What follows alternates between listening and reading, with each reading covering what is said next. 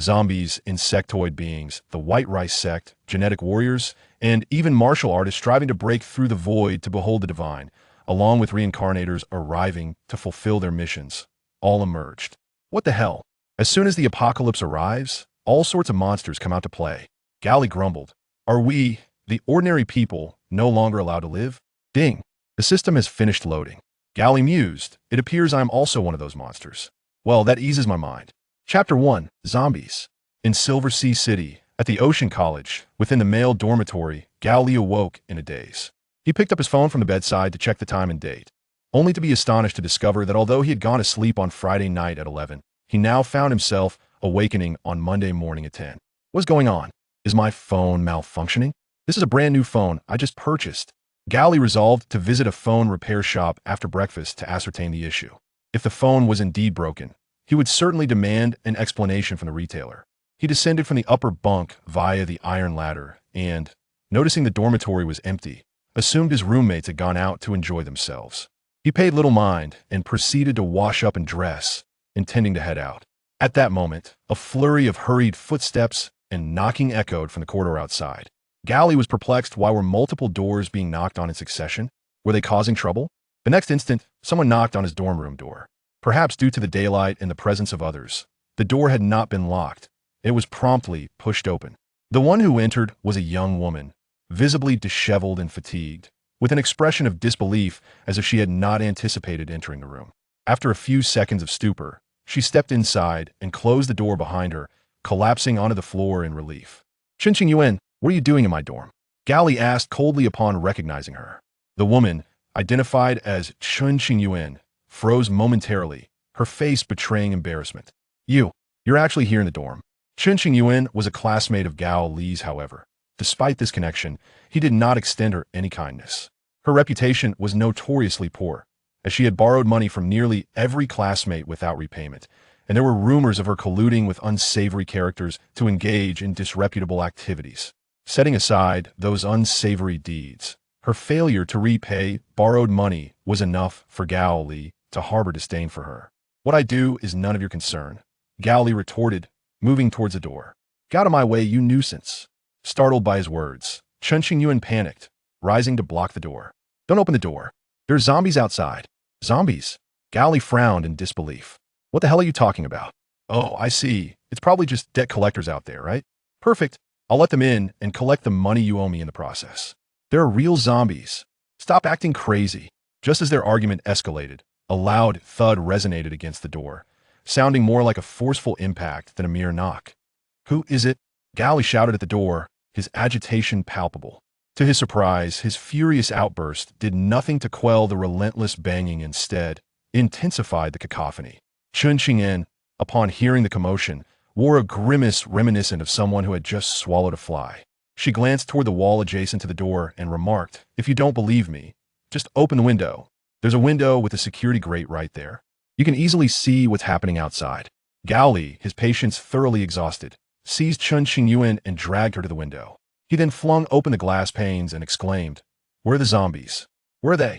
As soon as he uttered those words, he noticed Qinqing Yuan's complexion drain to a ghostly white. Startled, he followed her gaze and was immediately struck with terror. Standing before the dormitory door was a figure, its skin a sickly pallor, marred by protruding veins. Its eyes appeared to be clouded over, and its teeth were sharp like those of a predatory beast, drool dripping from the corners of its mouth. Gao Li recognized the individual. It was a student from a dormitory at the end of the hallway, known for his kindness and eagerness to help. However, whether that kindness remained in this grotesque form was uncertain. What was clear was that this person likely harbored a desire to feast on his innards.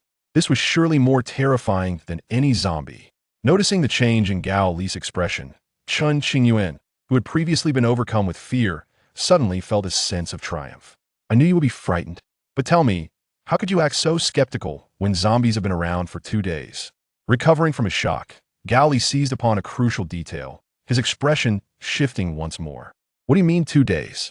The zombies appeared 2 days ago, Qinqing Yuan explained, still oblivious to the gravity of the situation. They first emerged in the early hours, and there were videos of zombie killings circulating, along with reports from national news. Didn't you see any of it? Gao Li was flabbergasted. Despite his wild imagination, he could never have fathomed that he had truly been unconscious for 2 days and nights, all while zombies had emerged. Suddenly, his legs weakened, and he released Chun Qingyan, collapsing to the ground. Observing his demeanor, even the dim-witted Chun Qingyuan began to sense the abnormality. You can't possibly not know that zombies have appeared? After a moment, Gao Li finally grasped the situation. Whether I know or not is irrelevant. The priority is to escape to a safe place. He paused, then inquired, can zombies run fast? What stimuli provoke the strongest reactions? If you hit them in the head, will they die? Chun Qingyuan replied matter-of-factly, I don't know. Just making it this far is the limit of my endurance. I have no energy left to ponder these matters. Truly, she was a useless being, skilled only in borrowing money and idleness. Gao Li recognized that dwelling on fear or ruminating over his 2-day slumber would yield no results. It was far better to redirect his focus toward escaping, allowing him to regain his composure. Thus, he promptly began to prepare for their escape. He retrieved his travel bag from the wardrobe, stuffing it with clothes, trousers, and shoes, and then proceeded to ransack the entire dormitory, cramming in every bit of cash, coins, and food he could find. What are you doing? Chun Qingyuan inquired. Gao Li felt a twinge of frustration. He was astounded that the other person was utterly clueless about gathering supplies. Yet he replied, I'm preparing a survival backpack. But let's set that aside for now and discuss our plan to deal with the zombies. What? Deal with zombies? Chun Qingyuan's head shook vigorously, akin to a rattling drum. No way, I can't do it. Truly a waste among wastes. Gao Li suppressed his rising ire, shouldered the travel bag, and picked up his roommate's dumbbells for exercise. He affixed 2.5 kilograms weight plates to either end and stated, one zombie is easily manageable. Chun Qingyuan recoiled, clearly too timid to take action. Sensing his apprehension, Gao Li suggested, you go open the door and let the zombie in, then hide behind the door and stay quiet, I'll handle the rest. Chun Qingyuan immediately knelt down with remarkable agility, and her swift movements revealed that she was no stranger to such positions. Please spare me. I truly can't do it, she pleaded. Then pay me back now, or I'll smash your head in, Gao Li threatened sternly. After all, if there's a zombie, it's undoubtedly the end of the world, and there will be no laws to hold me accountable. You should understand the gravity of the situation. Upon hearing the ultimatum regarding repayment, Chun Qingyuan quickly stood up, her expression resolute. All right, let's go take down that zombie. Chapter 2, The System. Chun Qingyuan swiftly approached the door, one hand pressing the lock while the other drew 3 fingers together.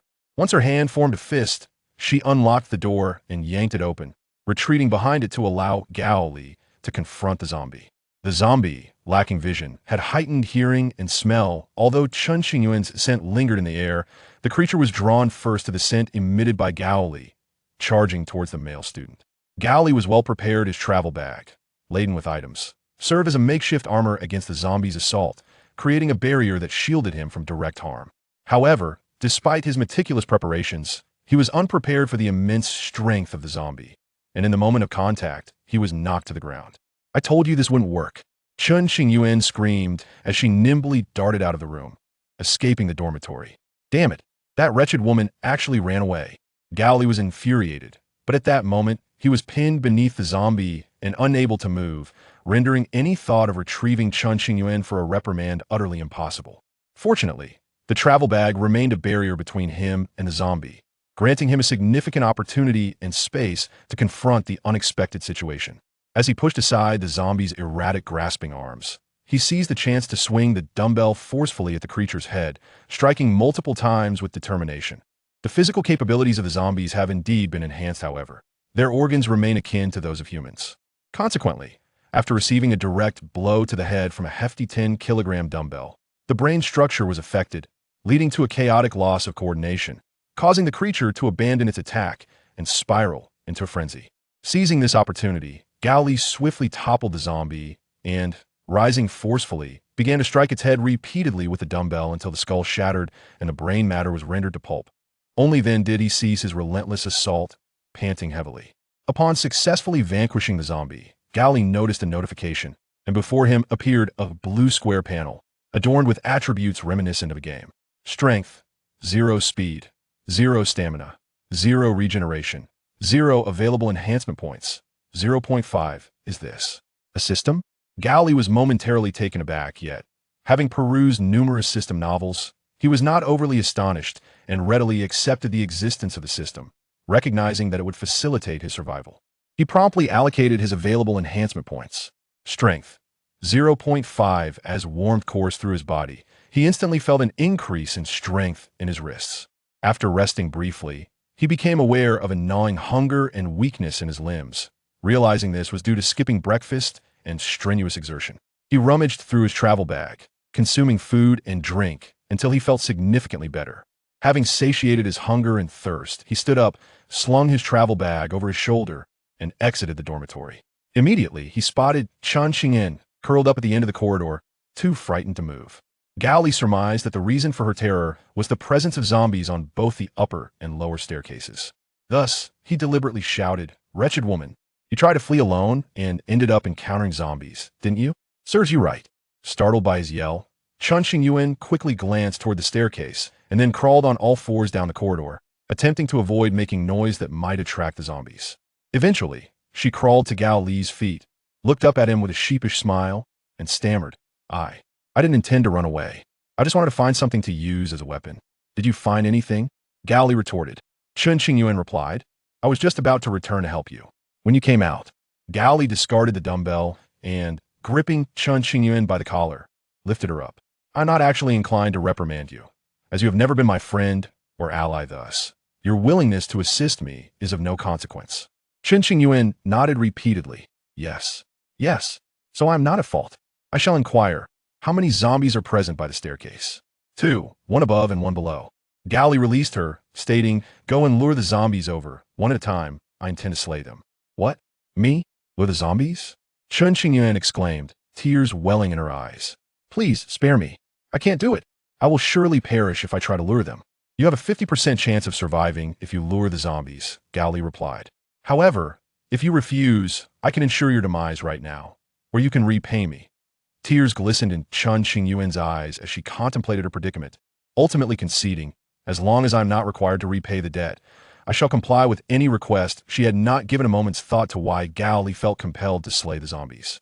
Without hesitation, she executed the plan, cautiously making her way to the end of the corridor before striking the iron railing of the descending staircase, the sound immediately capturing the attention of the wandering zombies on the landing below. As she saw the zombies approaching, she swiftly ran towards Gao Li. The zombies, upon hearing the commotion, leapt onto the corridor, racing toward the only 2 living souls. "The zombies are coming! The zombies are coming!" Chen Xingyan shrieked, exerting every ounce of strength to flee, yet she could still sense the undead hot on her heels.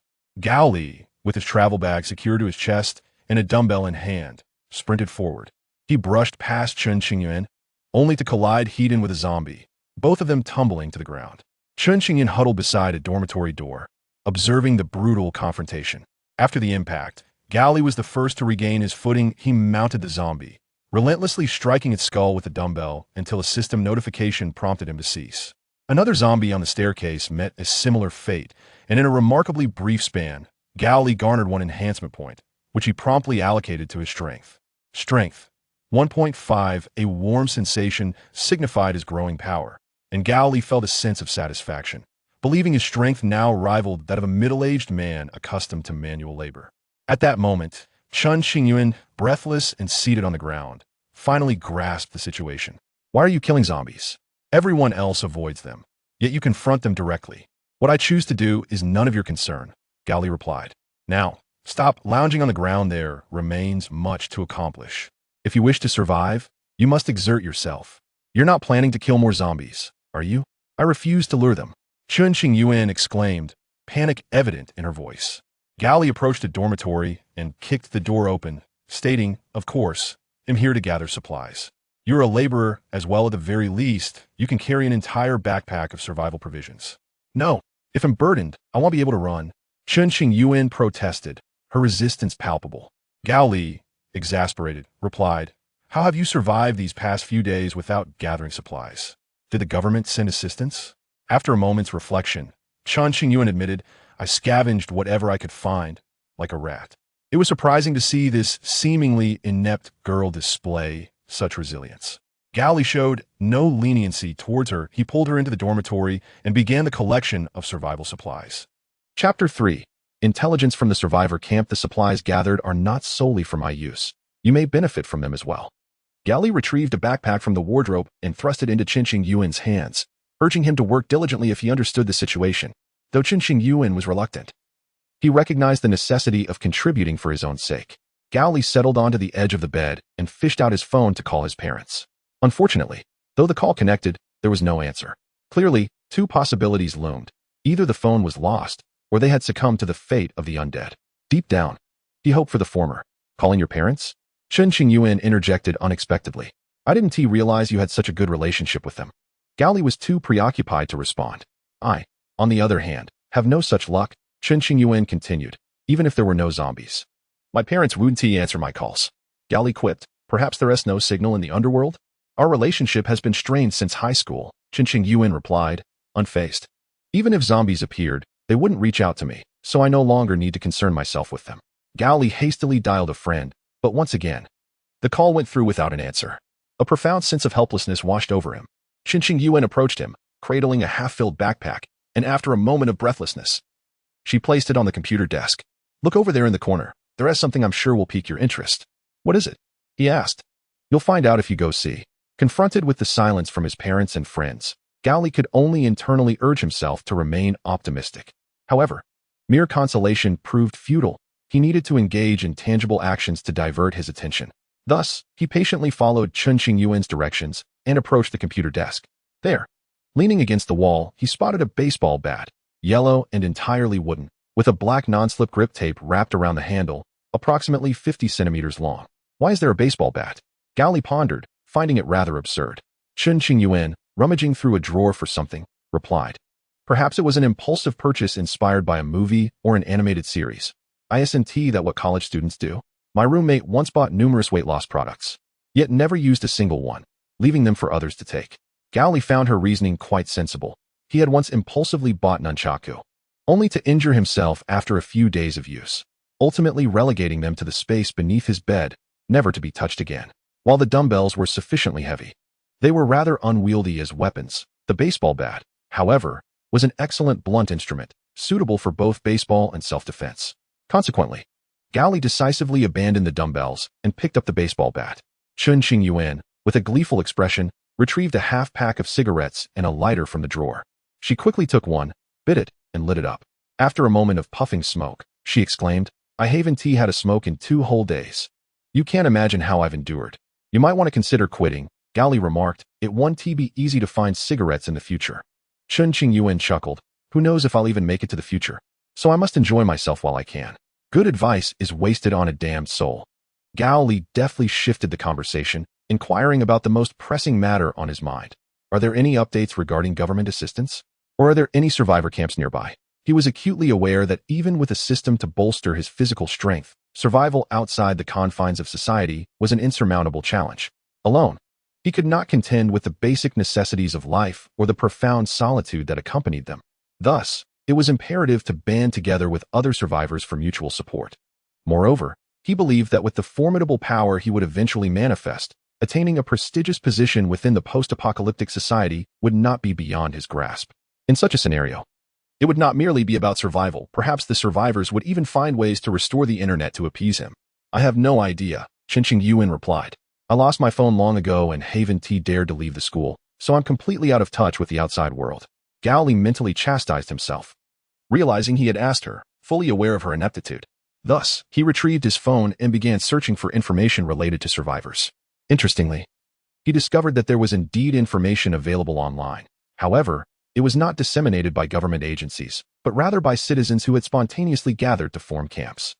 From a forum dedicated to Inhai City, he learned of a substantial group of survivors congregated at a hospital located to the south of the city. The post provided detailed directions to the hospital, even accompanied by photographs, making it easily accessible for others. Furthermore, the poster welcomed fellow survivors to join them. Without delay, Gao Li jotted down the address and the hospital's name, then picked up the supplies that Qinqing Yuan had gathered and stepped out of the dormitory. Qinqing Yuan was taken aback and hurried after him, exclaiming, Where are you going? To the survivor camp, Gao Li replied. Surely you don't believe you can remain safe by staying here alone? Wherever you go is your business, but don't take my things. Qinqing Yuan shouted. Gao Li paused and turned back with a sly smile. I meant you could use those supplies, which implies they are mine. You're just playing word games. You illiterate. Chun Qingyuan retorted, keeping pace with him, her displeasure evident as she inhaled deeply from her cigarette and exhaled a thick cloud of smoke. What? Not planning to stay at school anymore? Gao Li teased. Once I leave, all the supplies in this school will be yours. You should be thrilled. Chun Qingyuan shot him a glance, knowing that being around the living was undoubtedly safer than being among the undead. Fine. I won't say much more, Gao Li continued. If you intend to come along, you need to pull your weight. Do you have a driver's license? Chun Qingyuan flashed a proud grin, revealing her slightly yellowed teeth. You overestimate me. I don't have a license at all. Then what with the bravado? Gao Li thought about smacking her, though I lack a license. My driving skills are excellent, Chun Qingyuan boasted. I often drive, whether it's a car or a motorcycle. But let us be real, in this apocalypse. Where do you plan to find a vehicle? My plan is to smash a window and hotwire the ignition, Gao Li stated. Chun Qingyuan laughed derisively. Are you a caveman or something? In this modern era, intelligent security systems are far more advanced than one might imagine. They cannot be dealt with as casually as in the 1990s. Is that so? Then let us devise a plan. Gao Li suggested that they approach those zombies who appeared to have driven cars in their previous lives and procure their car keys. This indeed sounded like a commendable scheme. Chun Qingyuan nodded in satisfaction, only to be struck by a sudden realization. Damn it, you want me to lure the zombies, don't you? Gao Li chuckled, not denying the implication. Ah, you scoundrel, Chun Qingyuan exclaimed, clutching his head. I knew you had ulterior motives. Chapter 4. The keys. The two descended the stairs to the first floor. Gao Li noticed four zombies wandering near the boys' dormitory entrance and immediately signaled for Chun Qingyuan to remain silent. To his astonishment, Chun Qingyuan disdainfully scoffed and then crouched low, scuttling along the wall like a mouse, successfully and quietly slipping past the zombies without alerting them. Gao Li watched in disbelief. He finally understood how someone like Chun Qingyuan managed to survive. Taking a deep breath, Gao Li set down his backpack, gripped his baseball bat tightly, and charged forward, striking one of the zombies squarely on the head. Witnessing this, Chun Qingyuan was equally taken aback. What are you doing? Even if you're reluctant to crawl out, you could have quietly walked out. Why resort to killing zombies? Isn't that courting death? Chun Qingyuan thought to himself that his creditor must be out of his mind. Despite possessing a strength attribute of 15, Gao Li could not dispatch the zombie with a single blow, prompting a low growl from the creature that attracted its nearby kin. He had discovered yet another characteristic of zombies. Failing to kill them immediately would summon their companions. Gao Li struck down the zombie before him, and soon the surrounding zombies began to converge. However, burdened by his heavily packed travel bag, the zombies at the rear could not reach him immediately, granting him ample time to react. While carrying the backpack indeed bolstered his defense, it hindered his ability to execute kicks or other agile maneuvers. Gao Li resorted to repeatedly swinging the baseball bat to bash the zombies' heads. He dispatched two more zombies when one lunged at him from the side. Lowering his head and bracing his shoulder, he collided with the creature, leveraging his enhanced physique to remain upright. In a swift motion, he swung the bat and ended the zombie's life. With all four zombies eliminated, Gao Li earned 2 enhancement points, which he immediately allocated to his strength, filling him with a sense of ease. Seeing the zombies were all vanquished, Chun Qingyuan felt emboldened and approached Gao Li, scolding him. What on earth are you thinking? Do you realize that your actions will attract more zombies? It's fine if you want to endanger yourself, but don't drag me down with you. I never asked you to stay by my side. If you're unhappy, you can just leave. Buoyed by his newfound strength and in a good mood, Gao Li refrained from retorting. I don't necessarily need to ride in a car. What did you say? Chun Qingyuan replied, somewhat irked. Yet she recognized the truth in Gao Li's words. It was indeed she who wished to remain by his side for comfort, rather than him needing her presence. She yearned to resolutely declare her departure with a simple, I'm leaving, yet she lacked both the courage and the capability to do so. Gao Li, in high spirits, refrained from further mocking her. Perhaps it was due to the timing of the zombie crisis, which erupted in the dead of night over the weekend, that the campus pathways were devoid of students or staff transformed into the undead. The two made their way across the playground, hastening towards the faculty office building. Gao Li surmised that even if the zombie outbreak commenced in the dark hours, it would not escalate into a widespread calamity until daylight. Thus, the ordinary citizens would still report to work as usual. At that moment, Gao Li concealed himself beside the office door and peered inside, noting an abundance of zombies within. He turned to Chun Qingyuan and instructed, Go, lure over a zombie that appears to have owned a car in life. To be honest, given the opportunity in the future, I will certainly break free from your control, Chun Qingyuan asserted firmly. You may leave at any time, I have no objections, Gao Li replied. Damn you, Qinqing Yuan retorted. Then crouched down and stealthily crept into the office like a mouse, soon finding herself amidst the throng of zombies. As she surveyed the wandering undead around her, her heart raced wildly, and her mind went blank. She stifled her inner terror and raised her head, meticulously selecting a zombie that seemed likely to have owned a vehicle in life. Her gaze settled on a rotund Mediterranean man clad in a white shirt. Having mingled with societal drifters for years, she recognized that such a middle-aged man, with a respectable job, would most likely have a car. Thus, she crawled beside the portly zombie, stood up, and pushed a chair towards it, inadvertently provoking its ire. Seeing that she had successfully attracted its attention, Qinqing Yuan promptly turned and fled the office. However, upon glancing back, she found that the portly zombie had only covered half the distance, which elicited a laugh from her. It seems that even as a zombie, the hefty one remains slow as ever. She chuckled. In contrast to Qinqing Yuan's laughter, Gao Li felt a rising sense of unease. Although the overweight zombies were slow, their strength was formidable. Such a rotund zombie would undoubtedly possess considerable power in life, and, having transformed, likely exhibited even greater physical prowess than the average undead. Get to the side, Gao Li urged. Qinqing Yuan's laughter faltered. She understood that while he might not hold her in high regard, he would not intentionally put her in harm's way. Trusting his words, she quickly scurried to a nearby hiding spot. The portly zombie lumbered out of the office, its back to Gao Li, who seized the opportunity and swung a bat with all his might at the creature's head. With a resounding thud, black blood oozed from the zombie's skull. Yet it did not succumb. Instead, it slowly turned to face Gao Li, still bearing the baseball bat lodged in its head. Upon catching sight of the other party's pale, haunting eyes, Gao Li was momentarily startled. He swiftly delivered a kick to the right knee of the corpulent zombie, resulting in a fracture due to the vulnerability of the joint. The fat zombie lost its balance and sank to one knee. However, before it could become entirely immobile, the creature lunged forward and seized Gao Li's leg, bringing the young university student crashing to the ground alongside it. Fortunately, Gao Li's backpack cushioned his fall, mitigating the damage sustained. Yet, the zombie seized this opportunity to attempt to bite his leg. In a moment of desperation, Gao Li thrust his left hand forward, his thumb plunging into the zombie's eye socket, effectively thwarting its biting motion. With his other hand, he gripped a baseball bat tightly and struck down with great force. He delivered several blows, each fueled by sheer strength, until his wrist grew weary and his muscles ached, at which point he ceased his assault, and the fat zombie fell lifelessly to the ground. Goodness, this creature is exceedingly difficult to vanquish, Gao Li exclaimed as he extricated his leg from beneath the corpse. In the wake of earning a reinforcement point, he realized that the stronger the zombie, the more reinforcement points one gained upon its demise. Strength, 45. Just as Gao Li allocated his reinforcement points to enhance his strength, Qinqing Yuan approached him, her face etched with concern. Were you bitten? If I turn into a zombie, you'll be the first I go after, Gao Li retorted, exasperated, as he rummaged through the fat zombie's body, ultimately retrieving a set of keys attached to a remote control, which he tossed to Qinqing Yuan. Is that a Mercedes? Qinqing Yuan instantly recognized the emblem on the remote. The two paused for a moment, contemplating their next move as they prepared to locate the fat zombie's vehicle. However, just as they were about to depart, a sound echoed from the nearby teacher's office, as if something had fallen to the ground. Gao Li initially assumed it was merely a zombie colliding with an object. But Qinqing Yuan, upon glancing back, turned pale with fright. Alarmed, Gao Li followed her gaze, and there, standing at the office door, was a male zombie with stark black and white eyes, its grayish skin devoid of visible veins, staring intently at them. Chapter 5, The Intelligent Zombie. Good heavens. Gao Li was paralyzed with fear, but once he regained his composure, he sprinted several meters away before halting to face the zombie. Meanwhile, Qinqing Yuan, trembling with terror, felt her legs weaken, tears brimming in her eyes.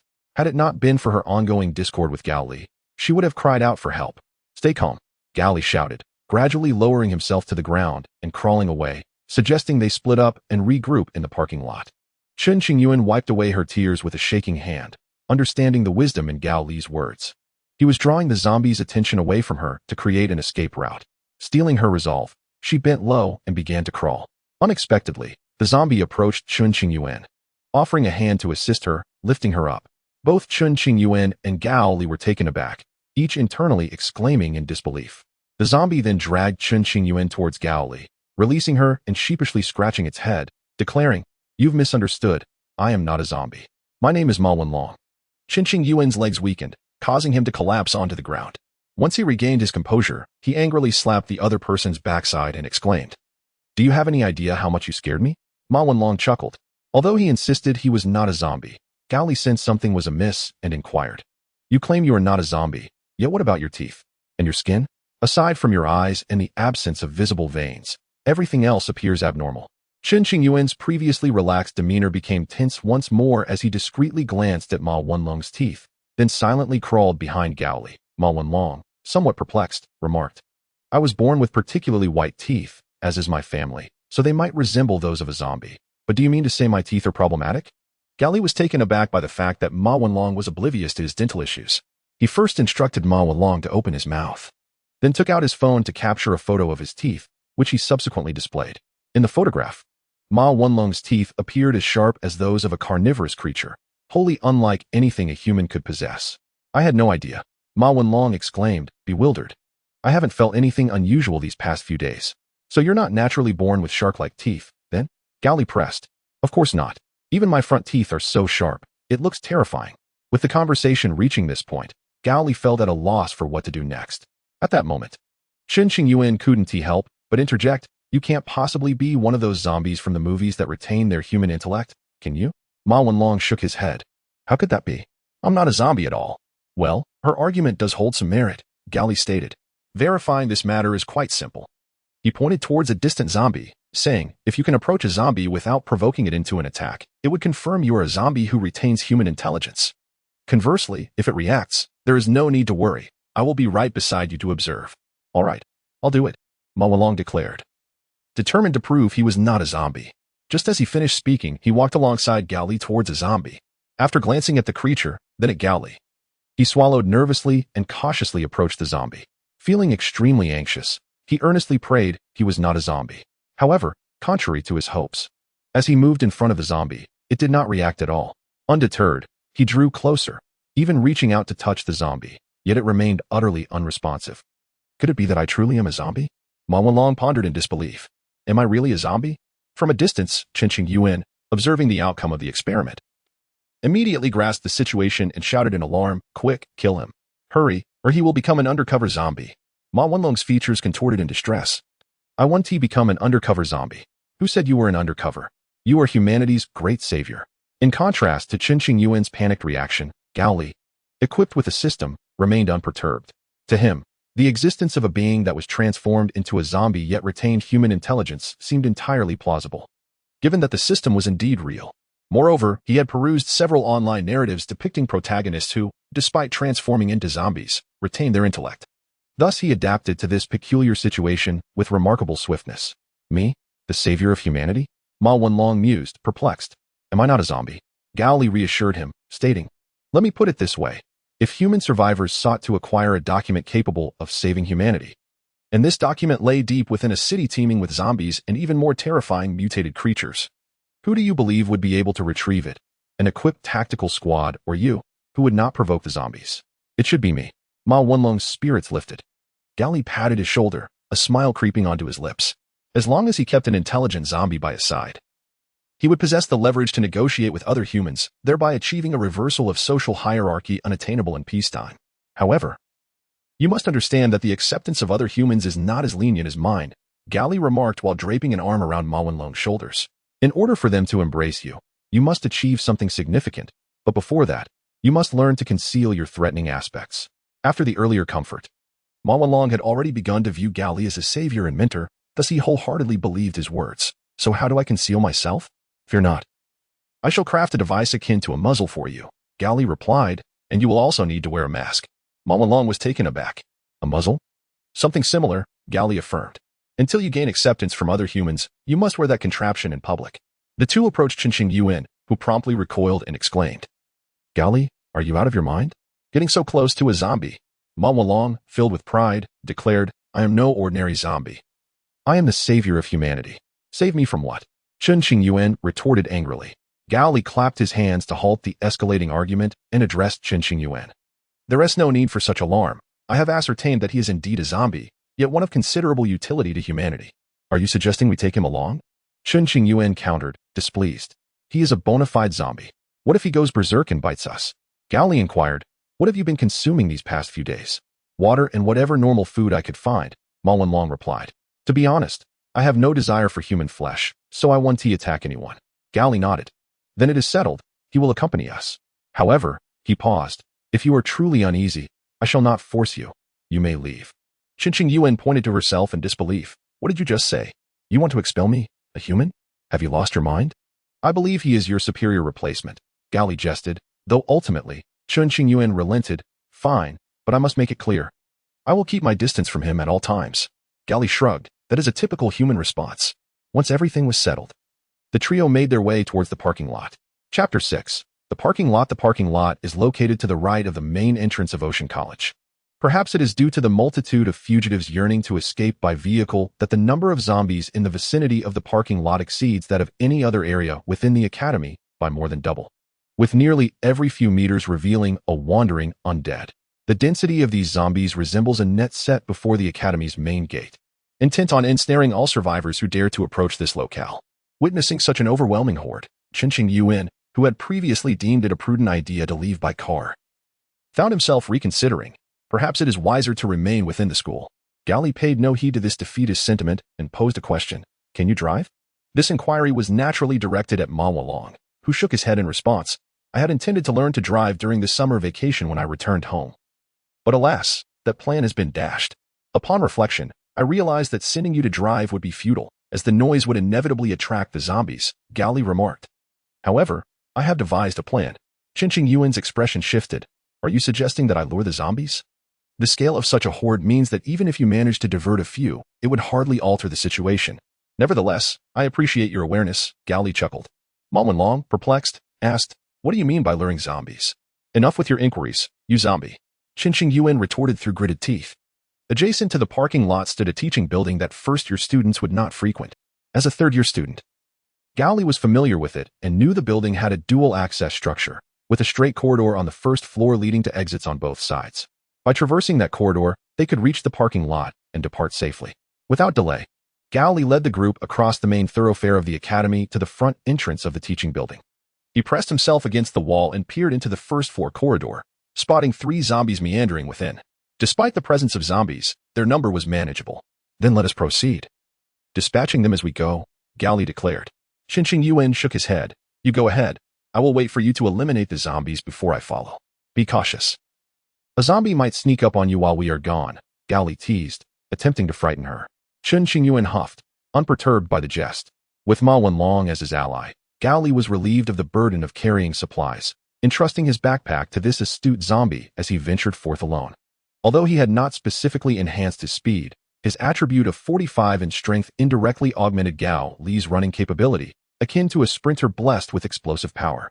He charged forward, swiftly delivering a blow that shattered a zombie's neck. Given the physical similarity between zombies and humans, the fracture rendered the creature paralyzed. The incapacitated zombie lay motionless on the ground, emitting low growls through its still-functioning mouth, a testament to the harm inflicted upon it by humanity. Having dispatched one zombie, Gao Li pressed on, employing the same method to incapacitate another, leaving only a solitary zombie in the corridor. However, this remaining creature was distinct from the others. Its head was disproportionately large, and its limbs appeared to have atrophied. After the battle with the corpulent zombie, Gao Li realized that there were indeed distinctions among the undead. The peculiar zombie before him, with its odd appearance, must possess some unique attributes akin to the rotund zombie. However, regardless of its peculiarities, as long as he could eliminate it, there would be no cause for concern. Just as Gao Li prepared to strike with his club, the zombie, with its oversized head and atrophied limbs, suddenly opened its mouth and emitted an ear-piercing shriek that reverberated across an extensive range.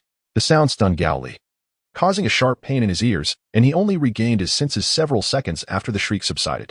With renewed vigor, he swung down forcefully, easily dispatching the zombie. It offered no resistance as it perished. Had it lost its ability to act merely to unleash that shriek? No, it was calling for other zombies. Gao Li glanced at the notifications, quickly discerning that the latter 2 were indications of the zombie's asphyxiation due to diaphragm paralysis after its incapacitation. Yet, the crux of the matter was not merely that zombies required respiration, it was that a horde of zombies was approaching. Run, Gao Li shouted, simultaneously allocating his enhancement points to strength. Qinqing Yuan released her hands from her ears and peeked around the corridor. Although she had heard Gao Li's urgent command to flee, she hesitated, unsure whether the danger in the corridor had been eradicated. However, in the next moment, she felt a pair of large hands firmly groping her backside. A jolt of electricity surged down her spine, and her neck twisted like a rusted gear as she turned to glimpse a zombie standing behind her. Yes, it was indeed a zombie that had touched her. Even Qinqing Yuan, who had traversed through hordes of zombies, was momentarily paralyzed by fear, and in the next second, she fled. Simultaneously, Ma Wanlong, who had been covering his ears with one hand, let it drop. Trusting Gao Li, he immediately took off upon hearing the command to run. But after only a few steps, he turned back, concerned for Qinqing Yuan's safety. Just as he glanced back, a dazzling yet blurry figure raced past him like lightning, leaving behind a faint scent of smoke. Wow, indeed, little Gao's companion is impressive, Ma Wanlong marveled. As Qinqing Yuan was about to dash down the corridor, Gao Li reached out and caught her, then disdainfully shoved her aside, teasingly asking, "What is this? A zombie groped you?" Qinqing Yuan leaned against the wall, panting, and shot him a fierce glare upon hearing his words. "You weren't afraid while crawling among the zombies. Why are you so frightened now?" Gao Li remarked. "Then you can let a zombie touch your backside." Qinqing Yuan retorted angrily. "I'm not afraid because I can mask my human scent. But with the zombie right behind me, no amount of masking would help." Gao Li regarded her with newfound respect. He hadn't expected someone as seemingly foolish as Qinqing Yuan to possess a method to conceal her humanity. "Little Gao." At that moment, Ma Wanlong approached with supplies, pointing behind him and saying, "There are zombies coming from that direction." As Gao Li turned back, he noticed several zombies staggering towards them in the corridor. He remarked, "Although we have successfully reached this point, the situation outside is far from optimistic." He leaned his head towards the exit, observing that the zombies, previously wandering near the parking lot, were now converging towards them, much like guests drawn to a ballroom invitation. Qinqing Yuan, witnessing this scene, felt a profound regret for having followed along. However, at this juncture, no amount of remorse could alter their predicament. Gao Li declared, "Our only course of action now is to carve out a bloody path." Ma Wanlong, filled with excitement, responded, "Yes. What do you mean good? It is I who shall venture forth to combat the foes." Gao Li instructed him, "You must utilize your unique ability to avoid being attacked by the zombies, ensuring Qinqing Yuan remains unharmed while you locate the target vehicle. I will take care of the zombies that pose a threat to you, prioritizing the retrieval of the vehicle." Despite being unable to engage directly in combat, Ma Wanlong felt a surge of exhilaration, finally able to showcase his strengths. Chapter 7. Traffic jam. As the trio exited the teaching building, the zombies charged at them like frenzied beasts. "Run! Move quickly!" Gao Li shouted. Qinqing Yuan, like a chick sheltered by a hen, advanced towards the parking lot under Ma Wanlong's protection, relying on his strength attribute of 65. Gao Li swung his bat and dispatched a zombie that approached. Qinqing Yuan trembled as she fumbled for her keychain in her pocket. Upon grasping the remote, she pressed the button, causing a car parked deep in the lot to sound its alarm. She hurriedly led the group toward the vehicle. Gao Li followed closely, swinging his bat once more to eliminate another zombie, though the wooden baseball bat finally reached its breaking point. Suddenly, a zombie lunged at them from the side, resembling a frenzied large dog as it pounced upon Ma Wanlong and Qinqing Yuan. With no weapon at hand, Gao Li had no choice but to engage in unarmed combat. He leaped forward, positioning himself between the zombie and his companions. With a swift thrust of his left hand, his thumb pierced the zombie's eye socket like an arrow, and with a powerful elbow strike from his right hand, he struck the creature's neck, resulting in a sickening crack as the zombie fell lifelessly. Ma Wanlong, endowed with a unique constitution that rendered him fearless of zombies, experienced minimal psychological pressure, allowing him to keep a keen eye on their surroundings. He observed Gao Li's fluid movements as he dispatched the zombies, which appeared as though he had undergone extensive training. "Hurry," Gao Li urged. A horde of zombies surged towards them like a tidal wave, their claws bared, lunging at Ma Wanlong and Qinqing Yuan. Qinqing Yuan kept her head down as she walked, but even a fleeting glimpse of the shadows cast by the zombies sent her trembling in fear. Noticing her distress, Ma Wanlong instinctively embraced her. This embrace momentarily bewildered the oncoming zombies. Although they had sensed human presence, upon arrival, they found only their own kind. Qinqing Yuan, unaffected by the embrace, focused her attention on their swift escape. Taking advantage of the zombies' momentary hesitation, Gao Li swiftly lunged forward, knocking down all the approaching undead. However, he did not linger to eliminate them. Instead, he deftly rolled to his feet and sprinted away.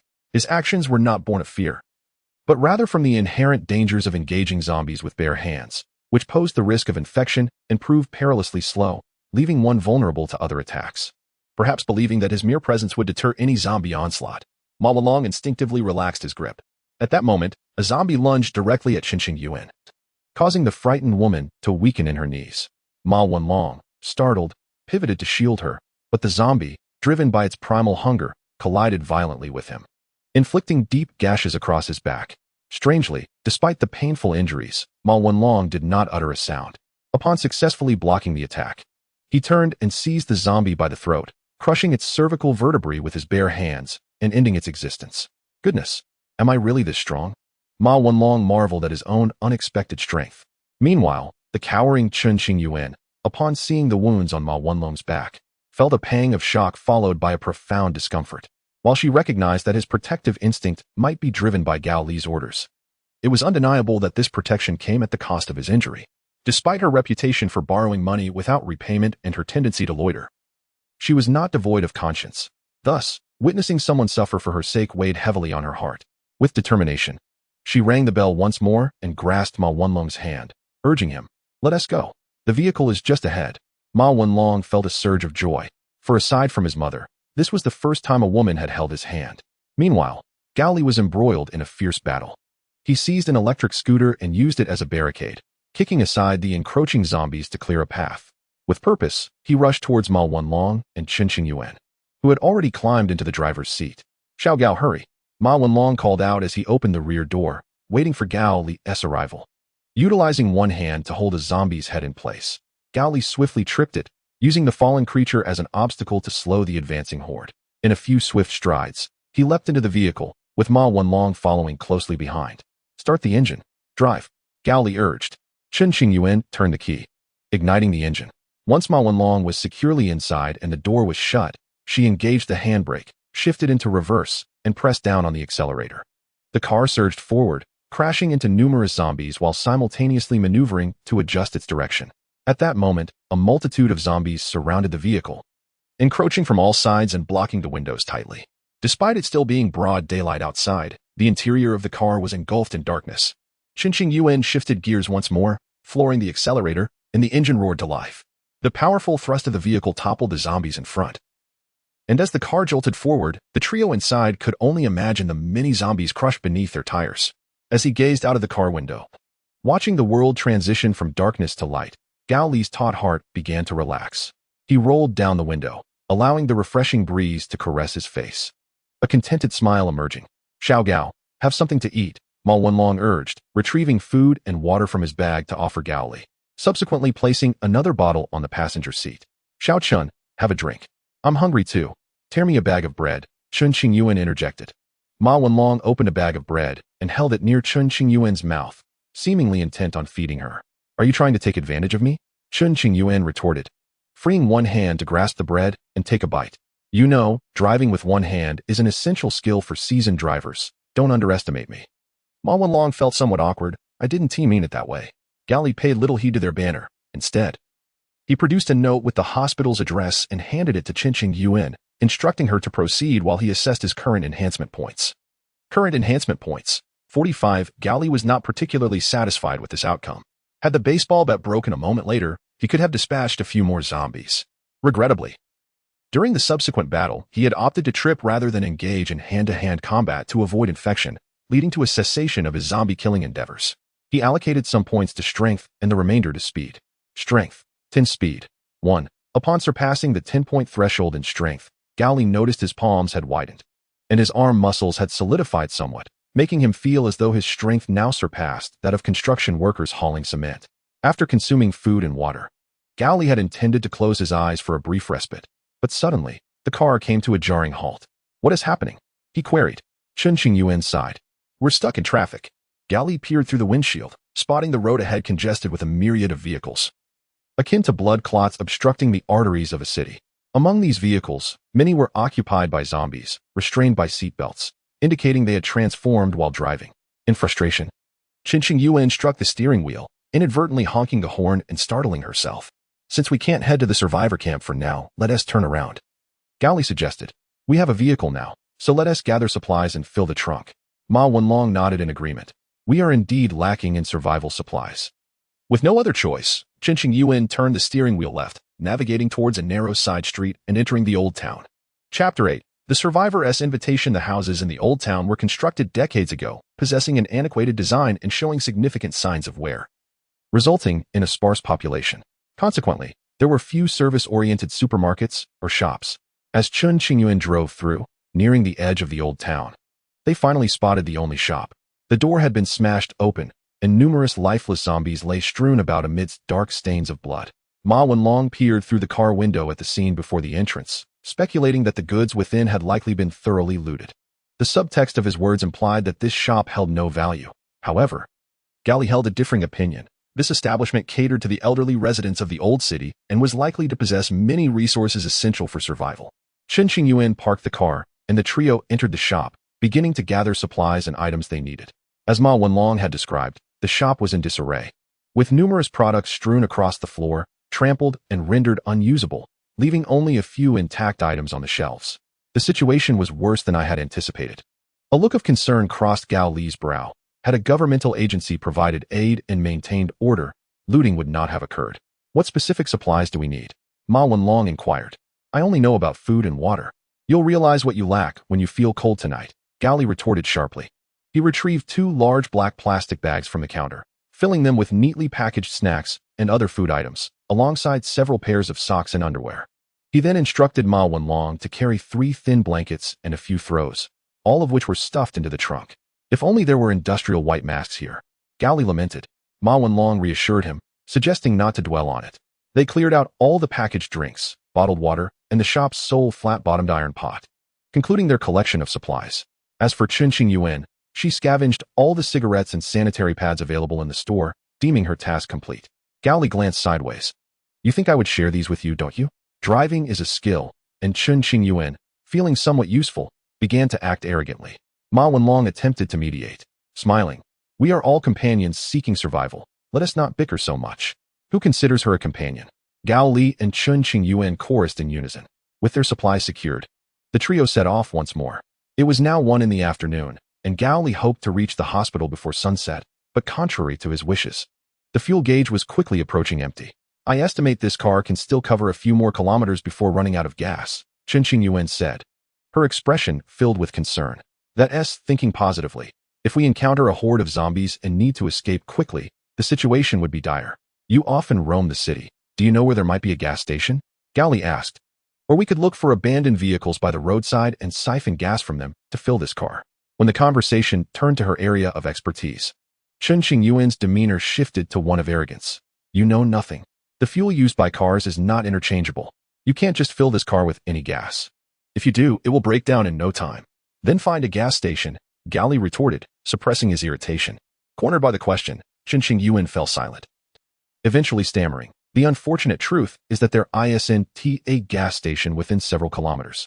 Had the steering wheel not been in the hands of the troublesome woman, Gao Li would have certainly slapped her. At that moment, Ma Wenlong suddenly exclaimed, Hey, Gao Li, look over there. Someone is waving at us. Gao Li abruptly turned his head, his gaze traversing through the vehicle's window, and spotted a figure beneath a nearby street tree, gesturing towards the car he occupied. Shall we approach? Ma Wenlong inquired.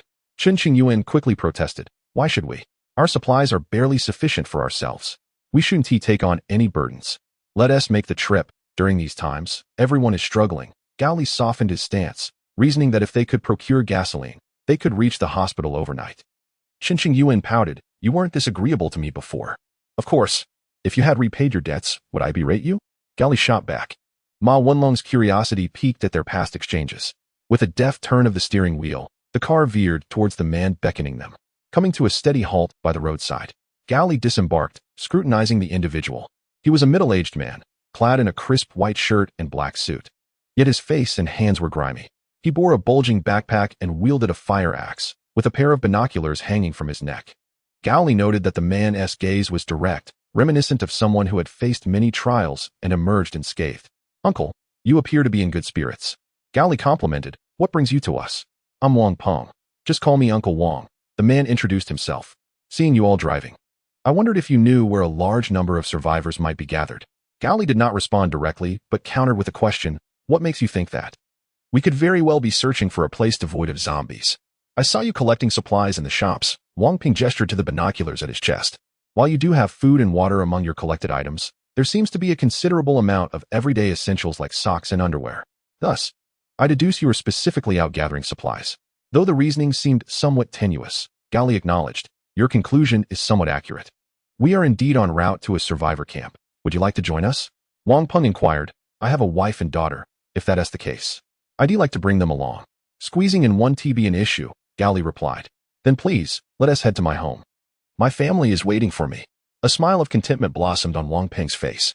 Moreover, I have collected a fair amount of supplies, including gasoline and food.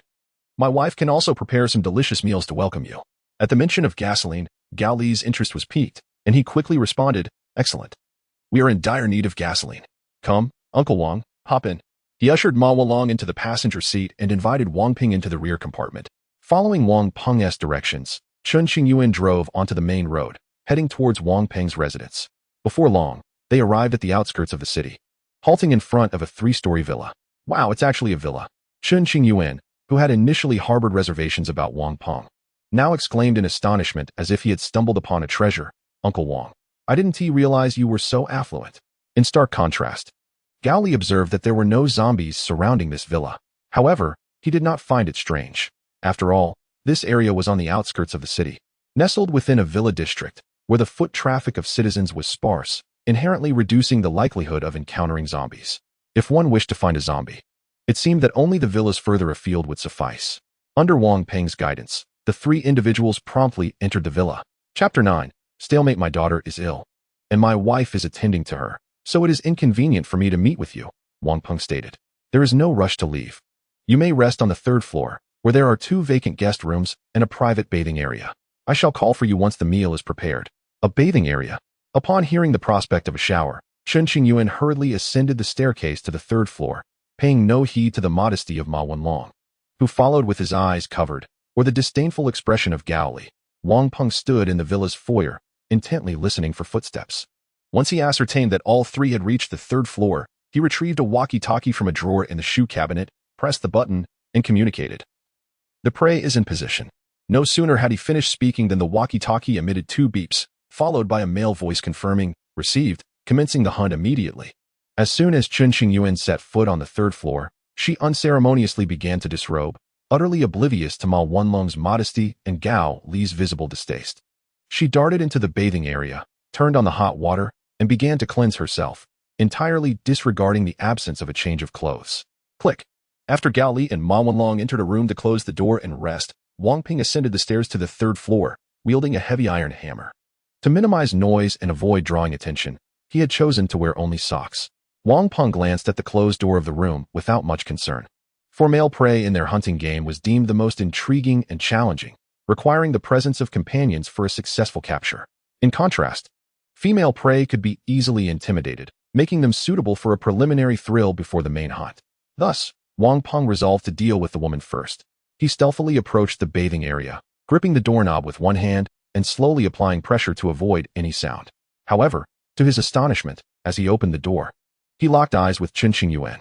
Although such unexpected encounters were commonplace in their hunting games, Wang Peng was still startled, his heart racing. Instinctively, he concealed the hammer behind his back and raised a finger to his lips, signaling for silence. Wang Ping had prepared to rush forward to subdue her. But Chen Qingyuan unexpectedly tossed him a flirtatious glance and whispered, Uncle Wang, are you here to see me? Do you want to play? Her provocative words left Wang Peng, who had become addicted to killing, momentarily bewildered. What do you mean? He inquired. Chen Qingyuan swayed her hips as she approached him and replied, Uncle Wang, what are you pretending for? You simply want to play with me because you find me attractive, don't you? Indeed. While Chen Qingyuan may have been a bit naive, her beauty was undeniable, with an alluring figure and skin as fair as snow. She stood out as exceptionally lovely among ordinary individuals. The reasons behind her belief that Wang Peng sought her out merely for amusement are twofold. Firstly, Chen Qingyuan is not the type of girl who maintains a pristine reputation. She has become accustomed to engaging in compromising situations with idle members of society. Secondly, her experiences as a streetwalker have led her to frequently encounter middle-aged men who inquire if she is a prostitute, engendering a fixed impression of men in that age bracket. Thus, it is from this amalgamation of experiences that Chen Qingyuan formed her assumptions. However, in this apocalyptic world overrun by zombies, one would expect even those resorting to selling themselves to exercise caution in the absence of tangible benefits. Yet, Chen Qingyuan's actions defy this logic. She operates under her own rationale. In her view, the apocalypse is a mere illusion. Despite the rampant presence of the undead, She believes that governmental forces will eventually eradicate them, restoring the world to its former state, where she would revert to being just another fallen university student. However, if she can secure resources before this restoration, she envisions transforming into the mistress of a wealthy man, indulging in a life of opulence.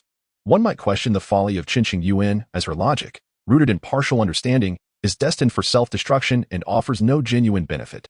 Nevertheless, regardless of the truth, Qinqing Yuan is indeed contemplating becoming Wang Peng's mistress. Wang Peng inhaled sharply, suddenly grasping her intentions, which filled him with an unsettling chill and sparked a bizarre thought. Would my friends mock me if I were to kill such a foolish woman? This notion, a manifestation of subjective consciousness, influenced Wang Peng significantly. Consequently, he found himself reluctant to harm Qinqing Yuan. In fact, he began to feel a sense of fear towards her.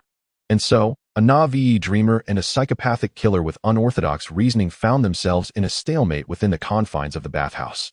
Qinqing Yuan pondered. Why hasn't he approached yet? Does he not wish to toy with me? Wang Peng thought, this woman is genuinely terrifying. I must find an excuse to leave. Sensing the atmosphere was askew, Qinqing Yuan broke the silence, asking, Uncle Wang, what are you afraid of? Is it that you do not wish to betray your wife? Wang Peng replied helplessly. With a wink, Qinqing Yuan moved closer and wrapped her arms around his neck. Uncle Wang, fear not. This secret is known only to the heavens. The earth, you, and me, no third party shall learn of it. If you truly wish to remain faithful to your wife, then simply use protection. Wang Peng was instantly taken aback. In his shock, he inadvertently dropped the iron hammer, which clattered loudly to the ground.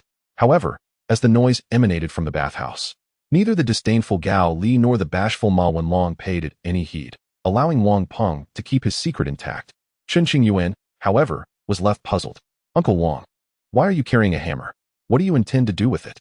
Realizing his predicament, Wang Peng took a deep breath, pushed Qinqing Yuan away, retrieved the hammer, and declared, I brought this hammer to fix something. Fix what? She inquired. Fix you, he retorted, with a decisive strike. Wang Peng brought down the hammer with half the strength he usually exerted.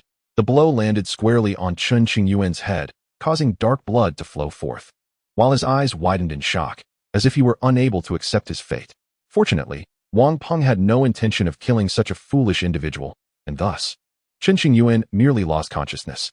Taking a deep breath, Wang Peng extended his hand to check for signs of life, confirming that Qinqing Yuan was still alive. He then secured the hammer to his belt and wrapped a towel around the man's head to prevent blood from staining the floor. Quietly, he opened the door and dragged the unconscious figure into an unoccupied guest room. There, he found some rope and tightly bound Qinqing Yuan's limbs, silencing him before leaving the room. However, he did not depart immediately. To avoid arousing suspicion from the other two, he turned off the hot water valve and used several towels to wipe away any traces of footprints on the floor, ensuring no incriminating evidence remained. Once satisfied, he quietly descended the stairs and settled onto the sofa, engulfed in a sea of sighs and gloom. He berated himself for his misfortune in encountering such an exceptional prey and sincerely hoped that the remaining two male targets were of a more ordinary disposition. Chapter 10. Fairness. Upon entering the guest room, Gao Li hastily claimed the bed, letting out a long sigh. His eyes fell upon the gruesome, raw wounds on Ma Wenlong's back, prompting him to exclaim, When did you get hurt? Why didn't you say anything? What? Hurt? Ma Wenlong replied, utterly bewildered. Gao Li snapped a photo to show him, and Ma Wenlong's astonishment only deepened. The wounds, once vibrant red, were now on the verge of decay, resembling pork left unattended in a cool kitchen for several days. This is strange. I don't feel anything at all, Ma Wenlong remarked, perplexed. It must be the zombie physiology that dulls your sensitivity to pain, Gao Li speculated. But what will you do about those wounds? Will you need stitches? Or will they heal naturally? I'm not afraid of pain, and I won't provoke the zombie's aggression. It seems I truly am a zombie, Ma Wenlong said with a self-deprecating smile, quickly adding, not only that, but my strength is on par with theirs. I could crush a zombie's cervical spine. Good. It appears you have great potential, Gao Li praised, jotting down Ma Wenlong's characteristics for future investigation at the hospital. Suddenly, Wang Peng's voice echoed from downstairs. Gao Li, are you free? Come help move some things. Ma Wenlong immediately sprang to his feet. Brother Gao, you've worked hard along the way. Take a rest here, I'll go. All right, wait. Change into something to cover those wounds on your back, Gao Li instructed, tossing him a shirt from his travel bag. When you come back, remember to ask for a needle and thread, the kind for stitching. I'll help you with those wounds. Ma Wenlong agreed and exited the room. He shut the door behind him and made his way to Qinqing Yuan's room, intending to check on him. However, upon listening closely, he realized there was no sound emanating from within, leading him to assume that Chen Qingyuan was asleep. He then proceeded downstairs. Wang uncle, if you need any assistance, feel free to ask. As Ma Wenlong descended the stairs, he uttered, I may not possess many skills, but I certainly have strength. Wang Peng sat on the sofa, grasping an iron hammer, his gaze fixated intently on Ma Wenlong. Uncle Wang, what is the matter with you? Ma Wenlong inquired. No sooner had he spoken than two middle-aged men emerged from the kitchen, one stout, the other thin, both of identical height. Armed with a hollow iron rod and a bone-cutting knife, their faces reflecting an insatiable thirst for bloodshed. These were, of course, Wang Peng's accomplices, summoned via intercom. Instantly overwhelmed with fear, Ma Wenlong failed to recall his own formidable strength, instinctively preparing to call for help. However, Wang Peng would not allow such a reprieve. Rising, he swung the hammer with brutal force, striking Ma Wenlong on the back of the head. The impact was so severe that, despite the absence of immediate pain, Ma Wenlong's mind became ensnared in chaos, and his legs buckled beneath him, causing him to collapse. Following this, the two men approached and unleashed a flurry of blows upon Ma Wenlong's head and chest, mercilessly striking and hacking for over 10 seconds, their faces alight with delight. Lying on the ground, Ma Wenlong bore numerous gashes, each deep enough to expose bone, with the most horrifying being several on his head, from which brain matter oozed forth. Excellent, eliminate this one, and only one remains. Wang Peng's gloom was dispelled by the act of slaughter, his demeanor reverting to that of the previously mild-mannered middle-aged man. Gentlemen, please leave the last one alive. I wish to personally deliver the fatal blow. Meanwhile, Gao Li lay quietly in bed, absorbed in his phone, yearning for a call from his parents or friends. Yet, the anticipated joyous news was replaced by the ominous sound of knocking.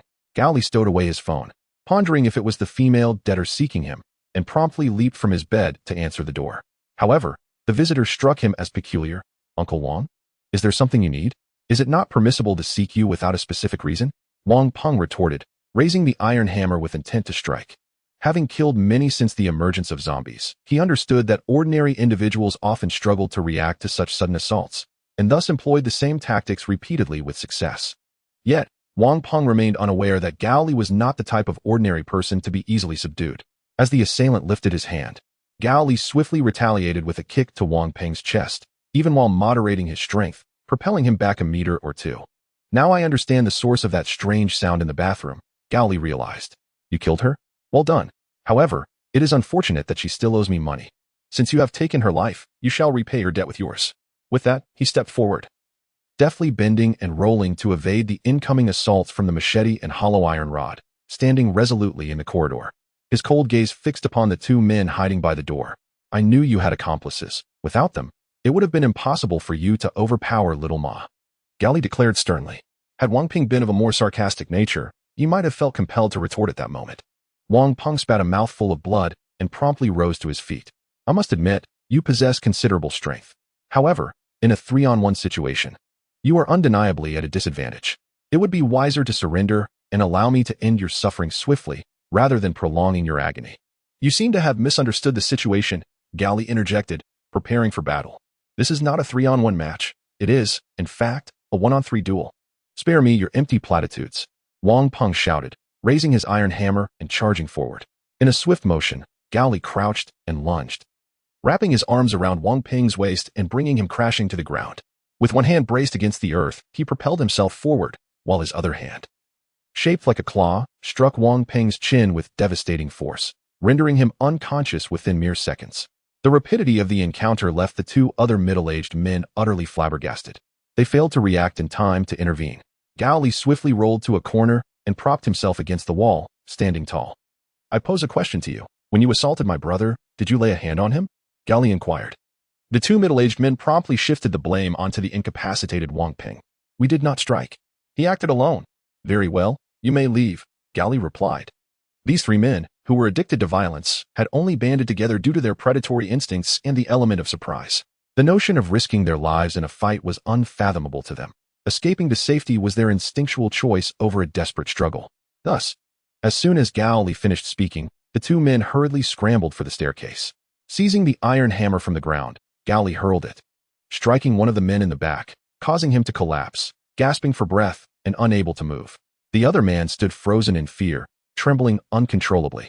Just as you deceived my brother into descending the stairs with your lies, Gao Li remarked, I shall employ deceit against you as well. It is only fair. He strode forward, grasped the remaining man's head, and forcefully slammed it against the wall, knocking him out cold. Chapter 11. The Dalma Wenlong felt as though he had just awoken from a dream, in which he had been assaulted by multiple assailants. Once they departed, it dawned on him. I possessed the strength to crush a zombie's vertebrae. Why did I not resist? And with that realization, he awoke. You are awake? Gao Li approached, a hint of triumph in his voice. The operation was a success. You have transcended from human to zombie.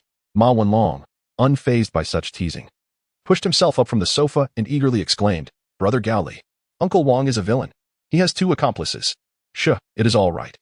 All issues have been resolved, Gao Li reassured him. Calm yourself. Gradually, Ma Wenlong composed himself, his gaze drifting beyond Gao Li's shoulder, where he spotted 3 chairs in the living room, each bound with a middle-aged man. Clearly, the 3 captives were Wang Ping and his cohorts. Thank goodness everything is fine. Ma Wenlong sighed in relief, then added with admiration, Brother Gao Li, you are incredibly formidable. You managed to win a 3-on-1 fight. Is the strength attribute of 10 merely a fabrication? Gao Li has not divulged his system, only confidently raising a thumb. And what of that little Chinjia? Ma Wenlong grew anxious again. Could it be that she has? Gao Li sighed. Yes, regrettably, Qinqing Yuan is still alive. As he spoke, a look of disappointment crossed his face. May I inquire if there were any past grievances between you two? If you dare to ask today, you shall become my experience package by tomorrow. Just as Ma Wenlong intended to rise and seek out Qinqing Yuan, he was once again pressed back onto the sofa by Gao Li's firm hand. She is unharmed, but you are not. He produced his phone to showcase a photograph, causing Ma Wenlong's complexion to pale in terror. Is this me? In the picture, Ma Wenlong resembled a piece of pork left in a high-temperature environment for days, rotting and decaying, with not a single good piece of flesh left aside from his 2 legs, the wounds curling and festering, emitting a foul stench. Undeniably genuine. Gao Li remarked, had I not practiced mouth breathing, I would have already discarded you into the trash.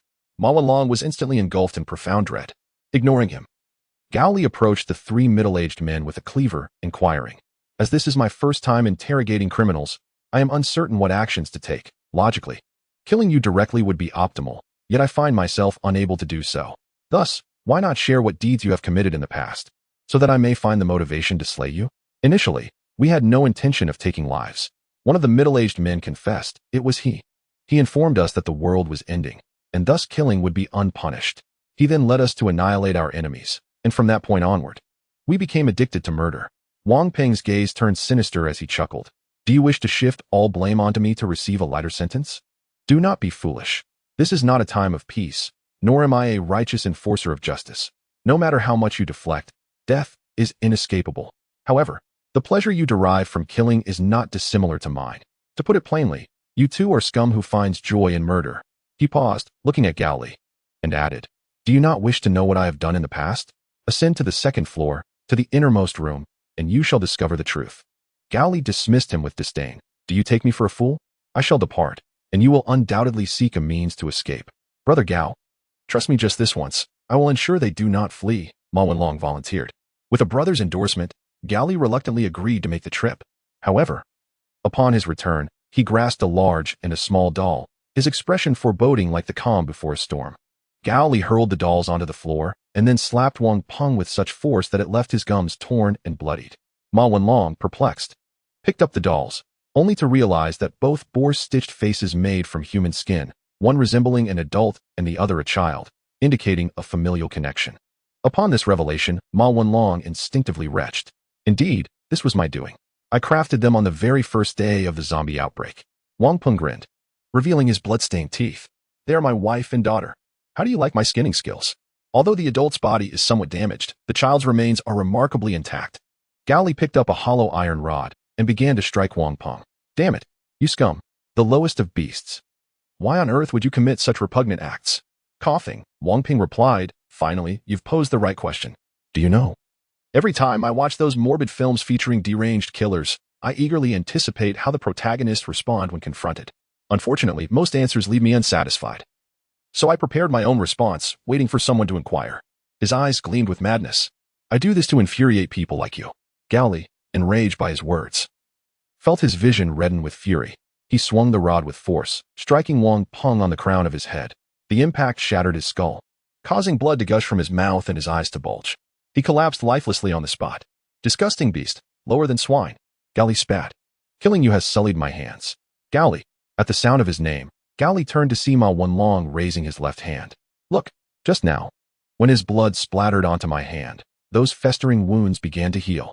However, once the blood was fully absorbed, the healing ceased. So, you mean that as long as you have enough fresh blood, any injury can be mended?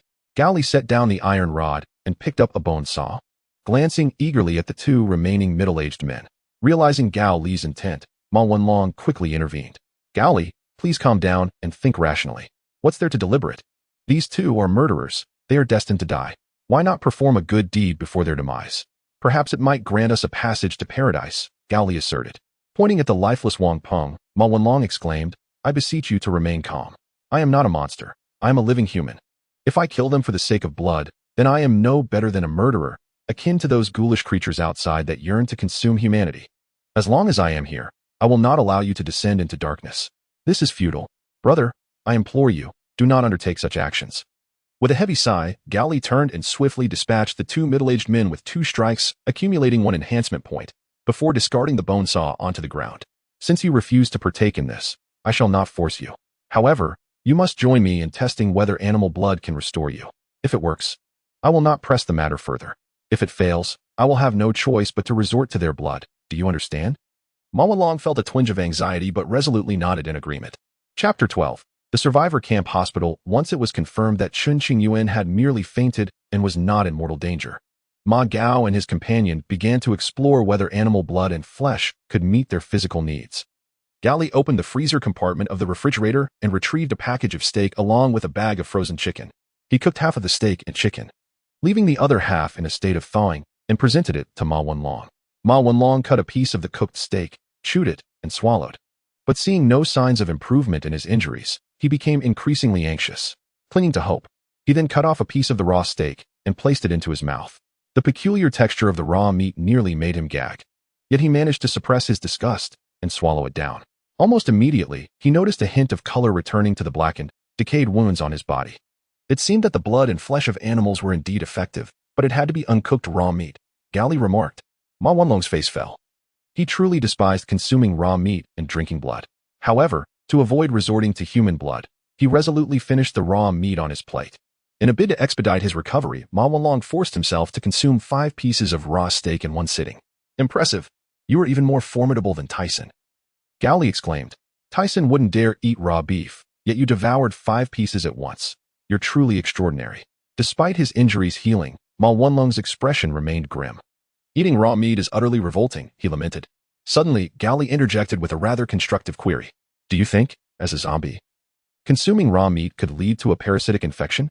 Ma Wenlong, with a bewildered gaze, retorted, Are you certain I possess any healthy organs left for parasites to infect? Gao Li began to ponder the implications of such a consideration seriously. After a brief respite, Ma Wenlong ascended the stairs and soon returned, carrying the awakened Chun Qingyuan and placing her on the sofa in the living room. Almost immediately, the female debtor began to unleash a torrent of invective upon her creditor. You fool! I told you not to interfere, yet you insisted on being the benevolent one. Chun Qingyuan, her face marred with dark crimson stains, raged. Now look where we are, encountering 3 murderers. You're the type of person who would endanger everyone. Gao Li silenced her with a single retort. If I weren't a good person, would I have lent you money for an abortion? Chun Qingyuan was left speechless with rage. Ma Wenlong, sitting nearby, grew increasingly curious about their past. It was now 3 in the afternoon, and since Chun Qingyuan's injuries had not yet healed, it was impractical to drive. Thus, the group resolved to spend the night in the villa. The night passed in silence.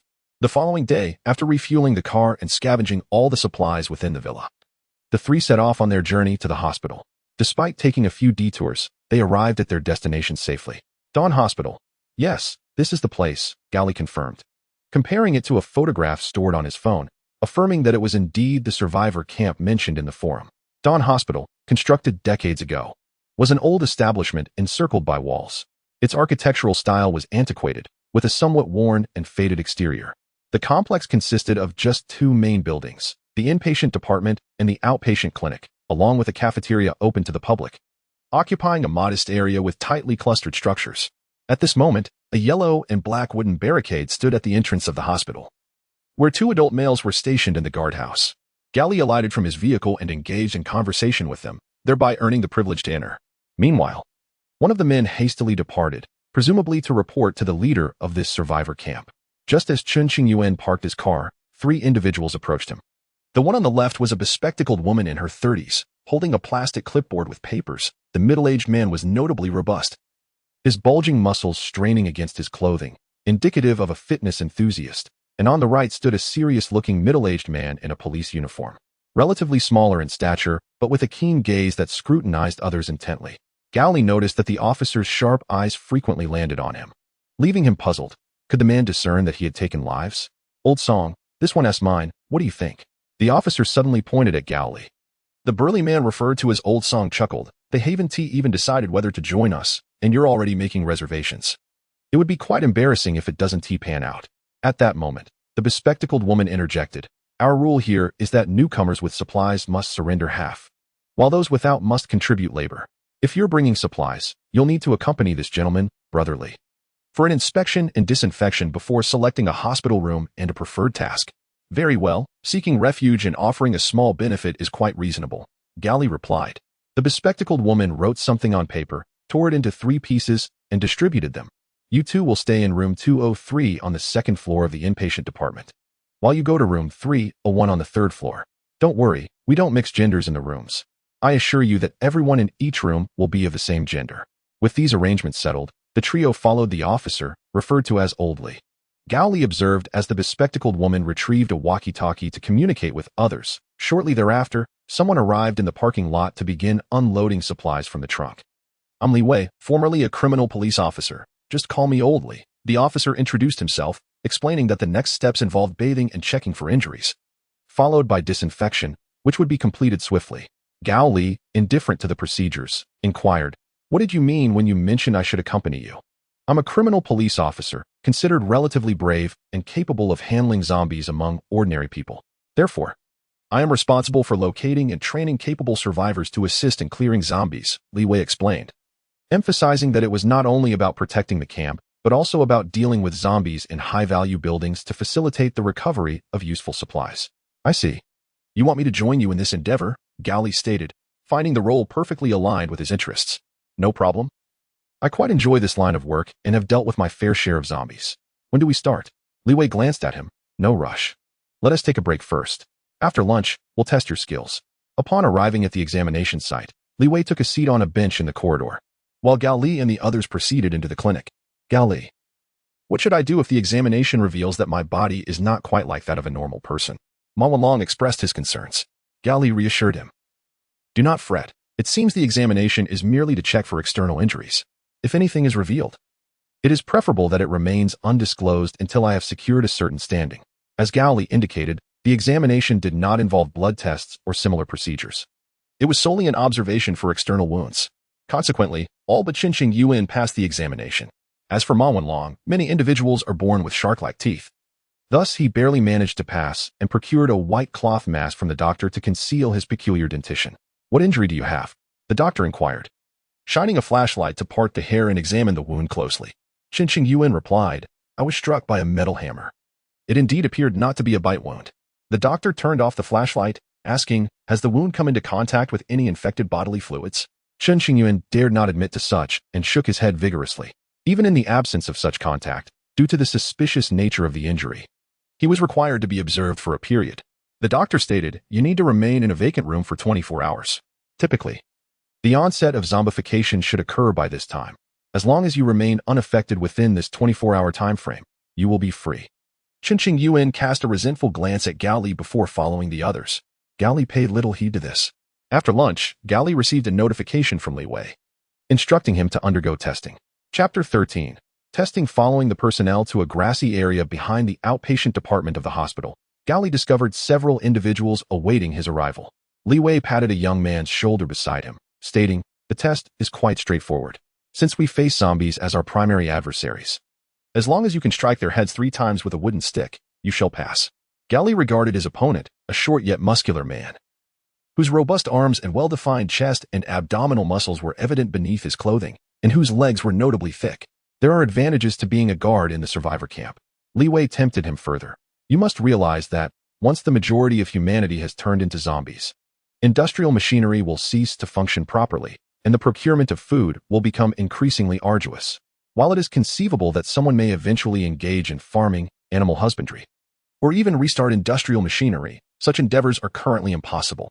As he spoke, Li Wei produced a small paper bag from his pocket, unwrapping it to reveal a piece of brown jerky. The guards receive ample sustenance. They enjoy meat daily, while ordinary residents are allotted meat only 3 times a week. Moreover, you will receive specialized training in courage and combat skills. Upon learning of these benefits, Gao Li initially considered dismissing this with a retort. However, he soon realized that, for an ordinary person, these conditions were rather favorable. His own disdain stemmed solely from his possession of a system, not from any inadequacy in the offered terms. Thus, after considerable contemplation, he proposed an alternative request. The conditions you propose are indeed appealing, particularly to the average individual. However, they appear somewhat lacking in my perspective. Gao Li gestured toward Li Wei's waist, adding an extra stipulation. Should I emerge victorious, allow me the opportunity to handle your firearm. Of course, I harbor no malicious intent, so simply detach the magazine and provide me with an empty gun. Upon hearing this, discontent rippled through the others, especially the stout man, who retorted angrily, "Youngster, a firearm is a police officer's lifeblood.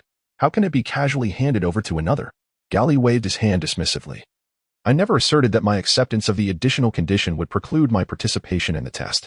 Furthermore, what young man possesses no curiosity regarding firearms? Do none of you wish to have a turn?"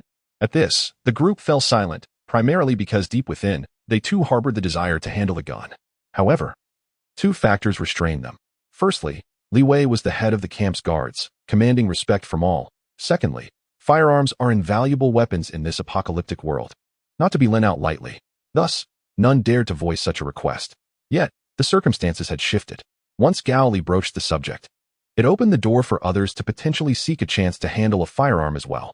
Consequently, they remained quiet, adopting a neutral stance, prepared to side with whoever emerged victorious. This way, they would neither offend the head guard nor miss the opportunity to engage with the weapon. Gao Li, noticing their reactions, smiled knowingly. "Ah, my young friend, your calculations are astute." Li Wei, narrowing his eyes, discerned the group's intentions and relented. "Very well. Since you will be using an empty gun, I have no concerns over potential chaos. Feel free to handle it as you wish." "Agreed then. A promise is a promise." With the terms established, Gao Li and the stout man took their positions on the grass, and without delay, he allocated all 15 enhanced points provided by the 3 murderers to his speed.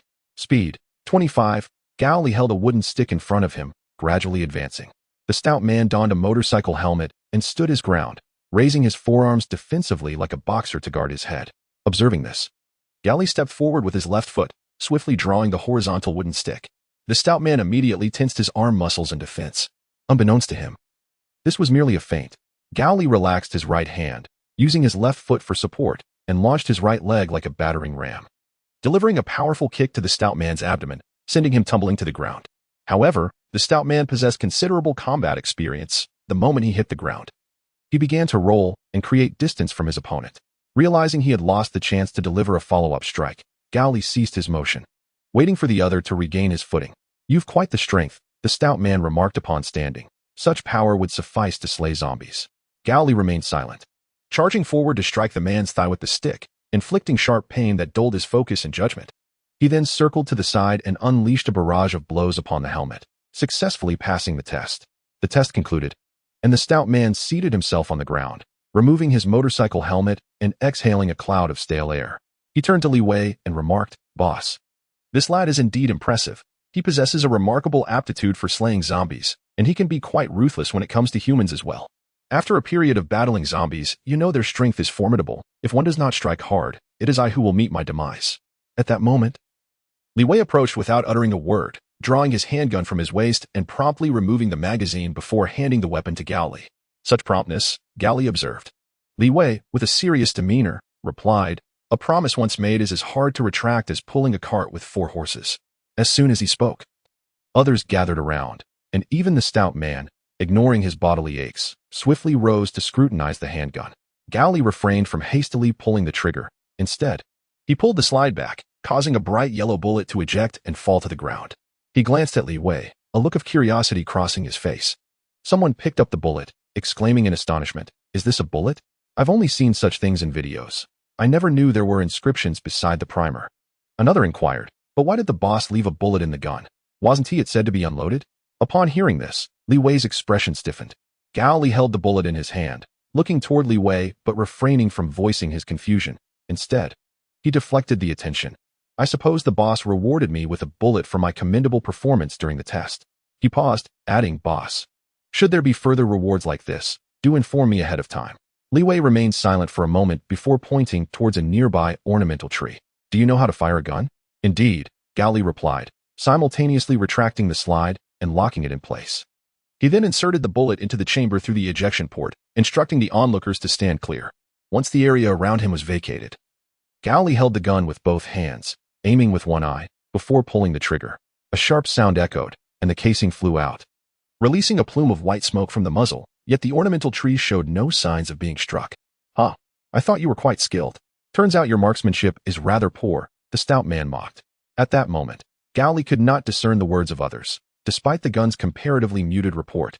The sound had induced a ringing in his ears, and it took him some time to regain his composure. Is this a Type 64 small cannon? Gao Li inquired as he returned the gun, noting that others appeared unaffected. Indeed, Li Wei replied, choosing not to elaborate further but instead presenting another enticing proposition. If you enjoy handling firearms, you must perform well during missions. When I departed from the police station, I acquired quite a few guns, both long and short. Those who excel will be rewarded with a firearm. Gao Li felt a surge of excitement. Really? What constitutes performing well? You're not asking me to join your faction, are you? Since the moment you joined the guards, you have been a part of my faction, Li Wei said, patting him on the shoulder. Tomorrow, we have a mission to procure supplies, and you will accompany us. Chapter 14, the outing operation the following day. At 9 in the morning, Gao Li was summoned to the main entrance of Dawn Hospital, where 2 vans were parked, accompanied by 2 groups of individuals standing beside the vehicles, inspecting their gear. One group, laden with backpacks of various styles and sizes, each equipped with straps for securing to the waist to alleviate weight, wielded sticks of diverse materials, serving both defensive and exploratory purposes.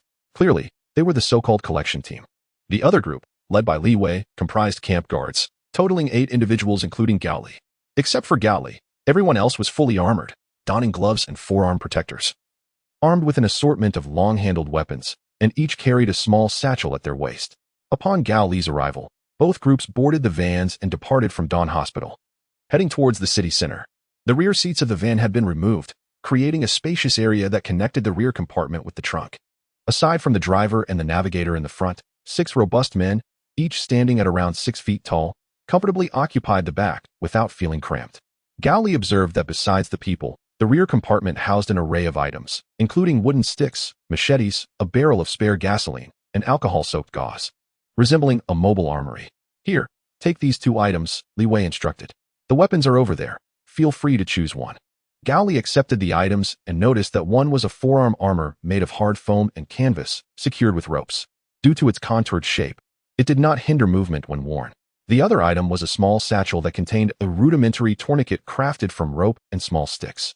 I understand the purpose of the forearm armor, Gao Li remarked, but what is the function of this tourniquet? The stout man beside him explained. If you're fortunate enough to be bitten on an arm or leg, you would use the tourniquet to staunch the flow of blood and then sever the bitten limb. This way, there is a chance for survival. How brutal. Is there any clinical trial for this method? Gao Li inquired. Li Wei's expression darkened as he replied. It has been utilized twice. In one case, they couldn't stop the bleeding in time, and the individual turned into a zombie. The other did not transform, but due to excessive blood loss, died shortly thereafter. Doesn't that make the survival rate effectively 0? Gao Li thought to himself, refraining from voicing his concerns. With the stout man's assistance, Gao Li donned the forearm armor and secured the belt, promptly beginning to select his weapon. He scanned the array of spare arms, ultimately choosing a knife. This knife resembled a common chopping knife found in rural areas, featuring a flat tip, a thick spine, and a blade that gleamed like silver. The handle was hollow, fitted with a 1-meter-long wooden stick and secured with iron nails, thus forming a long-handled weapon. Oh, you've chosen a chopping knife, the stout man remarked. Gao Li retorted, what chopping knife? Why, the one you are holding, he replied. The stout man remarked that during the Song dynasty, the court enforced stringent regulations on the possession of bladed weapons. However, common folk required arms for traversing the martial world or for self-defense. To circumvent these policies, they opted to carry a hollow-handled hatchet and a wooden stick, which when faced with peril could be combined into a long-handled weapon, known as the Pu Dao. Gao Li paused for a moment, scrutinizing the man before him. I observed your muscular build and presumed you were indifferent to learning. I am pleasantly surprised that you are knowledgeable about such matters. Physical fitness precedes mental acuity. During my academic years, my grades were commendable, the stout man replied with pride. May I inquire your esteemed name? Certainly. My surname is Wang, and my given name is Cheng Yang. Wang Cheng Yang at your service. In the passenger seat. The navigator held a city map, directing the driver along the route. However, due to the congested streets and the presence of numerous zombies obstructing the way, the journey to their destination, a department store, was significantly prolonged, taking over an hour to arrive. 2 vans were parked at the entrance of the department store, and promptly, everyone except the driver and navigator disembarked. The driver and navigator needed to conserve their energy for safe driving. Thus were not required to engage in other tasks during the outing. Gao Li stepped out with the Pu Dao in hand, and noticed Li Wei conversing with the leader of the supply collection team. Wang Chenliang explained. The act of gathering supplies is not conducted haphazardly. Each expedition is accompanied by a list detailing scarce and urgently needed items. The collection is conducted according to this list, and our task is to escort them to the designated location. Hence, the leader must negotiate with the other party to finalize the action plan. Before long, the leaders concluded their discussion. Li Wei approached the members of the escort team and stated, this time, we need to gather rice and clothing. The supermarket selling rice is on the 3rd floor, while clothing can be procured deep within the 1st floor. Next, we will divide into groups. I and 3 others will accompany a collection team to the 3rd floor for the rice. Gao Li, Wang Qingyang, you will join another team for the clothing. Do you have any objections? No dissent arose from the escort team, thus the division was complete.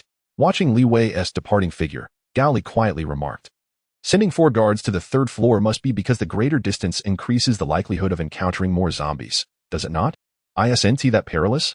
Do not fret for them, Wang Chenliang replied.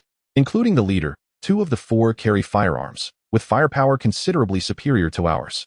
Unless they encounter a frenzied horde of zombies, they will be fine. Honestly, I too wish to acquire a firearm, Gao Li said with envy.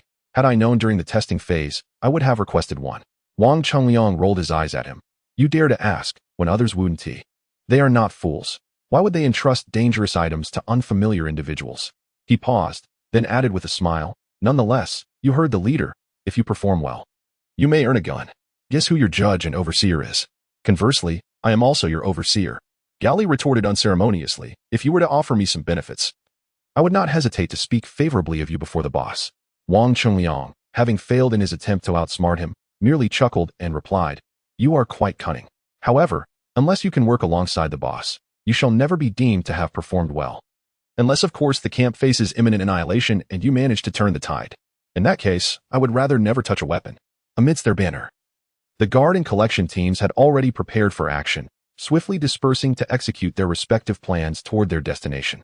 Meanwhile, Gao Li silently resolved to slay as many zombies as possible during this mission, aiming to enhance his speed to 10 points.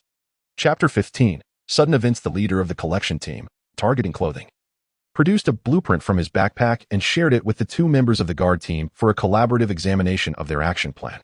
The ground floor of the department store was relatively small, essentially resembling 2 interconnected plus signs. Upon analysis, Gao Li discovered that there were 2 entrances on the ground floor. The team was currently positioned at the west entrance, while the clothing stores were concentrated near the east entrance.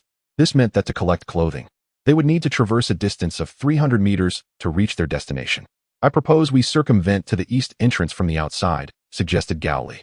The foot traffic in the department store is substantial, and there are likely hundreds of zombies within, potentially dozens on the ground floor alone.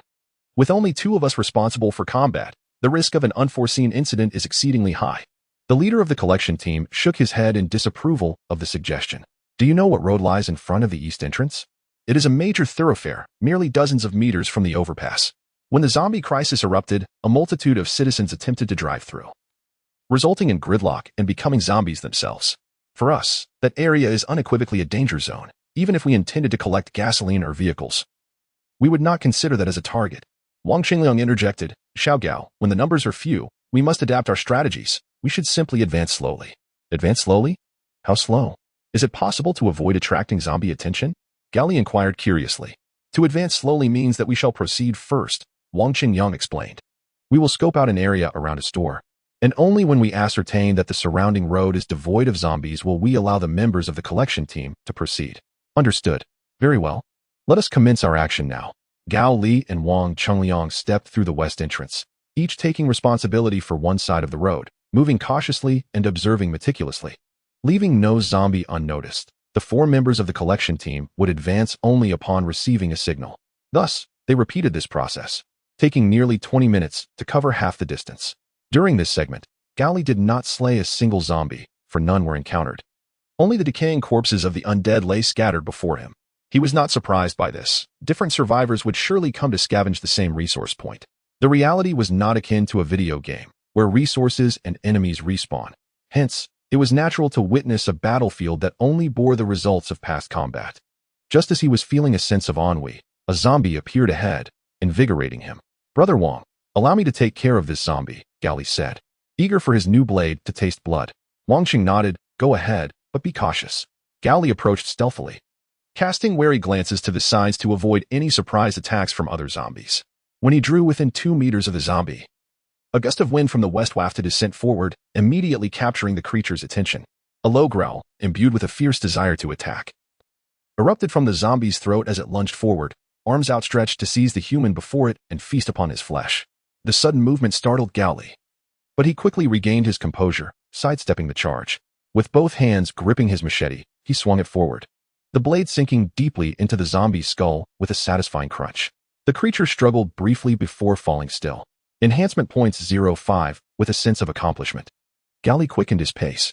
Speed 3. At that moment, Wang Qing approached, visibly anxious as he patted Gao Li on the shoulder. He exhaled sharply. "Goodness. Watching from the sidelines made my heart race. That zombie's sudden leap nearly startled me. I'm glad you managed to react in time. Just stay mentally prepared." Gao Li replied with pride, contemplating the advantage the zombies had in detecting human scent. He recalled that Chun Qing Yuan had a method for masking scents. He resolved to seek her out upon their return. After this brief interlude, they continued onward. Shortly after, 2 more zombies appeared ahead, both swiftly dispatched by Gao Li. His movements were both rapid and precise. Even in a 2-on-1 scenario, he held the upper hand, quickly earning another point in enhancement, which he allocated to speed. Speed 4. Gao Li jumped in place, exhilarated. Since he began augmenting his speed, he felt his movements quickening, and with each enhancement, not only did his agility improve, but his body felt lighter, even his jumping height increased. After safely advancing over 100 meters, they reached the east gate. Gao Li noticed that the double glass doors were closed, and through the transparent barrier, he could see a throng of zombies wandering in the open space before the gate. While the main road was congested with an array of vehicles, it was astonishing how drastically different the situations were on either side of a single building. Gao Li felt a jolt of fear. It was fortunate they hadn't rushed directly to the east gate, or they would surely have encountered disaster. After all, they had visited this area several times and surveyed the conditions. Wang Cheng then turned to the collection team, urging them, "Hurry and gather clothing. We must leave here as soon as possible for our safety." Upon hearing this, the members of the collection team began to methodically gather supplies, working diligently like industrious ants, not scrutinizing items closely, but simply collecting anything that met the most basic standards to stow in their backpacks. The wait for the collection to conclude felt longer than anticipated. Gao Li, feeling utterly bored, sat on the ground, observing his surroundings while engaging in casual conversation with Wang Cheng. Approximately 20 minutes later, the members of the collection team emerged from the clothing store, and the bulging backpacks they carried indicated a bountiful haul from their excursion. Gao Li and Wang Qingyang rose together, intending to escort the team back to the van. However, an unexpected turn of events unfolded as gunfire suddenly erupted from the upper floors of the department store. In an instant, a member of the security team plummeted from above, landing on the ground like a crushed tomato, a dark pool of blood oozing from the impact, accompanied by a sound that shattered the eerie silence of the mall. Before Gao Li and Wang Chungliang had time to comprehend the situation, a horde of zombies emerged from side alleys, their low growls echoing as they steadily filled the once empty thoroughfare. Having lingered on the first floor of the department store for an extended period, the air was thick with their scent, and the zombies, detecting this familiar aroma, went into a frenzy, swiftly redirecting their attention toward the eastern exit. Encircling them in a tight grip, one member of the collection team let out a terrified shriek, prompting Wang Chungliang to slap him, dispelling his panic. He then fished a small plastic box from his pocket. "Xiao Gao, who would have thought your first day on a mission would turn into this chaos? Are you afraid? What is there to fear? I have carved a bloody path through hordes of zombies to survive until now," Gao Li replied, gripping his machete tightly. "Ha ha ha. Well said. Shall we carve another path together? Stop wasting time. Let us get to work." With unwavering resolve to survive, Wang Qingyang instructed the members of the collection team. You must stick close to us. Falling behind means death, understand? The team members nodded, their faces pale with fear. With their affirmation, Wang Qingyang exhaled deeply, opened the plastic box, and withdrew a small syringe and a glass vial of medication. He swiftly drew the substance into the syringe and injected it into his arm. As the medication coursed through his veins, his body underwent a dramatic transformation. His heart rate surged, blood pressure escalated, and he experienced heavy breathing due to bronchial dilation. Soon, sympathetic tension heightened his alertness, preparing him to better confront the impending danger, culminating in dilated pupils. Chapter 16. Exhaustion and Transition. Despite the outwardly minimal changes to Wang Qingyang's appearance, Gao Li perceptively sensed an elevation in his aura. What did you inject into yourself? He inquired. Sympathoma medica means, essentially, a stimulant, Wang Qingyang replied, his tone charged with excitement. It stimulates my adrenaline receptors. You could say this drug forces my body to produce adrenaline. It lasts for about 10 to 30 minutes, though I can't recall the exact duration. It won't pose any health risks, will it? Those who survive are the only ones entitled to worry about health risks. Wang Qingyang exclaimed, shattering the syringe and grabbing the nearby machete, charging headlong into the swarm of zombies. With the aid of stimulants, Wang Qingyang's movements became remarkably agile and swift. He swiftly severed a zombie's head, then plunged his weapon into its mouth, slicing it in half. Following this, he kicked over a zombie that had ambushed him from the rear, and within half a minute, he carved out a circular space 2 meters in diameter, where the members of the collection team and Gao Li stood undisturbed. Wang Qingyang dispatched another zombie and immediately noticed Gao Li's eagerness to engage. He called out sharply, Xiao Gao, conserve your strength. I forbid you to act. He continued. As I eliminate these zombies, I will soon exhaust my strength. Before that happens, I will endeavor to guide the team as close to the west gate as possible. Once I am spent, the remaining distance will depend on you. Upon hearing this, Gao Li restrained his impulsive desire to attack. He understood that to grow stronger, he must vanquish foes, yet he was not a solitary survivor but a member of the Dawn Hospital survivors, which meant he had to consider the welfare of others in his actions. Understood, I will ensure the collection team gets out, Gao Li proclaimed loudly. Wang Qingyang's eyes sparkled with delight, and he grinned widely. Good lad, I knew I was right about you. If we survive, I shall share half of my cherished wine with you. As if preparing for what lay ahead, Wang Qingyang acted without reservation. Previously, he had waited for zombies to approach before counterattacking, but now he took the initiative to slay zombies, clearing a fleeting yet vital path toward the west gate for the team. With swift strokes, Wang Qingyang decapitated 2 or 3 zombies in the blink of an eye. However, perhaps due to fatigue from slaying so many, or perhaps from the blood that had soaked his palms, his weapon slipped from his grasp after he dispatched another zombie. Damn it. Thankfully, thanks to the stimulants, Wang Qingyang remained unfazed by this unforeseen event. He raised his arm, using his forearm guard to block a zombie's lunge, while simultaneously crouching to retrieve his machete. With 2 precise strikes, he severed a zombie's knee. When the creature collapsed, he stood and kicked it to the ground, subsequently crushing its skull beneath his foot. Observing the bloody path carved by Wang Qingyang, Gao Li understood his intent and shouted, Run! Everyone, run! Upon hearing this, the members of the collection team tightened their backpack straps and began to sprint. However, the bloodstained ground was indeed slippery, making it treacherous. Not long after starting, one team member slipped and fell due to the slickness of the path. Fortunately, his bulging backpack cushioned the fall, causing no serious injury. Yet, lagging behind in their escape meant encountering enemies. Before he could regain his footing, a zombie, fortunate to have not been slain by Wang Qingyang, circumvented the main group and targeted this isolated human. The zombie let out a ferocious roar as it lunged forward. The unfortunate member of the collection team quickly grasped a wooden stick, pushing it forward to successfully hold the zombie at bay by its neck, preventing it from advancing further. However, the physical prowess of the zombies had vastly increased compared to their living days.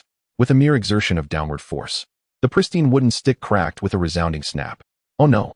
The unfortunate member of the collection team realized his impending doom, sweat pouring down his brow in fear. Yet, in the next moment, Gao Li delivered a swift kick that sent the zombie tumbling to the ground, and immediately stepped forward, dispatching it with a decisive blow. Are you all right? Hand me the bag and run to catch up with the main group. As Gao Li spoke, he helped the other individual to their feet, swiftly taking the bag and slinging it over his shoulder. Watching as the member hastily rejoined the team, Gao Li finally felt a weight lift from his heart. His gaze traversed the collection team, landing on Wang Qingyang, who valiantly fought against the horde of zombies at the forefront. At that moment, Wang Qingyang had been engaged in combat for 20 minutes. However, The overwhelming number of zombies, coupled with the need to protect the collection team, had significantly slowed the progress of the entire squad, who had only covered half the distance. Wang Qingyang was nearing his limit, unable to fend off the zombies entirely.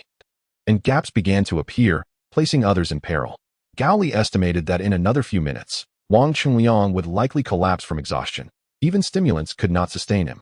For the battlefield was a ravenous beast that devoured resources, and the stamina of an ordinary human was woefully insufficient. Wang Qingyang severed half of a zombie's skull with another strike, but as the creature fell, swarms of others rushed to fill the void. Instinctively, he reached for his weapon to continue the fight, yet the relentless intensity of battle had left his body utterly fatigued. Despite his unwavering will, he could not summon the physical energy required to fuel his muscles. When he forced himself to lift his right arm, it drooped limply like overcooked noodles, devoid of any capacity to slay foes. Damn, am I really going to die? Wang Qingyang stood at the front of the line, his expression vacant, facing the approaching horde of zombies with no reaction. He was too exhausted, solely focused on protecting the members of the collection team. Thus, even in his inability to fight, he had no thought of retreating, resolved to offer whatever meager resistance he could with his life. Suddenly, a broad hand clasped his shoulder, pushing him back toward the collection team members for support. Who gave you permission to sacrifice yourself? Did I ever say you could die? Gao Li stepped forward to take Wang Qingyang's place. If you're tired, go rest. Don't be a hindrance here. Exhausted, Wang Qingyang slowly regained his strength with the aid of others. He pried open his heavy eyelids, insisting, "Don't hold me back. I can still fight. I can last 12 rounds in the ring. Get lost.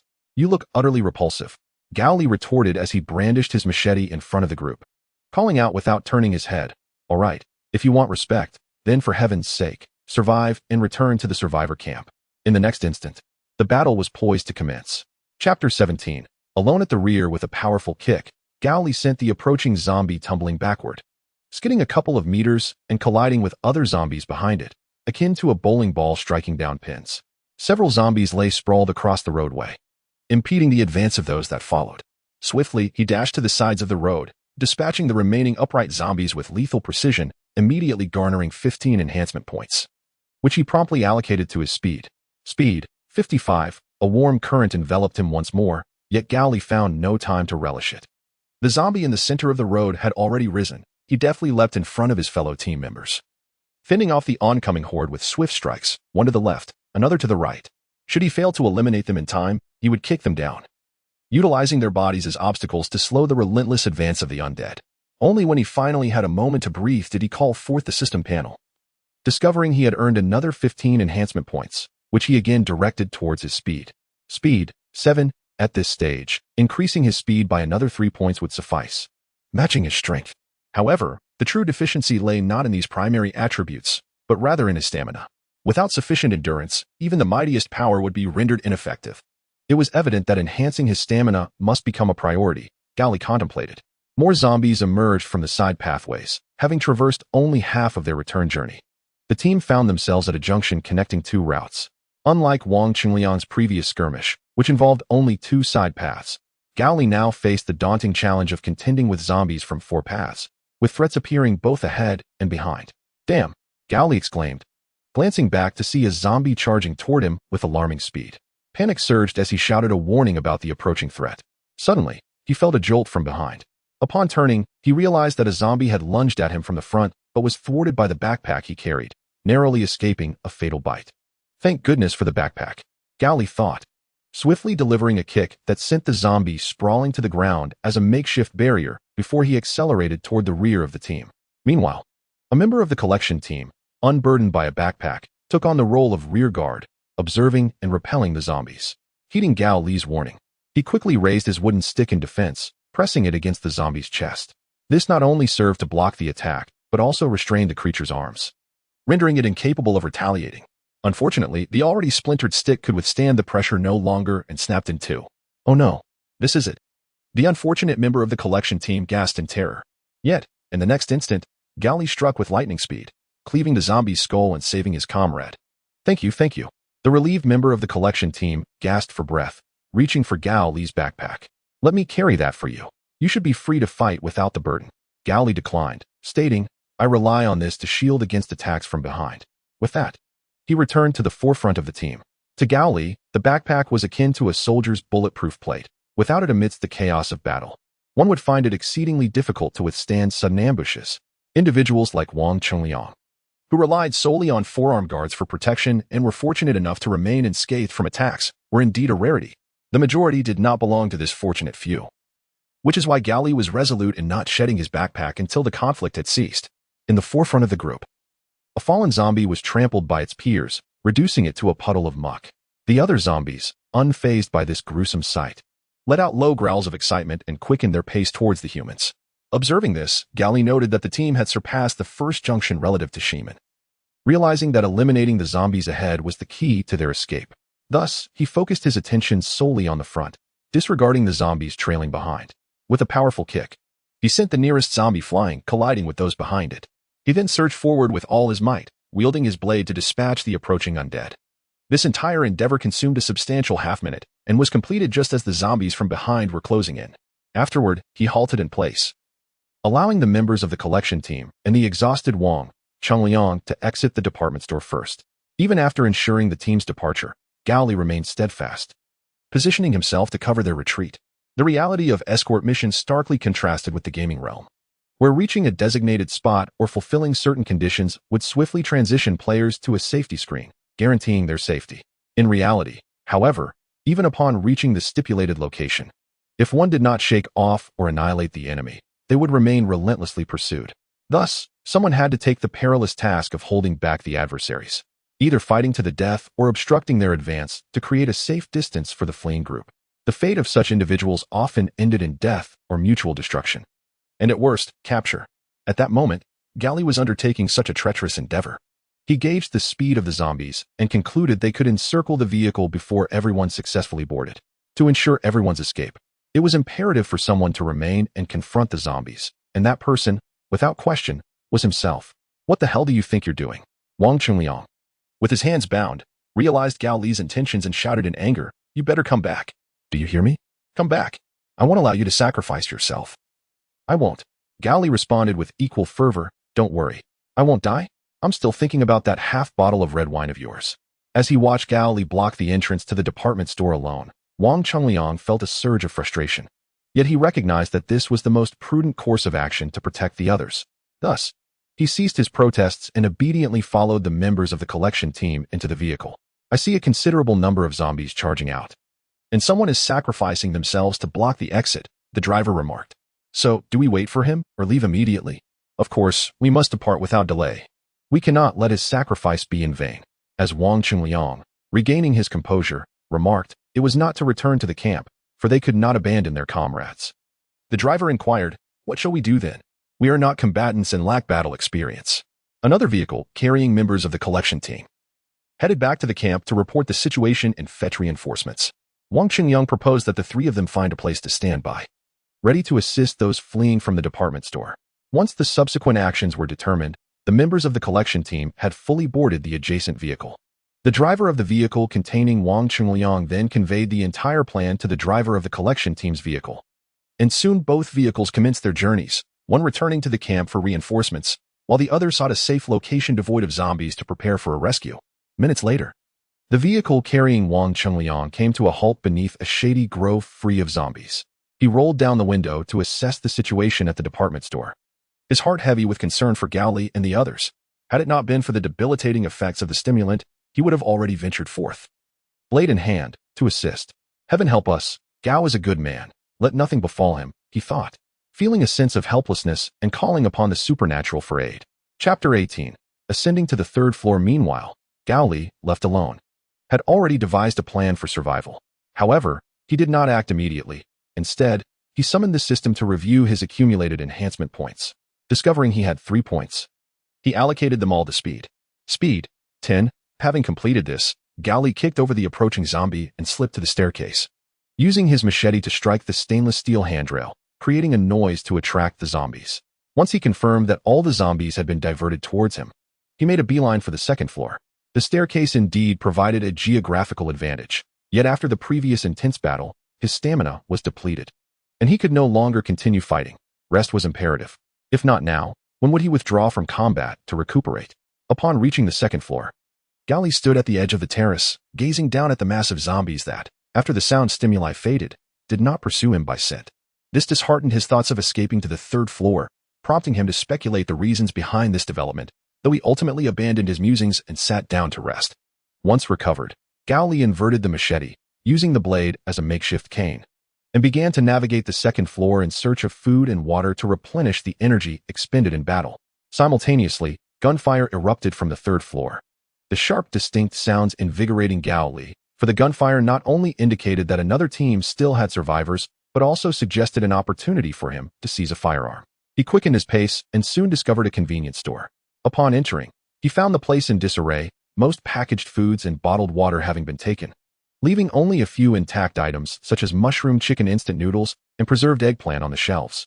Standing before the shelves, he furrowed his brow, contemplating his options before finally bending down to pick up a bag of bread from the floor. The bread, though soiled and trodden upon, serves as a far superior source of sustenance compared to the dry flatbread. It boasts an advantageous content of fats and sugars, and most importantly, its soft texture allows for effortless swallowing without the need for water. In summary, this bread is undoubtedly a preferable choice over mushroom chicken instant noodles and eggplant dishes. Gao Li consumed a piece in just a few bites, quickly picked up another from the ground, yet mindful of the impending battle, he refrained from overeating. Stopping once, he felt a slight sense of fullness before hastening to the third floor. Upon reaching the third floor, Gao Li found no sign of Li Wei and his group. He held his breath, straining to discern any sounds, and soon detected a cacophony in the distance. Following the noise, he noticed scattered shell casings on the ground, which served as excellent markers guiding him to another collection team within the department store. As he approached, Gao Li observed that the members of the collection team were taking refuge in a restaurant along the straight path ahead. Their numbers appeared diminished compared to when they had split up. Many wore backpacks on their fronts and backs, evidently survivors retrieving the belongings of the deceased, their packs swollen with rice. However, Li Wei's group was absent. Gao Li speculated that they had instructed the collection team to remain hidden until the battle subsided. Yet, with so few zombies on the third floor, he pondered why the collection team did not move down to the first floor but instead chose to stay concealed. Gao Li approached and made contact with them, quickly uncovering the reason for their hesitation. The third floor housed a peculiar and terrifying variant of zombie, indistinguishable in size from a human but covered in a thick, hard shell. Ordinary blades and blunt instruments required numerous strikes to penetrate, and even firearms necessitated close proximity to breach its defenses. There were many of these zombies, and their auditory senses were sharper than those of regular zombies. The leader of the collection team expressed their fear that any noise made during collective movement could attract these creatures, thus they were reluctant to proceed. However, he mentioned that Li Wei, accompanied by 2 guards, had successfully led the zombies away some time ago. The latter part of the leader's statement implied a sense of uncertainty. They believed the vicinity to be free of these hard-shelled zombies, yet they were apprehensive about venturing out. Gao Li understood the underlying message but did not dare to assure them of safe passage. He had never encountered a hard-shelled zombie and was unsure of his capabilities. Moreover, the fact that Li Wei's guards, armed with firearms, could only sacrifice themselves to draw the zombies away rather than actively eradicate them underscored the inherent danger these creatures posed. Nonetheless, Gao Li could not abandon them to their fate. Resolutely, he made a decision. I shall escort each of you out. He reasoned that even without prior experience in dealing with hard-shelled zombies, escorting a single individual would be manageable. If need be, he could simply carry them away. With his speed attribute of 10, he surmised that typical zombies would not be able to keep pace. Thus, he instructed the collection team members to remain hidden and quiet within the restaurant, and selected a smaller individual carrying only 1 backpack for escort. Gao Li cautiously led his companion away from the restaurant, then hurried back. After a short distance, realizing no armored zombies were in pursuit, he felt reassured and swiftly descended the stairs to the first floor. The ground level was teeming with wandering zombies. Yet for a member of the collection team yearning to escape this hell, these ordinary zombies posed no threat to his resolve. He instructed Gao Li to return and escort his teammates, then proceeded to navigate the department store with utmost care, avoiding any disturbance to the common zombies. To his dismay, however, the vans that were supposed to be waiting at the west gate had vanished, evidently having fled. He could not help but curse loudly, his furious voice nearly attracting the attention of the zombies. Fortunately, within moments, the van carrying Wang Chongliang arrived at the west gate, allowing the disheartened team member to board and remain there, prepared to receive the rest of the team.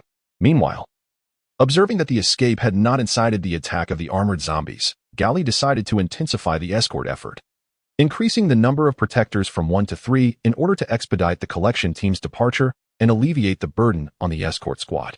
Just as only 3 members remained unescorted, the situation shifted once again. The sound of hurried footsteps shattered the silence of the department store.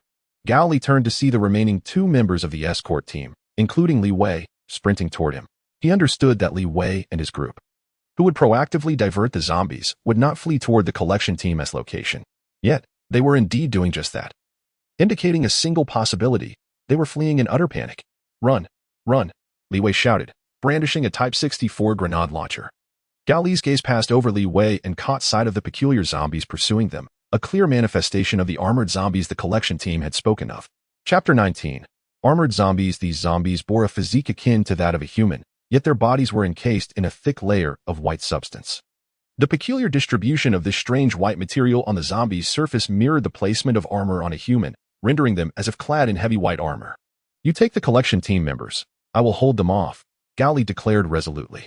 As he brushed past, both Li Wei and another escort heard his words. The latter looked to their leader, while Li Wei gazed at the collection team members who stood frozen at the staircase. Gritting his teeth, he responded, "Give me the gun and bullets. I will stay behind. You take them away." Without hesitation, the other escort tossed over his Type 05 revolver, followed by a pouch filled with ammunition, completing the transfer of arms. He then brandished a machete and led the collection team downstairs. Li Wei caught the items thrown to him, stowing the pouch in his pocket, then brandishing the gun as he charged forward to fight alongside Gao Li. Click. Gao Li cleaved at the approaching armored zombie with a diagonal strike. Due to the opponent's impressive speed, he only managed to hit its shoulder. The resounding clash of the blade against the white armor made him realize why the members of the collection team had remarked that engaging armored zombies with weapons required considerable effort. However, this was merely a minor inconvenience for him. With a little more exertion, he could easily resolve it. Without withdrawing his blade, Gao Li delivered a powerful kick, toppling the creature. Following that, he swung his knife with great force, inflicting a deep gash in the fallen zombie's head, leading to its swift demise. Strengthening points 1. Oh? This creature is on par with the rotund zombies? The increase in strengthening points invigorated Gao Li's fighting spirit, and just as he was about to continue, another armored zombie lunged at him, sending shivers down his spine. He hastily raised his right hand, using the end of the knife's handle to fend off the surprise attack. However, just as he sighed in relief, he felt a jolt at his back. He knew without looking that another armored zombie was assaulting him from behind. Fortunately, his backpack provided a protective barrier, allowing him to escape unscathed. Damn. Gao Li kicked the armored zombie in front of him to the ground, but refrained from delivering a follow-up strike, as the threat from behind had yet to be neutralized. Just as he prepared to turn and counterattack, he heard 2 gunshots, followed by silence. Instinctively, he glanced back, catching sight of an armed hand. Just as he was about to speak, the downed zombie nimbly rose and lunged at him once more. Is this never-ending? He swung his blade and dispatched it.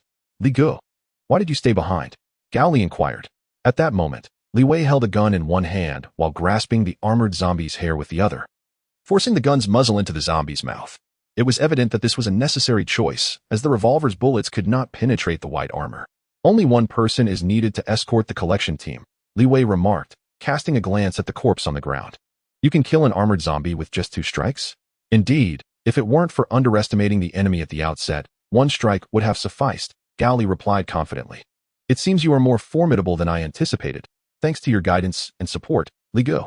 Flattery is always well received by those of seniority.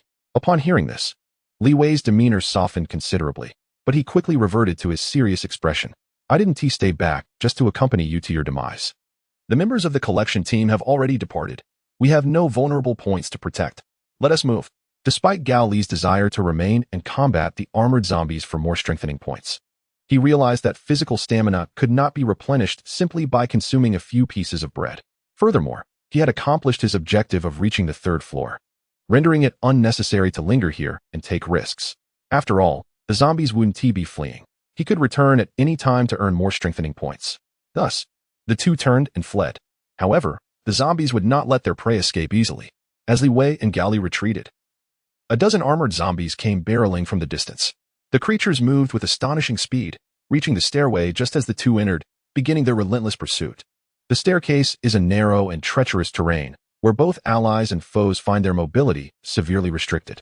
Unless one possesses the prowess of a legendary warrior like Jackie Chan, it is nearly impossible to maintain both speed and balance in such a setting. Just as Levi was about to raise his weapon to strike, He was halted by Gao Li, who advised, "Conserve your ammunition. In this terrain, we hold the advantage." With that, Gao Li positioned himself on different steps, lowering his body to shift his center of gravity, and then executed a swift thrust with his dagger, targeting the knees and shins of the armored zombies. The oncoming horde of armored zombies lacked the intelligence to adapt their tactics to the terrain. They mindlessly hurled themselves at their prey with reckless abandon. Consequently, after being skillfully provoked by Gao Li, they tumbled down the stairs, propelled by their own momentum. The height and length of the staircase, combined with the inadequate protection of their white armor, resulted in many zombies suffering broken necks upon their fall, rendering them incapacitated even if they did not die instantly. Having dealt with the first wave of attackers, the two members of the guard swiftly grasped the railing and hurried downwards. As they passed by the still-breathing armored zombies, Gao Li took the opportunity to deliver a few strikes, earning himself some enhancement points. They continued their descent to the first floor, making a beeline for the west exit. Suddenly, a thunderous crash sent chills down Gao Li's spine. Turning back, he was astonished to see numerous armored zombies leaping from the third-floor balcony, vaulting over the railing. Thanks to their protective armor and proper landing techniques, these zombies did not end up crippled. Instead, they descended swiftly and steadily to the ground floor. Within moments, nearly 10 armored zombies had reached the first floor. Moreover, the resounding thuds of their landings roused the ordinary zombies that were wandering below. The lingering scent of the members of the collection team who had escaped from the third floor immediately triggered the ordinary zombies into an aggressive state, allowing them to sense and lock onto the presence of the two guards, charging towards them. Faced with a horde of ordinary zombies mixed with nearly 10 armored ones, Gao Li felt a wave of despair wash over him. After all that effort to escape, could they not even catch their breath? A vehicle. It's a vehicle, Levi suddenly exclaimed. Gao Li tightened his grip on his dagger, disregarding the remark. I know there's a van waiting outside the west gate. But before we manage to board, these zombies will finish us off. No, I'm not referring to the extraction vehicle. I mean a support vehicle. Levi corrected him. A vehicle with weapons and reinforcements has arrived. At these words, Gao Li was taken aback. He turned to see a van parked across the west gate. Its doors flung open, revealing a dozen humans clad in forearm armor emerging from within, each brandishing green glass bottles sealed at the top, with a piece of cloth protruding from the neck. Molotov cocktails? Gao Li was incredulous, his tone shifting to one of excitement. It must be Molotov cocktails. Brother Wang must have summoned help. At that moment, a slightly recovered Wang Chongliang emerged from another van, waving his hand and shouting, Boss, little Gao, come quickly. Startled by these words, Gao Li and Li Wei hastened towards the western gate. At that moment, individuals wielding Molotov cocktails had already arrived, blocking the entrance. After brushing past the two guards, they ignited the cloth wicks and hurled the glass bottles forcefully into the throng of zombies. A sharp crack echoed as the bottles shattered, igniting a fierce blaze that transformed the zombies into flaming figures. With several Molotov cocktails thrown in rapid succession, all the zombies, including the armored ones, were engulfed by the inferno. Gao Li, resting beside the van, exhaled in relief upon witnessing the flames consuming the department store, for he realized he could temporarily divert his focus from the threat of a zombie attack. Chapter 20. Breaking free from combat. It seems we can no longer venture here to gather supplies, Wang Chunliang lamented, observing the raging fire within the department store. Even if the flames do not entirely consume the building, they will render the first floor structurally unsound, posing a significant risk to the entire edifice. My greater concern is that the fire may spread, igniting the surrounding structures, and in a worst-case scenario, it could devastate the entire Yinhai city. Then, we would be doomed. Gao Li expressed his worries, noting that there were no fire trucks available to extinguish the flames. Whether the fire could escalate to such an extent depended on the availability of combustible materials. Li Wei replied gravely, adding, And who says we would not take responsibility for this fire? Gao Li glanced aside and saw that the members of the guard team, instead of continuing to throw Molotov cocktails, were returning the unlit ones to the vehicle, quickly brandishing melee weapons such as machetes, while several others wielded fire extinguishers. Realizing that the guards were intentionally controlling the blaze, Gao Li felt a sense of foreboding, unable to foresee the ultimate outcome of the conflagration. Once Gao Li boarded the vehicle, Li Wei commanded a return to Dawn Hospital. Unlike their outbound journey, they now had a clearer understanding of where the zombies congregated, allowing for a swift return. Upon arriving at the hospital, the moment they disembarked, several doctors and nurses in white coats approached, escorting Gao Li and all others who had encountered zombies for examination. This was a standard procedure, as the guards were often in close contact with the undead. The examination was brief, primarily involving checks for external injuries, followed by disinfection and cleansing. Clothing contaminated with zombie blood was to be incinerated to eliminate any possibility of introducing the virus into the camp. Exhausted from battle, Gao Li found himself overwhelmed by fatigue. After such an ordeal, he succumbed to slumber the moment he lay down in his room. Upon awakening, he glanced at the clock and realized he had slept for 3 hours, rousing at 5 in the afternoon. With a creak, the door to the ward swung open, and Ma Wanlong entered. Upon seeing Gao Li awake, he approached excitedly, exclaiming, "Little Gao, you've really made a name for yourself this time. I heard from others that you single-handedly held off a massive horde of zombies and bravely covered the retreat. That's incredible. What is so incredible about it?" "I was merely caught up in the heat of the moment, wanting to save people," Gao Li sighed, reflecting on the reckless bravery that now filled him with trepidation. "Fortunately, my agility spared me. Otherwise, I might have been weeping before the King of Hell." "Regardless of your current thoughts, in that moment, you were indeed a hero," Ma Wanlong remarked. "Come on, I was actually going to invite you to dinner. Now that you're awake, let's head to the cafeteria together." The two companions made their way to the dining hall. Meals in the cafeteria were complimentary for all members of the camp who held positions.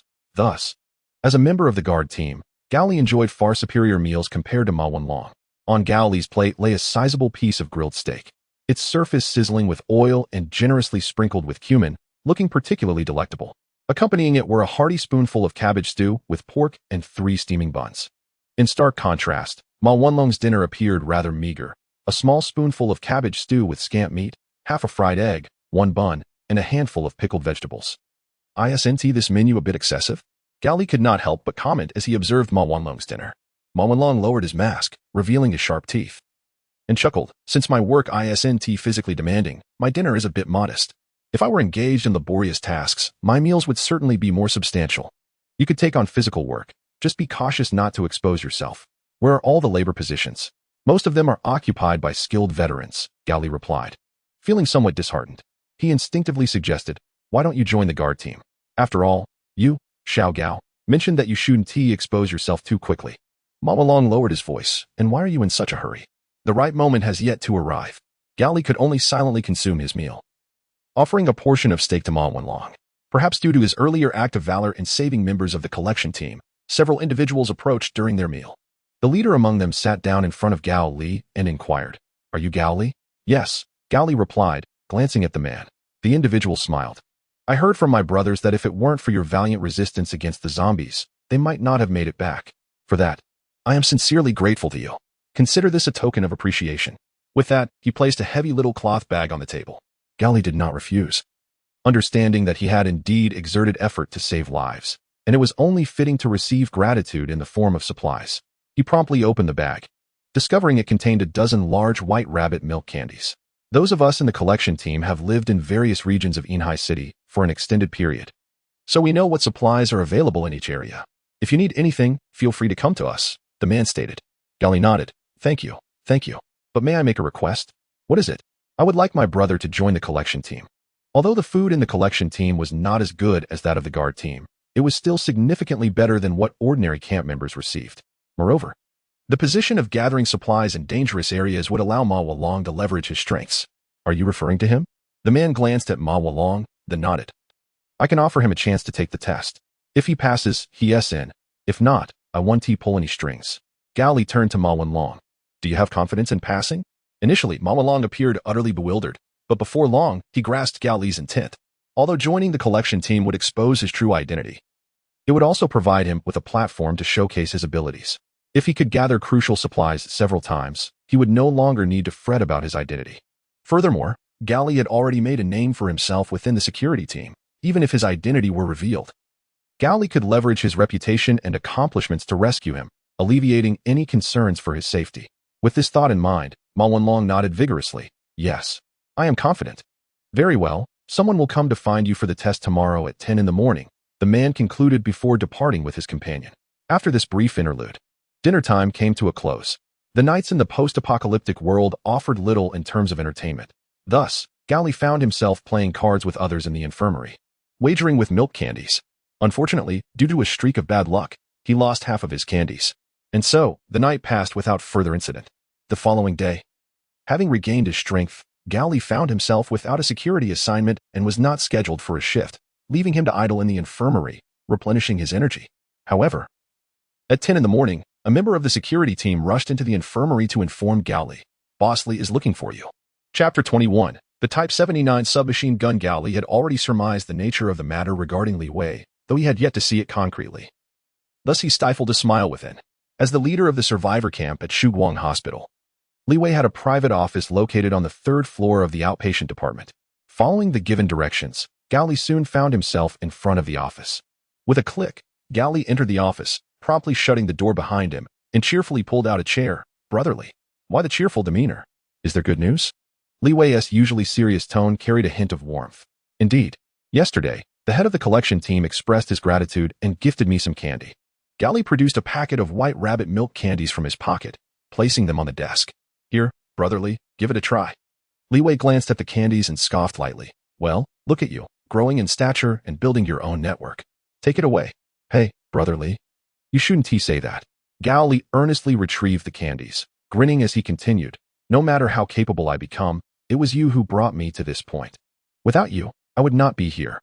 Upon hearing this, Li Wei's lips nearly curled into a smile, and although he maintained a serious facade, his expression softened significantly, reminiscent of a patriarch supporting his family.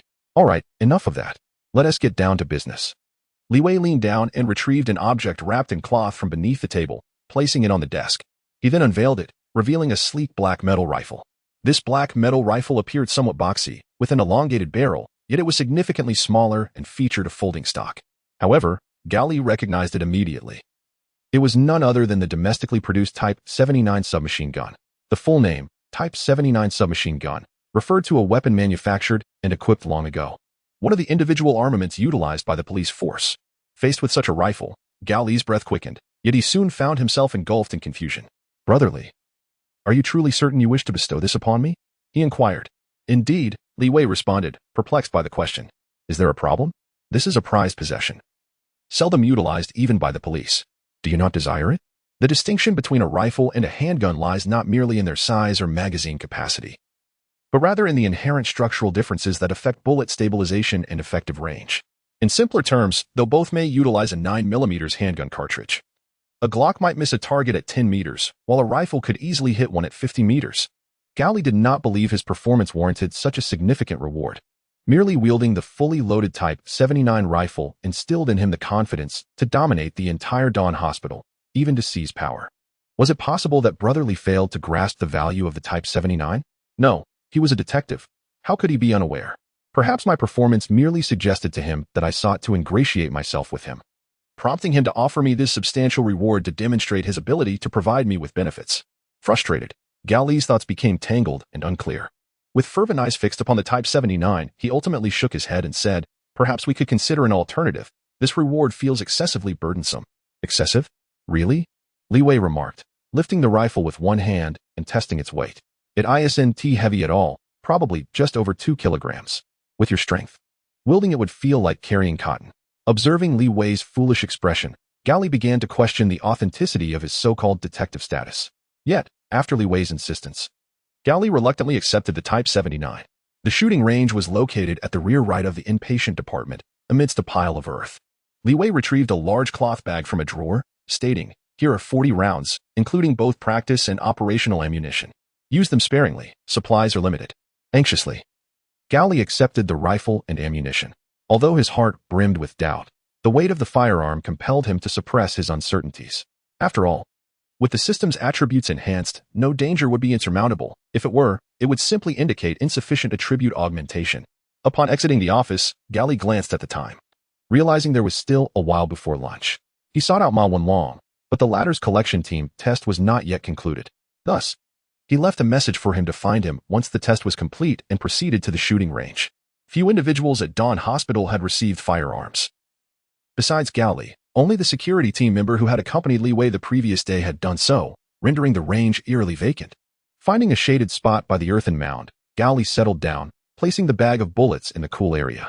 He removed the magazine and began loading the bullets. Although his motions were somewhat awkward, he managed to complete the task adequately. The Type 79's magazine holds 20 rounds, but since he was practicing, Gao Li opted not to fill it completely, loading only 5 rounds. Rather than firing immediately, he retrieved a tissue from his pocket, moistened it with saliva, and twisted it into a makeshift plug to fill the gaps in his ear before finally raising the rifle. The dial of the submachine gun was set to 1. The projectile was inserted into the magazine. The stock was pressed firmly against the shoulder, and with a swift pull of the trigger, a resounding bang followed. Gao Li, with one eye squinted, aimed at a dirt mound 10 meters away and squeezed the trigger. The sound of the primer igniting the powder and propelling the bullet forth was akin to the explosion of a tin balloon, resonating with a penetrating and shocking force.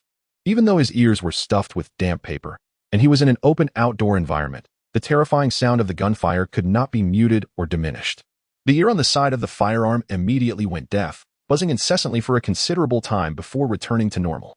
Goodness! It was Gao Li's first experience firing a submachine gun. Although he was aware of the potency of the sound, he had not anticipated it to be so fierce. Once his hearing returned, he discharged several more rounds, gradually acclimatizing to the cacophony of gunfire. However, valuing his hearing, he dampened another tissue and plugged his outer ear, which allowed him to feel more at ease while shooting. After lunch, Ma Wenlong finally arrived. Upon his arrival, he eagerly informed Gao Li that he had successfully passed the collection team's test and would embark on a mission to gather supplies the following day. Is that so? Then make sure to perform well, Gao Li replied. Ma Wenlong readily agreed, then curiously inquired, Brother Gao Li, is that a gun? Where did you get it? It was a reward from Boss Li, Gao Li replied with a sense of pride. How wonderful! Ma Wenlong exclaimed, his eyes fixed on the 79 submachine gun. I've only seen one in videos before. Want to give it a try? I can teach you, Gao Li offered. Absolutely. Ma Wenlong, without ear protection, was immediately startled by the gunfire, while Gao Li, finding amusement in the situation, chuckled beside him. I feel like my ears are deafened, Ma Wenlong complained, digging at his ears. It's just this once. There won't be any irreversible damage, Gao Li reassured, wrapping his arm around his shoulder. Don't worry. If I get the chance, I'll help you get a gun. Ma Wenlong's eyes lit up, momentarily forgetting his ringing ears, and nodded vigorously. Great. Thank you, Brother Gao Li. The two spent the remainder of their time at the shooting range, taking turns with the 79 submachine gun until it was time for dinner. When they finally packed up to leave, naturally, firearms could not be taken back to the dormitory, as they were lethal weapons that could easily claim lives. Should they fall into the wrong hands, they could pose a danger to others. Thus, Gao Li stored the weapon in the security team's inventory room. However, while overhearing idle chatter, he stumbled upon an unbelievable piece of news. Wang Qingliang was ill. Chapter 22. The death of Wang Qingliang. Gao Li hurried to the doctor's office, skipping dinner, eager to inquire. When he pushed the door open, he discovered Li Wei was also present. Brother Li, Gao Li greeted politely before approaching the doctor and asking, I heard that Wang Qingliang has fallen ill. Is it true? The doctor nodded. Indeed, he is in room 105 on the first floor. You may go see him. What illness does he have? A cold? A fever? Gao Li hoped for the best, thinking how could such a robust individual suddenly fall ill? Could it be appendicitis? The doctor paused for a moment before responding. During his last mission, he used sympathomimeticameans to stimulate his adrenal receptors, correct? Yes, Gao Li affirmed. That is the crux of the issue. The doctor handed over a medical record and remarked, for an ordinary person, using this medication as a stimulant poses no issue. However, given his cardiomyopathy, Gao Li interjected, then why was he given a stimulant? Were you aware of his condition? Sensing the shift in tone, Li Wei interposed, Xiao Gao. Refrain from such accusations. It was my decision to distribute the stimulants to the guards, yet we inquired beforehand about any contraindications. He assured us there were none. It seems he may have intended to contribute more as a camp guard, despite his condition. I'm not losing my temper. I merely wish to ascertain if he was a victim of foul play. Gao Li inhaled deeply. If not, doctor, is there still hope for him? The doctor shook his head. I cannot say. Generally, contraindications imply that the medication could be fatal, yet he is still alive, which suggests a glimmer of hope. However, that hope is tenuous, as we lack the necessary medication and I am not well versed in cardiac issues. Gao Li remained silent, turning to exit the office, with Li Wei following closely behind. They arrived at Wang Qingliang's hospital room, where he lay on the bed, appearing to be on the brink of death. At least there are no 4 drips here, Gao Li commented. Li Wei paused before asking, were you close to him? A bond forged through life and death. Gao Li replied, oblivious to the oddity of his words. Then you must accept the inevitable, Li Wei stated. In this fractured world, even our attempts to save lives are fraught with difficulty. Look around. This is a hospital, yet there are no medicines to treat him. Gao Li responded, indeed. It is precisely to overcome the challenges of saving lives that he now lies here. Upon realizing he was nearing death, I couldn't help but wonder, should he have been a bit more selfish? Perhaps had he been sufficiently selfish, he might have survived. But if he were selfish, he wouldn't be himself. That's true. They stood in silence beside the bed for a moment before departing. Before leaving, Li Wei remarked, "According to the doctor's observations, he may not survive the night. His funeral will likely be held tomorrow or the day after. If you don't mind, would you care to say a few words?" Gao Li hesitated. Upon reflection, I realize I was very close to him. Perhaps it would be better if you spoke instead. The passing of a soul occurred in the early hours of the night, with the funeral scheduled for 10 in the morning. In these times, simplicity was paramount, leading to a brief eulogy. As for whether a grave was dug, or if precautions were taken to prevent the body from rising and conversing with the living, Gao Li was unaware, as Li Wei managed all those details. The only memory that lingered was of the unique taste of the meal following the funeral, seemingly crafted to evoke fond memories of the deceased, with the kitchen heavily seasoning the dishes with fermented bean curd, leaving a delightful tang on the palate. "Brother, are we going to practice shooting today?" Ma Wanlong inquired after lunch. Gao Li, lacking enthusiasm, responded nonchalantly, "No, we need to conserve ammunition." "Is that so? What a pity. I told you I'd get you a gun." With a chuckle, Ma Wanlong brushed off the matter and continued, "By the way, I haven't seen Sister Chen in ages.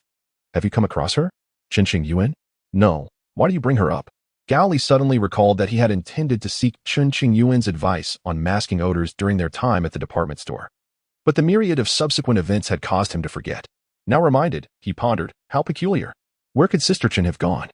A hint of curiosity crossed Ma Wanlong's face. Has she left on her own? Gao Li sighed resignedly with her timid demeanor. Do you really think she could venture off alone? Unless this camp is a den of cannibals, she would never stray a step. Really? But isn't that just her persona? What is there to doubt? Gao Li shrugged dismissively. Who knows? She might be lounging on the bed of some burly man, ensnaring those fools who cannot resist her beauty, commanding them to fetch her food, wine, and gold. Brother, you're stretching it too far, making her sound like a grand thief, Ma Wanlong retorted. I believe she has run into some trouble. Whatever, she'd be better off dead, Gao Li replied nonchalantly. What if I were to disappear? You? Disappear? I would certainly search high and low for you. But do leave me some clues. Otherwise, I'll be like a headless fly, completely lost in my search. Of course, before I vanish, I will surely leave some hints, perhaps beneath my pillow. Gao Li dismissed the notion with indifference, for he knew that college students often succumb to bouts of youthful delusion, occasionally fantasizing about suddenly disappearing from the world. The sorrow of the funeral faded swiftly, overshadowed by the urgency of survival. After Wang Qingliang's death, Gao Li immersed himself in the training grounds with the guard team, exercising alongside those audacious enough to confront zombies, engaging in combat drills of various intensities. Days later, Gao Li discovered something unsettling. His little brother, Ma Wanlong, had vanished. It was not a case of getting lost while gathering supplies or exploring. He had inexplicably disappeared without a trace. It was akin to money evaporating from a bank account, leaving one to wonder if it had been spent or stolen. Have you seen Ma Wanlong during this time? Have any of you encountered that ghastly pale fellow? He is part of your collection team, and even you don't know where he is gone? Gao Li inquired of everyone who might have seen or known Ma Wanlong. But all responded with a resounding lack of knowledge. Where on earth could you have gone? Returning to his dormitory, Gao Li lay on his bed, mulling over Ma Wanlong's disappearance, when suddenly he sprang up and turned over his pillow. Beneath it, he found a white sheet of paper with black ink, inscribed with a string of numbers, 301. Chapter 23. Interrogation. It was now 3 in the afternoon, and the other occupants of the dorm were either busy or engaged in leisure activities. In this desolate dormitory, Gao Li clutched a note, the rhythmic pounding of his heart inexplicably intertwining with the distant drone of a generator. The city had lost power since yesterday, and the generator would only activate at designated intervals. He understood the significance of 301, the dormitory number associated with Chen Yuan. The fact that Ma Wanlong had left such a clue indicated that his disappearance was linked to the equally mysterious vanishing of Chen Yuan. Seated on the edge of his bed, Gao Li pondered for a moment before donning his shoes and stepping outside. He was not a student of the police academy and lacked any relevant investigative experience. In this post-apocalyptic world, devoid of the assistance of the heavenly eye, solving a case of missing persons was indeed a daunting task. Yet, he did not intend to rely on intellect to resolve this matter. He would resort to brute force instead. Circumventing his colleagues in the security team, Gao Li slipped into the supply management room, quietly appropriating a Type 79 rifle, a pouch of ammunition, and a crude knife. Typically, he would not have taken the crude knife, as its length made it difficult to conceal. However, with other items locked away, he had no choice but to carry it. He returned to his dormitory, placing these items under his blanket on the bed, and remained there, refraining from venturing out. As for his meals, he would simply ask others to bring him food. He sat in this manner until the sun dipped below the horizon, subsequently taking a brief nap. Upon awakening, he found the moon ascended to its zenith in the night sky. He then retrieved his travel bag, loading it with the firearm and ammunition before quietly exiting, making his way to room 301. The zombie crisis had been unfolding for several days, and even the nocturnal urban dwellers were succumbing to slumber in the absence of the internet and electricity, allowing Gao Li's actions to go unnoticed. He ascended the third floor with utmost stealth, using the moonlight to locate the door marked with the number. Upon finding it, he knocked several times until a voice emerged from within. "Who is it? Is that you, Chenqing Yuan? You've been missing for days, and you dare disturb us in the dead of night. I want to open the door. You can freeze out there." Gao Li immediately recognized that Chenqing Yuan's reputation had led to friction with her dormitory mates, but this was not the time for grievances. He lowered his voice and declared, "It's an inspection. Someone has gone missing." Upon hearing this, the occupants inside paused, and after a moment, the door to room 301 creaked open. Without waiting for the occupant to fully prepare, Gao Li surged inside, his right hand tightening around the neck of one individual while his left hand covered their mouth. He whispered urgently, "Everyone remain calm. I am not here to cause trouble. I have a few questions and will leave. If anyone dares to shout, I will not hesitate to eliminate you all." The person being restrained was understandably alarmed, yet the trials of the zombie apocalypse had forged a resilience within them. They remained silent and compliant. "Excellent. You have all maintained your composure," Gao Li stated. "I ask you, when did Chenqing Yuan go missing? Where was the last place you saw her? Did she mention anything peculiar or exhibit any strange behavior?" The women in the dormitory were deep in thought, yet they held little fondness for Chenqing Yuan. Thus they were largely oblivious to her affairs and unclear about the answers to the questions at hand. "Hurry up and think," Gao Li urged in a low voice, laced with menace. Suddenly, one of the women spoke up. "I remember. The last time I saw her was by the laundry sink." At that moment, she spotted Brother Song and hurried over to speak with him. "Brother Song? Who is that?" Gao Li inquired. "Song Baojiang, our camp leader," she replied. Gao Li recalled having met him when he first arrived at the Dawn Hospital, but due to his preoccupation with the affairs of the security team, he had neglected further interaction and thus forgotten. "Is that true? Speak one lie, and I'll sever your hand," Gao Li threatened vehemently. "I swear, it's true. She was assigned to do the laundry but constantly shirked her duties and pushed the work onto me, so I remember this very clearly." In general, to ascertain the truth of a statement, one must consider two aspects. First, the logical coherence of the statement's context. Second, the clarity of the speaker's memory. An ordinary person finds it quite challenging to fabricate lies, as they struggle to construct a compelling internal logic. Thus, once a statement's logic appears flawed, it can be deemed a falsehood. Upon evaluating the complete logic of her words, Gao Li concluded that she was speaking the truth and subsequently released the woman in his grasp. "Do you realize that what I ought to do now is eliminate you all, for the dead reveal nothing of my whereabouts?" Gao Li threatened. The women in the dormitory quickly assured him, No, we would never speak of this." "Very well, I shall trust you this once. Should anyone dare to disclose this, I will return to eliminate you," Gao Li declared, having completed this simple exchange. He then retrieved some white rabbit milk candy from his pocket and tossed it onto the bed. "Here, enjoy this as a reward for your cooperation." A stroke of the rod followed by a date ensures compliance. As Gao Li exited the dormitory, he closed the door behind him, popped a piece of candy into his mouth to regain energy, and then departed the inpatient department of Dawn Hospital, heading straight for Song Bajiang's residence. Being a member of the security team, he naturally possessed knowledge of the camp's layout and the locations of various personnel, for it would be unwise to be unaware of such details in times of crisis. As he strolled leisurely toward his destination, the candy in his mouth dwindled to a size no larger than a grain of rice. Song Baojiang resided in a modest house far removed from both the inpatient and outpatient departments. It had once been a breakfast shop, but had been repurposed following its demolition by the security team led by Li Wei, as it was conveniently adjacent to Dawn Hospital. Gao Li approached the front door only to find the roll-up gate secured. He then moved around to the side, and with the aid of moonlight, discerned that the breakfast shop was 2 stories tall. The windows of the second floor matched the height of the hospital's surrounding wall, which simplified matters considerably. He left his dagger on the ground, loaded his .79 assault rifle, and stowed it away. After finding an appropriate spot, he prepared for a running leap, grasped the top of the wall with both hands, and with a powerful push of his legs, easily scaled the 3-meter-high barrier. He stood on the edge of a wall, 2 feet wide, confidently traversing its length before swiftly climbing onto the windowsill of the breakfast shop's second floor. He pushed against the window only to find it locked. So he closed his eyes, lowered his head, and smashed it with a punch. With a resounding crash, the glass shattered, showering shards over Gao Li, who nonchalantly shook his head, brushed off the fragments, and pried open the window lock. With a determined effort, he climbed into the breakfast shop. Given the noise he had created, it was inevitable that the on-duty guards would take notice, compelling him to act swiftly. The room by the window was cramped and cluttered with the previous occupants' belongings, and the moonlight barely penetrated its depths. Gao Li retrieved his fully charged phone, switched on the flashlight for illumination, and advanced quickly. The second floor of the breakfast shop comprised 2 rooms. Apart from the one filled with junk, there was another room directly across the corridor. Gao Li first readied his firearm, a 79 type pistol, before forcefully kicking open the door. He entered, holding the gun in one hand and the flashlight in the other, only to be taken aback by the stark simplicity of the room, which appeared to be inhabited. Aside from a bed, there was nothing else. At that moment, Song Baojiang lay on the bed.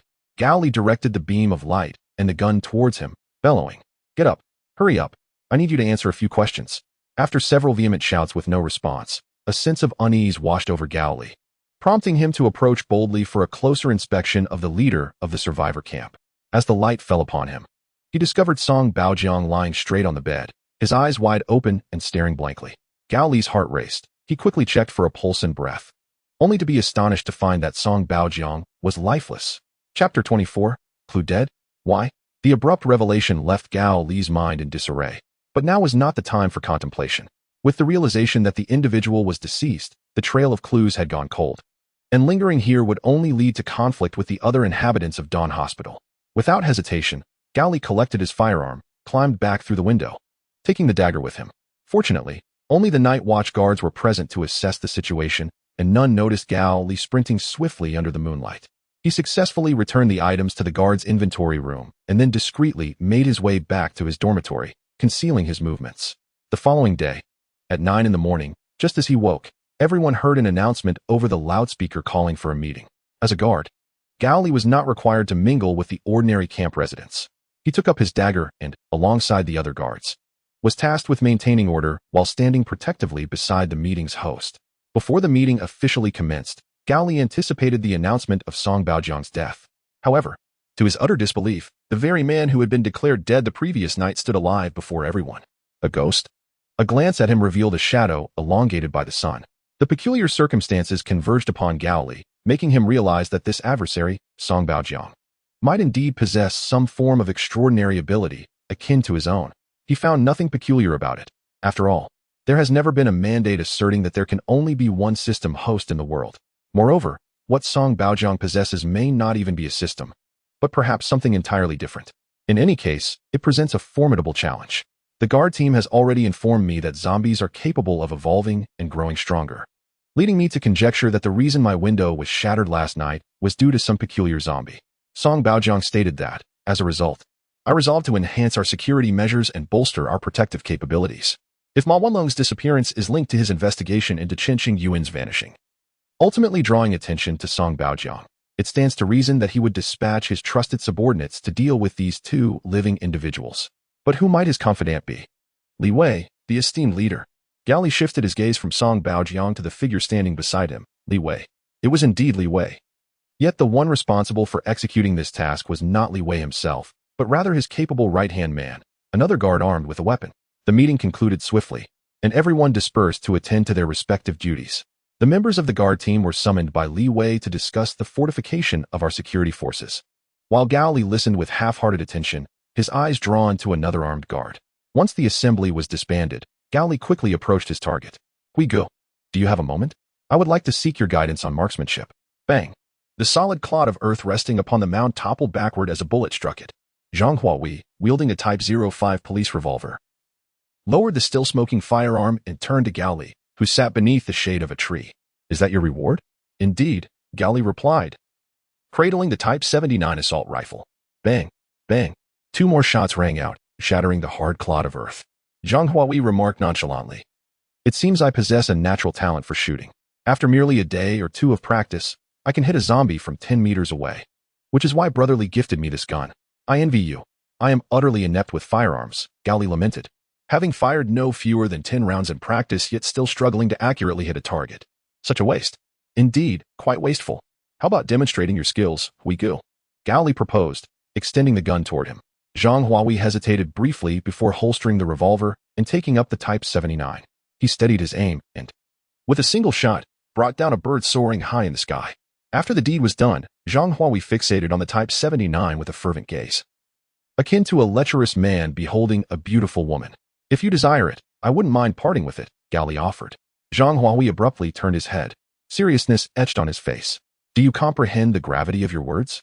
Such weapons should not be given away frivolously. It is evident that you have a passion for firearms, much like countless youths, Gao Li responded. I, however, regard guns merely as convenient tools, expendable should the need arise. What information do you seek? You must be aware that I am in search of my younger brother. If you know his whereabouts and share that knowledge with me, I would be immensely grateful. Zhang Huahui gripped his gun tightly, yet remained silent. Where did you acquire your firearm? I suspect it was granted to you after you occasionally showcased some capability. Gao Li remarked that your opportunities to showcase your abilities are rather scarce. And one might even say that your possession of that firearm was solely due to the dire circumstances at hand, rather than any inherent value you possess. Zhang Huahui's expression darkened, his eyes brimming with indignation. Unlike you, I acquired that gun because of the profound bond one share with Li Wei, Gao Li stated. Therefore, I hold significance. Whatever weapon I desire, he will provide. Zhang Huahui scoffed, asserting, I too share a life-and-death friendship with him. We even arrived at Dawn Hospital together. Indeed, we both have such bonds, so why the disparity? Gao Li questioned, could it not be that Boss Li favors me? You possess shooting talent. I can slice through the hardened shell of a zombie with a single blow. We both possess capability, so why is it that he is particularly fond of me? Zhang Huahui fell into contemplation, yet it was evident that he would not be swayed by mere words. If you wish for this gun, take it. I shall even provide you with ample ammunition, Gao Li offered. All you need to relinquish is a modicum of your conscience, which, once lost, poses no detriment, yet can yield you immense benefits. Just imagine, with this fully loaded Type 79, to what heights could your talent ascend? Perhaps you could become a war god, a king of soldiers. Upon discussing this, Zhang Huahui's eyes sparkled with intrigue. As a gun enthusiast, who would he dream of wielding a machine gun and bravely battling like Rambo? Moreover, with his shooting talent, there was no reason not to strive for such a weapon. Your brother remains alive, but the fate of the woman is uncertain. Zhang Huahui resolved to sacrifice a sliver of his conscience. He was in the small room to the right of the outpatient department, the second room from the left, and the key would have to be procured from Boss Li. Gao Li promptly produced a pouch of ammunition and tossed it over. The items are now yours. With that, he turned to leave. Do you not wish to know why he was detained? Zhang Huahui inquired. It seems from Boss Li's words that he may have entangled himself with an inappropriate woman.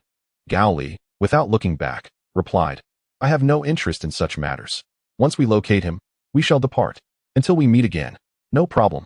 After bidding farewell to Zhang Huahui, Gao Li hurried back to his dormitory, packed his belongings into a travel bag, then proceeded to the supplies management room to retrieve a simple knife, taking care to avoid all encounters, and made his way directly to the small room where Ma Wenlong was imprisoned.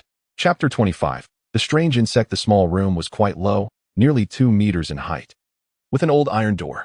Gao Li did not possess a key, but that did not hinder his efforts to open the door.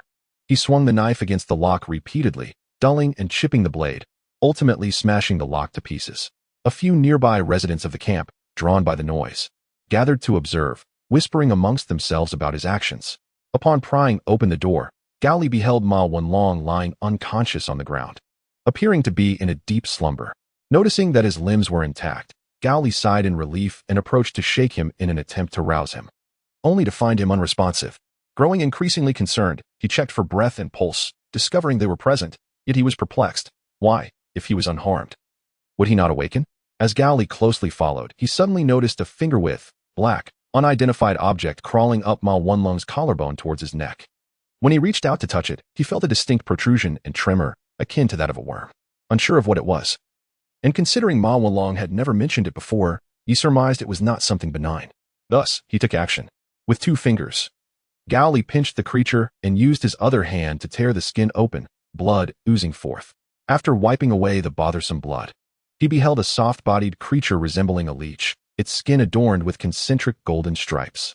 As the blood seeping from the wound came into contact with this mysterious entity, it was absorbed entirely by its skin, leaving no trace or waste. Witnessing this unsettling scene sent shivers down Gao Li's spine. He forcefully yanked the creature off and threw it to the ground, swiftly stomping on it, causing blood to splatter. Could this not be an animal, but rather some kind of zombie-like monster? The system prompt instantly alerted Gao Li to the anomaly, Yet now was not the time for such inquiries. After removing the creature, Ma Wenlong gradually regained consciousness, bewildered as he scanned his surroundings, eventually locking eyes with Gao Li. Gao Li, something isn't right. Ma Wenlong suddenly exclaimed with agitation. Song Baoyang is problematic. Shoo, calm down, Gao Li replied. I am aware of his issues, but that is not our priority. The main focus is that we need to leave immediately. Ma Wenlong nodded. What about Sister Xiaochen? She is missing. I couldn't find her. Only you. Gao Li stated truthfully. May she fend for herself, Ma Wenlong responded. All right, let us hurry. Gao Li assisted Ma Wenlong in exiting the small shed, and soon they encountered numerous onlookers nearby. Most crucially, Song Baojiang was approaching with a group. It was evident that their presence here was not merely for idle chatter. Realizing escape was no longer feasible, Gao Li inquired, what did you mean when you said he was problematic? The last person I saw before I fainted was him. Ma Wenlong said darkly. He is not even human. Can you believe someone can spit out worms to burrow into another's body? At that moment, he paused. What about the worm on me? I removed it, Gao Li replied. Ma Wenlong was taken aback, releasing a long breath. Once again, my brother Gao Li is formidable. At that moment, Song Baojiang and his entourage approached. Gao Li recognized that among them were not only members of the guard, but also some ordinary residents of the camp. However, their presence indicated they were aligned with Song Baojiang. Song Baojiang, how dare you show your face? Gao Li took the initiative. We haven't settled the account for your imprisonment of my brother. Come here and bow down, and I might let you go. Ma Wenlong was stunned. It was his first time witnessing Gao Li's rogue demeanor. Yet, he understood that Song Baojiang had come looking for trouble, and thus he played along. He bit his tongue, letting blood flow for all the camp residents to see, and then, to Gao Li's astonishment, he began to pour excrement upon Song Baojiang's head, shouting, Song Baojiang, I merely sought to inquire about a matter, yet you resorted to violence against me. You even threatened the life of my dear sister Chun. Are you still human? It seems your jealousy towards the bond one share with her has driven you to such treachery. Gao Li murmured. How do you know he has killed Qinqing Yuan? I have no idea, but for now, let's tarnish his reputation and claim a victory in public opinion, Ma Wenlong whispered in response. Originally, Song Baojiang approached with an imposing presence, exuding authority, yet he faltered after being confronted, momentarily at a loss for words. He stammered, when have I ever been jealous of you? See, it's all your fault for speaking carelessly, creating such a bizarre atmosphere, Gao Li quipped softly. Ma Wenlong flushed crimson. How was I to know he would be so straightforward? Typically, one wouldn't engage in direct confrontation, would they? Perhaps he finally grasped the situation. For Song Baojiang regained his earlier composure and declared, let us set aside these matters. I am here to announce two important points. Firstly, Ma Wenlong intruded into my office with malicious intent, and secondly, you, Gao Li, trespassed into my home at night, intending to assault me. Nonsense. I am the victim here. Ma Wenlong retorted swiftly. Everyone knows my dear sister Qinqing Yuan has gone missing, and I discovered that you were the last person she met before her disappearance. Hence, I sought clarity from you. Yet, I emerged with nothing but captivity. Humph. Do you possess any evidence? Song Baojiang uttered a peculiar remark. Ma Wenlong momentarily faltered. Evidence? What evidence? Shouldn't it be your responsibility to prove your innocence? With a cold snort, Song Baojiang clapped his hands, and Qinqing Yuan emerged from the crowd behind him. In the astonished gazes of Gao Li and Ma Wenlong, Song Baojiang proclaimed, she has merely been assigned to another location for work. It is busy there and quite distant from the hospital, so I had her temporarily reside there. In this world of chaos, without means of communication, it is entirely reasonable that you remain unaware. Gao Li glanced over and noticed Qinqing Yuan's expressionless face, her gaze vacant, as if she were in a daze. Something is amiss, perhaps like you. Qinqing Yuan has been subjected to Song Baojiang's manipulation, rendering her devoid of her own consciousness, Gao Li whispered. Ma Wenlong expressed concern. What shall we do? Now that he has revealed her, we lack the advantage in public opinion. When a scholar encounters a soldier, reasoning falls short. If the situation turns dire, we must act. Are you capable of taking action? Yes, after all, we are merely defending ourselves, not seeking profit. I can take action. Song Baojiang, with an air of triumph, draped his arm over Qinqing Yuan's shoulder and grinned. Do you comprehend now? I have done nothing wrong. It is you who have repeatedly assaulted me over unfounded allegations, particularly you, Ma. Thus, I had to detain him. Now, I declare that you are the undesirable elements that must be eradicated from this camp. You have no objections, do you? Gao Li tightened his grip on the dagger, while Ma Wenlong clenched his fists. Act. Eliminate them all, commanded Song Baojiang. Whoever manages to slay them will earn the right to choose a firearm. Upon concluding his remarks, the individuals he had brought forth brandished their weapons, machetes, hatchets, and even axes, charging towards Gao Li and Ma Wenlong. In Chapter 26, titled Insect Man, as Gao Li observed the approaching group of a dozen or so, he deftly repositioned his crude knife, opting to strike with the back of the blade. His reluctance to inflict fatal harm was not born from compassion for these pawns, but rather from the understanding that they could derive advantage from him. Thus, he resolved to incapacitate them without taking lives, achieving his goals while ensuring their bones were shattered. Yet, the question of whether those suffering fractures and grave injuries could survive and heal in a post-apocalyptic world was not one Gao Li deemed worthy of consideration. He had a moral compass, albeit not an excessively benevolent one. Aiming at the nearest assailant, he swung the crude knife, the side of the blade crashing against the adversary's head, leaving them dazed and disoriented, collapsing to the ground in a state from which they could not rise. "Come on, bring it on," Gao Li declared. "I assure you I shall not strike lethally, but you will certainly be left crippled or bearing lasting repercussions. Are you familiar with Chow Chow's migraines? That was my doing." A fervent young man, emboldened by bravado, approached wielding a watermelon knife. Gao Li swept his crude knife across, landing a devastating blow to the young man's shin, shattering the tibia and exposing the bone through torn flesh. "Ah, my leg." The young man collapsed, the knife slipping from his grasp as he cried out in anguish. Gao Li surveyed the faces of the armed individuals encroaching upon him. Noting their pallor, they were visibly shaken by the young man's cries. He mused to himself, mission accomplished. To avoid a brawl, the most effective strategy was to relentlessly pursue and strike one individual until they knelt in supplication. However, one must never deliver a fatal blow or render them unconscious. The rationale was simple. Those engaged in a fray often acted recklessly, emboldened by numbers, each believing themselves invincible, convinced that misfortune would not befall them. Yet, the moment a grim example arose, their fervor would wane, replaced by trepidation. For while the hot-blooded may accept death, they would never acquiesce to the prospect of becoming a cripple for decades to come. This was precisely what Gao Li aimed to accomplish. He harbored no desire to kill, but sought to present a cautionary example, demonstrating the dire consequences of opposing him.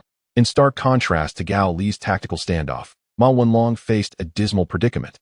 Lacking a weapon, he was scorned by the encircling assailants, who united in their assault. However, as a being of zombie-like resilience, he felt no pain and possessed immense strength. Thus, in a display that left onlookers aghast, Ma Wenlong executed a punch that felled one attacker wielding a machete, seizing the weapon and, in an astonishing turn, struck it against his own head, embedding it within his skull. With the machete lodged upon his scalp, disregarding the profuse bleeding, he defiantly challenged, "Come forth. If you possess the skill, come and strike me. Whoever can slay me shall be deemed truly capable." The crowd, initially eager to take their chances, was left utterly dumbfounded by the scene unfolding before them. These individuals, who had recently thrived in a world of peace and civility, had never before witnessed such a brutal act of self-infliction. The person who had inflicted the wound appeared remarkably unfazed. Were it not for the incessant flow of blood from his head, one might have suspected that the weapon in his hand was merely a prop from a magic show. Thus, the standoff ensued. Gao Li, High Brother Gao Li, who had been fiercely targeting the young man's leg, turned at the call from Ma Wenlong, only to exclaim, "What the hell? You've been cut?" "No, I inflicted it upon myself," Ma Wenlong replied. "But the real issue is that I can't see out of my right eye. Did I sever my optic nerve?" Gao Li pondered for a moment before responding, "No worries. The optic nerve is located in the neck. Your eye is simply obscured by blood." "That's a relief," Ma Wenlong replied. Seeing that his companions hesitated to advance, Song Baojiang grew increasingly frustrated. However, as a man seasoned by numerous experiences, he understood that in such moments, a leader was essential to galvanize others into action. And the best candidate for that role was none other than himself. Consequently, he pushed through the crowd, striding boldly forward to seize a machete. "Brothers, let us unite and charge together. They are but two, and they cannot possibly overcome us." With their leader rallying them, the others found a semblance of courage. Even if their underlying fears remained unshaken, at least they were now willing to move forward. Yet, Song Baojiang, cunningly, refrained from engaging in combat, opting instead to remain stationary and shout empty slogans. Gao Li observed this charade but chose to remain silent. He knew that mere shouting would not convince these impassioned individuals, and he was wary of what crafty maneuver Song Baojiang might attempt next, so he kept his thoughts to himself. However, silence did not equate to inaction. In truth, Gao Li had devised a plan. He rushed towards the encroaching crowd, wildly swinging his machete, forcing others to retreat and successfully creating an opening in the encirclement. With renewed speed, he quickly approached Song Baojiang, delivering a swift kick that sent him sprawling, then placing the machete against his throat. Everyone, cease this madness. Otherwise, I shall sever Song's head. Gao Li bellowed. The crowd halted, their attention drawn to the scene, only to discover that Song Baojiang had been taken hostage. Yet some astute individuals remained unfazed, boldly turning the tables by capturing Ma Wenlong instead, beginning to threaten Gao Li. Come on, old Ma, stop playing around and get over here, Gao Li commanded. Upon hearing this, Ma Wenlong acknowledged with a grunt and effortlessly freed himself from his captors, striding swiftly to Gao Li's side, machete in hand, amidst the astonished gazes of onlookers. Enough of the chatter, Gao Li stated. I am merely here to find my brother. What you choose to do is your concern. I only wish to leave with him. Surely, you have nothing to lose by allowing us to depart.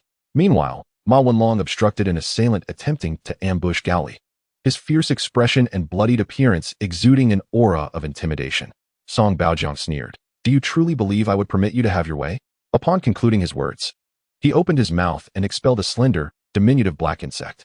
Gao Li reacted swiftly, tilting his head back to evade the creature, immediately realizing that Song Baojiang, who could command these black insects, would not let him off so easily. Thus, he raised the machete in his hand and, with a decisive swing, severed Song Baojiang's neck. The head and body parted ways, yet the anticipated scene of blood gushing forth did not materialize. Instead, as Song Baojiang's body collapsed to the ground, a multitude of black insects emerged from the severed neck, their numbers swelling to dozens in mere seconds. Witnessing this spectacle, those previously summoned by Song Baojiang stood in shock. Some even retching, utterly unable to comprehend the presence of such bizarre creatures within a living human body. Before long, these insects began to coalesce, forming a figure over a meter tall. With their exodus, Song Baojiang's once robust form immediately deflated, appearing as though only a skin remained. Gao Li, how dare you destroy my vessel? The insectoid figure raged. I shall peel your skin to create a new one. Chapter 27. The Annihilation of the Insectoid Dam. This is revolting, Gao Li exclaimed, hoisting Ma Wenlong and swiftly moving aside. He then addressed the others present. Behold, this is the true face of your leader. Do you relish serving a monster? Now you understand why I had to confront him. Panic ensued among the crowd, with no one caring about Gao Li's previous statements or actions. Observing the scattering individuals, Gao Li clicked his tongue, discarded Ma Wenlong onto the ground, picked up another machete, and advanced, shouting, Everyone, calm down. He is merely a monster who can only survive in human skin. Follow my lead, and we can vanquish him. Someone retorted. Why should we stay? Wouldn't it be better to escape? Fools. He possesses the ability to implant insects within humans. My brother fell victim, and that woman did too. You cannot be certain that you are free from these creatures. If you are infested, there will be no escape from death, no matter where you flee. Gao Li chastised, adding, if you doubt my words, just lift that woman's clothing and see if there are any moving black entities upon her skin. The woman he referred to was Chun Qing Yuan, who had been carried aside by a well-meaning individual. To verify Gao Li's claim, a curious onlooker lifted the hem of Chun Qing Yuan's short sleeve, only to exclaim in horror, I see it. There is something on her abdomen. At this revelation, chaos erupted, and people began to inspect one another. In the following moments, a member of the escort team who had accompanied Song Baojiang cried out, I have them too. On my thigh. Mine is on my chest. Another escort member added. Gao Li glanced around and noted that those claiming to be infested were all members of the escort team, while the ordinary camp residents appeared unaffected. Though he could not discern the distinction between the two groups, he recognized that these isolated incidents were enough to incite widespread fear. Listen closely. I have destroyed this monster's vessel, and he will seek vengeance upon me. As long as I live, he shall not bring harm to any of you. Gao Li shouted loudly, declaring that he would remain here to confront the monster while others should divide into groups to fetch gasoline or Molotov cocktails. Fire was the most effective means to deal with the numerous insects. The remaining individuals were to assist him in preventing the monster's escape. Marvin Long, lying on the ground, stared wide-eyed at Gao Li, who was commanding everyone with authority, and an unexpected sense of pride welled up within him. He could not comprehend why. Yet a smile involuntarily spread across his face. Upon receiving their orders, the group hastily sprang into action, some fetching gasoline and incendiary bottles, while others armed themselves to join Gao Li in the assault against the creature. Even those who were terrified of the monster found the courage to fight back in the face of death's threat. In that moment, Gao Li appeared as a highly esteemed general, embraced and supported by the crowd. Form groups of 3 and spread out to encircle the creature. Gao Li commanded, Leave the center to me. I will confront it head-on. The insect creature, seeing Gao Li advancing towards it, displayed a disdainful expression. You dare approach me? You do not flee, but instead come seeking your own demise? If you do not draw closer, how can I knock you down? Gao Li replied calmly. Physical attacks are futile against such hive-minded beings. They possess no conventional weaknesses. He understood this well. Unless each insect was crushed individually, extermination was impossible. Thus, his task was merely to await reinforcements. As Gao Li anticipated, he swiftly struck with his blade, causing a gash in the insect's body akin to a slice taken from a pizza, the attack proving entirely ineffective. Almost immediately, as the blade remained poised, the insect's form began to disintegrate like a collapsing sand dune, scattering towards Gao Li. With a flick of his wrist, he hurled the blade into the ground and leaped back, narrowly evading the assault. "What are you afraid of? Weren't you just boastful?" The insect taunted.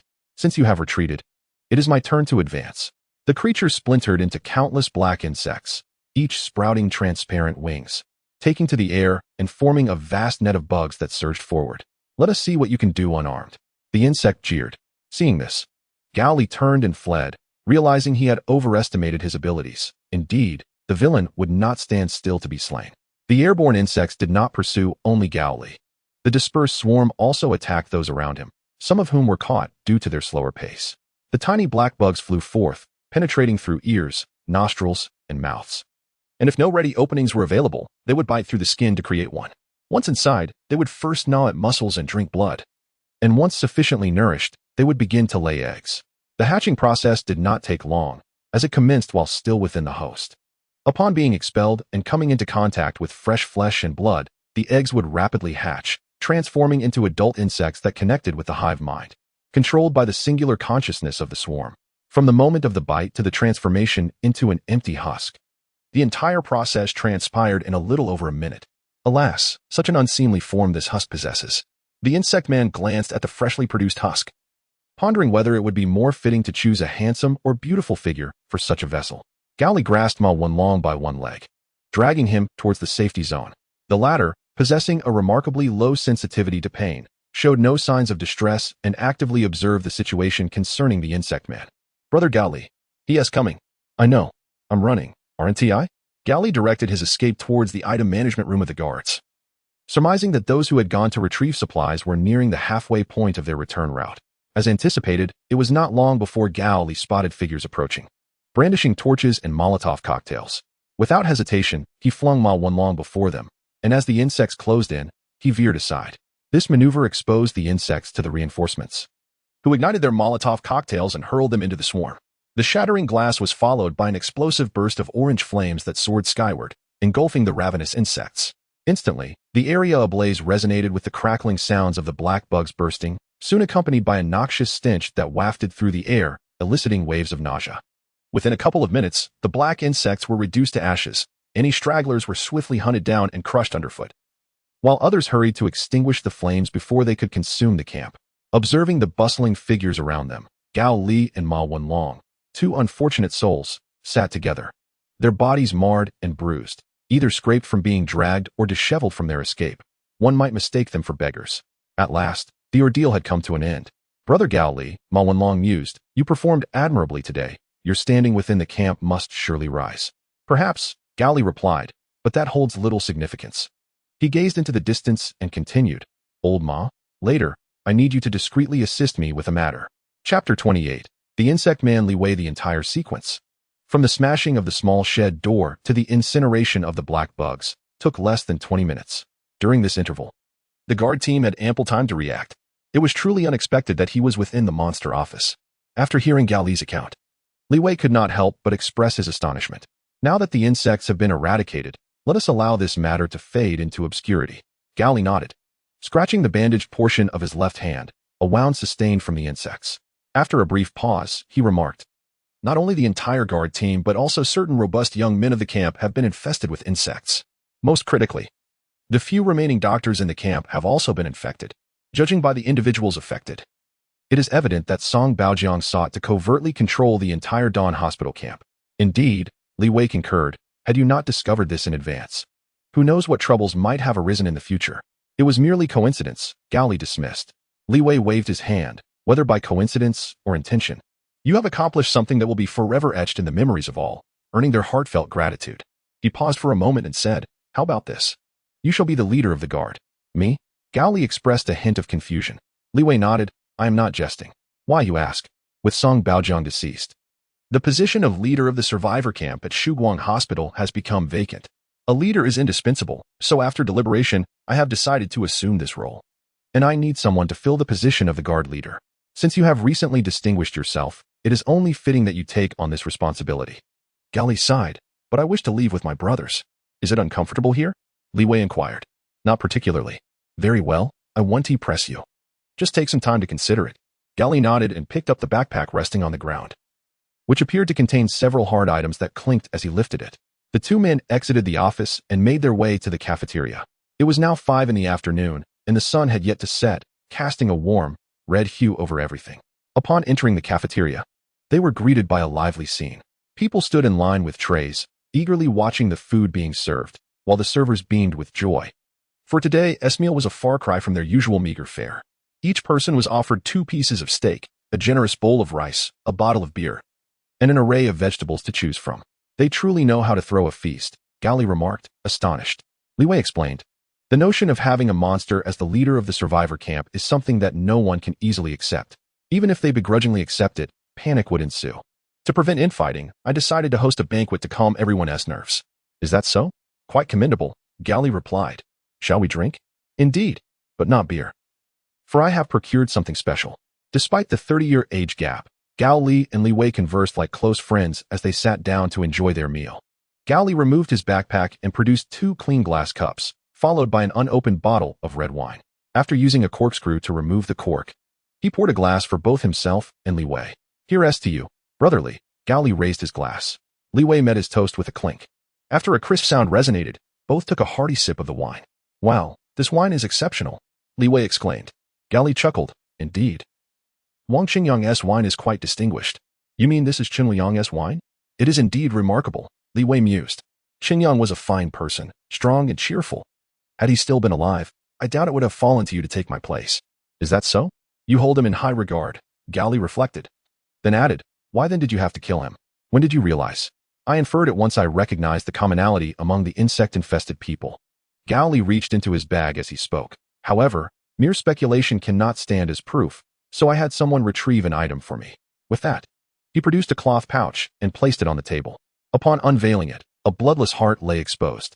Yet, unlike a normal heart, this heart can be described as riddled with holes, resembling a fruit gnawed by insects. This is the heart of Wang Qingliang. Gao Li remarked that the punctures in the heart indicate that the cause of death was not so-called cardiomyopathy, but rather the heart had been pierced by black insects. Li Wei took a sip of red wine and inquired, how did you discover his corpse? Gao Li replied, it was quite simple. The method of killing employed by the black insects is not through the injection of toxins, but by sucking blood and consuming flesh, which is contrary to that of typical insects. Therefore, one can deduce that when these insects target robust male humans, their purpose is not to kill or control, but to serve as a readily available source of sustenance. Consequently, it becomes apparent that while a deceased human might represent a grand feast for them, such a meal would also rapidly decay. In a post-apocalyptic world, finding sufficiently strong male humans is a challenging endeavor. Thus, to maximize the consumption of their blood and flesh, it is imperative to store them in a place suitable for refrigeration, such as a morgue. This elucidates why power is supplied to the inpatient department during specific time periods. Despite the absence of anyone in the dormitory, generators are still operational because the morgue lies beneath the inpatient department. A commendable inference. The logic is remarkably coherent. Li Wei praised. Gao Li smiled and proceeded to wrap up the heart for safekeeping, saying, in truth, I was just lucky. Ah, luck indeed, Li Wei remarked. Had that foolish woman not sought out Song Baojiang and inadvertently uncovered the secret between him and me. Had your little brother not approached that foolish woman and triggered a disturbance among the insects due to his unique constitution. Had you not acquired that gun and engaged in trade with Zhang Huahui, and had I not been tempted by his flesh and preserved the corpse. Without all these ifs, it is likely you would not have uncovered the truth. Perhaps not, Gao Li mused, touching the bandage on his hand. Li Wei took another sip of wine and asked, now that you have discovered the truth, do you have anything to say? Nothing at all.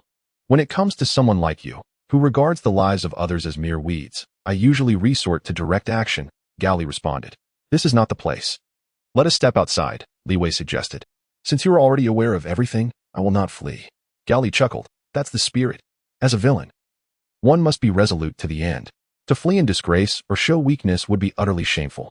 Rest assured, I am not that kind of pathetic villain. That is good to hear. I shall not hold back. I will certainly sever your head. Chapter 29. Victory in the bustling cafeteria. Two individuals quietly departed, unnoticed by anyone. As Li Wei followed Gao Li to an open area, Ma Wenlong had already been waiting there for quite some time. Isn't it supposed to be a one-on-one fight? Li Wei inquired. Indeed, Gao Li affirmed, but if he chooses to act on his own, it would be impossible for me to intervene. That's rather malicious. I had thought you were of a more romantic disposition. Only the heroes from Jin Yong or Gulong's tales would behave that way. The two stood opposed to one another. A chill breeze swept through, stirring the withered leaves on the ground. As if to clear the arena for this duel of life and death. Bang! Li Wei raised his left hand to shield himself from the bullets aimed at him. Casting a glance at Ma Wenlong not far away, the latter wielded a Type 64 submachine gun in his right hand and a Type 05 police revolver in his left, with wisps of white smoke emanating from the former. Indeed, true to the nature of a zombie, his hand did not tremble even as he fired. Do you have the leisure to concern yourself with such trivial matters? Gao Li had, at some point, placed his backpack on the ground and, without anyone noticing, procured a machete, which he swung with one hand in a horizontal arc. Although Li Wei nimbly evaded, his police uniform was torn, leaving a gaping wound on his lower abdomen, trickling blood. Well, had that struck you solidly, it would surely have severed you in half. Li Wei exclaimed with exhilaration. Bang! Bang! Ma Wenlong fired twice more. Unlike an ordinary marksman, he simultaneously aimed at Li Wei's right leg and chest, akin to the coordinated assault of two shooters, showcasing the terrifying nature of his shooting prowess.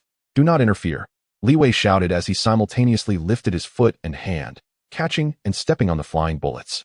When he released his grip and moved his foot, the metallic projectiles had transformed into flat shards of metal. Such trivial bullets are no match for me. However, as Li Wei surveyed the scene, his facial muscles contorted in pain upon realizing that his right leg had been severed by Gao Li's strike. Disruption tactics? Futile. The cross-section of his severed leg revealed slender black threads that intertwined, and within seconds, it restored to its original form. If this is the extent of your abilities, I shall be compelled to retaliate. Gao Li executed a series of backflips to create distance, while Li Wei opened his mouth, unleashing a thick plume of black smoke. Following this, countless tiny black insects, akin to fingers, soared from the smoke, far surpassing the number that Song Baojiang could conjure from his own being. The overwhelming black smoke and swarm of insects surged forth like a tempest. Yet, far from panicking, Gao Li and Ma Wenlong discarded their weapons, each retrieving a bottle of gasoline from their pockets. They swiftly unscrewed the caps, took a swig, and produced lighters set to their highest settings. As the black storm approached, they directed their lighters forward, igniting the gasoline they had just spat out, resulting in a resounding explosion.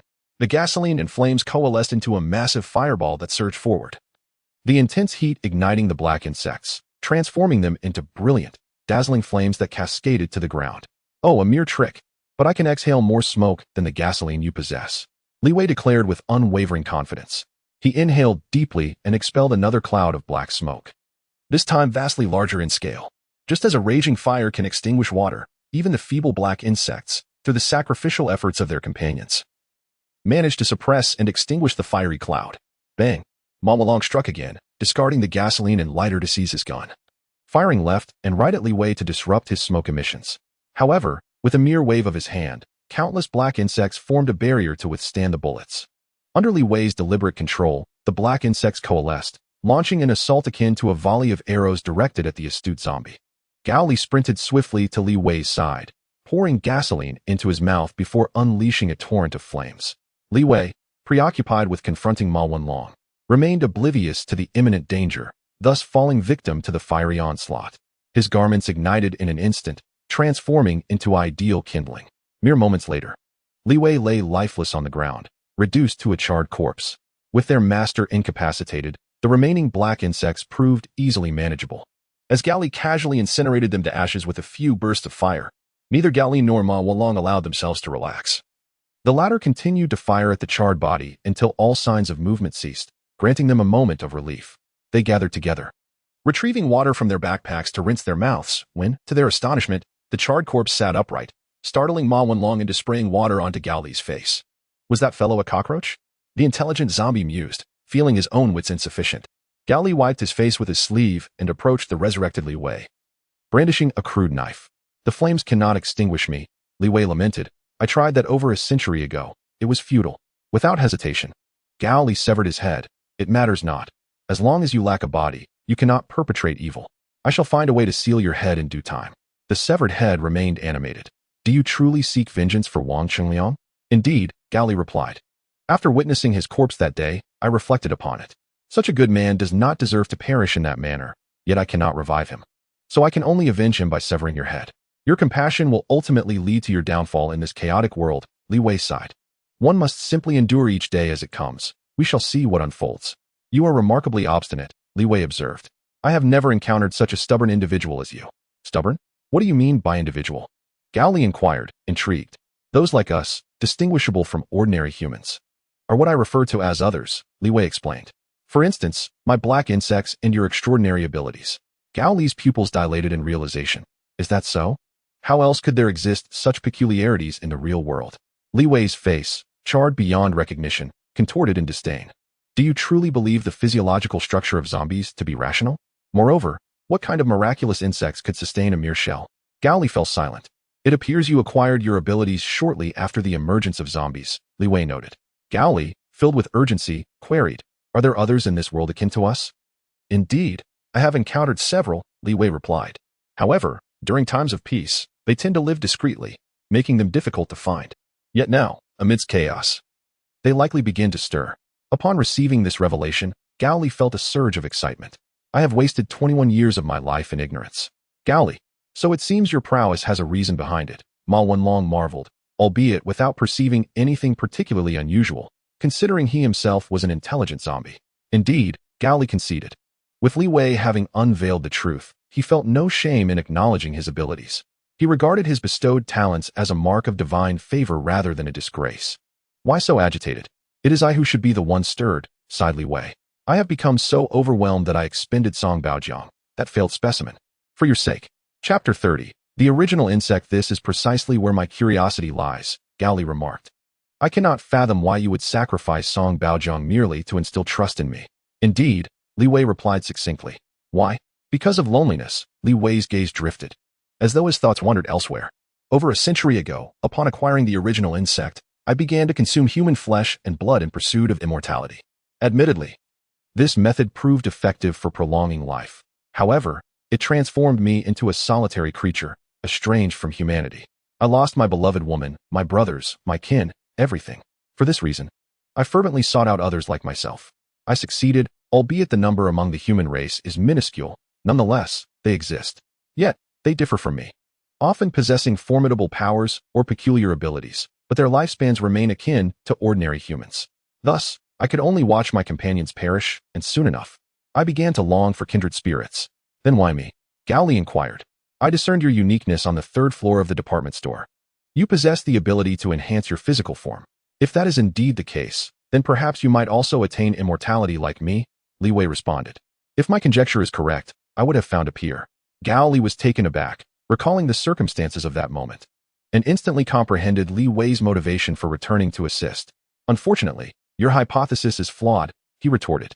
Have you forgotten about Song Baojiang? Li Wei confidently stated. I transformed an ordinary human into a bugman. Although he is a failed specimen incapable of achieving immortality, he has provided me with ample experience and research material. As long as I can utilize others like him, I am certain that, with time, I will be able to create beings who can live as I do. Gao Li pointed to the charred head and then addressed Ma Wenlong. Do you wish for immortality? To become an insect? Forget it, Ma Wenlong shook his head. Gao Li admonished sternly, do not harbor such foolish dreams. Even if I were deceived by you, I would never accept the fate of becoming an insect. In any case, I implore you for one thing, Li Wei stated. I have grown weary of life. I beseech you to extract the original insect from my brain, so that I may finally attain true death. Are you unable to do it yourself? The original insect grants its host longevity and power, yet its demand is parasitism. How could it ever permit me to end my own life? Gao Li narrowed his eyes. Could it be that this creature would burrow into my body, allowing you to seize the opportunity to be reborn? Why then can you not use tongs to extract the original insect and place it in a sealed vial? Li Wei was left speechless, pondering the absurdity of rebirth. He would undoubtedly go mad. You know what I am truly asking, he replied. The original insect is exceedingly difficult to kill. It can revive upon contact with flesh and blood, and those humans infested by it acquire abilities akin to mine. Understanding the usage of the original insect, Gao Li instructed Ma Wenlong to retrieve an empty glass vial and iron tongs. Subsequently, he split open Li Wei's skull and extracted the original insect from within. Mao Long pressed his hands against the glass vial, observing the creature within through the natural light. It was a plump red worm, 2 fingers wide, adorned with golden circular patterns, resembling a leech. Having been severed from its sanguine environment, it curled into a ball, motionless. Is this the primordial worm? Mao Long shook the vial, causing the worm to roll. It appeared ordinary yet possessed formidable power for its host. He paused and inquired, Gao Li, do you really think we should not destroy it? In this apocalyptic era, the more power we possess, the greater our chances of survival. Gao Li replied, after all, even zombies can mutate. Should we not upgrade our armaments? That is indeed a valid point. Setting that aside for now, have the vehicle and supplies been prepared?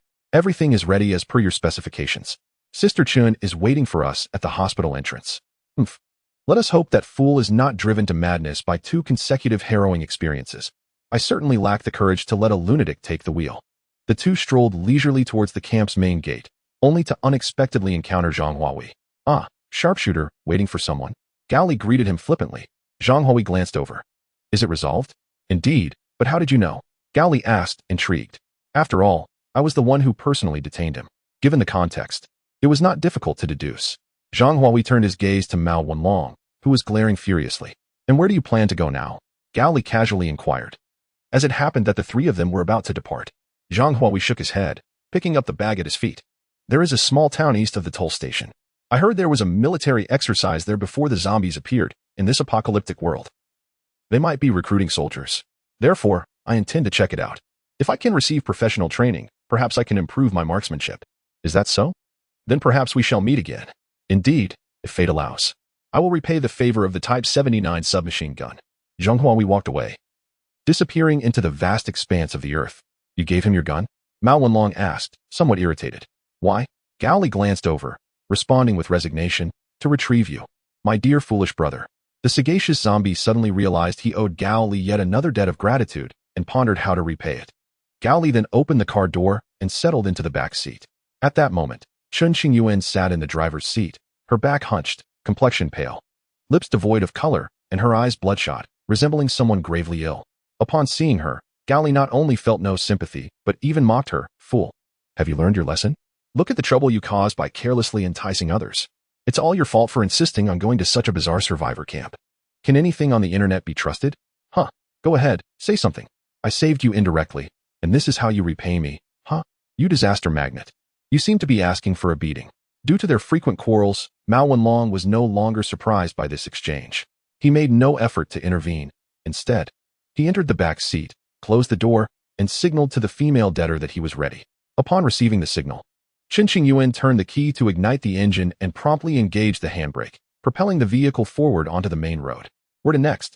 Mao Long inquired, questioning whether they would meander aimlessly. Gao Li retrieved the map for a brief glance and declared, we shall continue straight ahead, crossing the northern bridge and heading towards Luofen County, adjacent to Yinhai City. Are you really going to let him navigate? What if we encounter peculiar circumstances again? Chun Qingyuan retorted. Gao Li snapped his fingers. Then I shall consider you a sacrificial offering. Chapter 31. The egg-laying immortal. The tires rolled over the black and yellow speed bumps, the jarring noise capturing the attention of the zombies nearby.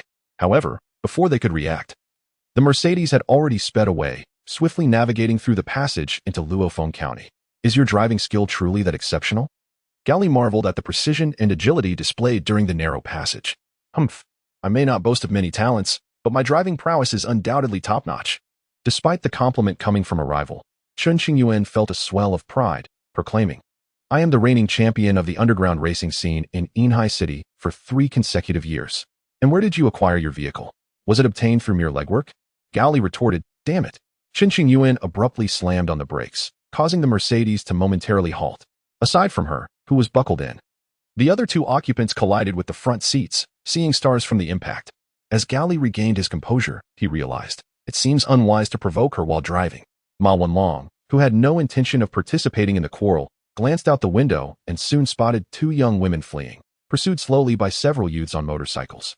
The sight of these youths brandishing iron rods and machetes signaled their amusement in chasing the young women. Brother Gao, look, Mao Long asked, should we go help them? Without hesitation, Gao Li replied, absolutely. Not again. Chun Qingyuan turned around, glaring, haven't you learned your lesson from Wang Peng's incident? Your incompetence is hardly my concern. Gao Li bluntly remarked, adding, if I were a bit harsher, you wouldn't even make it out of the boys' dormitory. Chen Qingyuan sulked like an irate cat, ultimately surrendering with an exasperated expression. In any case, I certainly won to stir up trouble this time. Gao Li called for Ma Wenlong to disembark and instructed him to retrieve a machete from the trunk, while he armed himself with 2 freshly loaded guns from the waist of the adversaries. Aren't you going to take action? Ma Wenlong asked. Gao Li surveyed the young men in the vehicles, noting there were 2 cars with 4 individuals, and stated, your zombie-like physique grants you considerable strength. Yet you lack experience in close combat with foes, which is rather wasteful. Thus, this presents a perfect opportunity for you to hone your skills. Just follow my lead. Understood. Ma Wenlong replied. Without further ado, they advanced towards their objective. As they neared the 2 young women, Gao Li leaned in to impart instruction, prompting Ma Wenlong to nod in agreement. Subsequently, he raised his left hand before the women, blocking their path, and declared, why are you running? Are you being chased by dogs? This may seem trivial, yet it incites a desire to converse in the listener, ultimately leading them to comprehend that they are not allied with those pursuing them. Moreover, Ma Wenlong possesses striking good looks. Even though half of his handsome visage is concealed by a mask, his pale complexion only serves to enhance the allure he holds for the 2 young women, instantly elevating their trust in him. We are fleeing for our lives, one of the voluptuous women remarked as she adjusted her hair. The other, tall and curvaceous, inquired, are you here to assist us? Both ladies instinctively leaned closer to Ma Wenlong, attempting to peer beneath his mask to catch a glimpse of his entire face. With a look of trepidation, Ma Wenlong glanced at Gao Li, who whispered a few words to him. Steeling himself, he declared, of course, we are here to help you. Please, step aside and admire my gallantry. He felt an oddity in his final statement, yet, given it was at Gao Li's behest, he harbored no doubts. Upon hearing this, the 2 women, each embodying one of the attributes they possessed, stepped aside with eager eyes fixed on Ma Wenlong, as if they longed to devour him whole. Unaware of the fantasies he incited, Ma Wenlong strode directly forward, positioning himself before the quartet on motorcycles. What is our next move? He whispered. With a grave expression, Gao Li replied, I shall now impart the secret to engaging in a brawl. What is it? Start by insulting them as illegitimate offspring of a motherless wretch. When they attempt to strike you, your right to self-defense becomes activated, allowing you to retaliate without consequence.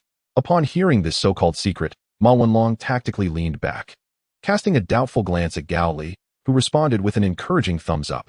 At that moment, the 2 motorcycles were parked, and the 4 youths, armed with various weapons, approached. The leader arrogantly declared, pretty boy, I'm enjoying myself here. What business do you have interrupting?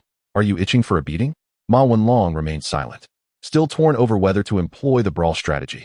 Hey, pretty boy, I'm talking to you. One of the youths jabbed him with a baseball bat. Stop pretending to be mute.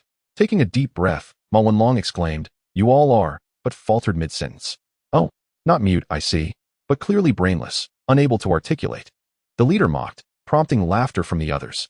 Seeking assistance, Ma Wenlong glanced at Gao Li, who sensed it was time to act, and clenched his fist tightly. What does this signify?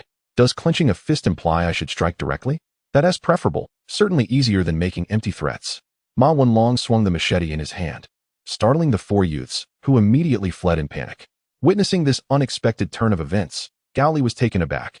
He had intended his raised fist as a form of moral support, not as a cue to initiate the confrontation. Although the execution was somewhat flawed, the initiation of hostilities had commenced successfully, marking a promising beginning. Subsequently, Gao Li began to command from the periphery. One must learn to leverage the advantages of long-range weaponry, maintaining distance from adversaries. Indeed, aim for a kick between the legs, delivering multiple strikes if possible. Should one be seized, do not panic. Use both hands to grasp their vulnerable parts and hold fast. Precisely, use your forehead to strike their nose, causing disorientation, then free one hand to continue your assault. Such instructions left the 2 nearby young women astonished. Why are your techniques all aimed at below the belt? Are you some kind of master of low blows? Within a minute or 2, all 4 young men were doubled over, clutching their groins and moaning in agony. Meanwhile, Ma Wenlong, having finished the skirmish, sat on the ground, quietly contemplating his hands, feeling as though something deep within him had shattered. Gao Li picked up the discarded knife from the ground and approached the 4 youths, inquiring, where did you procure these 2 motorcycles? I advise you to answer truthfully, or else he lightly twisted the knife, the glinting silver edge reflecting the sunlight directly into the eyes of the 4 young men. Chapter 32. The White Rice Sect. We stole them. The leader, who had previously exhibited arrogance, now confessed with alarming swiftness, resembling a seasoned criminal frequently visiting the police station. After dispatching a zombie, he had acquired the keys from its lifeless form. Quite astute. Gao Li, with a bold face, praised this method, but added, "That is not what I am inquiring about. You lazy layabouts, without even a survival backpack or storage on your motorcycles, how have you managed to survive thus far? Do not dare suggest that merely scavenging for supplies suffices." The leader quickly grasped Gao Li's true intent and, with a pained expression, donned a sycophantic smile. "Brother, listen to me. We are alive because someone has been distributing food. What nonsense are you spouting?" Gao Li pressed the knife against the man's neck, threatening. "Do you take me for a fool? Believe me when I say, I will not hesitate to remove your manhood." "No, truly," the leader replied, lifting his chin defiantly.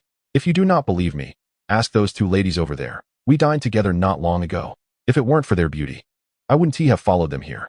Gao Li stepped forward and placed his foot firmly on the man's face, asserting control before turning to the women and asking, "Hey, he claims food is being distributed here. Is that true?" "It is true," the two young women confirmed. Gao Li moved his foot aside and commanded, "Now, sit up and explain everything clearly." The leader sat on the ground, wiping the mud from his face, and raised a finger. "Brother, do you have a cigarette? I haven't had one in ages. Just one." After a brief silence, Gao Li swung the knife, striking the man's head and sending him sprawling to the ground. "Gao Li," Ma Wenlong exclaimed in surprise. "Do not worry. He is not dead, merely rendered unconscious," Gao Li replied. Then turned to the others with a stern expression. "It seems you have yet to comprehend your predicament. The only reason you are still alive is my considerable mercy, allowing you to retain your lives for the time being. However, should anyone display insolence, I would not hesitate to exert effort to sever their head." The other three individuals were startled into realization. Indeed, at least 6 people present were aware of the food distribution, so questioning anyone was redundant. How could one make demands based on such universally known information? They exchanged glances, and one of them spoke up. "The location is the square in Luofen County, where food is distributed daily at 11 in the morning and 4 in the afternoon, requiring no exchange of labor or goods, entirely free of charge.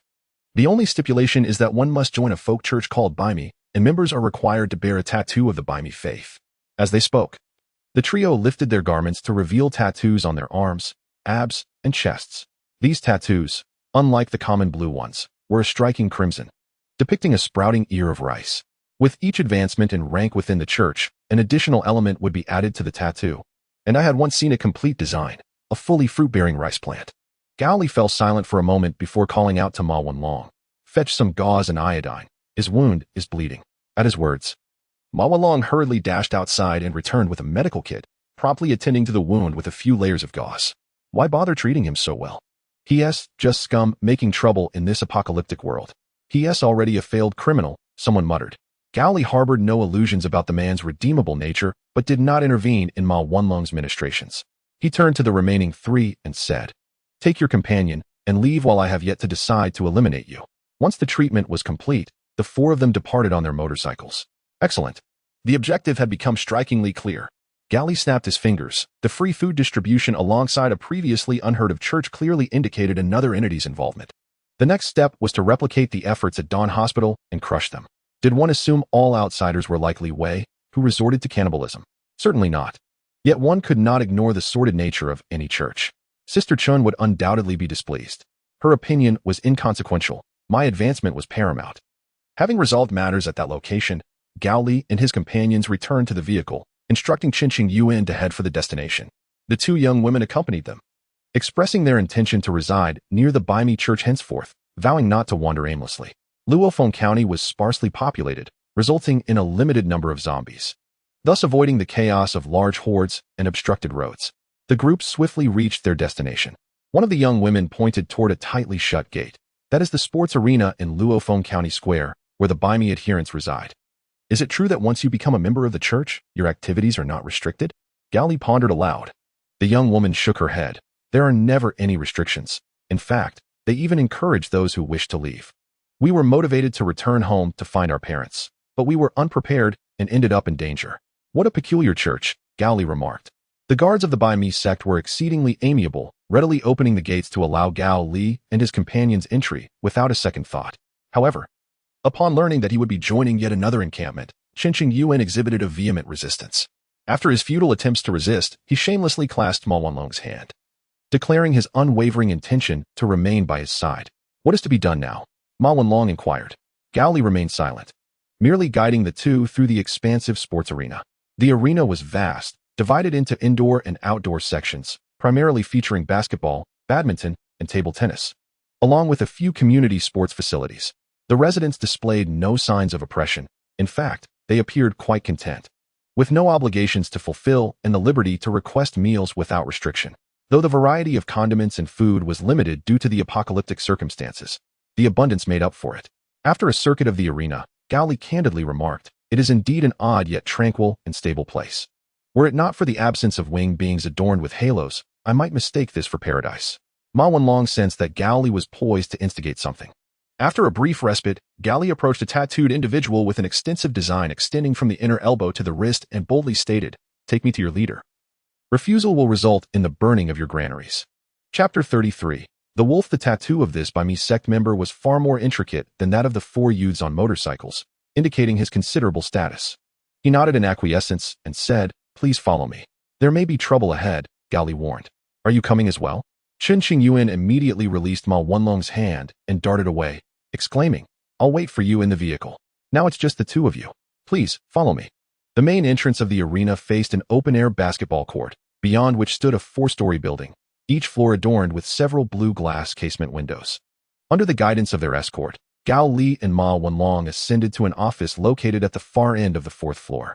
The guide knocked before pushing the door open, announcing, "Two new survivors wish to see you. Let them enter." A gentle male voice emanated from the office. The guide departed, and Gao Li and Ma Wenlong entered. The office was rather cramped yet simply furnished, containing only a desk, a coffee table, and two sofas, one long and two single seats placed against the wall. "I am Shen Xinghong, the Archbishop of the Bai Me sect," the man behind the desk stated. "What brings you to me?" Gao Li observed the man, who appeared to be in his 50s, with a darker complexion and an unassuming demeanor that evoked an involuntary sense of ease. Despite being an archbishop, he was not clad in white attire, resembling more a character hastily scribbled on a student's notebook. "Forgive the attire. In these apocalyptic times, maintaining formal wear is challenging, so I reserve it for significant occasions," he explained. Gao Li felt as if he were striking cotton. Despite his intent to provoke, the man remained courteous, creating an awkward atmosphere. "Very well. I shall get straight to the point." Gao Li squinted his eyes and inquired, "Are you one of the extraordinary beings?" Shen Xing's face remained unchanged, and he did not respond. "Old Ma, show him." "All right." Ma Wenlong removed his mask, revealing a set of sharp, white fangs. This revelation astonished Shen Xing, yet he pondered. Why did he discern my true nature? Gao Li gestured for Ma Wenlong to take a seat and continued, "It's a guess. Moreover, considering the emergence of zombies, it would take time for any ambitious individuals to prepare for upheaval. Yet, you managed to gather a group of survivors in a short span, and even had the resources to distribute food for free. This leads to the conclusion that there is no other explanation than you being one of the extraordinary beings. Of course, there are other explanations, but your requirement for those receiving food to be tattooed, along with your encouragement for tattooed individuals to engage in activities during this apocalypse, are actions that no ordinary ambitious person would undertake, especially the latter, which ambitious person would allow their gathered followers to roam free. Unless you are one of the extraordinary beings, there is no rational explanation. My young friend, you are clever, albeit lacking in experience, Shen Xing remarked. But your guess is indeed correct. I am one of the extraordinary beings, a hereditary trait. Gao Li and Ma Wenlong have both become extraordinary beings in the aftermath of the apocalypse. Shen Xing took a sip of water and inquired, "So, what brings you both to me?"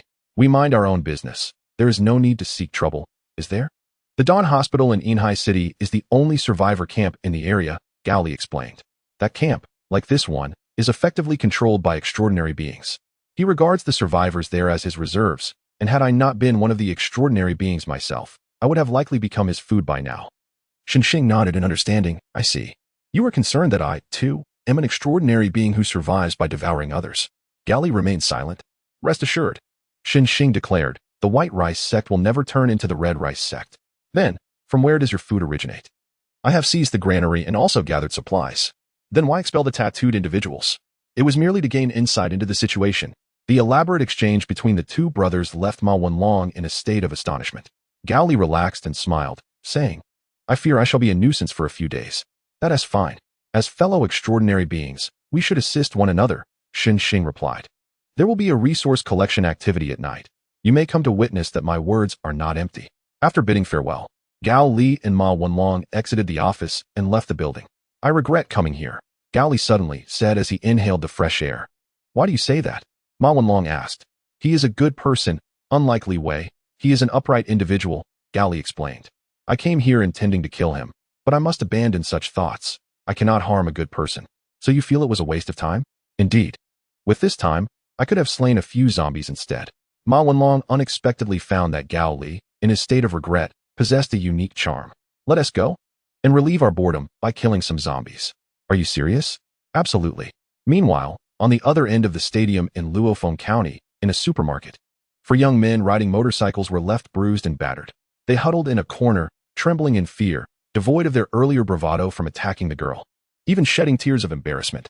Before the youthful individuals stood 3 men with closely cropped hair, clad in matching attire. The youngest among them appeared to be in his 20s, while the eldest was at least approaching 50.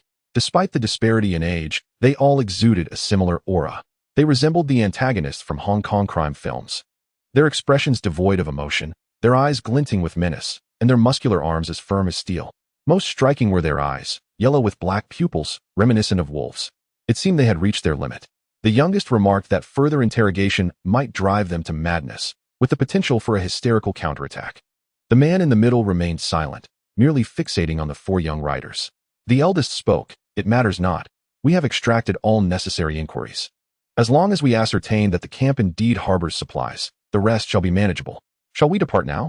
No, let us rest. I am famished. Upon hearing this, the man in the middle produced a sharp short knife and approached the 4 youths on motorcycles.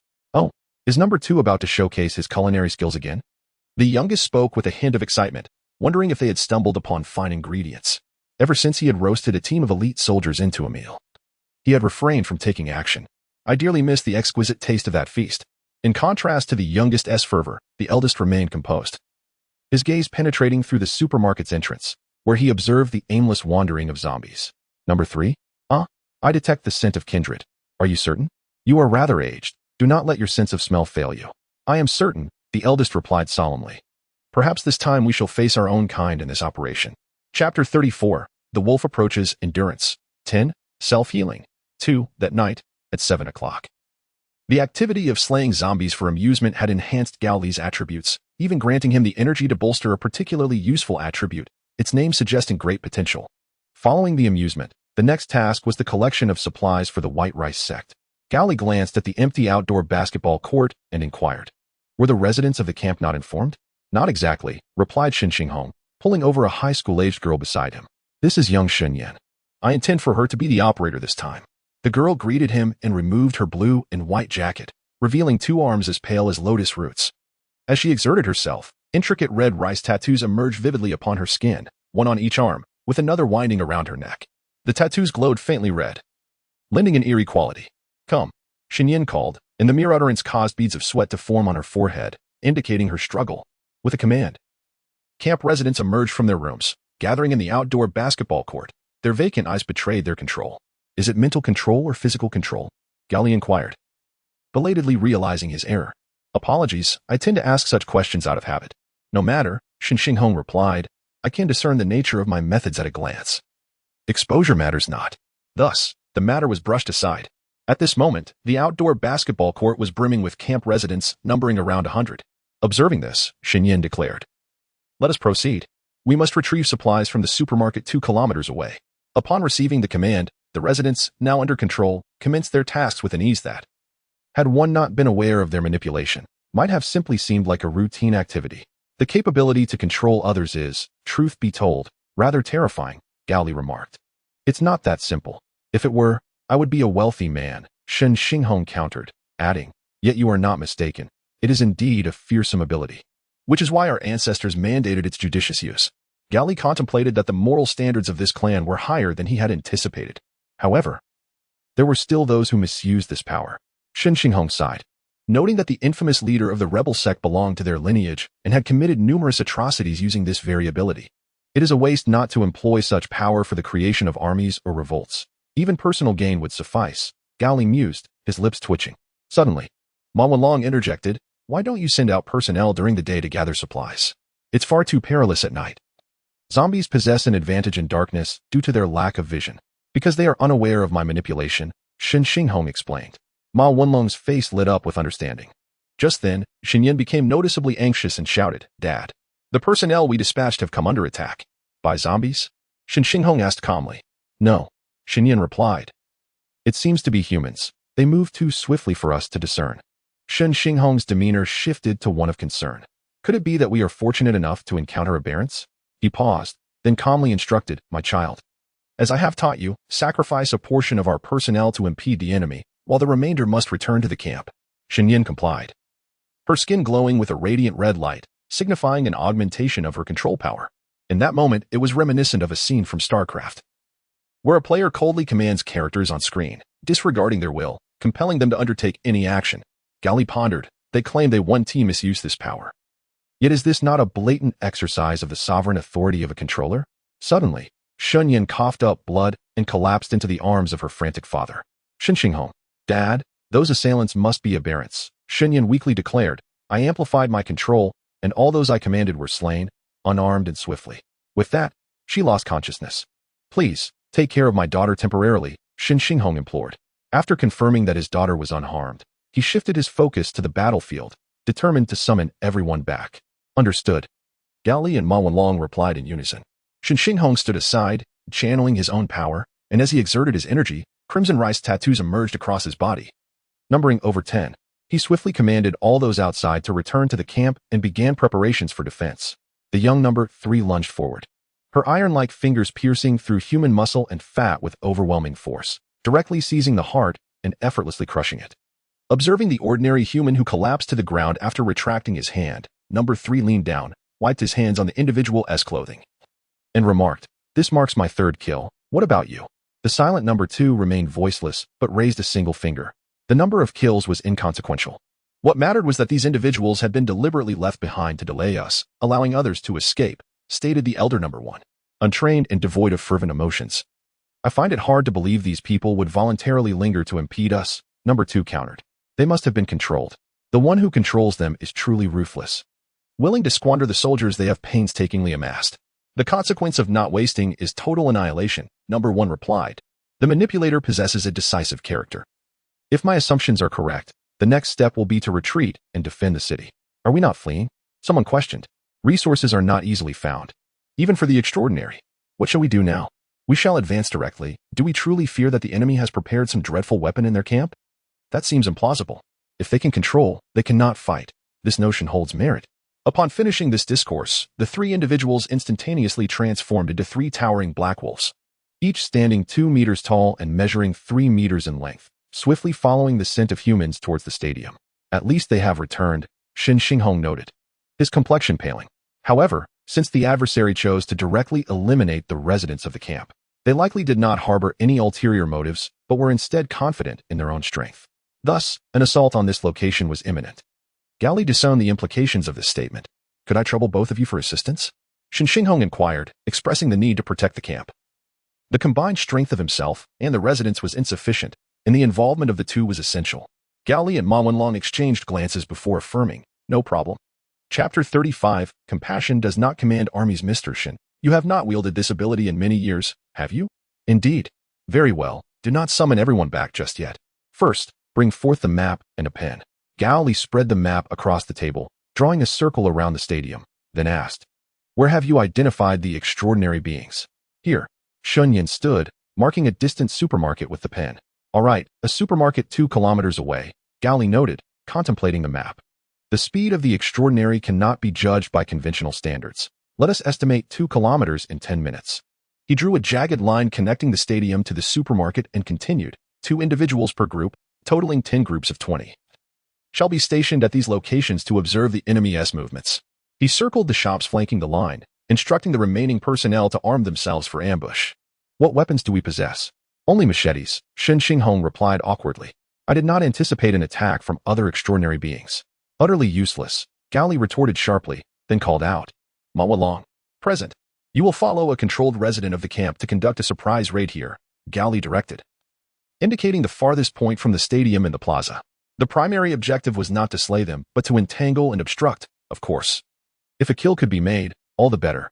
He then posed a question, "How many adversaries are there?" It was too dark to see clearly, but it seemed there were 2 individuals. "Old Ma, just hold one of them back. Let the other one come over," a voice commanded. Understood. Upon receiving the order, Ma Wenlong promptly proceeded to the designated location, accompanied by the controlled camp residents. Is the personnel arrangement in place? Where are they? Gao Li inquired. Half of it has been arranged, Shen Xinghong replied, feeling as though he was being led by the nose by the young man, yet found it inconvenient to refuse. Although he could not see the people, he did notice 3 wolves racing down the road. With that, he pointed out the location. Are they capable of transformation? In any case, it's south the road at the upper right corner of the square. Gao Li recalled everything he had seen earlier and remarked. There aren't many vehicles on that road to obstruct them. It's likely that Ma Wenlong will not reach the designated location in time.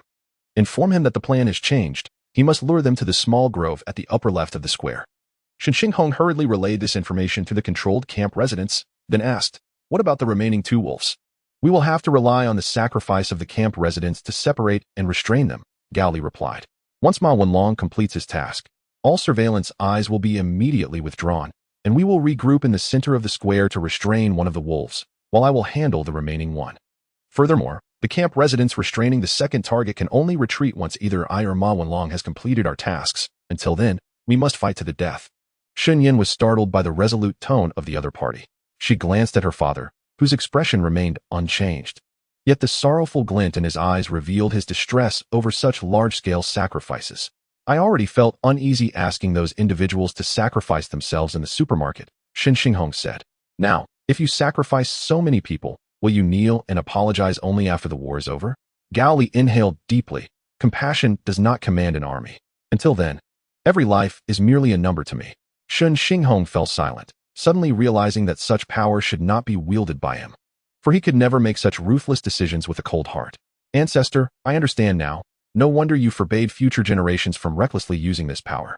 It is not only because of the concern for wrongdoing, but also fear that the kind-hearted may be driven to madness. The lead wolf, racing at high speed, suddenly halted, its nostrils flaring as it gazed into the distant darkness. Wolves possess a keen ability to detect movement, and despite the dim light of the waning moon, the experienced alpha sensed something stirring in the shadows. What is the matter? Are you too old to hold it together? The third wolf teased. Having long wished to challenge the alpha, the first wolf paid no mind, stating, it seems someone is moving in the darkness. Are you suffering from floaters in your vision? It appears our adversary is not only decisive, but possesses the capability to command troops in battle. At that moment, the third wolf glanced to his right, and with the aid of the weak moonlight and the wolf's night vision, he discerned movement in the small grove. I see it too, said the third wolf. Could it be zombies? In the absence of external stimuli, zombies will not proactively attack living beings. This holds true even for mutated zombies. Number 1 stated that after we transform into wolves, the combination of our padded feet and the smooth concrete path significantly minimizes the sound of our movements. The sound made by our claws upon contact with the ground is too faint to provoke the zombies. Hence, is there someone moving in the vicinity?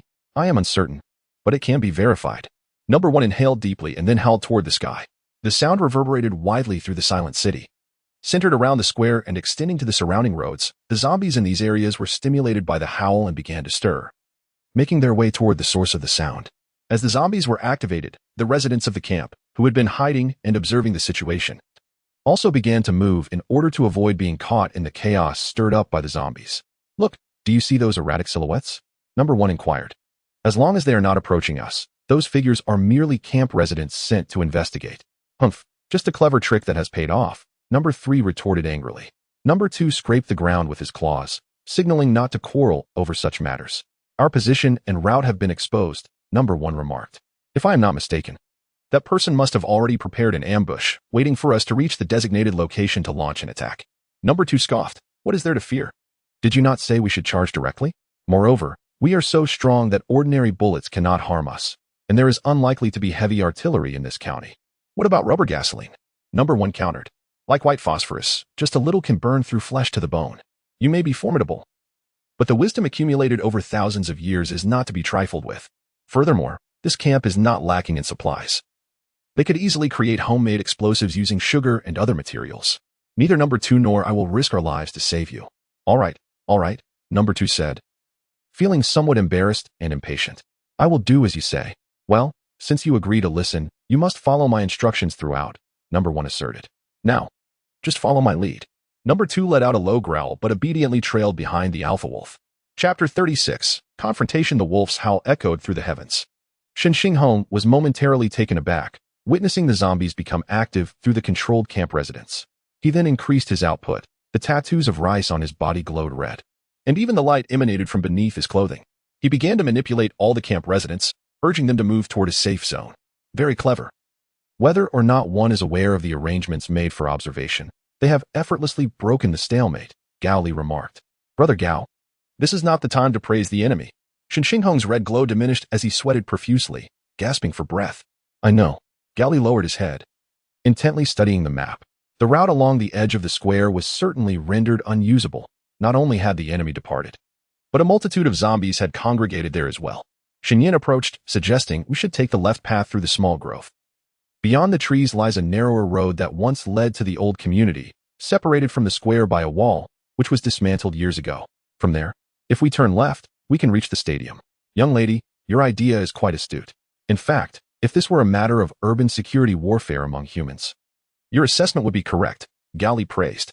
Shen Yin felt a flicker of joy. However, we are not ordinary human soldiers. We possess capabilities beyond their reach. Gao Li continued. Can you guess why the enemy is howling to activate the zombies? The high school girl pondered. To disrupt our observation setup? That is one reason. He replied, and secondly, since we have established surveillance, they must anticipate an ambush. Even for us, amidst explosions and gunfire, death is a possibility. Gao Li elaborated to them. The enemy is concealed while we remain exposed. They cannot be certain we 1T predict their route and swiftly adjust for an ambush. Are you suggesting they will leverage their high mobility to advance under the cover of the zombie horde, while our ordinary soldiers struggle to navigate this barrier? Shen Yin queried. Calm down, Gao. Stop boasting and give us a suggestion. Shen Xinghong interjected anxiously. Tell me, brother, let him wait among the zombies and then showcase his skills. Gao Li responded that the resident near him could retreat. Are you so certain the enemy will act as you propose? Shen Yin asked. What if they take the shortcut? Good question. Can you guess why they initially targeted those camp residents in the supermarket? Gao Li posited. Perhaps it stems from a bloodlust, but fundamentally, they sought to gauge your reactions. Shen Yin's eyes widened in realization. After killing, you expect a response from us, Gao Li explained. First, recalling everyone would reveal the commander's inexperience and lack of strategy. Second, sacrificing some to call back others would indicate a decisive leader lacking the ability to manage crises. Third, quietly observing the situation, attempting rescue if possible, or abandoning the injured if not, and countering if the enemy has a specific aim. He paused before adding, Do you understand now? Your response is of the second type. For them, a commander incapable of managing emergencies will simply opt for a direct assault, while my subsequent actions convey preparedness. If their leader is not foolish, they will follow my lead, as it is the only safe path. The three wolves retracted their claws, moving quietly among the zombies. How long have we been traversing among the zombies? One asked suddenly. About 2 minutes, I would say, three casually replied. Honestly, why not increase our pace? Alas, we've fallen into a trap, one stated calmly, delivering the grim news. Three was instantly taken aback. What? What did you say? We've been ensnared. How could I have fallen into such a trap? Wondered the first one, perplexed by the sudden turn of events. I had anticipated an ambush. And for adversaries like us, the most effective weapon would be a Molotov cocktail, an easily accessible tool of destruction in this apocalyptic world. But have you considered? The second one interjected, if they truly possess such incendiary devices, why not incinerate us along with the zombies? The prerequisite for such an action would be their awareness of our presence amidst the undead, the third one replied, puzzled. In comparison to our trio of elite survivors, their numbers allow them to lay ambushes at multiple locations. Once combat erupts at one site, others can swiftly rush to assist. It was this very reasoning that led me to oppose taking the shortcut through the thicket. In other words, the first one continued. If they have stationed individuals along that path and do not observe our appearance within a short span, they would inevitably deduce our concealment among the zombies. If they are aware, they would undoubtedly incinerate us along with the undead. Suddenly, the third one erupted in laughter.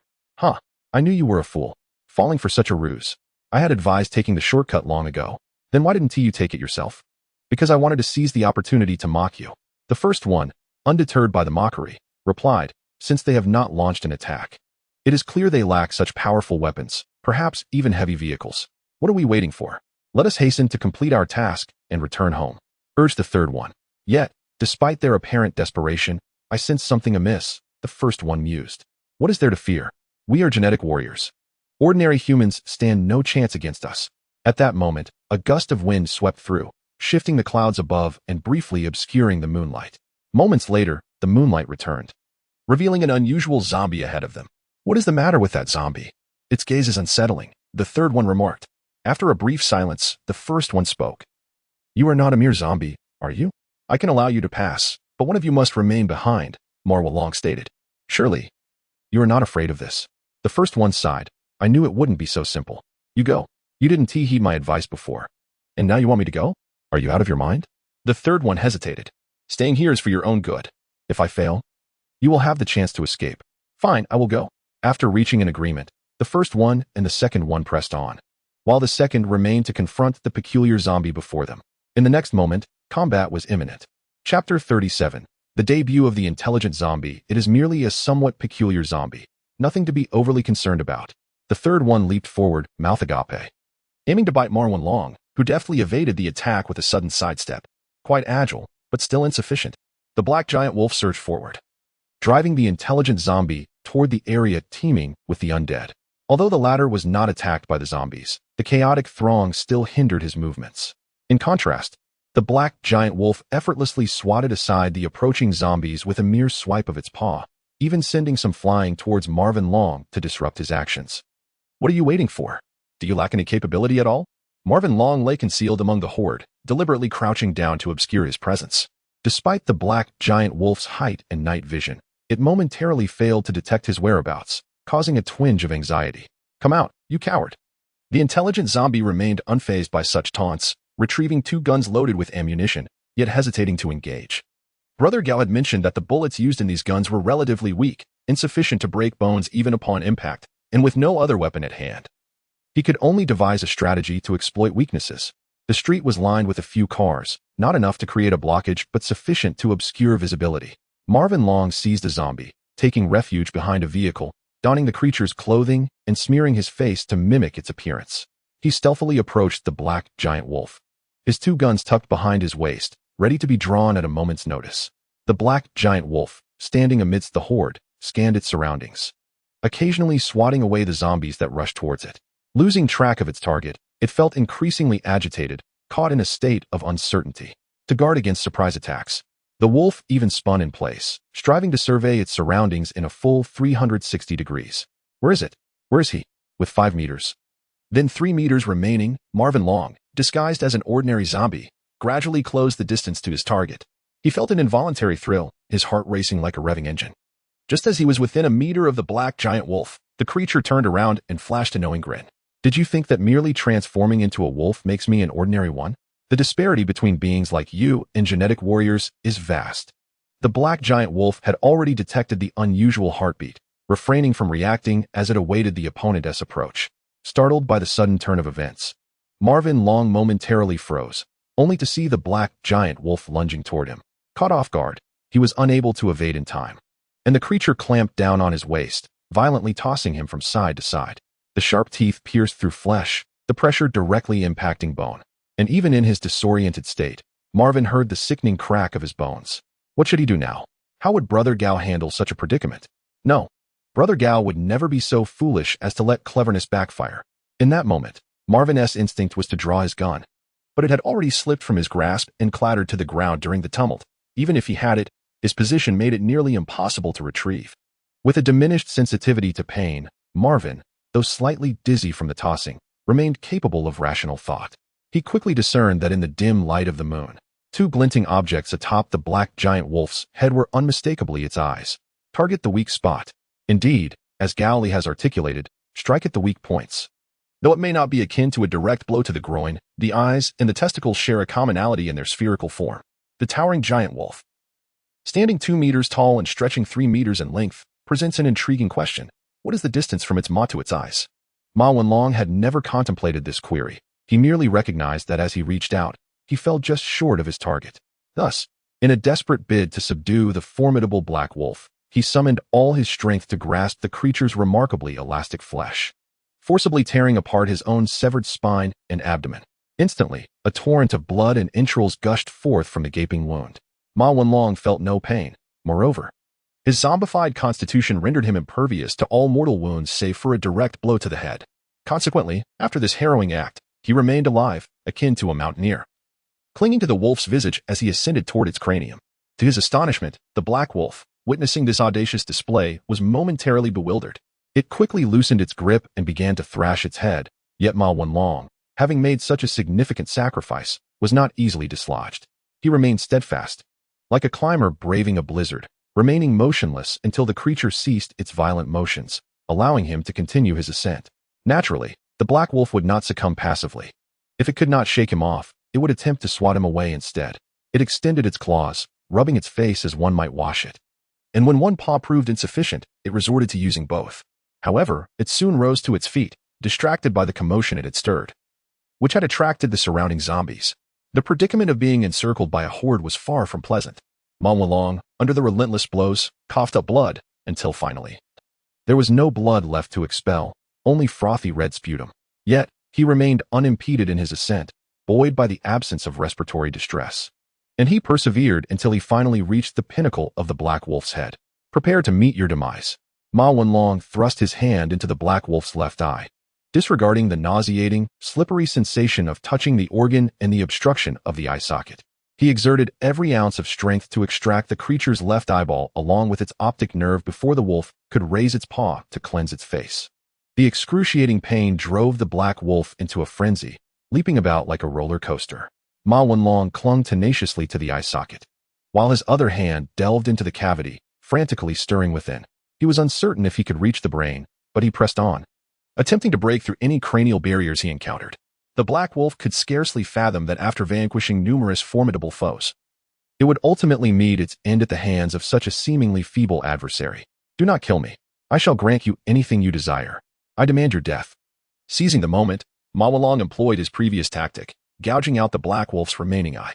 Unable to accept this fate, the black wolf thrashed violently, and in its desperation, it flung Ma Wenlong away, who crashed against a vehicle before sliding to the ground. The black wolf gradually reverted to its human form, collapsing onto the ground and frantically groping at its face. My eyes. My eyes. As Ma Wenlong observed that his opponent still clung to life, he took a deep breath and prostrated himself on the ground. Utilizing the moonlight and the acrid scent of intestines, he located the spot where he had been bitten. And then, with careful exploration, he retrieved the two firearms that had fallen to the ground. With both hands raised, he discharged the weapons, the flames erupting from their muzzles, sending bullets crashing into the werewolf and knocking it to the ground. Yet, even this ferocious assault failed to deliver a fatal blow. No longer concerned about conserving ammunition, Ma Wenlong continued to fire until the weapons fell silent, his hands finally lowering. The werewolf was riddled with bullet holes. Even the gentle 64-style small cannon had penetrated its ribs, shredding its lungs and inflicting catastrophic damage. Is this my first kill? No. I believe I have dispatched a zombie before. But never mind, it matters not. Ma Wenlong felt an overwhelming fatigue wash over him as he lay on the ground, slowly closing his eyes. However, a moment later, he jolted awake, reminded that Gao Li was still engaged in a bloody battle. I must return to assist. I must return to assist. He turned over, attempting to gather his fallen lower half and intestines. Yet he found himself lacking the most vital component, flesh and blood. Without these, he could not heal. Glancing toward the lifeless werewolf nearby, he realized that utilizing its corpse could facilitate a swift recovery, enabling him to aid Gao Li. After much hesitation, Ma Wenlong ultimately refrained from committing the heinous act of consuming another's remains, believing firmly that he was human, and humans do not partake in cannibalism. Yet, the dilemma remained. How could he recover without resorting to such measures? As Ma Wenlong pondered a solution, two beams of brilliant light suddenly pierced the darkness from a distance, dispelling the shadows. Chapter 38. The wolf with a sword. The gates of the stadium swung open, the roar of engines and the illumination of the outdoor basketball court adding a vibrant hue to the night. Two massive black wolves strode through the entrance, and at the center of the outdoor court stood a figure. He was a young man, tall among his peers, his physique far exceeding the average human. In his hand, he wielded a long-handled machete, and under the lights, his gaze was as sharp as a finely honed blade. The lead wolf raised its head and spotted a high school girl standing behind the blue window of the building. It paid her no mind, instead focusing on the young man, saying, I truly am getting old. From the moment I caught a whiff of the scent, I should have surmised that this camp harbored more than just the presence of those who can manipulate others. You were simply unfortunate, Gao Li replied. Had you launched your assault any sooner or later, not only would I not have been here, but even if I were, breaking through the encirclement of the three giant wolves would have been a daunting task. So, you are confident you can defeat the two wolves? I cannot say for certain, but I know I will not be vanquished. Gao Li twirled the machete in his hand and proposed, how about a chance for a one-on-one duel? You are quite astute. Clever enough to ensnare this old wolf. Yet, there is an element of misfortune in the mix, the first wolf replied. Wolves do not engage in duels. But considering I am an old wolf, perhaps being forsaken by my pack and perishing in the hunt is the fate I deserve. Release your subordinate. This outdoor basketball court is far too cramped to accommodate the clash of two colossal beasts. Number 2, you may exit. Silent and unresisting. Number 2 stepped out of the arena, lying at the entrance. Though he uttered not a word, his gaze conveyed a clear message. Should my brother perish, I shall raise this encampment. If my brother survives, I shall seize this place alongside him. In the building, high school student Shun Yin watched the unfolding scene with great concern, fervently wishing for her father to complete his plans swiftly. Please, please. The black giant wolf refrained from launching an attack. Instead, it turned and sank its teeth into the base of the basketball hoop. The sturdy metal yielded under the pressure of its formidable teeth and immense strength, crumpling and ultimately snapping. Following this, the wolf seized the hoop in its jaws, wielding it as a long-handled weapon. With the ferocity of a dog wielding a sword, the black giant wolf swung its neck, sending the massive basketball hoop hurtling through the air. Faced with an assault that would deplete his health with a mere touch, Gao Li leapt to evade the strike. Observing that the attack had missed, the black wolf began to circle around Gao Li, brandishing the hoop in a series of sweeping motions, while its powerful tail lashed out. Employing a tactic of harassment to wear down its opponent's resolve, Gao Li recognized this as a tactic of distraction and refused to play into the wolf's hands. Seizing an opportunity, he leapt onto the basketball hoop, using it as a bridge to propel himself forward. Yet, as the hoop wobbled beneath him, he leapt again, twisting his weapon, a wooden blade, toward the wolf's head. However, the black giant wolf was not caught unawares. It raised a paw and struck, sending Gao Li crashing through a wooden door and into a room. If this is all you can muster, I shall begin to slaughter the inhabitants of this camp. The threat, laced with a resolute intent, emerged from the wolf's bared teeth. It fixated on the dust swirling in the ruined room, but was abruptly seized by a sharp pain in its abdomen. Leaping back, it was taken aback to find Gao Li had somehow returned to the outdoor basketball court, his blade now stained with the wolf's foul blood. The black giant wolf was astonished by the opponent's swiftness and quickly scaled the surrounding wall to the rooftop. Inside, Shun Yin was left speechless, pressing her face against the glass in an effort to discern the situation. It was now 8 in the evening. The moon had risen to a slant, and the black giant wolf stood atop the highest building, clutching the 3-meter-long basketball hoop, its back to the waning moon, resembling a dark lord bringing suffering and pain to the earth. Gao Li felt an indescribable surge of emotion witnessing this scene, with a fierce snarl escaping its lips. The black giant wolf zeroed in on its target and leapt down, the force of gravity amplifying the impact of the hoop to its utmost limits. Akin to a truck barreling forward at full throttle, aimed directly at Gao Li. Gao Li tensed every muscle in his body, launching his blade with a sudden force.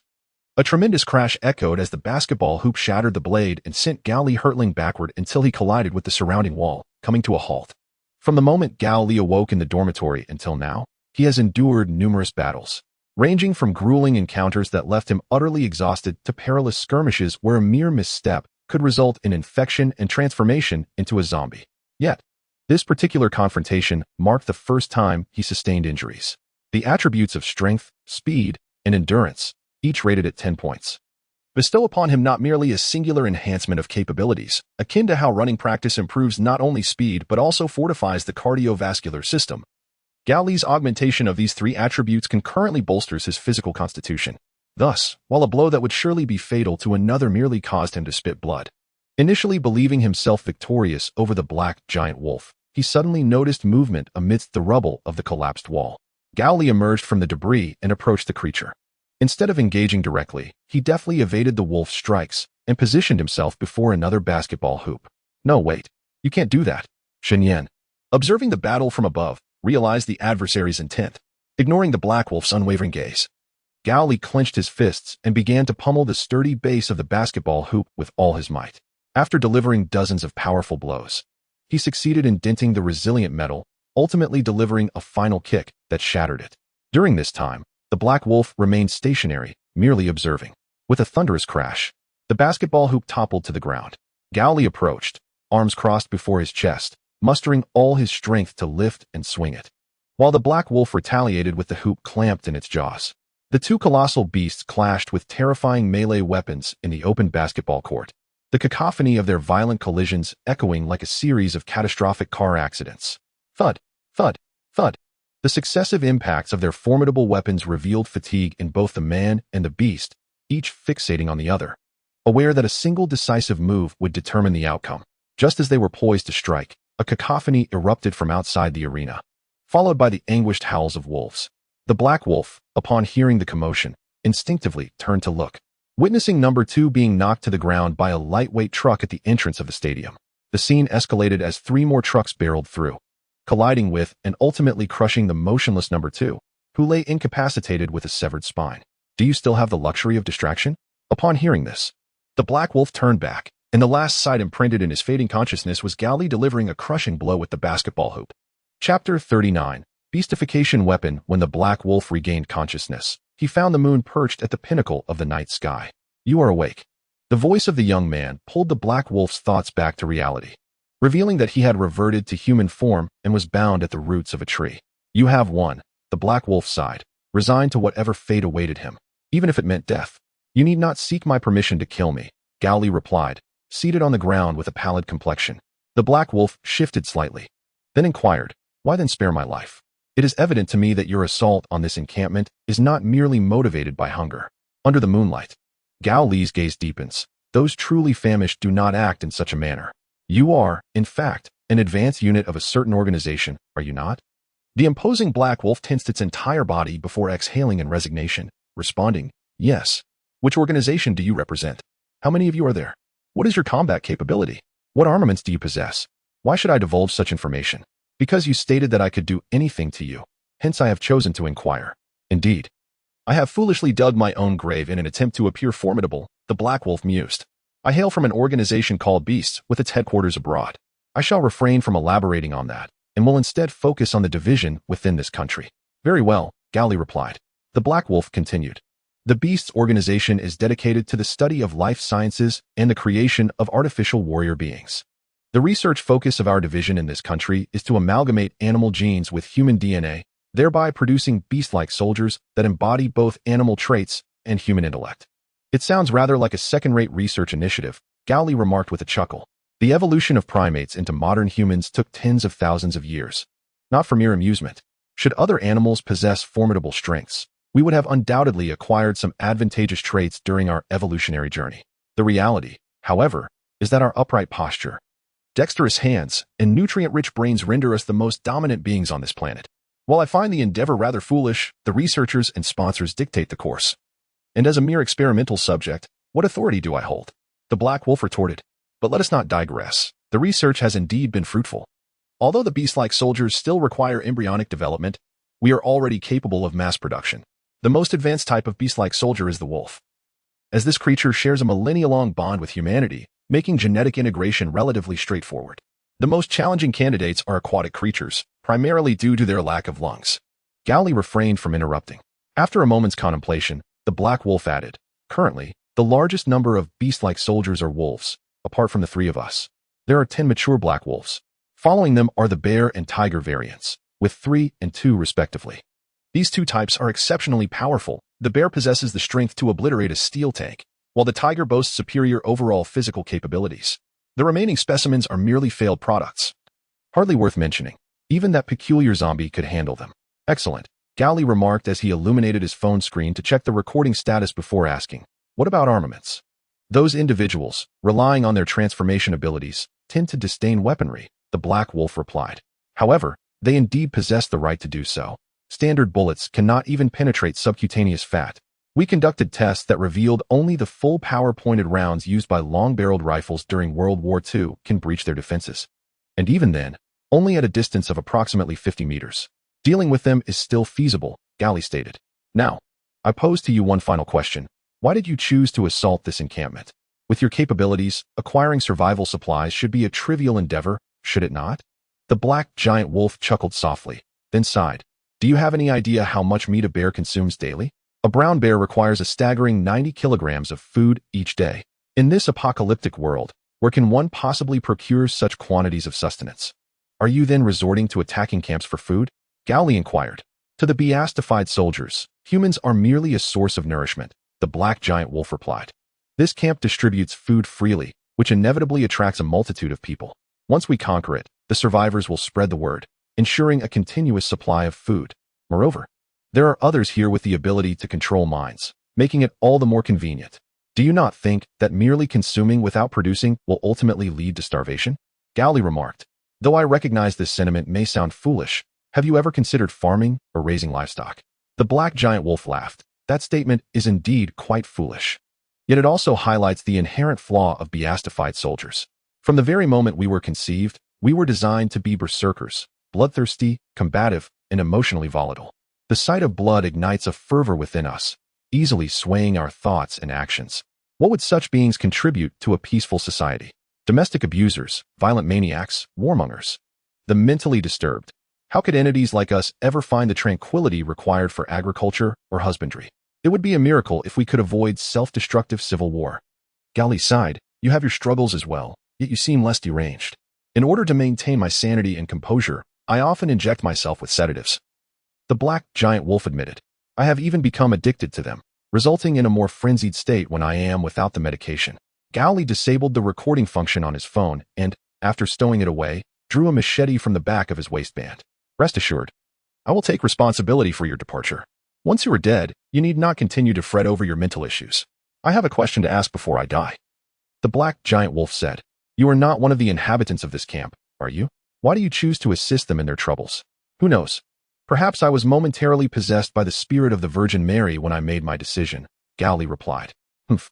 Your misfortune lies in the fact that your compassion is coupled with strength, the black giant wolf remarked. If you possessed either one without the other, your life would be far more manageable. Yet here you are, willingly plunging into this hellish apocalypse, becoming a martyr against the current, only to be consumed by pain and despair, reduced to a gnawed, hollow skeleton for all eternity. Who knows? Perhaps when I can no longer endure, I will cease my efforts. Then let us confront the first challenge that arises from your misguided benevolence. We are merely the vanguard. The rest of our faction will arrive in a day's time. Do not entertain thoughts of escape. The wolf pack will track your scent and eliminate you. Is that so? Thank you for the warning. With a single stroke, Gao Li severed the black giant wolf's head from its body. Reinforcement points increased by 2. Chapter 40. Good people do not live long at 9 o'clock in the evening. The outdoor basketball court. Upon Gao Li's return to the sports field after resolving the matter with the black giant wolf, he observed a multitude of camp residents encircling an outdoor basketball court. Through the gaps in the crowd, he discerned Shun Xinghong kneeling at the center, while Shun Yin was collapsed upon him. Brother Gao Li, have you completed your task? Ma Wenlong approached, his face flushed as he said, I apologize. I should have returned promptly to assist, but the situation unfolded beyond my expectations. Gao Li shook his head. It's of no consequence. I anticipated a dismal outcome for you, which is why I arranged for assistance. The half-formed body that Ma Wenlong had glimpsed was a vehicle dispatched by Gao Li, carrying raw food to help restore his physical condition, thereby sparing the intelligent zombie from the dilemma of recovery. Moreover, the lightweight truck that had fatally struck the second black wolf was also sought by Gao Li through Shin Xinghong.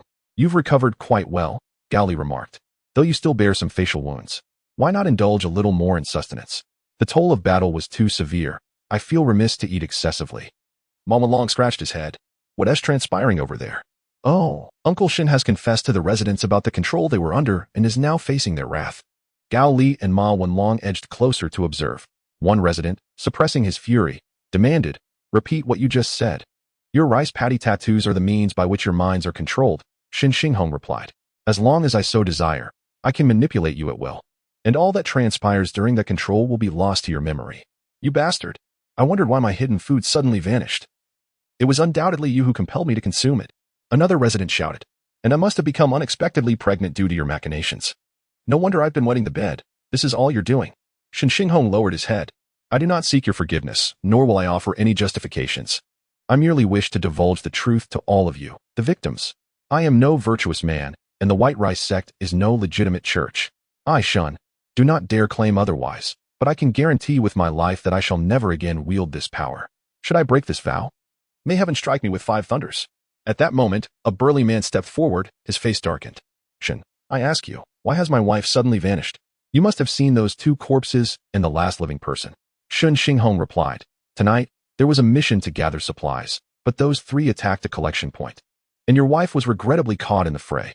The burly man lunged forward, kicking Shen Xinghong to the ground, then began to stomp mercilessly. You scoundrel! You wretch! You clearly lack the ability to protect others, yet you still recklessly sent people out to gather supplies. Did you think my wife and I came here for what? Merely for safety.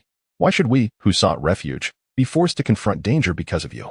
Shen Xinghong coughed up blood from the brutal assault, while Shen Yin wept nearby, pleading for the violence to cease. Suddenly, a hand reached out, seizing the burly man and pulling him aside. The one who took action was naturally Gao Li. He spoke. Enough, cease the fighting. I allowed you to vent your frustrations, but should you harm him, I will be quite displeased. Who the hell are you? Came the retort. I am the one who, alongside my comrades, felled 2 wolves to save your lives. The young man's strength startled the burly man, who hastily withdrew his hand, choosing silence while casting a furious glare at Shen Xinghong, wishing nothing less than to flay him alive. Logically speaking, I bear no obligation to rescue you. I am neither a superhero nor a policeman. This nation and human civilization have crumbled, leaving no semblance of order. Hence, I have no duty to save you, yet I still did. Why? Gao Li pointed at Shen Xinghong and declared, because he is a good person. A good person? A good person would control us without our knowledge, someone questioned. Then tell me, Gao Li replied, what heinous acts has he committed, aside from exerting control over you?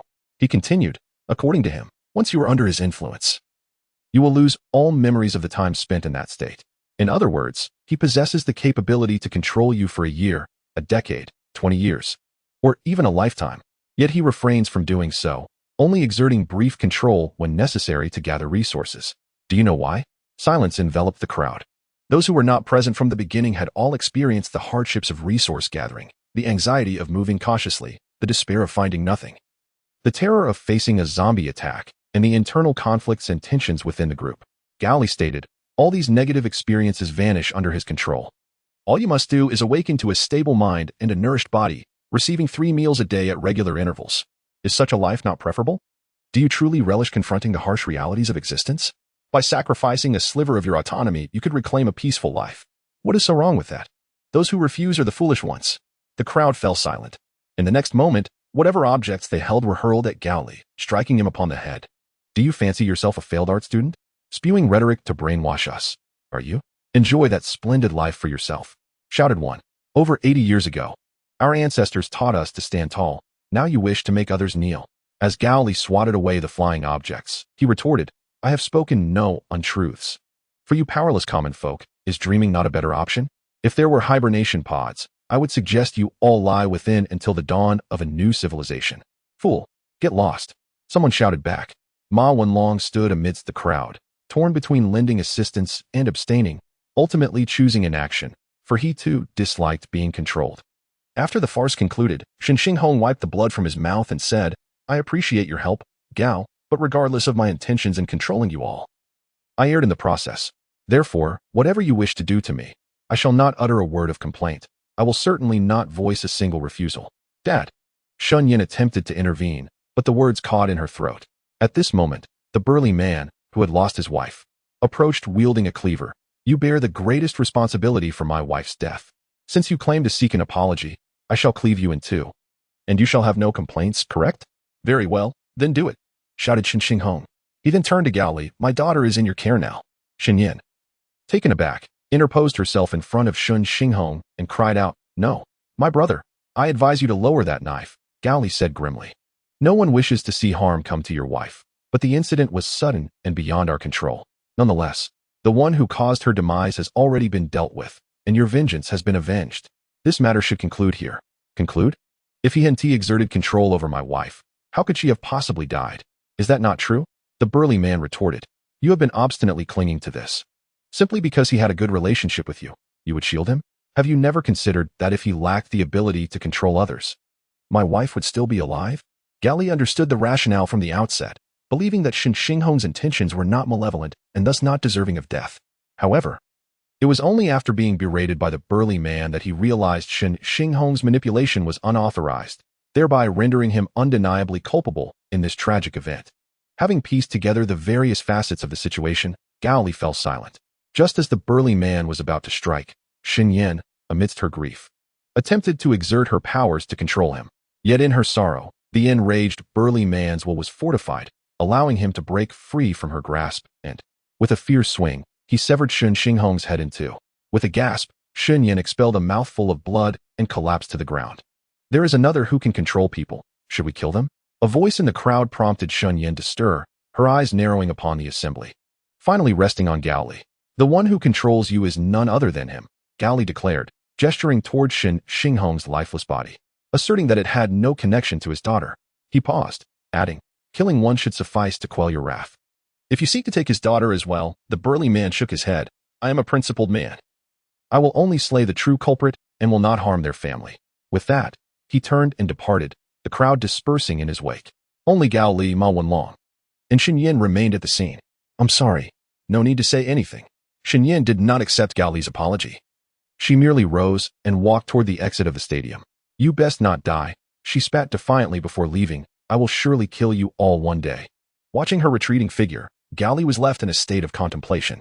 Ma Wenlong approached. Brother Gao, you need not feel any guilt for not supporting me. Gao Li interjected. I realize I spoke in error. I merely felt that since he so honorably and candidly acknowledged his mistakes, he should not have met such a swift demise. Because he was a good man, Ma Wenlong replied. It is precisely because he was good that he met such a quick end. Had he not been, he might have lived for many years. How truly ironic. Gao Li remarked. Gao Li sighed, lamenting that virtuous individuals seldom enjoy long lives, while calamities can persist for millennia. Chapter 41. The arrival of the beastly army. Even the waning moon cast enough light to illuminate the darkened earth. As Shen Yin traversed the silent, shadowy path, she suddenly detected a metallic taste in her mouth. Upon touching her lips, she realized she had unknowingly bitten them. Beneath the hazy moonlight, a fierce fire of indignation blazed within her. She understood her father's faults, yet believed his transgressions did not warrant death, harboring resentment towards Gao Li, who shared her otherworldly lineage but refused to extend assistance. She yearned for vengeance, desiring to rend apart those malevolent souls who could not forgive her father, wishing to manipulate their fates. I caught a whiff of hatred. A gruff male voice emerged from the darkness, startling Shen Yin. Following the sound, she beheld the moonlight illuminating the head of a tiger. What a magnificent creature it was! Its body, measuring 6 meters excluding the tail and standing 3 meters at the shoulder, bore patterns on its face more terrifying than the most grotesque masks crafted by human hands.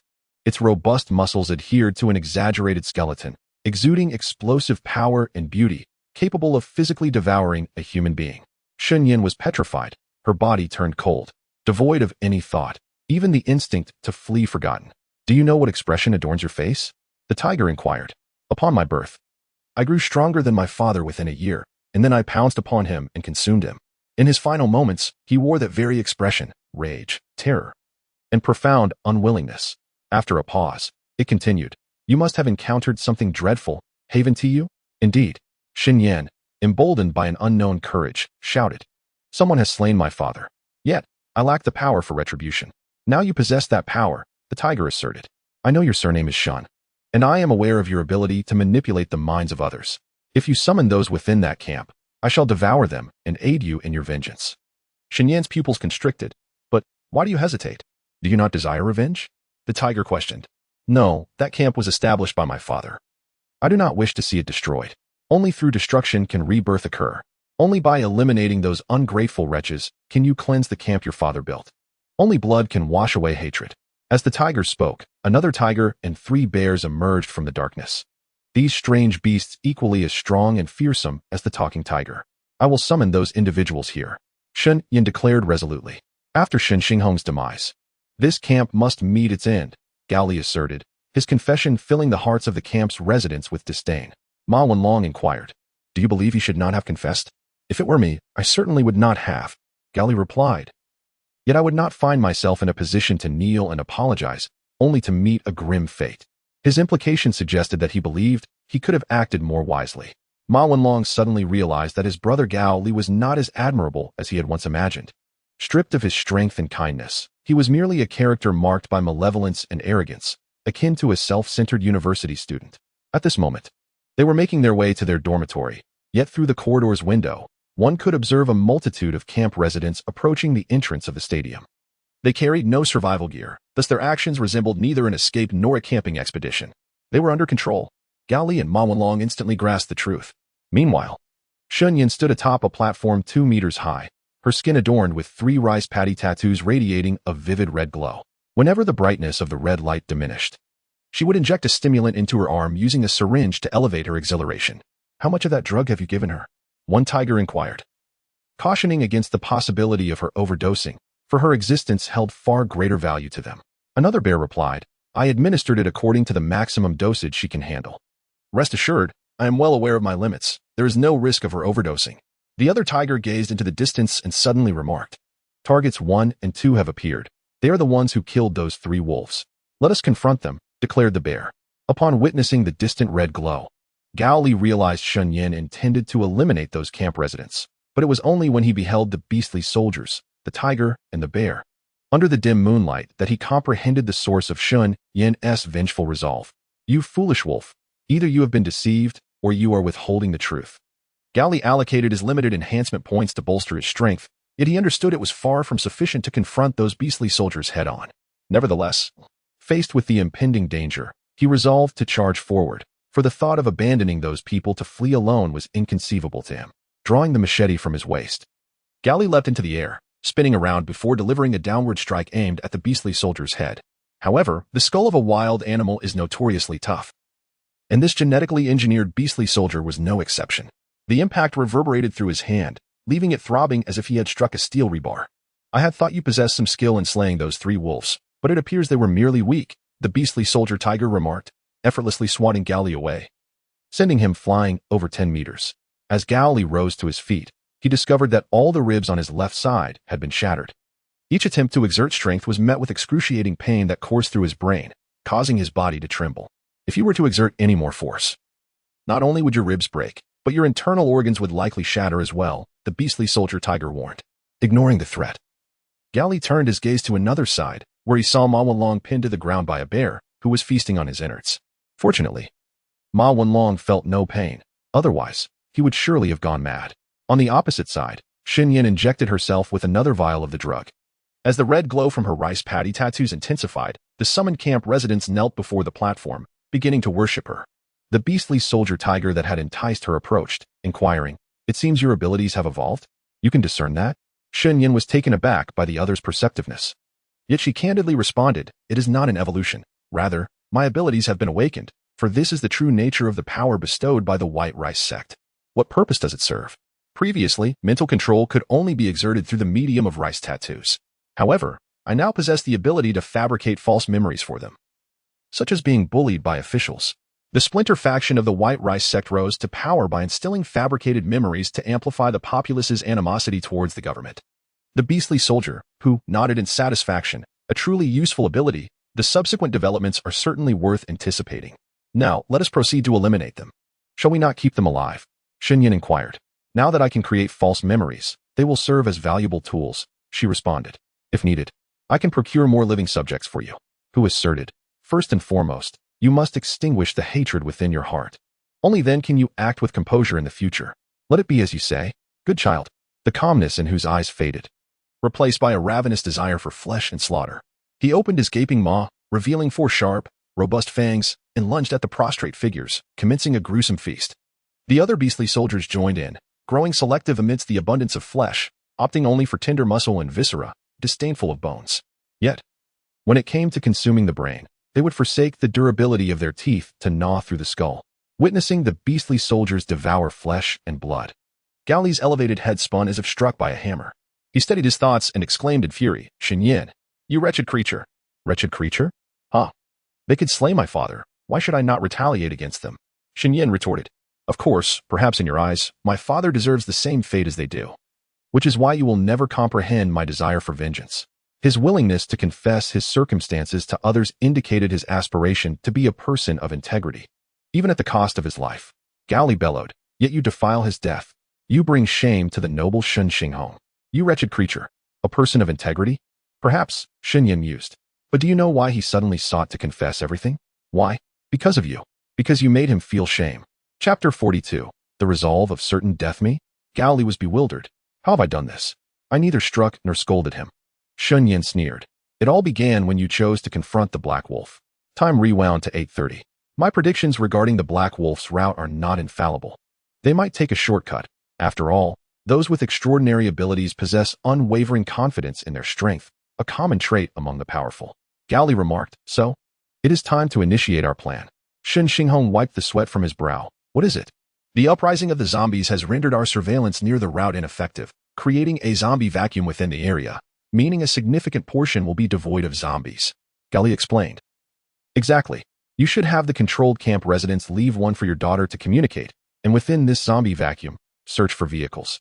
A truck with a trailer would be ideal. If not, find a large vehicle to load heavy objects into the cargo area, and then drive it to run over the hostile beings." He paused for a moment and said, "Of course, I do not expect you to actually kill each other, nor do I anticipate you will fulfill my requests in a timely manner. Therefore, should the hostile beings arrive at the stadium ahead of you, I shall confront them myself to buy us some time." "Are you serious?" Shen Xinghong was taken aback by the plan, though his focus seemed somewhat misplaced. "You intend to rely on external forces to achieve victory in a battle against those beings?" Gao Li shot him a sidelong glance and retorted, "How old are you? Why do you cling to such trivial glory like a child?" He scoffed, "Those beings, huh? What are they worth if they can be slain with a single stab?" He paused again and continued, "At this moment, I am no longer merely a being. I am a commander striving for victory on our side.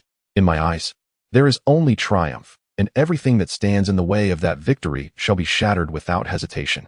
Truly a youthful spirit. Your thoughts are remarkably agile." Gao Li remarked, "Enough of this, old man. You can admire me after we achieve victory. For now, go and tend to your duties." Shen Xinghong turned to leave, but paused before exiting the room to pose another question. "When you asked me to lead the controlled residents away, was there also a desire to keep them from danger?" "Indeed, but that constitutes a minor part of my reasoning," Gao Li replied. "The greater reason is that I cannot allow useless individuals to hinder our efforts on the battlefield."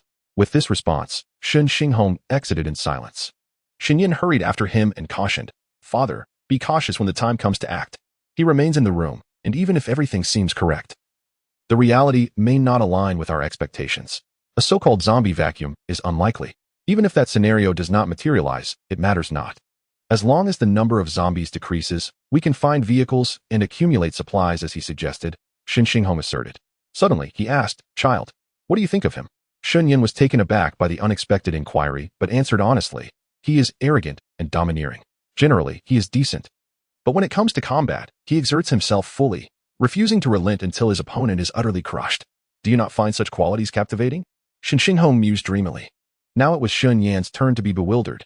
"What? You are unlike me, born in a time of prosperity and raised under the red banner.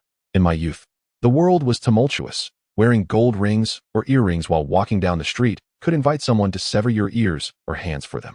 Hence, I developed a profound admiration for strength and power, to put it plainly, a reverence for the formidable," Shen Xinghong reflected. "Yet, strict family rules placed many limitations on my ability to wield that power, and as law and order gradually improved, my admiration for strength was suppressed." Shen Yin felt an unsettling tension. But now, with the end of days upon us, the environment has deteriorated even further than in my youth. My yearning for strength has resurfaced. When the zombies appeared, I wished fervently for the power to become a force capable of combating all calamities. Shen Xinghong's tone was steeped in sorrow, yet I lacked the strength to act, despite possessing the capability that I had never utilized. Thus, an outsider, Gao Li, could wield it far more effectively than I, the one who held such power. Shen Yan's expression was decidedly grim. To speak frankly, Gao Li represented the ideal version of myself. Shen Xinghong articulated his thoughts, powerful, confident, and intelligent, unafraid in the face of adversity, ready to confront challenges and vanquish all foes. "Child, do you understand? I long to become that kind of person." Shen Yin gasped, her eyes wide with disbelief. "Father, you cannot." The formidable, self-assured, and wise Shen Xinghong would never allow himself to be ensnared. "For the perfect Shen Xinghong commits no errors and is certainly not a useless entity," he replied. "Yet, this Shen Xinghong, have deceived everyone from the very beginning. Once the battle concludes and the mental control is lifted, I shall become the object of scorn for all the inhabitants of the camp." "No, that cannot be," Shen Yin exclaimed with urgency. He inhaled deeply and said, "The perfect Shen Xinghong would never face such dilemmas, but I am not perfect. At least not as flawless as I envisioned. Therefore, to draw this inferior version of myself closer to perfection, I must confess to all the camp residents about my control over them." Shen Yin trembled in fear. Perhaps I would perish because of this, but at last, I could emerge from my youthful aspirations. Shen Xinghong sighed. "Thus, When I meet the king of hell, I can stand tall and declare, I, Shin Hong, have finally lived as a true man until my last breath. With that, Shin Hong turned away and strode towards the staircase, marking the grim truth of his father's demise. On the platform, Shun Yin scoffed. Now you understand. You are the true reason for my father's death. It turned out Uncle Shun knelt with such profound resolve. Gao Li exhaled deeply and questioned, do you not feel that your current actions tarnish his noble resolve? Shun Yin stamped her foot vehemently. I care not for any resolve. What glory is there? I only want my father. I only want my dad. Gao Li replied, I can comprehend your desire to see Uncle Shun return to life. But he has already passed, content in his departure. You should not let his death disrupt his peace. Shun Yin remained silent. If Uncle Shun could embrace such profound resolve in death, then as a younger generation, I too should not falter. Gao Li produced a glass vial containing primordial insects and crushed it in one swift motion, declaring, Come, primordial insects, lend me your strength. Chapter 43. Strengthening the primordial insects. From Li Wei's words, it became clear that the enhancement system, much like the primordial insects, was not a product of this world. What transformations might occur when these two forces are combined? Gao Li distinctly sensed something burrowing into his flesh from the shattered glass, coursing through the muscles of his arm and gradually advancing towards his cerebral tissue. Kill him. Though she could not comprehend the actions of her adversary, Shen Yin believed that as long as she eliminated him, no problem would remain, and it was with this conviction that she uttered those words. The beastly soldiers sensed an unusual presence behind them with their primal instincts. Turning their heads, they beheld the previously formidable figure ensnared in black threads. Was it a cocoon? Why would it form a cocoon? Eliminate him. The frenzy in the eyes of the beastly soldiers intensified as they discarded their unfinished meat and rushed towards the black cocoon. Inside the cocoon, Gao Li quietly observed the system interface before him. The system window flickered like a virus-infected computer pop-up, appearing and vanishing in rapid succession, as if two opposing forces were locked in combat. After a few seconds, this peculiar flickering ceased, replaced by a stable system panel, distinct from the previous enhancement interface, but, in truth, an evolved version of the old one. Host, Gao Li, has acquired the following skills: compound eyes, visual enhancement, including slow-motion vision, spatial perspective, anticipation of moves. Enhancement level 0, max level 5, insect smoke, can emit black smoke infused with blood-sucking insects. Enhancement level 0, max level 5, limb restoration, severed limbs can be restored to their original state. Enhancement level 0, max level 5, swarm consciousness, can upload self-awareness to the blood-sucking swarm. Enhancement level 0, max level 12, 100-fold strength, can exert a force 100 times their own weight. Enhancement level 0, max level 5, temporary evolution, allows the blood-sucking insects to adapt to current situations, such as growing wings to evade terrestrial foes. Enhancement level 0, max level 12, available enhancement points 34. In terms of the panel's content, the new system was undoubtedly more potent. Yet Gao Li harbored concerns about relying on human flesh for sustenance in the future. However, this was not the time for such worries. Confronting the beastly soldiers and eliminating Shun Yin was of utmost priority. The 34 enhancement points evidently stemmed from the previous enhancement panel, and since they belonged to him, Gao Li felt no remorse in utilizing them. Compound eyes, enhancement level 5, insect smoke, enhancement level 5, limb restoration, enhancement level 5, 100-fold strength, enhancement level 5, temporary evolution. Enhancement level 12. Gao Li refrained from enhancing swarm consciousness, fearing that merging his awareness with the swarm would render him inseparable from it. Upon completing the enhancements, the black cocoon shattered. Utilizing the moonlight, he immediately spotted a beastly soldier, a tiger, lunging at him. This genetic warrior had once instilled in him an insurmountable despair. However, the tides had turned. He now possessed the confidence to slay his opponent barehanded. With a swift upward strike, he delivered a blow to the tiger's chin, sending it spiraling through the air for several seconds before crashing to the ground. The assailant, of course, was Gao Li. After enhancing compound eyes, everything within his field of vision transformed into a slow-motion spectacle, allowing him to strike with precision. Naturally, this visual capability could be toggled at will. How dare you strike me? The beastly soldier tiger, upon being attacked, was not deterred.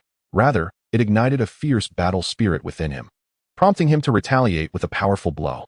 Was 100-fold strength insufficient to harm me? It is not from a lack of effort. Gao Li fixed his gaze on the slowly striking beastified soldier tiger, swiftly executing a whip kick that struck the creature squarely on the head. To him, it was a casual blow, Yet to the other beastified soldiers, as well as Xun Yin and Ma Wolong, it appeared as though the head of the beastified soldier tiger had suddenly exploded.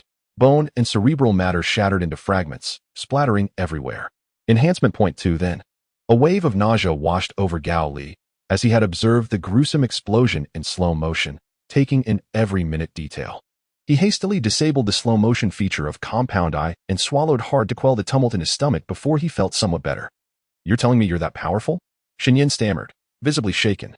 Indeed, Gao Li replied nonchalantly. I simply prefer to resolve matters peacefully. Which is why I have not employed such formidable force. However, just because I have chosen not to, does not mean I lack it. The remaining beastified soldiers were ignited with the spirit of battle by such a formidable adversary. Yet the beastified soldier tiger who had previously incited Xun Yin's fears shed its frenzy and bloodlust, regaining its calm and reason. It leaped onto the platform where Xun Yin stood and stated, I will take you away. What? Are you saying you cannot defeat him? Xun Yin exclaimed, astonished. The high school girl evidently lacked a proper understanding of combat prowess. The beastified soldier tiger did not express disdain or impatience. Rather, it candidly acknowledged the fact that they could not overcome him. Indeed, even with such a multitude of beastified soldiers, we cannot vanquish him. He is simply too powerful at this moment. So, you're suggesting I should spare him? A gentleman avenges himself. 10 years is not too late. When the time comes to assemble an army, revenge will not be tardy. If your father watches from above, he would surely commend your patience and wisdom. Very well. I shall do as you say. Upon hearing this, the beastified soldier tiger lowered itself to the ground, allowing Xun Yin to mount its broad back. Ma Wenlong, left with only a head, observed this scene and instinctively attempted to shout a warning to Gao Li. However, his insides had been hollowed out and his throat severed, leaving him voiceless. All he could do was glare at Xun Yin riding away on the tiger, inwardly loathing his own frailty. Yet Gao Li had long been aware of the situation on this side. Engaging with the other beastified soldiers was merely a means to sharpen his skills, familiarizing himself with the enhancements brought forth by the new system. Thinking of escaping? Not a chance, he declared, shattering the skulls of the beastified soldiers before him with a flurry of punches and kicks, then exhaling a plume of black smoke. The insect smoke dispersed with the wind, revealing the blood-sucking insects concealed within, which then transformed through temporary evolution into a form of rapid flight and potent blood-sucking capacity. Taking wing towards the fleeing beastified soldier tiger and Xun Yin, a torrent of blood-sucking insects surged forth like a tidal wave. However, the beastified soldier tiger suddenly leaped atop a small car, turning to face the swarm of insects with its gaping maw. Gao Li narrowed his eyes. Knowing full well that the creature would not engage in self-destructive behavior, yet he could not fathom the truth and could only wait and see. The beastified soldier tiger emitted no roar, yet the blood-sucking insects began to fall to the ground like rain. This peculiar occurrence was indeed strange. Yet, Gao Li quickly comprehended the truth. It was an ultrasonic pest repellent, employing frequencies imperceptible to the human ear but sensitive to pests, effectively driving them away or even exterminating them. Certainly, the ultrasonic weaponry wielded by the beastly soldier, the tiger, was not specifically designed to combat insects. Rather, it was a temporary adjustment of ultrasonic frequencies for urgent response. Moreover, Gao Li was somewhat astonished, for the black giant wolf had previously claimed that beastly soldiers held armed weaponry in disdain. However, it appeared that certain individuals among the beastly soldiers were remarkably composed and rational, adopting even the weaponry they once scorned to enhance their combat capabilities. As the beastly soldier, the tiger, unleashed ultrasonic waves multiple times, the overwhelming tide of blood-sucking insects was subdued, collapsing to the ground. Relieved by the newfound safety, he remarked, Gao Li, a decisive battle between us is inevitable, but it shall not occur here and now, so do not waste your efforts sending insects my way. As he spoke, a multitude of shimmering points of light emerged from the darkness behind the two figures, their hue akin to moonlight. As long as I, Gao Li, remain alive, you shall perpetually worry about the sword of Damocles. Gao Li retorted disdainfully, prepare yourself for death, and may you have had your fill before the end comes. Arrogant, came the reply. Mutually so, they said in unison. With that, the beastly soldier, the tiger, and Xun Yin turned away, vanishing into the night. Gao Li, on the other hand, heightened the insect swarm consciousness to its utmost degree. Although he loathed the idea of transferring self-awareness to the insects, he recognized that in order to rely on the temporary evolution to withstand the ultrasonic agents, he had to make a slight sacrifice to obtain intelligence regarding the location of the Beast Organization S branch. Chapter 44. Leveling up, how are you? My apologies, I forgot. Upon witnessing Ma Wenlong's dire state, Gao Li immediately changed his tone, hoisting the empty-handed Ma Wenlong and offering words of comfort. Do not despair. Once we return to the camp, you shall be healed. Ma Wenlong, feeling the strength of Gao Li's arm, bowed his head in shame. He attempted to grasp his own throat and surprisingly managed to speak in a halting manner. Gao Li, I am sorry for not being able to assist you. Before the primitive insect was activated, I, like you, was unable to withstand the beastly soldiers, Gao Li replied. The enemy is simply stronger than us. There is no shame in that. I wish to grow stronger. I must grow stronger. Very well. As they returned to the stadium, the two beheld a Mercedes parked at the entrance. Qinqing Yuan poked his head out from the driver's seat and jeered. I told you that you are a troublesome one. Even without me, this place would still face an assault. Gao Li retorted casually. Qinqing Yuan chuckled heartily. Slapping the steering wheel, plague bearer, disaster star, troublemaker. If you keep talking, I will toss you into a horde of zombies. Have I broken your defenses? Gao Li laid Ma Wenlong on the ping-pong table and fetched raw food from the camp kitchen for him to consume. In the blink of an eye, Ma Wenlong had nearly recovered. The first thing Ma Wenlong inquired upon regaining his strength was about the primitive insect. Gao Li, what do you intend to do with that insect? It is simple. You will cleave open my skull and extract the primitive insect, Gao Li replied. I cannot become a man-eating monster, so I must proceed in this manner. Ma Wenlong grew anxious. You will die once the primitive insect is removed. That is because Li Wei relies on the primitive insect for immortality. Gao Li asserted, I do not share that fate. Moreover, I am also an extraordinary being. As long as I can extract the primitive insect, I can restore myself using my own abilities. Are you certain? I now feel an urge to consume you raw. Ma Wenlong was reluctant to see Gao Li transform into a monstrous creature that devoured humans, yet he begrudgingly acquiesced. Gao Li waited until 5 in the morning. When the beastly soldier Hu and Shun Yin returned to the Beast Organization's branch, he meticulously noted the location before proceeding with the extraction of the original bug. As dawn broke, Qinqing Yuan sat in the driver's seat, sound asleep, while Ma Wenlong carefully tapped on Gao Li's skull, using tweezers to extract the original bug and placing it into a glass vial. Upon exposure to the air, the original bug curled up, and a dizzying pain surged through Gao Li as he observed his system panel returning to its original state. Strength, 0, speed, 0, stamina, 0, self-healing, 0, enhancement points, 34. It appeared that this action was akin to resetting one's attributes. It seemed as though the original bug had consumed the enhancement points obtained from slaying the beastly soldiers. Once Gao Li regained some clarity, he allocated 10 points to self-healing. And as his skull healed, he enhanced strength and speed to 10 points each and stamina to 4 points. Brother Gao Li, have you recovered? Ma Wenlong asked with concern. Gao Li sat up and replied, Of course I have recovered. After a pause, he continued, You mentioned wanting to grow stronger, correct? Yes, Ma Wenlong affirmed resolutely. Then what lies ahead is leveling up, Gao Li stated. He elaborated, Zombies are capable of mutation, as evidenced by the armored zombies on the second floor of the Silver Sea City shopping mall. Yet, the exact mechanism behind these mutations remains a mystery. This will be your next task, to devise a way to induce your own mutation. That is quite a daunting task, Ma Wenlong remarked. Gao Li nodded. But the benefits of crossing over are substantial. Moreover, I have the original bug as an advantage. What about you? A mere zombie physique cannot fulfill your aspirations. Ma Wenlong sighed. Yet he understood the truth in Gao Li's words. Suddenly, he asked, And what about you? Me? Gao Li chuckled. Give me 24 hours. And I could transform into a bald figure. At 3 in the afternoon, on the sidewalks of the street, a zombie aimlessly wandered, having not run in quite some time due to the dwindling presence of living beings. With a swift motion, Gao Li cleaved the zombie's head in two. Enhancement points 0, 5. After receiving the notification, Gao Li crouched down to wipe the blood from his blade with the zombie's tattered, filthy clothing. Have you not grown weary after 2 hours of continuous zombie slashing? Qinqing Yuan, seated in the driver's seat, commented, I'm already exhausted just watching. Would you prefer to lay back like you do and one day suddenly become zombie fodder? Gao Li retorted, Better than you actively courting danger, I suppose. I think the zombie virus has muddled your brain. You seem quite foolish. Gao Li paid little heed to the jibe, instead opening his system panel to review the accumulation of enhancement points from slaying zombies. After 2 hours of relentless combat, he had acquired a total of 20 enhancement points. Had the zombies not been so dispersed and the search not so time-consuming, he could have amassed even more. He directly allocated the enhancement points to strength and speed.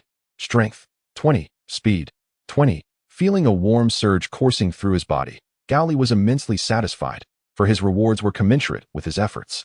Chen Qingyuan's gaze drifted towards the distant horde of zombies, where Ma Wenlong stood amidst them, his eyes closed as if in deep meditation. Attuning himself to the aura of his kind, he had been standing there for an extended period, leading Chen Qingyuan to ponder, what on earth is he doing? Such a handsome fellow, and after associating with him, he has become this peculiar figure. What a pity. It wasn't as if he was instructed to stand there. And Gao Li found it somewhat difficult to suppress his amusement. As Ma Wenlong slowly opened his eyes among the throng of zombies, he mused. How curious that no moment of enlightenment has struck me. Does this imply that I lack the potential for mutation? Fixing his gaze, he soon noticed an unusual zombie not far off. This creature was adorned with a hard, white shell that resembled armor, precisely as Gao Li had described. Seizing the opportunity to observe this armored zombie, Ma Wenlong approached it, beginning to examine it closely. Due to his own zombie constitution, the armored zombie showed no reaction to his inquisitive touches, rendering the scene akin to a quirky film where the male protagonist teases the female lead. Chen Qingyuan's expression turned to one of confusion. What on earth is he doing with the zombie? Gao Li, who was sharpening his knife on the ground, casually replied. Perhaps he has discovered something? What could he possibly have discovered? Chen Qingyuan squinted in scrutiny, deducing from the zombie's attire that it had once been female, which only deepened her bewilderment. Could it be that he has entered a phase of sexual attraction towards female zombies? Gao Li paused his sharpening, looking up with an equally perplexed expression. What did you just say? Ma Wenlong appeared to be in a state of fascination, shaking the zombie's hand back and forth. Have you lost your mind? Gao Li stood up, joining Chen Qingyuan to observe Ma Wenlong among the horde, both of their expressions mirroring confusion. For at that moment, Ma Wenlong, driven by research, was embracing the zombie in a curious manner. Chapter 45. The failed mutation of the intelligent zombie upon closer inspection of the white armor. Ma Wenlong discovered that it was composed of the secretion from the skin of the armored zombie. He pushed the creature down and, retrieving a machete, he carefully peeled away a section of its white armor from its arm. Beneath the armor, the skin's pores were significantly larger, resembling the seed pods of a lotus. Seconds later, the exposed skin began to pulse as if breathing, each pore releasing a minute amount of a viscous white substance. These mysterious substances accumulated, covering the exposed skin, and upon contact with the air, hardened immensely. This revelation unveiled the origin of the white armor, which also possessed self-repairing capabilities. Ma Wenlong felt a surge of excitement and was eager to share his findings with Gao Li. However, upon turning to him, he found Gao Li approaching with a troubled expression. Brother Gao, let me explain. Old Ma, please listen to me. They both spoke in unison, each insisting the other go first. Brother Gao, Ma Wenlong stood up. I am determined to uncover the reason behind the armored zombie's production of this white armor. Grant me one day. I shall return to the stadium after my quest. With that, he departed, leaving Gao Li standing alone in the wind, bewildered. Ma Wenlong sprinted through the streets, ultimately locating a horde of zombies in the old town of Luofeng County, where hard-shelled zombies mingled with ordinary ones. He speculated that all zombies were initially ordinary, but for some unknown reason, they had transformed into hard-shelled beings. To uncover the mystery behind this transformation, he decided to follow this eclectic group of zombies for observation. As for the previous horde, he left that experience to Gao Li, concealed within the throng of zombies. Ma Wenlong quietly observed their movements. However, without external stimuli, the zombies merely wandered aimlessly, showing no signs of mutation. Should he seek another group of zombies? Yet, where could he find a suitable one? Time was also not on his side. Just as Ma Wenlong hesitated, an inexplicable scent wafted through the air, and suddenly, he felt a sharp object press against his back, followed by a blow to his head, causing him to collapse. Dazed, he overheard hushed, urgent voices among humans. Clear a path. Move quickly, one by one. Be careful not to attract the zombies. Realizing that survivors were attempting to pass through this route, he decided to lie on the ground and feign death, quietly observing the situation. He noticed that the duo confronting the zombies wore clothing that emitted a rather pungent odor, designed to mask their human scent. One wielded an anti-explosion fork while the other brandished a metal rod. Each time they encountered a zombie, they first ensnared it with the fork and then struck its head with the rod. Unlike the Dawn Hospital's security team, their objective was not to exterminate zombies. They only engaged when a zombie obstructed their path, indicating that their primary strategy was to evade confrontation whenever possible. Reflecting on this distinction, Ma Wenlong understood the rationale behind it. The members of the Dawn Hospital security team had honed their bodies during peacetime, being individuals accustomed to heavy physical labor, thus possessing superior physical capabilities and the ability to handle zombies alone. In contrast, most survivors were ordinary individuals with average strength and stamina. more inclined to avoid conflict rather than confront it. Only when absolutely necessary would they engage with zombies, resulting in this peculiar scenario. Someone's been bitten. Leave him. Abandon his backpack and go. He is beyond saving. The sound of hurried footsteps echoed, and Ma Wanlong watched as humans fled from pursuing zombies. A sense of dread creeping over him for their fate. However, the unfolding events compelled him to redirect his attention. On the ground lay several zombies that had been struck in the head, slowly regaining their footing, their bodies marred by various wounds, the most severe being to their heads. These injured zombies ambled over to the human who had been bitten and began to gnaw at the flesh of the lifeless form, whose neck had been bitten through. Blood flowing freely as life slipped away. Ma Wanlong gazed at the flesh-eating zombies, his eyes widening in disbelief.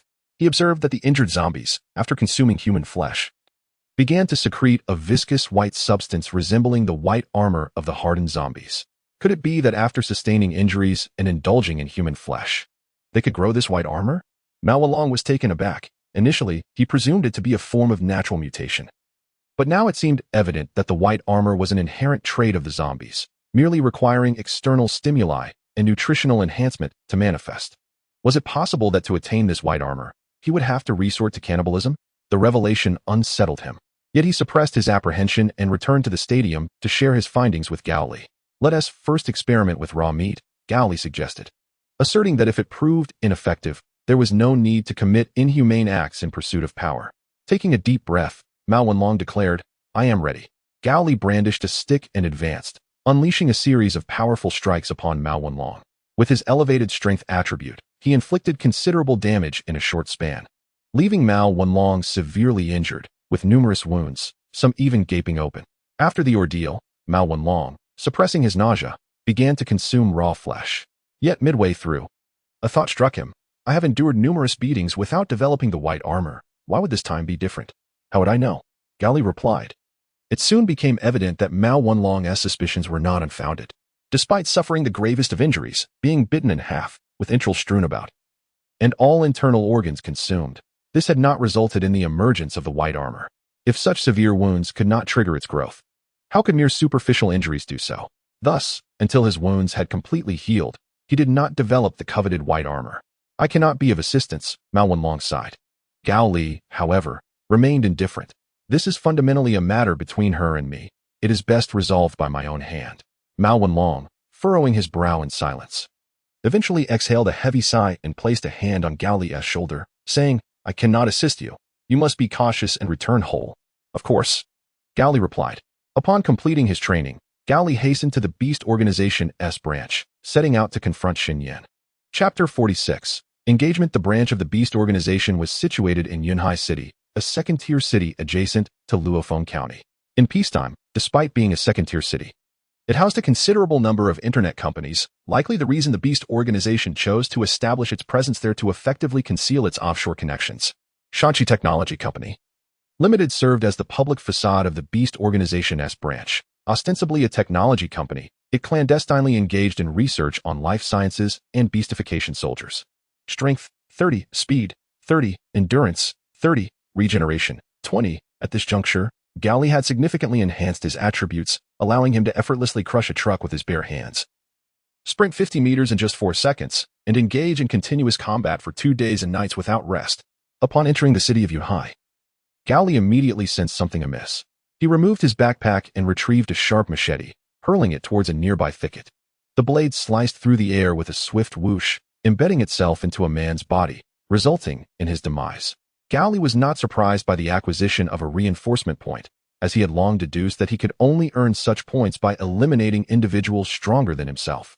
Thus, dispatching ordinary zombies granted him 5 points, while hard-shelled zombies yielded 1 and beastified soldiers 2. Setting aside thoughts of reinforcement points, Gao Li approached the fallen man. Observing a complete rice paddy tattoo on his arm, clearly marking him as one of Xin Yan's controlled subjects, while the controlled individuals were innocent, Gao Li merely muttered an apology, choosing not to dwell on the act of killing him, for fundamentally, the man's death was Xin Yan's fault. I know you are watching. Come out, Gao Li exclaimed, drawing the machete from the corpse. Xin Yan, I have come to kill you. In the next moment, a horde of people suddenly emerged from various hiding spots, the green trash cans on the street, behind the sidewalk trees, and within parked cars. Some wielded bows and crossbows. Others brandished handguns and rifles, while a few were igniting explosives. As these individuals appeared, they launched an assault against Gao Li. In an instant, arrows flew, and explosions echoed relentlessly. Gao Li had long shed his primitive instincts, unaffected by the slow perception brought on by compound eyes. He could only sprint at high speed, deftly evading the gunfire and bowman's aim, skillfully dodging the ranged attacks, and avoiding the explosives altogether. Reaching a nearby vehicle, he lifted it overhead and hurled it towards a location of intense firepower, obliterating it. Just then, an arrow pierced through his chest. Looking aside, Gao Li noticed that small teams of 2 or 3 had withdrawn to the rear, evidently planning to sacrifice the most formidable group in exchange for an opportunity to attack. Not bad, Gao Li shouted. You've learned the tactics I employed in the stadium. Through the lips of the controlled individual, Shun Yan's voice responded, I must admit, you are indeed clever, but alas, you are still destined to die. Is that so? Then allow me to impart another lesson. Gao Li yanked out the arrow from his chest, and after his wound healed, he seized a car to shield himself and charged towards the mentally controlled individuals. To avoid engaging in close combat with formidable opponents, Shun Yan directed her minions to disperse in small teams, seeking refuge in various locations while awaiting their chance to counterattack. Do you know why Xiangyu could escape even when surrounded by forces several times greater? Gao Li hurled the car into a location that produced a thunderous noise, drawing Shun Yan's attention, who interpreted this as a signal that he intended to pursue and kill. However, Gao Li did not follow through. Instead, he sprinted in the opposite direction and concealed himself in a low thicket. After a prolonged wait without an attack, Shun Yan realized this was an act of escape and hastily instructed her followers to scatter in search of him. Gao Li awaited this opportunity with bated breath. He swiftly drew forth a sharpened machete and charged forward at breakneck speed, eliminating a man burdened with explosives in a single stroke, seizing the entire package. The sudden loss of an informant left Shun Yan in a state of shock. She immediately ordered everyone to converge on the location of the deceased. Unaware that Gao Li had transformed the body into a trap, he pressed the ignited explosives beneath the corpse, ensuring that when the other mind-controlled individuals arrived, the explosives would detonate, incapacitating a significant portion of them, with only a few surviving due to their delayed arrival. It is intellect. It is strategy. Everyone is aware that Xiangyu possessed extraordinary physical strength as a formidable warrior. Yet only those with a profound understanding of historical figures recognize that Xiangyu was not merely a warrior like Elbu. He was a military strategist. Gao Li stood behind a tree, observing the aftermath of the explosion, and upon witnessing the carnage, he erupted into laughter. You are too naive. Do not assume that a modicum of knowledge renders you invincible. To deal with you, merely employing my intellect suffices. The significant loss of informants incited a blend of fury and trepidation within Shun Yan, her fear surpassing that of the soldiers on the battlefield. This was due to her deliberate connection of her senses with multiple controlled subjects, resulting in her receiving the shockwave of the explosion in magnified intensity, inflicting indelible harm upon her psyche.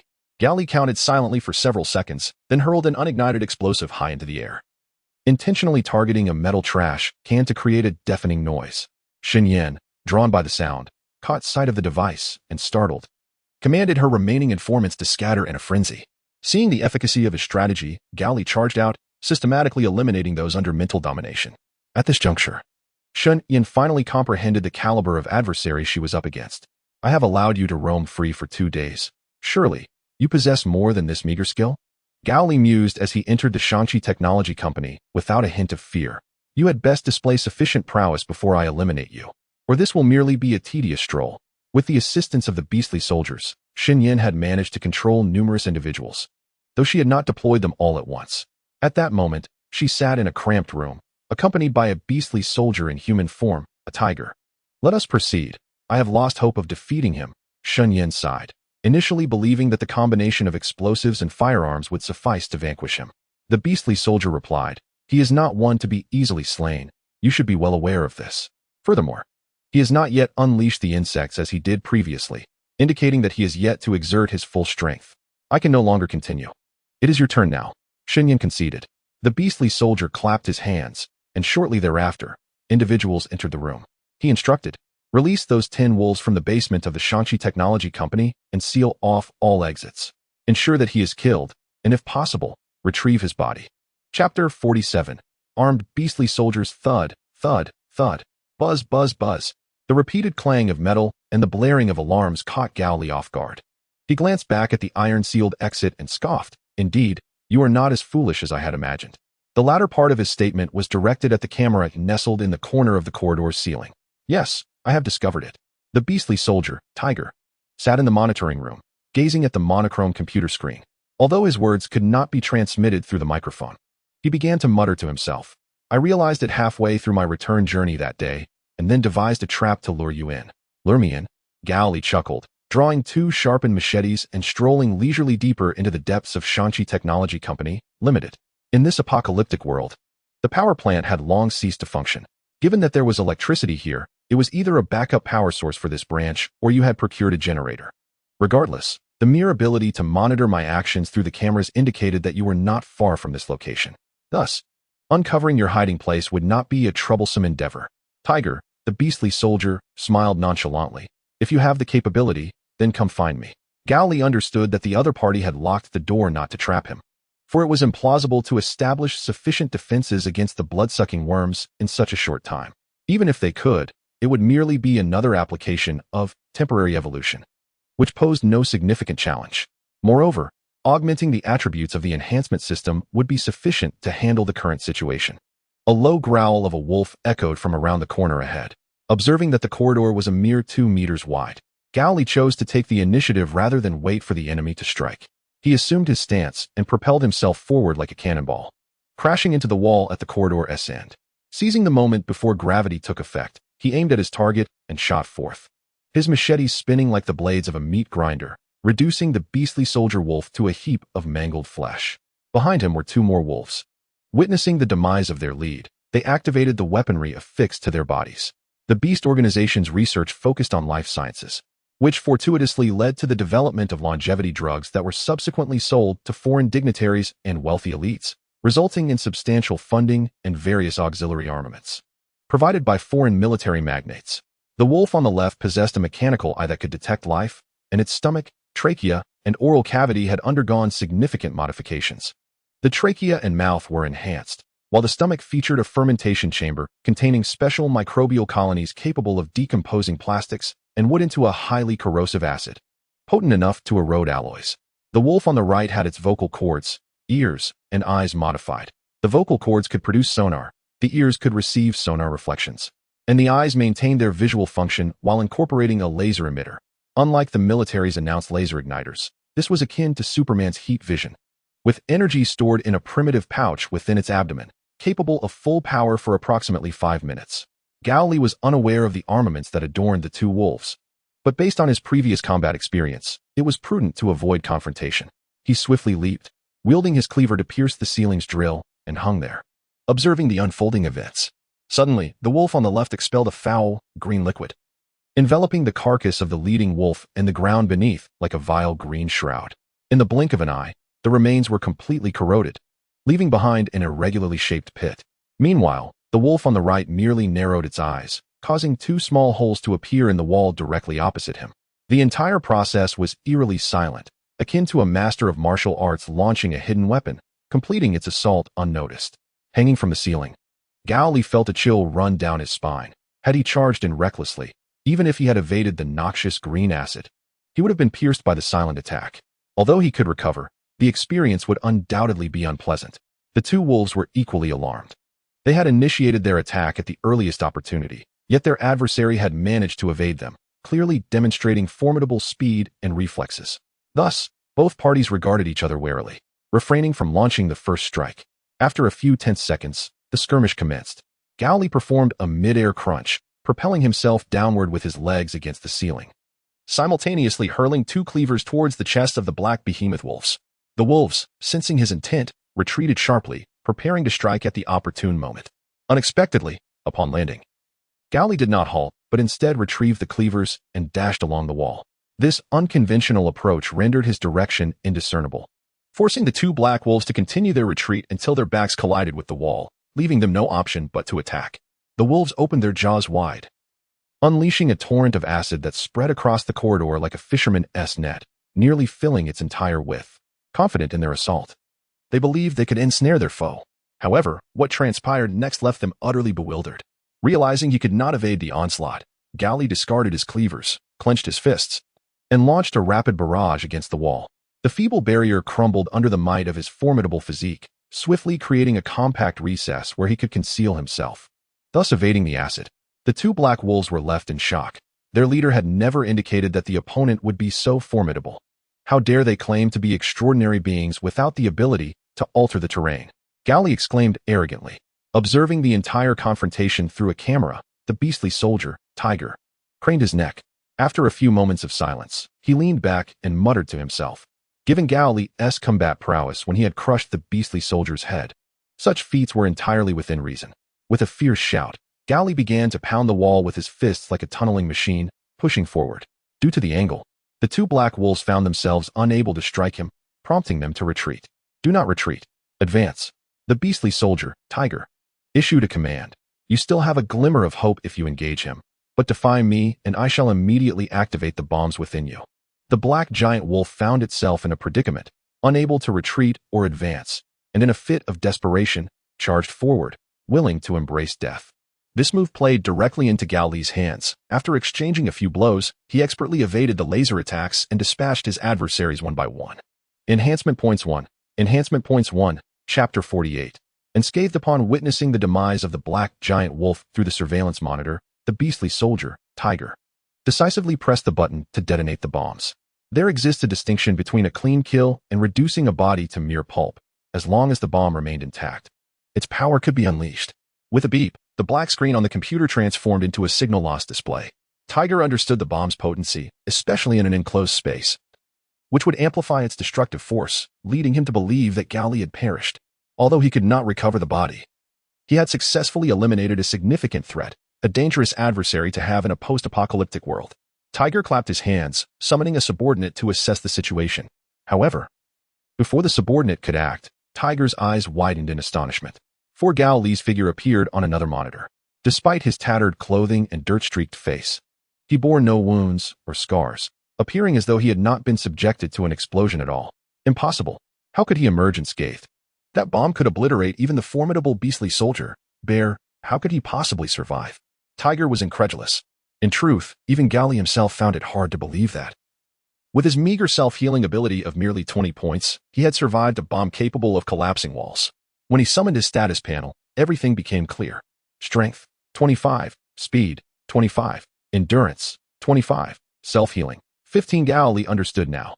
If he sustained severe injuries and sought to heal, it would deplete his attributes. This concept was not difficult to grasp. A person who has been physically active may experience a decline in physical fitness after recovering from a serious illness. Gao Li's self-healing attribute simply bypassed the lengthy recovery process by directly deducting attribute points, allowing for immediate restoration. Damn it! Is this a system designed to suppress combat power? What a ridiculous contrivance. If it continues to diminish my strength, I might as well live my life alongside the primitive insects. Could it be that he had blocked it with the insects? Or perhaps he possessed the ability to recover on his own. His worth was undeniable. Tiger donned his headset and addressed the microphone. From this moment forward, I shall command your actions. Capture them alive. If that fails, dead will suffice. Gao Li allocated all the enhancement points gained from slaying the 3 wolves to his strength. Strength, 28. Upon completion, an unsettling sensation washed over him. Now on the 3rd floor, he felt an overwhelming disarray surrounding him in every direction. Had he engaged in too many life and death battles, leading to hallucinations? Gao Li was aware that after defeating those 3 wolves, 7 more remained at his disposal. Shanxi Technology Company Limited boasts a 5-story building, with a staircase on either side of each level. At this moment, Gao Li stands on the right side of the 3rd floor, while the beastified soldier Tiger directs operations by scrutinizing the map. With the orders dispatched, all personnel take their positions. A wolf stealthily ascends to the 4th floor, meticulously calculating its route before pressing its palms against the ground. These palms are equipped with miniature ground-drilling munitions capable of penetrating fortified structures such as air raid shelters and nuclear bunkers. Upon reaching the designated location, they detonate, functioning essentially as a weapon with a drill bit and delayed detonation feature. A small aperture opens in the center of its palms, and shortly thereafter, 2 slender, chopstick-like miniature drilling munitions activate near its elbows, forcefully embedding themselves into the fragile floorboards. In mere seconds, they breach the floor, arriving directly at Gao Li's location. Having sensed something amiss, Gao Li, upon hearing the noise, immediately flees, shattering a glass window and leaping into an unoccupied room. Just then, A resounding explosion echoes through the corridor. Could he truly escape? The beastified soldier tiger, skeptical, nearly succumbs to his impatience and decides to intervene personally. He commands, "Form up." Two massive black wolves burst from the staircase, crashing into the room as their thick fur begins to emit a gas with hypnotic properties, evidently a result of their modifications.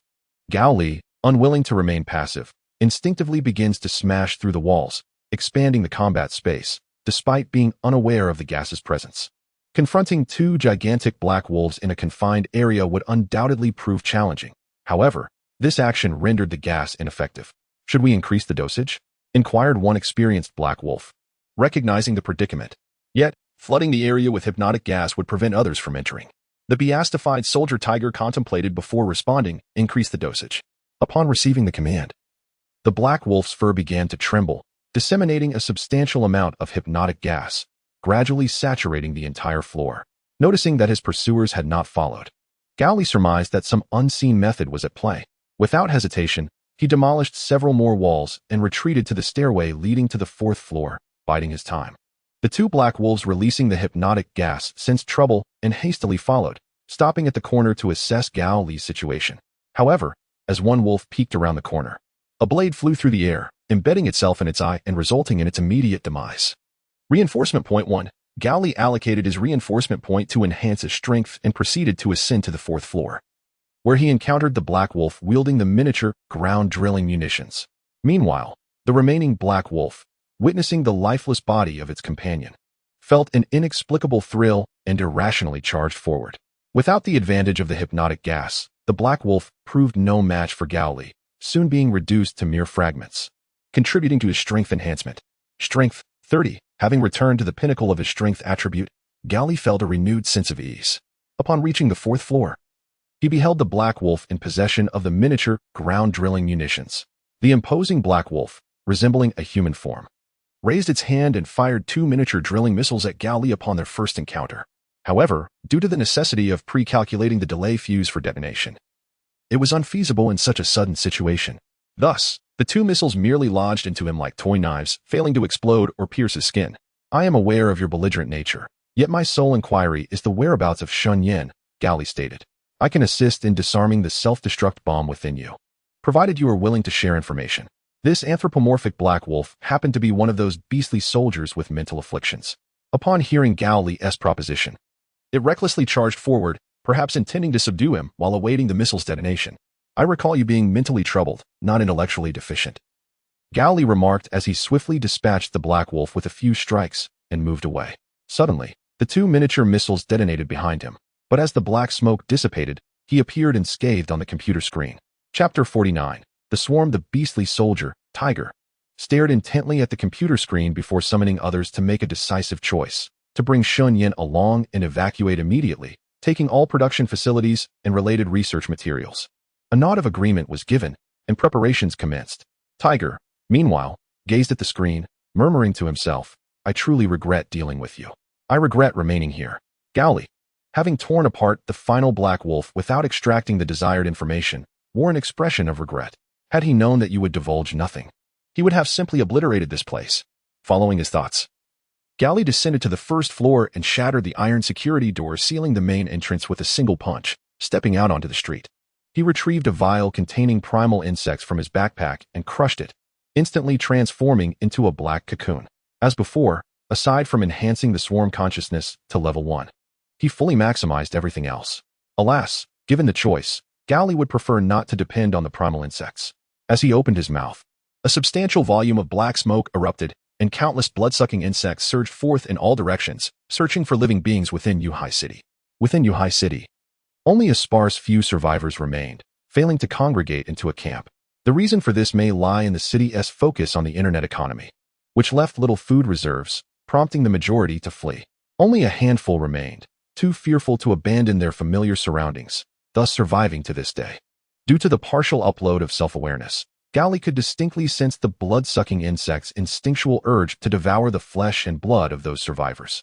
Fortunately, the extent of his uploaded consciousness was limited, preventing him from being influenced by the insect's primal instincts, allowing him to suppress that urge and refrain from harming the survivors. "Where are you? Where are you?" The insects emitted merely from skill enhancement were insufficient to cover the entirety of Yuhai City.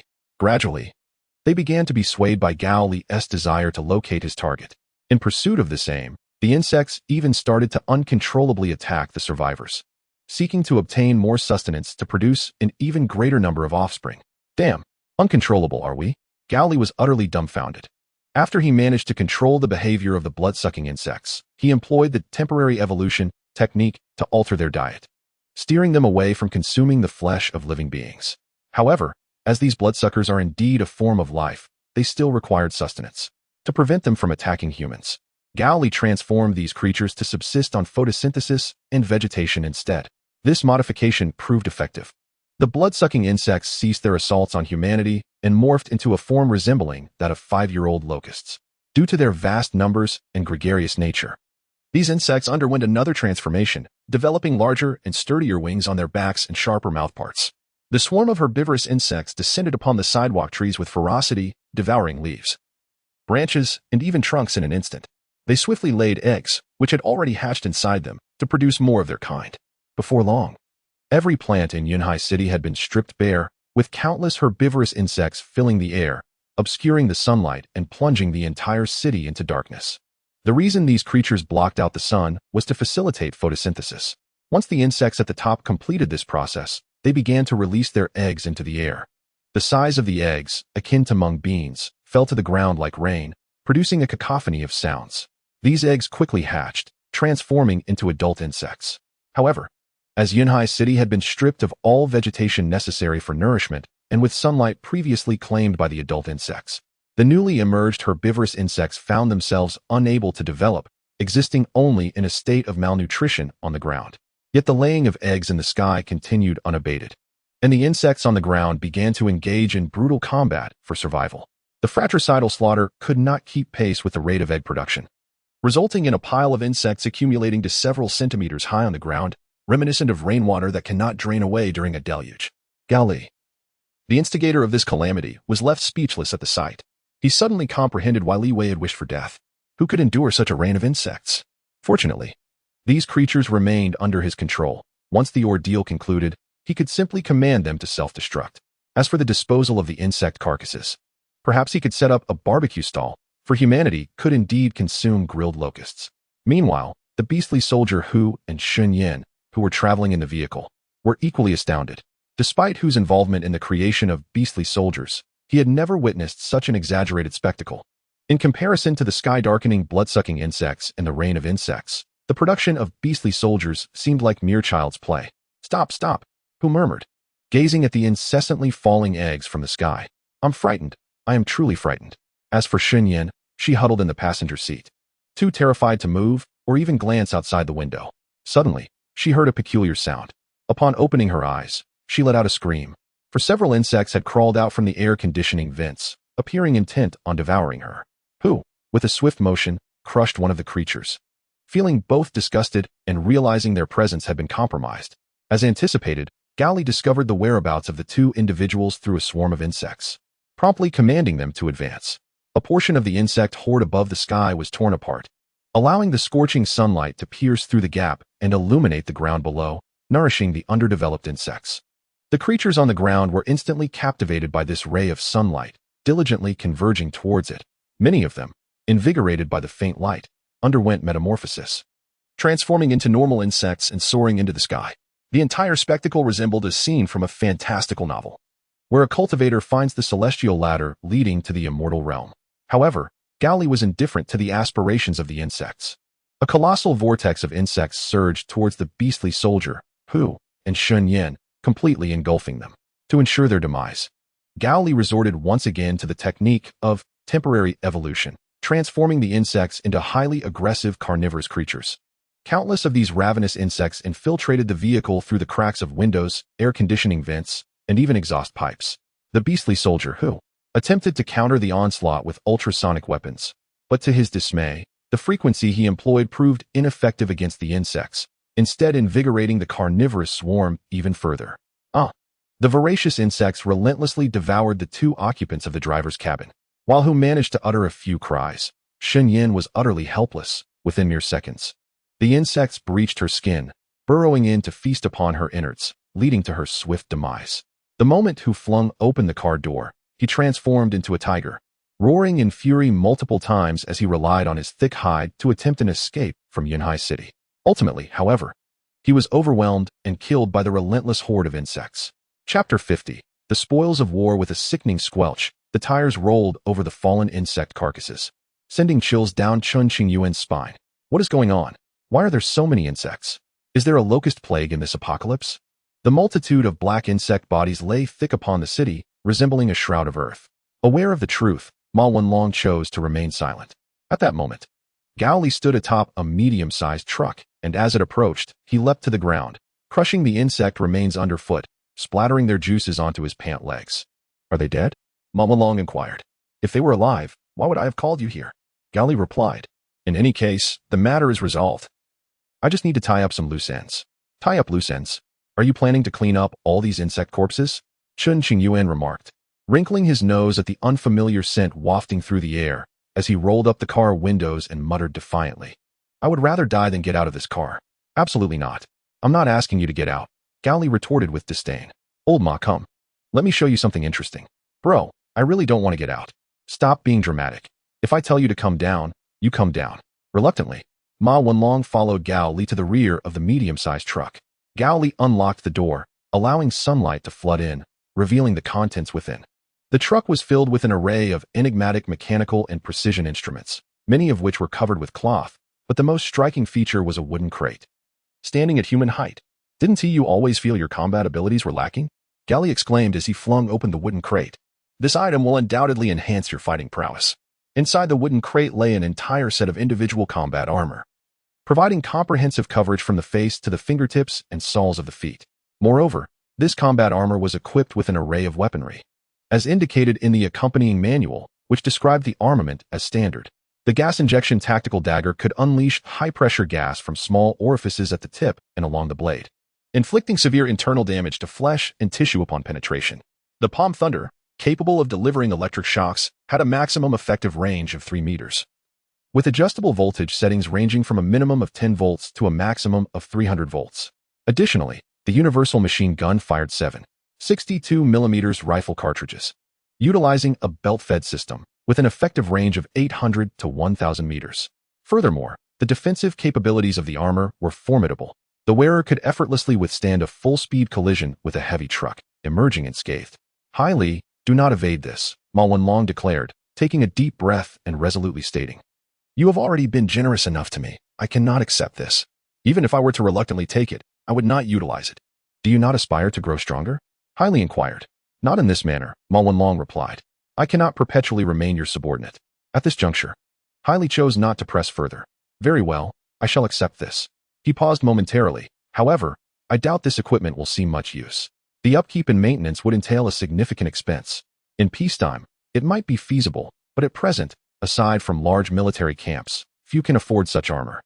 The energy supply and compressed air canisters are manageable, yet procuring ammunition for the universal machine gun will undoubtedly pose a challenge. In addition to the armor, the truck contained numerous valuable precision instruments. However, although the 2 university students recognized the worth, they were unable to utilize or liquidate them, rendering the entire ensemble effectively valueless to them. Upon further rummaging, Hai Li discovered another intriguing item and remarked to Ma Wenlong, surely, you cannot refuse this? It was a pair of firearms. One was a 1911 pistol, and the other was a Smith Wesson Model 36 revolver, both appearing and used based on the meticulous details of the weapons. Hai Li speculated, this must belong to someone within the Beast organization who had a penchant for firearms. Given that it made its way into the truck, it likely belonged to that beastified soldier, Tiger. Thus, it has fortuitously become yours. I do possess some aptitude for firearms. Ma Wenlong conceded as he finally accepted the 2 guns. What about the ammunition? Hai Li handed over the bullets along with the holsters. The beastified soldiers were an unexpected adversary. It is entirely reasonable that firearms would not suffice against them. However, I anticipate that the forthcoming opponents will not be as formidable. Let us hope so, Ma Wenlong replied, his resolve somewhat diminished. Subsequently, they discovered a substance labeled as a gene injection serum within the truck's cargo area. According to the instructions, it was a serum that could temporarily bestow beastification abilities upon injection, essentially creating a diminished version of a beastified soldier, likely intended for sale to the elite. Yet, It had now fortuitously fallen into Hai Li's hands. After collecting the usable items, they proceeded to load several cases of canned goods onto the truck. But due to the sheer volume, the Mercedes was unable to accommodate everything, necessitating a switch to another vehicle. Qinqing Yuan selected a 9-seat light van and, after removing the unnecessary seats, was able to accommodate all their belongings. The battle had consumed a significant amount of time. It was now 3 in the afternoon, and the 3 of them had yet to eat. To avoid any complications, they decided to rest for the night before leaving Yinhai City. However, they did not choose to camp outdoors, but instead found a hotel. "Old Ma, I regret it," Gao Li suddenly remarked while enjoying a warm meal. Ma Wenlong nearly choked on his food and inquired, "What do you regret? Do you remember what I said after we first met Qinqing Hong?" Gao Li replied, "At that time, I regretted meeting him as it seemed a waste of my time, but now I feel that my presence has completely ruined them." Ma Wenlong noticed a look of sadness on Gao Li's face. "They would have perished regardless of your presence," Ma Wenlong asserted. "The fact remains that the Beast organization would have attacked the stadium regardless. If anything, your arrival merely delayed their demise. If that were true, it would be better." Gao Li sighed. "You have done remarkably well. Whether by intervening in their affairs or risking your life against the beasts, you have accomplished all that you could." Ma Wenlong responded. "Yet they still died, which simply reflects the nature of fate. What if I had not neglected my enhancements at that time? What if I had chosen to use the primal insects earlier? Could everything have been different?" Gao Li pondered. "Brother, most of the time, we can only do our best and leave the rest to fate." Gao Li's face illuminated by the firelight, he continued, "Perhaps if I had not shown up, Uncle Shun would not have met his end, and everyone else would have survived. The one who severed Uncle Shun's head was a resident of the camp. In other words, fate corrected the outcome you sought to prevent," Ma Wenlong replied. "Can one truly resist destiny? Is it really predetermined?" Gao Li questioned, reflecting on the fact that humanity's emergence as a sentient species is merely a coincidence in the vast universe. The conversation seemed to reach an impasse, and neither spoke further. After extinguishing the fire, they each retreated to their rooms and fell into a deep slumber. It was not until the following morning that they set off for the next city. Chapter 51. Mudslide. The next morning, as Qinqing Yuan drove, he suddenly asked, "Who are you planning to cause trouble for this time? Look at how you phrase it. Am I the one causing trouble? It is their own weakness." Gao Li retorted, "Wow, what a master of deflection. I can't continue this conversation with you." Gao Li leaned back in his seat, preparing to recharge. Strength, 30, speed, 30, stamina, 25, regeneration, 15, after the battle yesterday, with Ma Wenlong's assistance. Gao Li once again extracted the primal insect from his head and reallocated his enhancement points, restoring himself to his previous state. "Brother, on a serious note, where are we heading this time?" Ma Wenlong asked. "Are we going to be on the move again?" Hearing this, Gao Li sighed in resignation. "Why do you say that? I am weary as well. Why do we keep encountering troubles one after another? Perhaps we should simply find a place to farm?" "I doubt you have the patience for that," Ma Wenlong quipped. Gao Li was poised to retort, yet found himself at a loss for words. The villa, Shuwang Hospital, and the Bai Mi sect. His decision to frequent these locales was undoubtedly influenced by the congregation of survivors, which had fostered a stable environment conducive to living and social interaction. It is undeniably comfortable to reap the benefits of such a situation, but what of the arduous journey from nothing to something? What patience, perseverance, and wisdom are required? Gao Li was the type who could conquer a realm but was ill-equipped to govern it. He was acutely aware of this, as was his younger brother. Thus, the prospect of cultivation was rendered impossible. With a resounding thud, the 8 tires rolled over the loose speed bump, producing a cacophonous sound. Thus, the party arrived at the territory of Huangpin. Gazing through the window, Gao Li noticed a vehicle passing by, and his eyes widened in astonishment. For the car not only resembled their own but also concealed an identical visage behind its closed glass windows. A chill ran down Gao Li's spine, and he hastily inquired, "Lao Ma, did you see the car next to us?" Ma Wenlong glanced back and replied, "I did. What's the matter? Surely, we cannot be the only ones driving around aimlessly. Did you see your own face through the window of that car? Your own face? Brother, are you hallucinating?" Ma Wenlong chuckled. "Well, even if you did, could it not be a mere reflection? Their window, like ours, is pitch black and closed, with the sun shining brightly. Seeing a reflection is quite normal. Do you know what your current statements resemble?" Gao Li suddenly adopted a sinister tone. The supernatural films from Hong Kong often begin this way. The protagonist notices something unusual, the second lead dismisses it, and then inexplicably, they face utter annihilation. Ma Wenlong cast a sidelong glance, feeling that ever since he spotted the car that brushed past, Gao Li had become increasingly eccentric. Qinqing Yuan, in the driver's seat, interjected, I find you two more terrifying than the ghosts in those films. They exchanged glances and, in unison, exclaimed, indeed. The once clear sky soon darkened, gathering ominous clouds as if the heavens were brewing something significant. Ma Long glanced upward and remarked, is it about to rain? Suddenly, the car screeched to a halt, causing the passengers to sway within the cabin. Gao Li, having improved his physical condition, experienced no dizziness and asked, why the sudden stop? The road is obstructed. Chun Qingyuan replied. Peering through the windshield, they saw a tree, large enough for two to embrace, lying across the road, encased in a mass of mud and debris, forming a formidable barrier. It appeared almost deliberate. Gao Li scoffed, it looks intentional. Ma Wenlong was left speechless, as if a landslide could be intentional. Gao Li glanced at the sides of the road and promptly dismissed his concerns. At this moment, they found themselves traversing a narrow mountain path nestled between two towering peaks. To the left, the terrain gently sloped downwards, revealing a winding road leading to a village. However, from their vantage point on the road, only the rooftops of distant houses were visible, indicating a considerable distance from the thoroughfare. On the right loomed a steep mountain, barren and devoid of trees or underbrush. Its surface scattered with loose, damp soil and an abundance of gravel. One could only surmise that if a mudslide were to occur in such an environment, it would render nature's craftsmanship utterly futile. Since the path ahead is obstructed, we might as well retreat, suggested Ma Wenlong. Just as Chun Qingyuan was about to shift into reverse, dense clouds above suddenly unleashed a torrent of rain. Initially, the raindrops fell sporadically, then transformed into a relentless downpour, swiftly reducing visibility to less than 3 meters. A deluge. It's undoubtedly a deluge, Chun Qingyuan shouted, urgently turning the steering wheel. Ma Wenlong expressed his concern. With rain this heavy, could another mudslide be on the horizon? No sooner had he spoken than a thunderous roar erupted amidst the cacophony of rain. Yet no lightning flashed against the gray sky, a truly peculiar occurrence. Oh no, Gao Li exclaimed, realizing the ominous sound was that of rushing water. The mixture of gravel and rainwater had coalesced into a torrent of mud. At that moment, Chun Qingyuan had already turned the car toward the left fork. But it was too late. The mudslide cascaded down the mountainside with a thunderous crash, akin to a giant hand striking the rear of the vehicle. Fortunately, as the deluge approached, the car roared to life, and the van's rear-wheel drive system propelled them forward, narrowly avoiding being engulfed. However, the ordeal was far from over. The speed of the mud flow was alarming, and the torrential rain obscured visibility further, compelling Chun Qingyuan to reduce speed for safety. Just as she eased off the accelerator, the rear of the vehicle was violently struck, nearly toppling the entire car.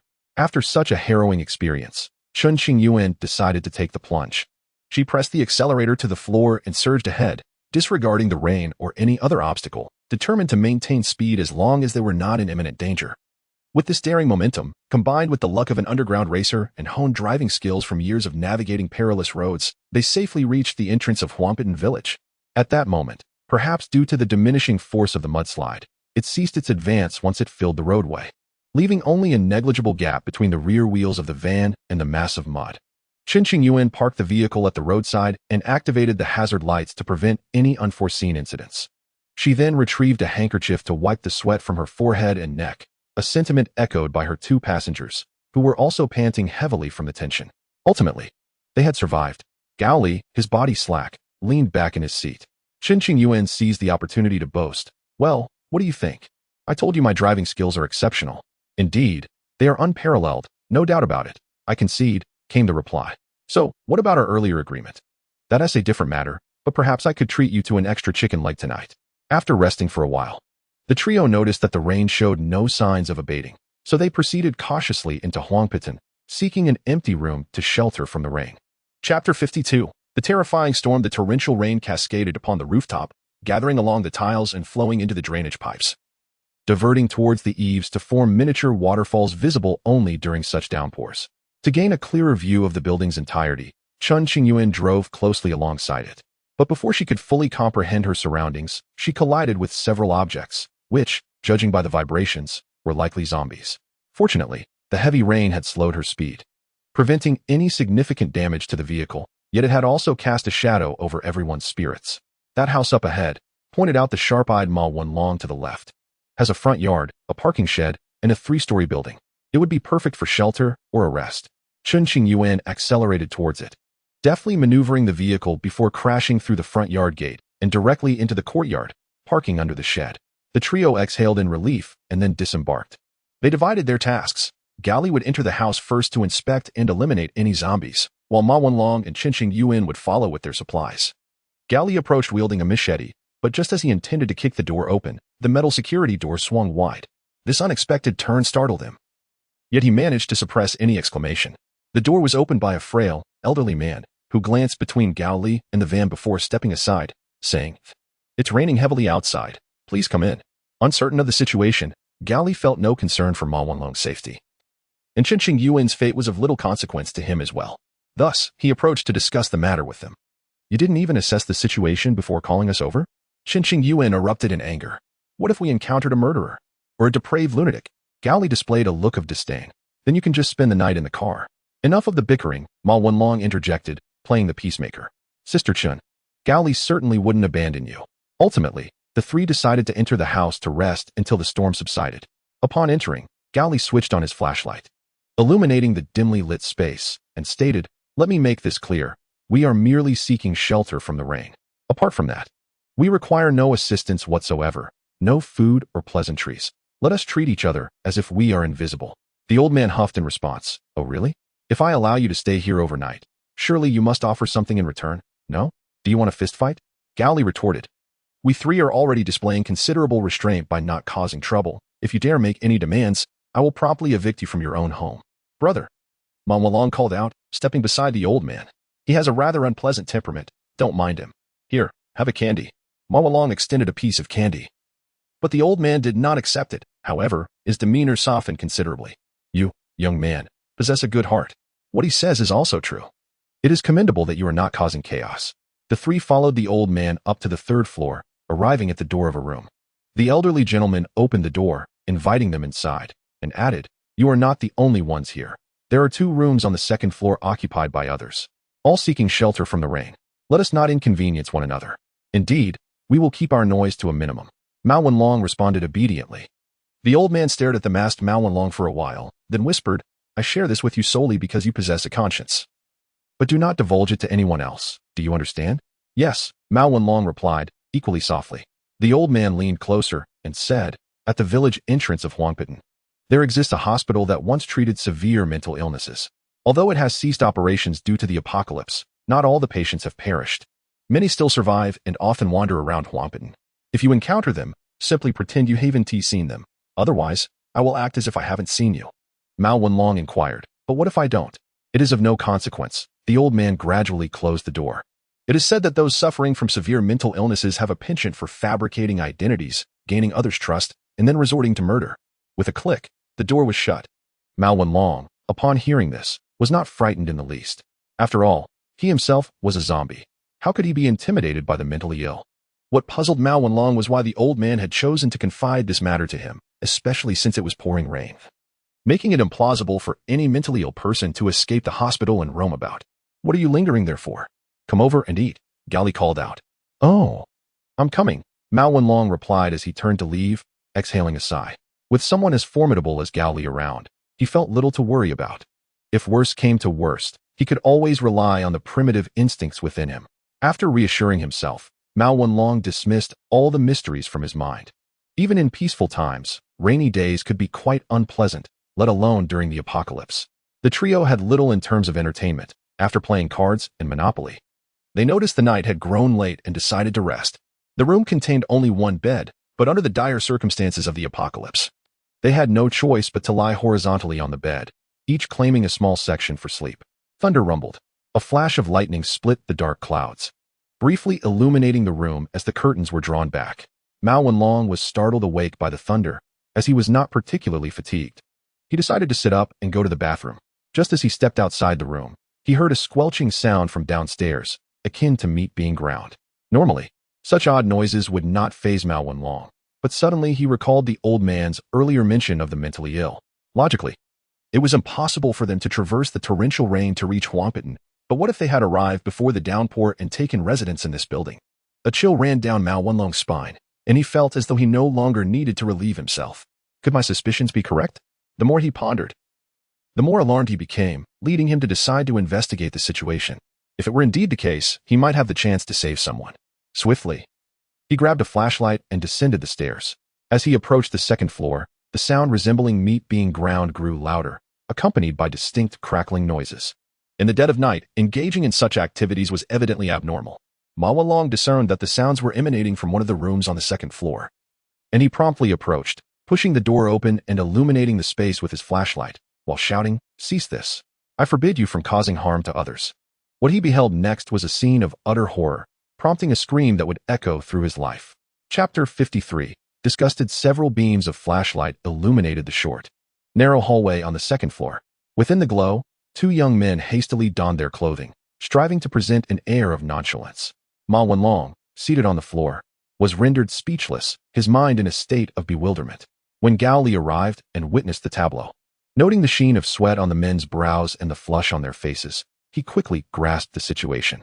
"My sincerest apologies, gentlemen," Gao Li said with a smile, his hands clasped together in a gesture of humility as he swayed them slightly. "Since the onset of the zombie crisis, my brother here has been quite neurotic. Any noise sends him into a tizzy, fearing the presence of hidden zombies." He then cast a meaningful glance at the two men, adding, "In this apocalyptic world, aside from zombies, there are many peculiarities. I trust you aren't engaged in any sort of bullying, are you?" The implication was clear. While mischief was acceptable, it should not cross boundaries, lest he stand upon a moral high ground to admonish them. Typically, a reasonable person would instinctively seek to absolve themselves of suspicion, perhaps even retaliating with sharp remarks. However, these two were not typical individuals. To put it in contemporary vernacular, their intellect fell short of the average, yet they managed to fend for themselves and make a living, thus narrowly escaping demise. Consequently, they were utterly oblivious to Gao Li's insinuations, interpreting his words as a form of bullying, and thus began their counterattack. "What do you mean by that? Are you implying that my partner and I cannot engage in our own affairs without interference? You burst in to ruin our moment, and you think you have a right to complain?" exclaimed one of the men adorned with earrings. Gao Li was taken aback, pondering internally, "Is that truly my meaning?" Meanwhile, the other, bald with skin as smooth as cream, derisively remarked, "Honey, spare him your bullying. Just look at him. It's clear he has never been liked. Probably single since birth, and his prolonged solitude has warped his psyche." "Ah? Psychologically warped? Who? Me?" Gao Li was completely at a loss. Ma Wanlong, despite his naivety, gradually began to comprehend the situation, uncertain of how to react. Just then, the door to another room on the second floor swung open, revealing a rugged middle-aged man who peered out, bleary-eyed, and said, "Brothers, could you keep it down? You're not sleeping, and I still need my rest." The smooth-skinned man, catching sight of the middle-aged man's appearance in the flashlight's beam, found himself momentarily entranced. The earring-clad man, noticing this, expressed his displeasure. "Hey, what do you think you're doing? I'm arguing with someone here, and you're busy ogling another man? Are you even human? Come on. I'm just taking a look. I want you to do anything," the smooth-skinned man retorted. As the other party defended themselves, their eyes occasionally darted over, clearly satisfied. Gao Li felt overwhelmed by the two gentlemen. His arms were covered in goosebumps. Unable to tolerate the situation any longer, he promptly yanked Ma Wanlong off the ground and declared, "Gentlemen, I sincerely apologize for the disturbance. Let us part ways here." With that, he dragged Ma Wanlong back to their room on the third floor. Meanwhile, the rugged middle-aged man yawned and retreated back to his room. The other two gentlemen also closed their doors, while the smooth-skinned one licked his lips, seemingly harboring ill intentions. Upon returning to their room, before Ma Wanlong could utter a word, Gao Li, in a frenzy, clutched his head and shook it vigorously. "Brother, have you lost your mind?" Ma Wanlong tentatively inquired. Gao Li, in a state of panic, exclaimed, "It's the glass. We've encountered glass. I know it's no good. I can't keep my eyes. I must dig them out and grow a new pair." True to his word, he stood by the window and, to Ma Wanlong's horror, retrieved a knife and gouged out his own eyeballs. Within mere seconds, a new pair sprouted in their place, though his self-healing attribute diminished by 3 points. "Is that really necessary?" Ma Wanlong was dumbfounded. "Absolutely," Gao Li replied with utmost seriousness. He then approached the bedside, delivered a resounding slap to Chun Qingyun's behind, and shouted, "Get up, you old deadbeat. Let me touch your behind to relieve my stress."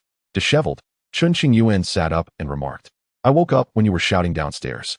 Now, I have just one question. Can a behind touch count as repayment?" "No," Gao Li asserted firmly. Chun Qingyun raised a middle finger, then lay back down to sleep. "All right, say nothing more," Gao Li consoled him. "Encountering glass is merely your misfortune, not due to any other reason." Ma Wanlong sighed and returned to bed, drifting off to sleep. The following morning, due to last night's unexpected events, Ma Wanlong awoke earlier than the other two. Outside, the heavy rain showed no signs of abating, suggesting they would remain there for at least another day, which was perhaps the best outcome. With the other two still asleep, Ma Wanlong felt it impractical to initiate any significant actions, let alone prepare breakfast for them, who might not even eat. Thus, he resolved to seek out the old man to inquire about the psychiatric hospital, convinced there was more to uncover. As Ma Wanlong descended to the first floor, he encountered the old man approaching him. Before Ma Wanlong could speak, the old man initiated the conversation. Young man, you've also spent a night here? Haven tea you? Indeed, Ma Wanlong nodded. I'll be straightforward. This place isn't free to stay in, the old man said. Your commanding brother has a rather unpleasant temperament, so I've come to ask you. Go on, I'm listening, Ma Wanlong replied. To his surprise, the old man suddenly adopted a pitiful expression. Young brother, could you spare me some food? I'm truly quite hungry. Huh. Ma Wanlong was taken aback, but soon found the request reasonable. An elderly man, struggling for sustenance in a peaceful society, would certainly face greater hardships in a world unraveling at its seams, making the lack of food and resultant hunger quite understandable. Upon reflecting on this, Ma Wanlong promptly nodded, saying, all right, I shall go upstairs to retrieve something for you. Yet, before he could finish his sentence, a piercing scream echoed from above. The voice unmistakably belonged to the smooth-skinned man from the previous night. Something has happened. A sense of urgency surged within Ma Wanlong as he grasped the banister and hurried up the stairs. Upon reaching the second floor, he immediately noticed an open door, though it did not lead to the room occupied by the two gentlemen but rather to that of the rugged middle-aged man.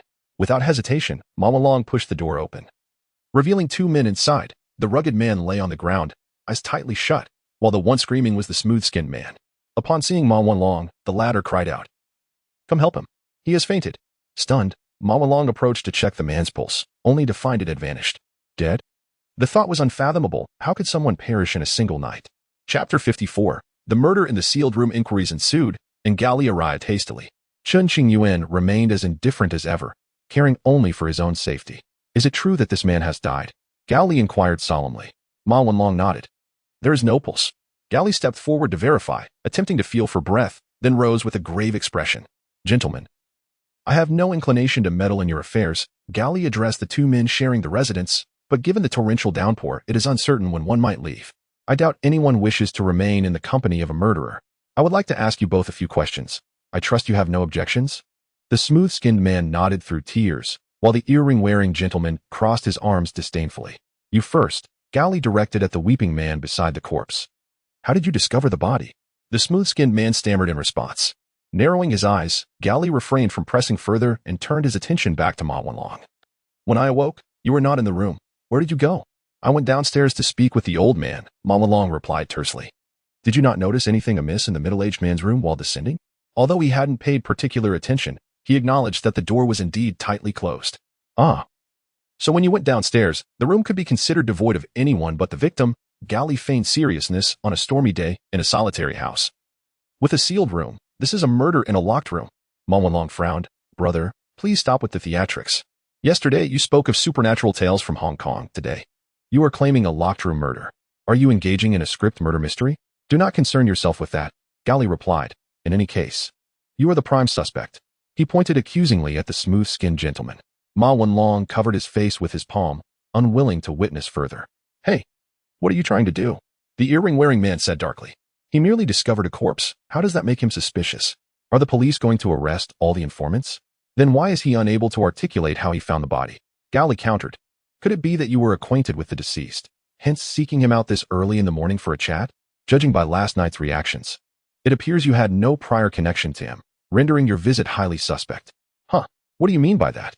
One cannot dismiss the possibility that he might have murdered the deceased only to feign sorrow, much like a cat weeping for a mouse. The man adorned with earrings, and Gao Li subsequently engaged in a heated argument.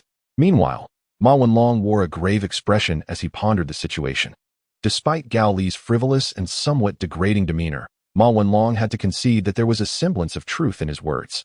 For the elderly gentleman had once remarked that severely mentally ill patients could masquerade as ordinary individuals to gain trust before committing murder. If the person who discovered the corpse were indeed the murderer and also mentally unstable, it would not be far-fetched for them to feign innocence post-crime. Contemplating this, Ma Wanlong felt the likelihood was considerable, prompting him to ask, "Are you taking medication?" "What?" The man with the smooth skin was taken aback. "No, I haven't taken any medication." "Why do you ask?"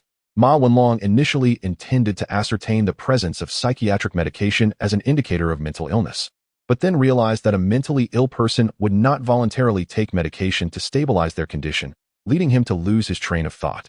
Let us set that aside for now, Gao Li interjected. How do you intend to clear your name? The man with the earrings became displeased. Clear what? We spent the night together. How could I not know if he was out gallivanting? It is you who is being aggressive. Perhaps you are the murderer. I possess irrefutable evidence proving my innocence. What is it? Do tell, Gao Li replied with a serious demeanor. I have always committed my deeds openly, never shrouded in secrecy. As these words escaped his lips, the temperature in the air seemed to drop. The man with the earrings suddenly hesitated to continue the argument, for he could not gauge Gao Li's temperament. Moreover, in a post-apocalyptic world, taking a life was not an uncommon occurrence. Further conflict could very well jeopardize his own life. Are you not curious as to how I stumbled upon the corpse? I inquired. The man with the smooth skin, seated on the ground, recounted slowly. I took a liking to him and wished to ascertain if he was of my kind. Gao Li snorted dismissively. Well, at least you are finally speaking the truth. You are not the murderer. Really? You are so quick to conclude. Ma Wenlong expressed his surprise. Gao Li explained, from the very beginning. I knew he was not the killer, for the corpse bore no fatal wounds, and there were no signs of strangulation on the neck. This eliminates the possibility of a physical means of murder, suggesting instead that poisoning was the method employed. I see, so that is how it is. Ma Wenlong quickly grasped the implication. An unfamiliar individual being harassed would undoubtedly resist, resulting in external injuries if it were indeed a murder. Poisoning required the victim to be lulled into a state of relaxation. Precisely. One cannot expect a glass to come into contact with another person without the latter becoming wary, thus providing the opportunity for poisoning, Gao Li stated. As for injection-type poison, would a survivor in this apocalyptic world carry such a thing out of sheer boredom? While not impossible, it is unlikely that I would encounter it so easily. The man with the smooth skin covered his face and began to weep. Why is it that just as I took an interest in you, you had to die? The man with the earrings, visibly displeased, retorted, Your suspicions have been dispelled. Now it is your turn. Where were you last night? What were you doing?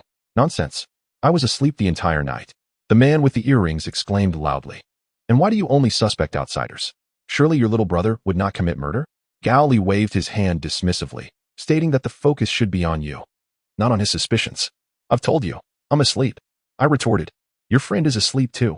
How can you prove that you were also sleeping? I cursed under my breath. Are you looking for trouble? Indeed. What's it to you? If you have the guts, hit me. The two resumed their quarrel, observing their altercation.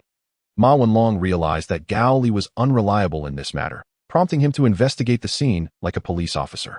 The room was modest, containing a bed, a clothes dryer, and a suitcase. After a brief inspection, Ma Wenlong noticed a glass of water on a low cabinet beside the bed, with tiny white particles suspended within and transparent traces suggesting some kind of powder had dissolved into it. Could this be the toxic residue that killed the victim? Uncertain. He presented the glass to Gao Li, saying, Take a sip. If you die, it proves he died from this. What? Gao Li was taken aback, then cursed. Are you really my brother? You would have me try something like this. You won't die, but it will hurt. After a brief exchange, the brothers ultimately refrained from drinking the water. Gao Li then glanced at Ma Wenlong, saying, Old Ma, don't blame me. After all, you are also a suspect. What were you doing downstairs with that old man so early in the morning? Chapter 55. The victim stands up. Ma Wenlong had not anticipated being questioned, but resolved to speak the truth. He leaned closer to Gao Li, clarifying the matter regarding the mental hospital and expressing his suspicion of the presence of a patient there. He then stepped back, adding, That old man is in need. He wanted to ask me for some food. Wait, why can't you speak openly? Why must you be sneaky? The man with earrings accused. Are you two colluding? What? Gao Li, displeased, replied sternly, Please do not question my fairness and neutrality as a detective. Ma Wenlong retaliated by slapping the man's arm, exclaiming, Hey, you revealed it. You're so excited because you want to play detective, aren't you? What do you mean play? Gao Li countered. I'm a detective. My ancestry traces back to Rengia. I merely changed my surname to escape danger, and now, faced with a locked room murder case, my bloodline's power has awakened. Ma Wenlong scolded, You're out of your mind. You treat this serious situation as a joke. There is but one truth to this event. Gao Li pointed at the man with earrings, declaring, The murderer is you. Ma Wenlong squatted down, cradling his head in his hands, too weary to contemplate further. The man with earrings looked astonished. Me? Yes, Gao Li affirmed. No, you've lost your mind, throwing accusations without basis. I have reasoned evidence, Gao Li asserted. Last night, after the argument, Your companion developed an interest in the victim, and jealousy consumed you, leading you to secretly eliminate him. This unfounded reasoning only served to intensify Ma Wenlong's headache. Strangely, however, the man with earrings offered no rebuttal. Why did he not react at all? Ma Wenlong stood up and remarked. Gao Li chuckled coldly. A person with a different sexual orientation may possess a deeply twisted inner self, and once they find a partner, they become unwilling to part ways. To ensure the purity of that relationship, they can resort to any means, even taking a mere joke seriously. How do you understand this so well? This is what we call the wisdom of the elders. You're talking nonsense. Watch your language, child. The smooth-skinned man was taken aback and questioned, could it really be you? Nonsense. I did not commit such an act. The man with earrings replied, I did consider it. But I certainly did not possess any poison to kill. Moreover, I hesitated for quite some time before I could act. Gao Li inquired, why? Weren't you jealous? Because I did not want to see him sad, the man with earrings confessed. The smooth-skinned man suddenly burst into tears, approached him, and embraced him, saying, how could I betray you? Witnessing this display of affection, Ma Wenlong felt goosebumps rise on his skin, finally grasping why Gao Li had chosen to gouge out his own eyes. Yet, he remained perplexed about who had actually killed him. Ma Wenlong said. Gao Li shrugged. Why not just ask the deceased? It's quite simple. Just ask directly. Amidst Ma Wenlong's bewildered expression, Gao Li squatted beside the corpse and gently patted its face. Hey, wake up. Don't just lie there. Do you realize the trouble you've caused? Upon these words, the deceased opened his eyes, bewildered, and sat up. Ma Wenlong exclaimed. The rugged middle-aged man surveyed the individuals in his room and questioned, why are you in my room? What happened? Didn't Tiyu die? Ma Wenlong was dumbfounded and turned to Gao Li. Didn't Tiyu die? Gao Li appeared helpless. Let us not delve into the reasons behind this for now. I primarily wish to know why you two living individuals failed to notice he still has a pulse. What? A pulse? Ma Wenlong was taken aback, realizing he had not checked for a pulse. But usually, don't we just check the pulse? I could even block my pulse by clamping a tennis ball under my armpit. And you didn't suspect his pulse might have dropped to just a few beats per minute? Ma Wenlong indeed had not considered this aspect, especially since he had no medical training and was unaware that, aside from the pulse, doctors also examine pupils and heartbeat to determine death. Now, do tell us your situation. Gao Li asked. We have been gathered around you for quite a while, nearly coming to blows. Wasn't it just you enjoying yourself? Ma Wenlong silently scoffed. The rugged middle-aged man paused for a moment before explaining, I have had a heart condition for some time and take my medication regularly. However, due to the lack of internet and an inaccurate phone clock, coupled with not having a watch or anything, I unexpectedly collapsed. I thought today would be my last. But it seems I have been fortunate enough to survive. This explained the remnants of medication dissolved in his cup. Gao Li remarked, if I am not mistaken. Your heart condition causes your heart rate to drop significantly?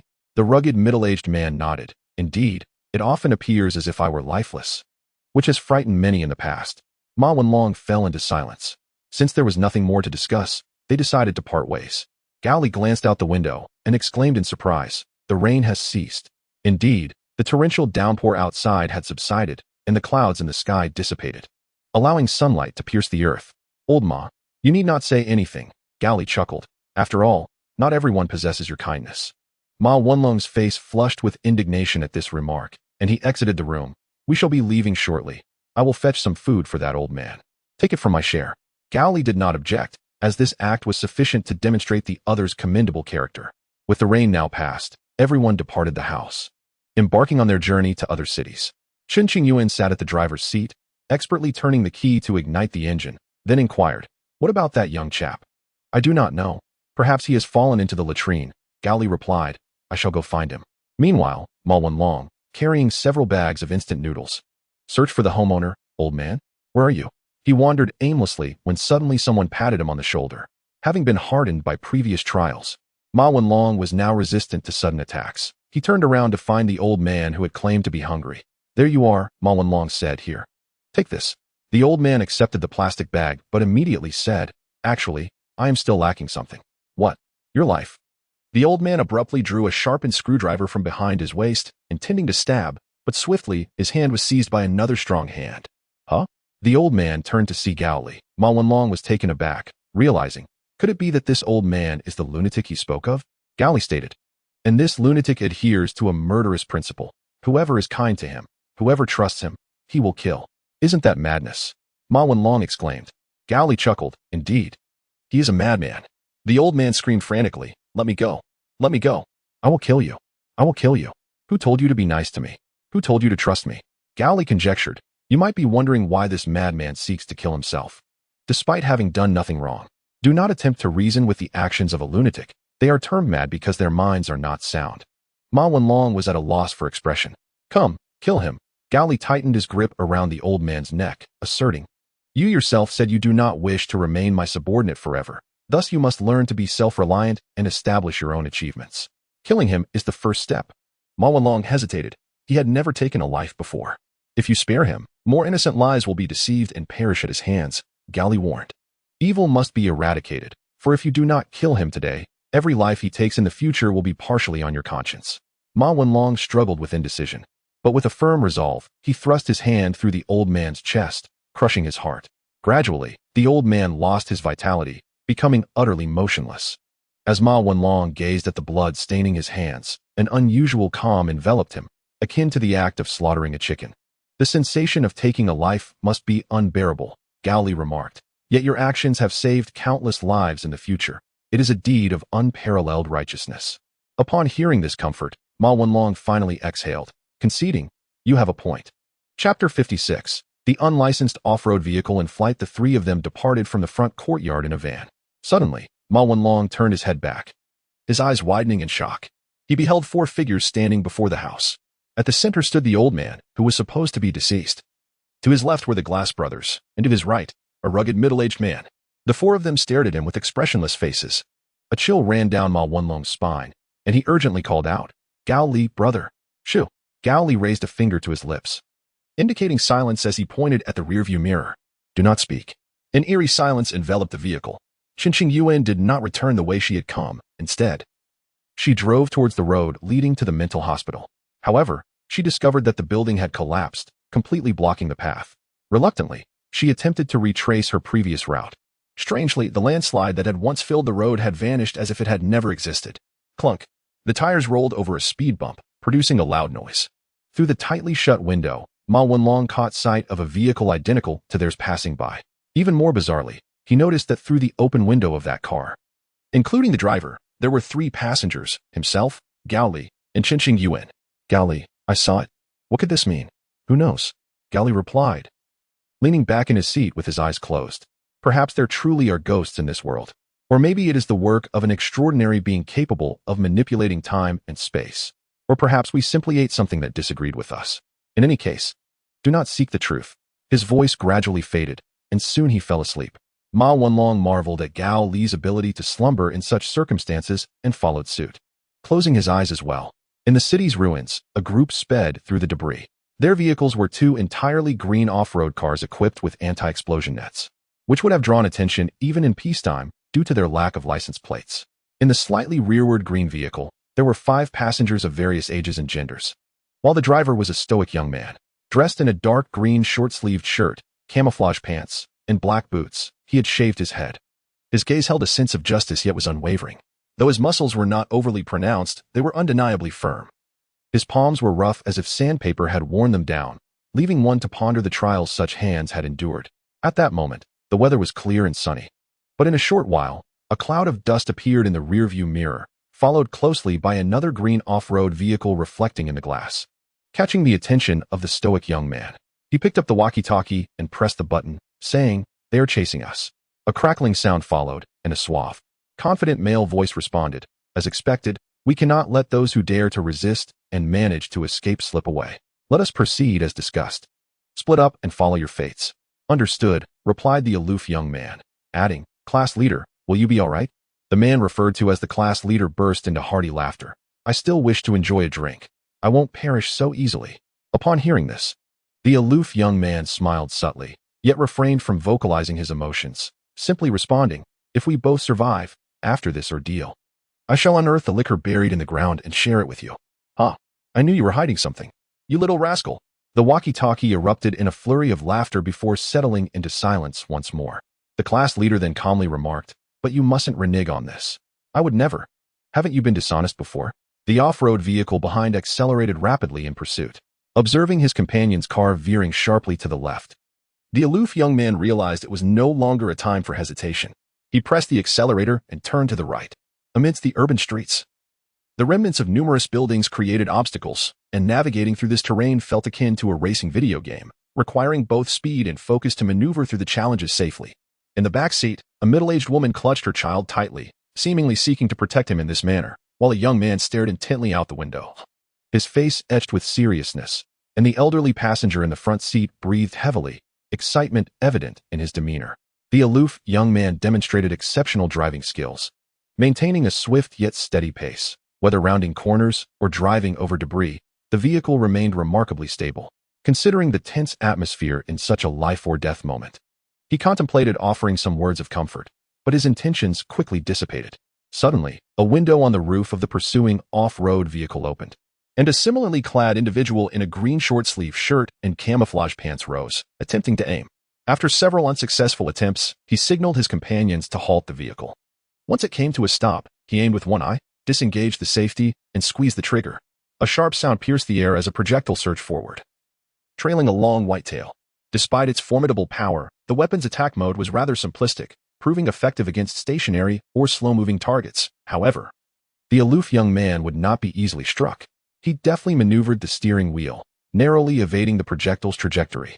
Yet, perhaps due to underestimating the weapon's potency, he did not veer far enough, resulting in the projectile missing its intended target but striking a nearby sedan instead. The ensuing impact, heat wave, and shrapnel subsequently affected the right side of the green off-road vehicle. Though the powerful impact did not overturn the entire vehicle, the passengers within were far from unscathed. The glass adjacent to the side of the explosion shattered, while the doors and body of the car suffered severe dents and even damage.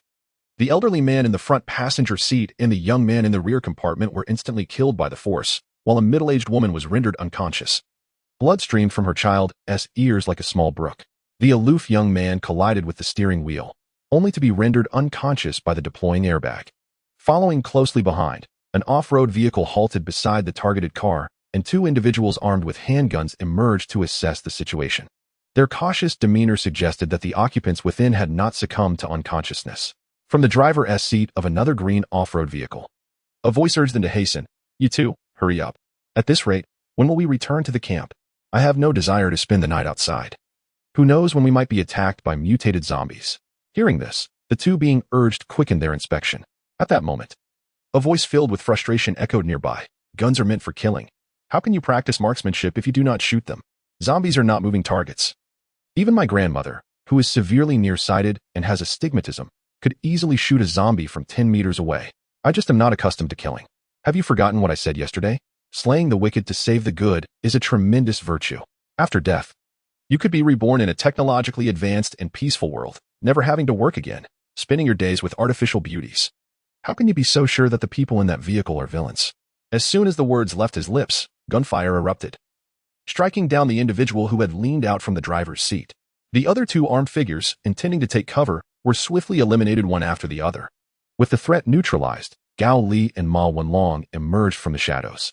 Chapter 57. The attack flames pierced through tightly closed eyelids, causing the aloof young man to twitch as his consciousness rapidly surfaced from the depths of his mind into the dry air, awakening him. "Do you believe it now? The operation was a resounding success. You are now a girl." The aloof young man did not flinch at such a jest. Instead, he fixed his unwavering gaze upon the surroundings, swiftly assessing for danger while evaluating the current situation. He found himself in a low building, lying atop soft straw, alongside a young man. "I remember colliding with the airbag and losing consciousness. Where is this place?" "A temporary camp. In any case, you have not been recaptured." Upon hearing this, the aloof young man grew anxious, recalling his fugitive state. "Did you save me?" "Perhaps." The aloof young man turned his attention to the youth seated by the door. This young man, remarkably youthful, possessed healthy tawny skin. His unkempt hair was both voluminous and thick, and his features conveyed both ferocity and compassion, resembling an indignant bodhisattva. Gao Li tossed a stone playfully, stating, "Knowing you have been rescued, why do you refrain from revealing your name? Is this how you navigate the world?" "I am Zhao Shujun, Gao Li, aspiring to test my might against the heavens and to establish my place in this world." Zhao Shujun struggled to rise, only to clutch his chest and gasp for breath. It was then that he realized his ribs were fractured. Each step he took was accompanied by a wave of pain coursing through his body, leading him to conclude that his injuries were indeed severe. With no medicine, no doctors, and scant food in this apocalyptic world, it would be wise for him to remain prone. However, He was anxious to see the individuals in his rear compartment. Apart from a mother and daughter duo, the rest were deceased. The word dead echoed in his mind, leaving him incredulous. He had fought valiantly alongside his squad leader to escape. Yet half of their group had perished. Leaning against the wall, he emerged from the shelter, unwilling to accept the grim reality. Outside, the open space was blanketed by moonlight, resembling a delicate frost. Not far from the entrance stood a stone hearth, stacked with firewood that crackled into a fierce blaze. Flames licked the skewers placed beside the fire, which held an array of meats, including bacon and sausages. Ma Wenlong and Chen Qingyuan were engaged in idle chatter, while the middle-aged woman and the girl savored their meat skewers, the enticing aroma of grease and spices causing Zhao Shujun's stomach to grumble. I am not lying, Gao Li remarked, having emerged at some point. Zhao Shujun sighed in discomfort, his previously aloof expression now marred by sorrow. At least we managed to escape, he conceded. The two men settled by the bonfire, and Zhao Shujun, feeling no need for formality, seized a skewer and devoured it ravenously, as if this act could alleviate his frustrations. After a considerable time, once he had swallowed the last morsel of sausage, he sighed contentedly and spoke. I come from shut up. Gao Li interjected sharply. I do not wish to hear your so-called past. Zhao Shujun was taken aback. Isn't it customary to share one's history in such moments? The atmosphere seems so conducive for it. Gao Li continued. I do not want to hear your drivel. The typical narrative goes, you recount your past and grievances, and then I am expected to avenge you, to fight to the death. He paused, a look of disdain crossing his face. What the hell are you? Why should I be obliged to assist you in retaliation after hearing your tale? Am I a chivalrous hero from a Jin Yong novel? What if I end up injured and my old wounds resurface, causing me anguish? Will the one seeking help take responsibility for my care? Or will my reputation in the martial world provide for my old age? Merely saving your life is already a boundless act of kindness. What more do you want? Zhao Shujun was taken aback, momentarily speechless. After gathering his thoughts, he stammered. Could you not show a little kindness? Think of those who are suffering, and do something for them. Gao Li replied, your words are akin to those of a naive youth in a domestic period drama, unwilling to exert effort, yet expecting others to do so. Once the task is accomplished, you emerge to claim the benefits and accolades. No, you are slightly better than that foolish character, for you have indeed saved others, but just marginally so. As you intend to use your own suffering to manipulate others, that is the most contemptible act of all. Zhao Shujun stood there, bewildered. He had not uttered a word, nor had he taken action, yet he was met with a tirade of reproach. I once served as a soldier for several years, during which I encountered a zombie crisis. Zhao Shujun recounted the unfolding events, where discordant thoughts, betrayal, and power struggles transpired. Subsequently, he escaped alongside the squad leader. Gao Li waved his hand dismissively, stating, no need for your elaboration. Upon seeing those who pursued you, I already discerned the situation. It is a classic tale of two soldiers with divergent views, one succumbing to moral decay, while the other, upon noticing this decline, fled with others and became a target of pursuit. Zhao Shujun nodded, letting out a sigh. Gao Li continued to eat, suggesting, my counsel is to wait until your injuries heal, then take those two women and depart. Do not dwell on military affairs any longer. How can I not think about it? Zhao Shujun replied, his gaze reflecting the sorrow of witnessing former comrades transformed into ravenous demons. Even the strongest man would feel heartache under such circumstances. Gao Li cast a glance at him, remarking, this is the inherent flaw in the personas of individuals like you. Every action is rooted in emotional foundations, leading to decisions driven by sentiment, regardless of right or wrong. This time, your emotions fortuitously aligned with the correct course. What of the next instance? If your brother were to commit murder, would you not shield him out of loyalty? Emotion, humph. It appears that there exists a society there even more steeped in sentiment than the outside world. Zhao Shujun fell silent. Suddenly, a gunshot shattered the silence of the apocalypse. Zhao Shujun lay on the ground in disbelief, trembling as he reached for his chest. As the flickering flames illuminated his bloodied hands, he begrudgingly exhaled his last breath. In the split second following the gunfire, Gao Li dropped to the ground. Ma Wenlong tackled Chen Qingyuan, pinning her down. The middle-aged woman failed to respond swiftly, and a bullet struck her chest, killing her instantly, followed closely by the murder of the little girl cradled in her arms. A sniper. It must be a sniper. Gao Li deduced the shooting direction from the deaths of the woman and child. Old Ma, the enemy is at your 11 o'clock. Quick, get inside. At this, Ma Wenlong quickly positioned himself to shield Chen Qingyuan from the trajectory of the bullets. Seeing this, Chen Qingyuan said nothing further and moved towards the shelter with him. Bang! Another shot rang out, piercing Ma Wenlong's right upper arm before rolling into his lung. Yet, he remained oblivious to the pain and crawled towards the house. Chen Qingyuan noticed this and, Despite her trembling hands betraying her fear, she reached out to retrieve Ma Wanlong's severed arm. Before long, they managed to enter the building, with Gao Li following closely behind. Chapter 58. Grasping the tongue brother. Ma Wanlong sat against the wall, shaking his severed hand slightly. Gao Li crouched near the door, peering outside, but a bullet swiftly flew past. Had he not recoiled in time, he would have sustained a grievous injury. The sniper must be targeting those who fled, he thought, crouching behind the wall to avoid detection. But they have already eliminated the primary targets. They should not continue to pursue us. Ma Wanlong shook his head, stating, they likely wish to convey a message. Anyone who interferes in this matter shall meet their demise.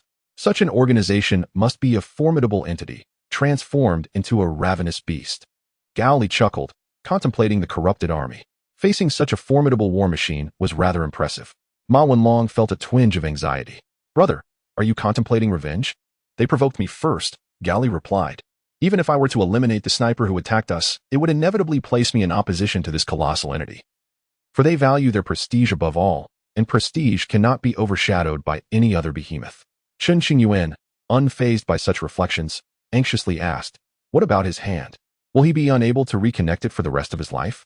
Gao Li retorted, you were present when his insides were devoured at the stadium. How can you pose such a foolish question? At his words, Chen Qingyuan's gaze shifted to the severed hand, and she grasped the method of treatment. Old Ma, try a different position, she suggested. Understanding her intent, Ma Wanlong immediately rose and approached the door. However, before he could step outside, a bullet struck him in the chest, and he collapsed with a thud. Brother, they've changed positions, he recalled, reflecting on the direction of the gunfire. He raised a hand and indicated 9 o'clock, roughly 200 meters away. Gao Li peered out of the window, observing their temporary camp situated at the entrance of a village within the city. The terrain was flat and open, with few places for concealment within 200 meters. A mere glance revealed the obvious. His eyes swept over the buildings 200 meters distant, then directed toward a roadside vehicle capable of obstructing their line of sight, leading him to deduce the enemy's location. I'll be right back, he declared, dragging Ma Wanlong to safety before dashing out with utmost speed. Meanwhile, in a house 232 meters away, two men sat in the center. One of them had a monocular telescope before him, equipped not only with night vision but also capable of measuring distance and wind speed, though the latter function was moot indoors. The other man had a long wooden table before him, upon which rested an 81 rifle. The fusion of wood and steel gave the weapon an air reminiscent of a faded movie star, yet its potency was undeniable. When will this mission conclude? We've already killed the target, one man questioned. Killing alone isn't sufficient. We must sever the head and bring it back as a trophy, or the remaining ones will always contemplate escape. The observer peered through the telescope, stating, we successfully hit the target in the chest, but it appears he is still alive. Likely a superhuman. Such individuals have become quite common since the emergence of zombies. The sniper replied, nonetheless, one bullet is usually enough to eliminate them. If not, two will suffice. Suddenly, the observer's tone shifted to one of excitement. Someone is sprinting out of the building. Their speed is exceptional. I can only glimpse a blur. I see it too. The sniper responded, anxiety creeping into his voice, unable to track the movement or predict the escape route. He is fleeing. Wait. The observer suddenly realized, adopting a serious demeanor. We have killed so many superhumans. Have you ever witnessed one fleeing in circumstances like these? This isn't an escape. He is leveraging his extraordinary physical capabilities to come after us. The sniper was left in stunned silence, because he understood that the decisive factors enabling him to triumph over the superhumans were distance and the potency of his ammunition. Once a superhuman closed in on him, his demise was inevitable. The best outcome would merely be mutual destruction. Let us hasten, the sniper declared. And scarcely had the words left his lips when the walls of the building collapsed with a deafening roar. The intense sound and the shattering bricks unleashed a force akin to a grenade explosion, rendering the two individuals inside nearly paralyzed with fear. Where is he? Quick! Grab the gun. In an effort to avoid detection during the night, they refrained from using any lighting inside the building. Yet, even as the fallen structure allowed moonlight to spill in, they could not discern the silhouette of their assailant. Just as the sniper reached for his rifle, he was suddenly kicked to the ground, followed by a second blow that sent him crashing against the wall, creating a deep dent. The observer drew his handgun, but before he could fire, a projectile struck him, rendering him unconscious. As the sniper struggled to rise from the ground, he caught sight of a figure dragging the unconscious observer. He began to speak, only to be silenced by a swift slap that knocked him out cold. Inside the building, a man and a woman occupied the space, one seated, the other sprawled. Ma Wanlong listened intently, and upon hearing the sound of the collapse, he breathed a sigh of relief. Sister Chen, there's no need to be so anxious. Did you hear that? Gao Li has dealt with them. Chen Qingyuan rose and seated herself beside Ma Wenlong, inquiring, is your hand reliant on human blood for recovery? Ma Wenlong was taken aback and hastily waved his hands, explaining, No. Only raw meat will suffice, beef, pork, anything raw and bloody will do. There is no need for human blood. He paused. Why do you ask? It's merely the thought that losing someone familiar would be quite disheartening, Chen Qingyuan replied. If you require human blood, you can seek me out. Ma Wenlong was somewhat astonished. I thought you despised me. I do indeed find you distasteful. How can a human coexist with a zombie? Chen Qingyuan's countenance darkened. I still believe his decisions will lead to everyone's ruin. That once he happened, I would never harm anyone. Who can predict the future? As their argument unfolded, footsteps echoed outside the building. Upon hearing this, Ma Wenlong sprang to his feet and exited the structure, with Chen Qingyuan closely following. In the open space outside, Gao Li had discarded 2 unconscious individuals beside the campfire. Are these the ones who attacked us? Ma Wenlong approached, examining their attire. Indeed, just as I anticipated, Gao Li replied. The army of the city has not succumbed to becoming zombies and retains a significant number of soldiers and armaments. Yet their hearts have become corrupt and depraved. The individuals we rescued earlier belong to the same faction. Chapter 59, The Prodigal Son Returns. Blood boiling when the observer regained consciousness. The first thing he noticed was the campfire, followed by the sight of the sniper beside him. And then the young man by the fire. The superhuman observer chuckled bitterly. Had I known you were superhumans, after eliminating our target, we should have retreated. Gao Li picked up a stick and tossed it into the flames. Is that so? Yet I believe otherwise. When you struck down my companion, you should have realized his true nature, yet you chose not to depart. The flames illuminated his visage, rendering him akin to a judge from the depths of hell. TCH. Since you have missed your mark, you may as well end my life. The observer remarked. After all, you have never held humanity in esteem. Esteem or disdain. It is of little consequence. Gao Li retorted. I merely wish to ascertain the location of your stronghold. How many soldiers and weapons do you possess? If you are willing to divulge this information, I may grant you your freedom. The observer scoffed. Do you expect me to betray my comrades? Not a chance. Gao Li shifted his tone, inquiring, why do you slay them? I can comprehend the need to eliminate a target, for both of us regard him as a traitor. And there is little to discuss regarding the execution of a traitor. The question lies in why you would also murder the innocents. The observer fell silent. If you are unwilling to speak, if you refuse to confront the malevolence and corruption within your soul, then allow me to articulate it. Gao Li's gaze was as frigid and detached as a tempestuous sky. The observer's eyes drifted elsewhere. About a week ago, your messenger once again reported to the officers the inability to establish contact with headquarters. In times of peace, this would be a trivial piece of news. But the reality is that we now inhabit an apocalyptic era. Gao Li's tone was chilling. The unknown transmission of the zombie virus had even instilled fear within the hearts of those resolute men. The loss of command from headquarters, coupled with the growing unease among the ranks, foretold dire consequences that need not be elaborated upon. The observer began to display signs of anxiety. Initially, a dreadful rumor circulated among the lower-ranking soldiers, which could be categorized into 2 primary narratives. Gao Li fixed his gaze on the observer. The first narrative suggests that the outside world has transformed into a desolate hell, teeming with monsters that will inevitably assault the stronghold and devour everyone. This rumor is often dispelled by the sporadic arrival of survivors seeking aid, failing to stir any significant turmoil. The second narrative posits that the lack of communication with headquarters is a fabrication, a ruse concocted by high-ranking officers to create an island of isolation from which no one can escape, thereby establishing themselves as the sovereign of this solitary domain. This rumor holds little sway over the rational minds of ordinary citizens, for even if they do not seek to verify its authenticity, their need for sustenance and water compels them to leave their posts, only to discover the falsehood of the rumors. The crux of the matter is that you, as soldiers accustomed to prolonged isolation during peacetime, have cultivated a mindset and sense of duty that blinds you to, or even leads you to forsake, the choice of venturing beyond the stronghold in search of the truth. Instead, you remain to fulfill your responsibilities, quietly awaiting communication from headquarters. Yet, both the lower-ranking soldiers and the high-ranking officers have overlooked a crucial point, that confinement and accumulation can be effective methods for pickling. Yet they also elevate the pressure within the vessel, ultimately leading to an explosion.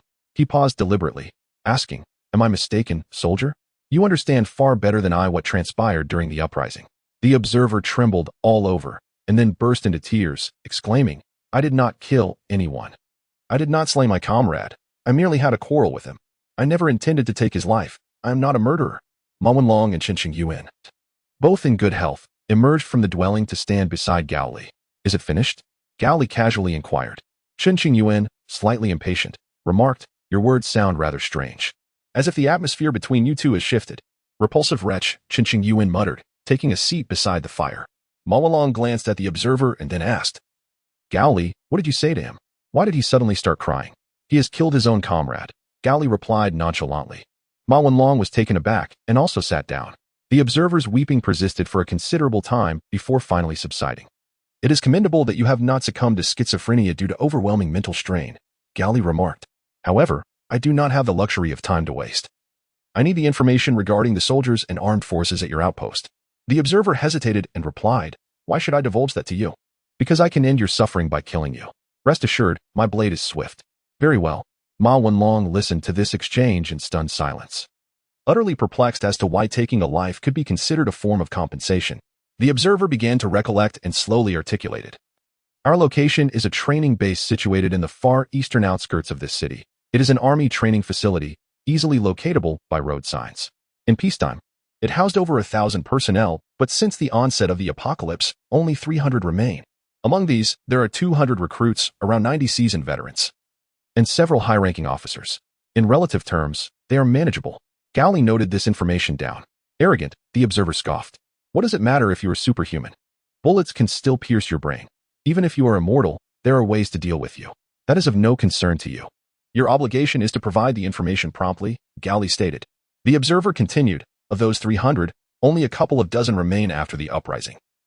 About 100 recruits were imprisoned for their unwillingness to corrupt themselves, while a few seasoned veterans who led the resistance were killed, leaving only one high-ranking officer.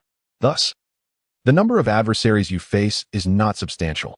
Approximately 50 recruits and about 10 veterans. What about their armament? Gao Li inquired after pausing to jot down the information. The observer pondered momentarily before responding.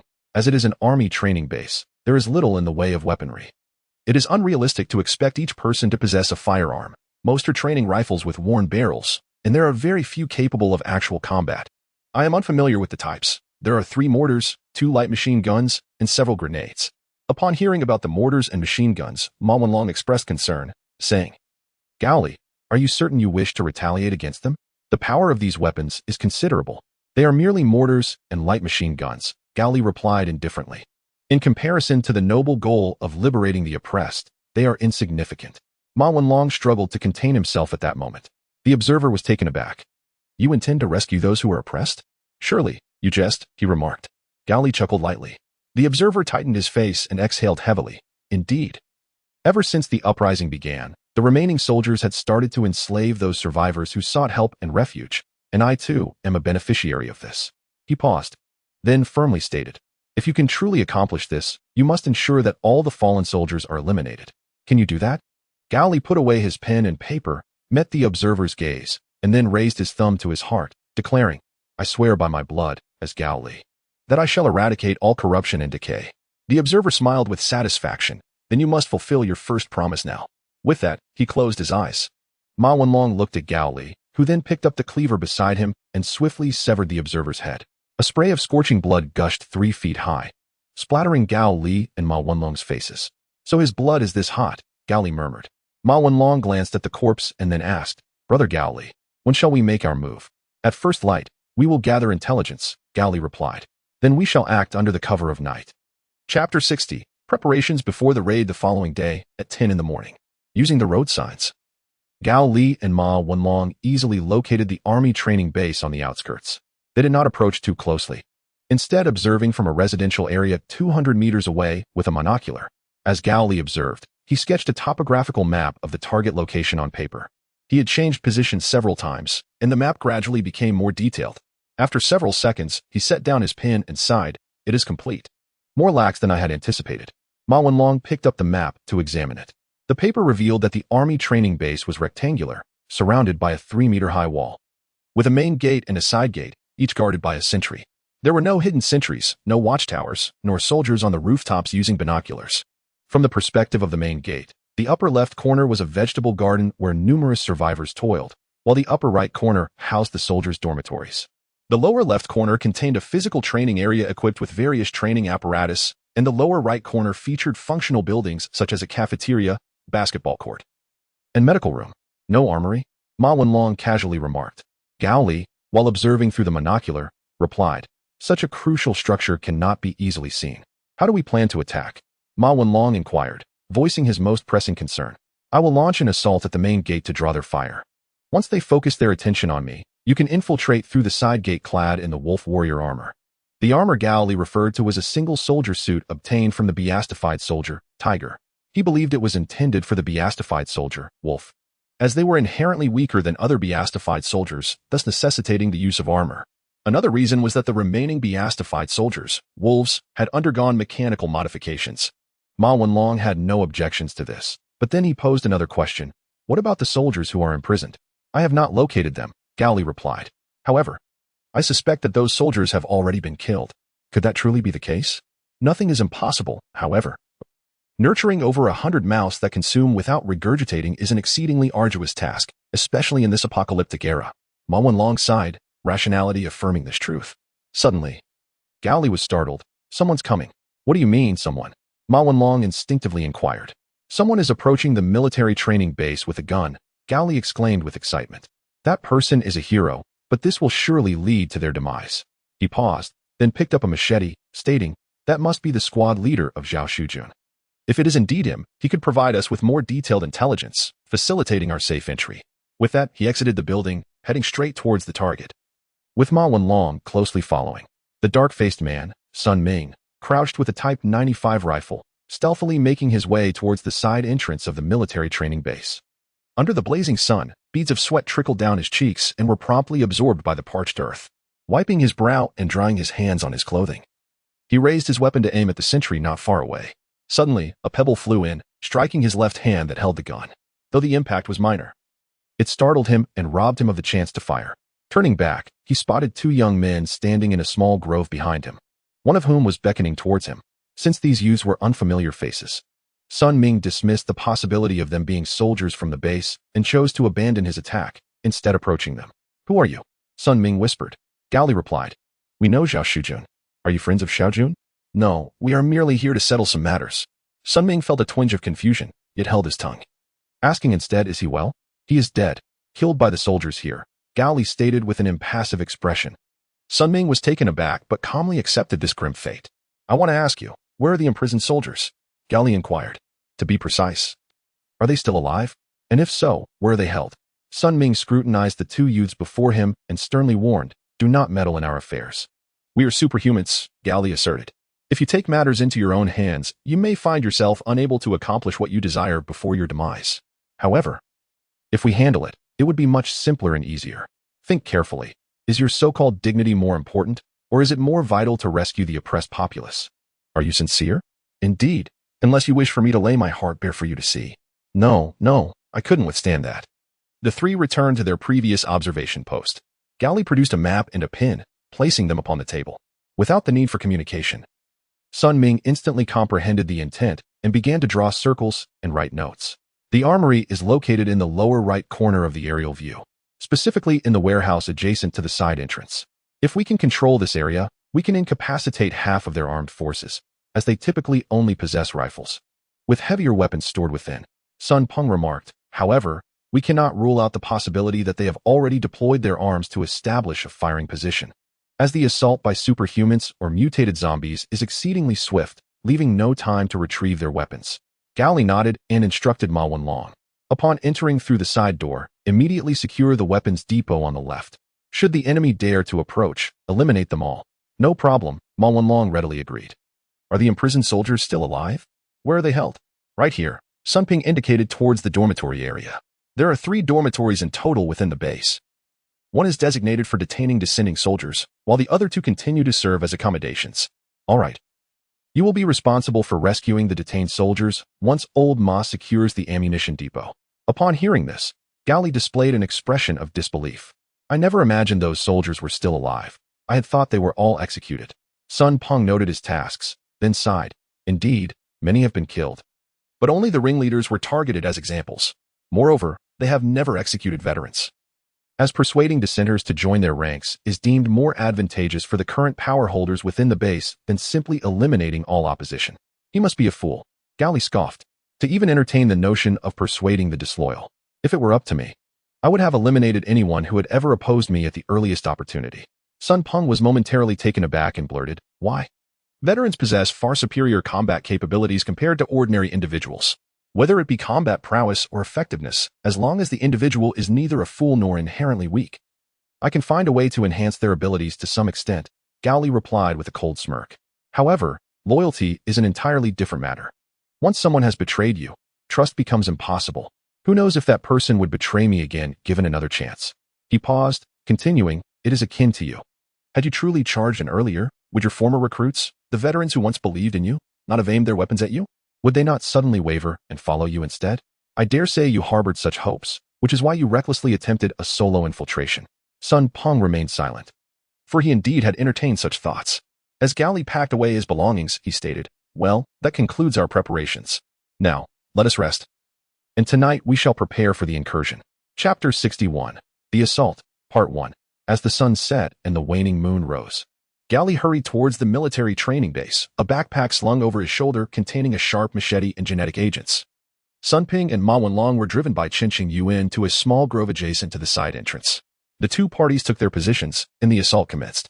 In the darkness of night, the sentinel, who was supposed to be on high alert, sat on the ground with his eyes closed, cradling an antiquated rifle.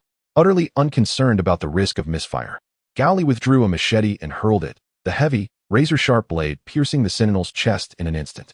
The latter had no chance to resist or raise an alarm before succumbing to his fate. Reinforcement .05. With only a single sentinel present, their vigilance was truly lacking. Gao Li retrieved the machete, wiped off the blood, and stowed it away, then picked up the fallen sentinel's rifle, chambered around, and kicked open the wrought iron door with a resounding crash that shattered the silence of the apocalyptic night like thunder. However, he was taken aback to find that despite standing at the entrance for several moments, no one came to confront this intruder. Had all the soldiers truly perished? He fired several shots into the air, and amidst the cacophony of sharp gunfire, the soldiers within the base finally stirred into action. However, the ensuing spectacle left Gao Li utterly disheartened.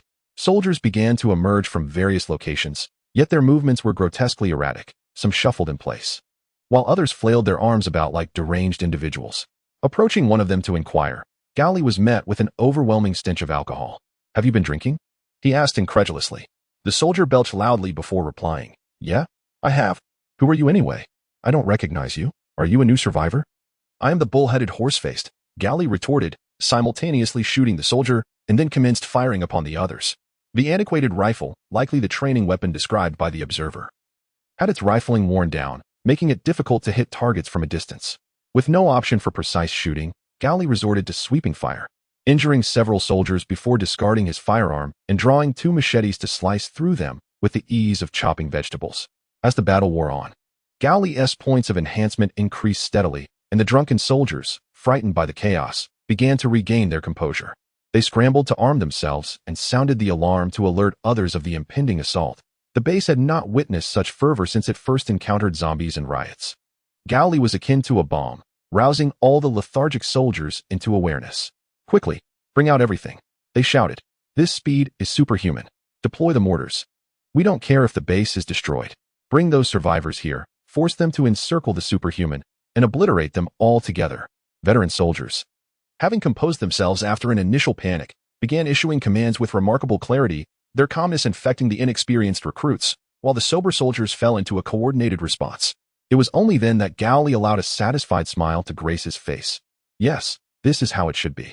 If it were merely a matter of slicing through them like vegetables, you would be no different from the ordinary people I have slain before. A barrage of gunfire erupted, bullets whizzing through the air, striking the ground or walls, leaving pockmarks in their wake. Gao Li gauged their positions by the sounds of gunfire, swiftly taking cover behind an obstacle. Before long, beams from searchlights and various flashlights illuminated the pitch-black base as brightly as day. Peering out to assess the situation, Gao Li noted that the armed soldiers were mostly a dozen meters away, with some recruits standing foolishly in the open, aiming their weapons until an experienced soldier kicked them, prompting them to realize their folly. Others, though well hidden, betrayed their positions by exposing their gun barrels. "Start the assault from the left." After gathering his strength, Gao Li surged forward, effortlessly overcoming obstacles with remarkable speed. To the seasoned veterans, it appeared as though he had instantaneously relocated. Unless one possessed the pre-aiming skills akin to those required for a sniper rifle in a shooting game, hitting him was nearly impossible. He's coming. Open fire. The relentless gunfire erupted, with the new recruits recklessly expending ammunition, often failing to even acquire a proper aim on the adversary. Even when by chance they did manage to lock on, the bullets would stray wildly due to the wear on the rifling, resulting in only stray rounds inflicting any significant damage on Gao Li, who unfortunately found himself struck in the rear by one such errant bullet. As his self-healing abilities activated, the bullet was expelled from his body, and as it had not injured any vital areas, it did not diminish his attributes. Gao Li swiftly dispatched one new recruit with a knife, using the fallen soldier's corpse to shield himself from incoming fire. Once the shooting subsided, he picked up the recruit's firearm and efficiently eliminated the surrounding recruits, all the while reflecting on the efficiency of guns and bullets as instruments of lethality. A few soldiers did not head for the armory, but instead produced a mortar from an unknown source. Just as two veterans were about to set it up, they were interrupted by others. "We're too close. We could end up blowing ourselves up," they exclaimed. Amidst their quarrel, a multitude of survivors, driven by the soldiers, began to converge towards Gao Li. These survivors appeared gaunt and disheveled, clearly victims of prolonged oppressive rule. Gao Li initially intended to liberate these individuals, but now, faced with the prospect of confrontation, he found himself compelled to act against them. Unexpectedly, the survivors seized the moment to scatter in confusion, catching both Gao Li and the soldiers off guard. Many among them fell victim to the veterans tasked with oversight, yet amidst the chaos, Gao Li deliberately added to the disorder with his gunfire, leading to a lack of concern for the survivors, who then fortuitously escaped. However, a few took the opportunity to strike down soldiers, seizing their firearms, and ultimately aligning themselves with Gao Li, launching a counter-offensive against their oppressors. Though the number of such survivors was small, they formed a potent support that curtailed the soldiers' movements. "What a remarkable scene," Gao Li remarked, surprised by the chaos he had inadvertently created. He had prepared to inject himself with genetic agents, but it now seemed unnecessary. After dispatching a soldier and confiscating his weapon, Gao Li began to shoot leisurely, awaiting the signal from Ma Wenlong to make his move. Chapter 62, The Raid, Part 2. At the moment the gunfire erupted, Ma Wenlong understood it was time to act. His physique was slender, standing at a height of 180 centimeters. While the standard height for the Wolfman battle armor was designed for someone 190 centimeters tall. Fortunately, the armor was equipped with a height adjustment system, allowing for a tailored fit by integrating the width of the joints and the positioning of the armor. After donning his helmet and activating the system, he heard a voice say, "Intelligence System 3000 is pleased to serve you." As the statement concluded, a virtual screen projection appeared through the yellow lenses of his helmet, displaying imagery captured by a high-definition camera mounted atop his head. Ma Wenlong was particularly intrigued by this novel experience. Yet he recognized that it was not the time for contemplation. He magnified the lock of the side door and struck it with a powerful punch, causing the iron lock to fly off and the door to cave in. He was secretly astonished, for the force of his blow had been minimal, yet it resulted in such significant destruction. One could only imagine the extent of devastation had he unleashed his full strength. With determined effort, he dismantled the iron door, casting it aside, where it skidded along the ground, drawing the attention of the soldiers.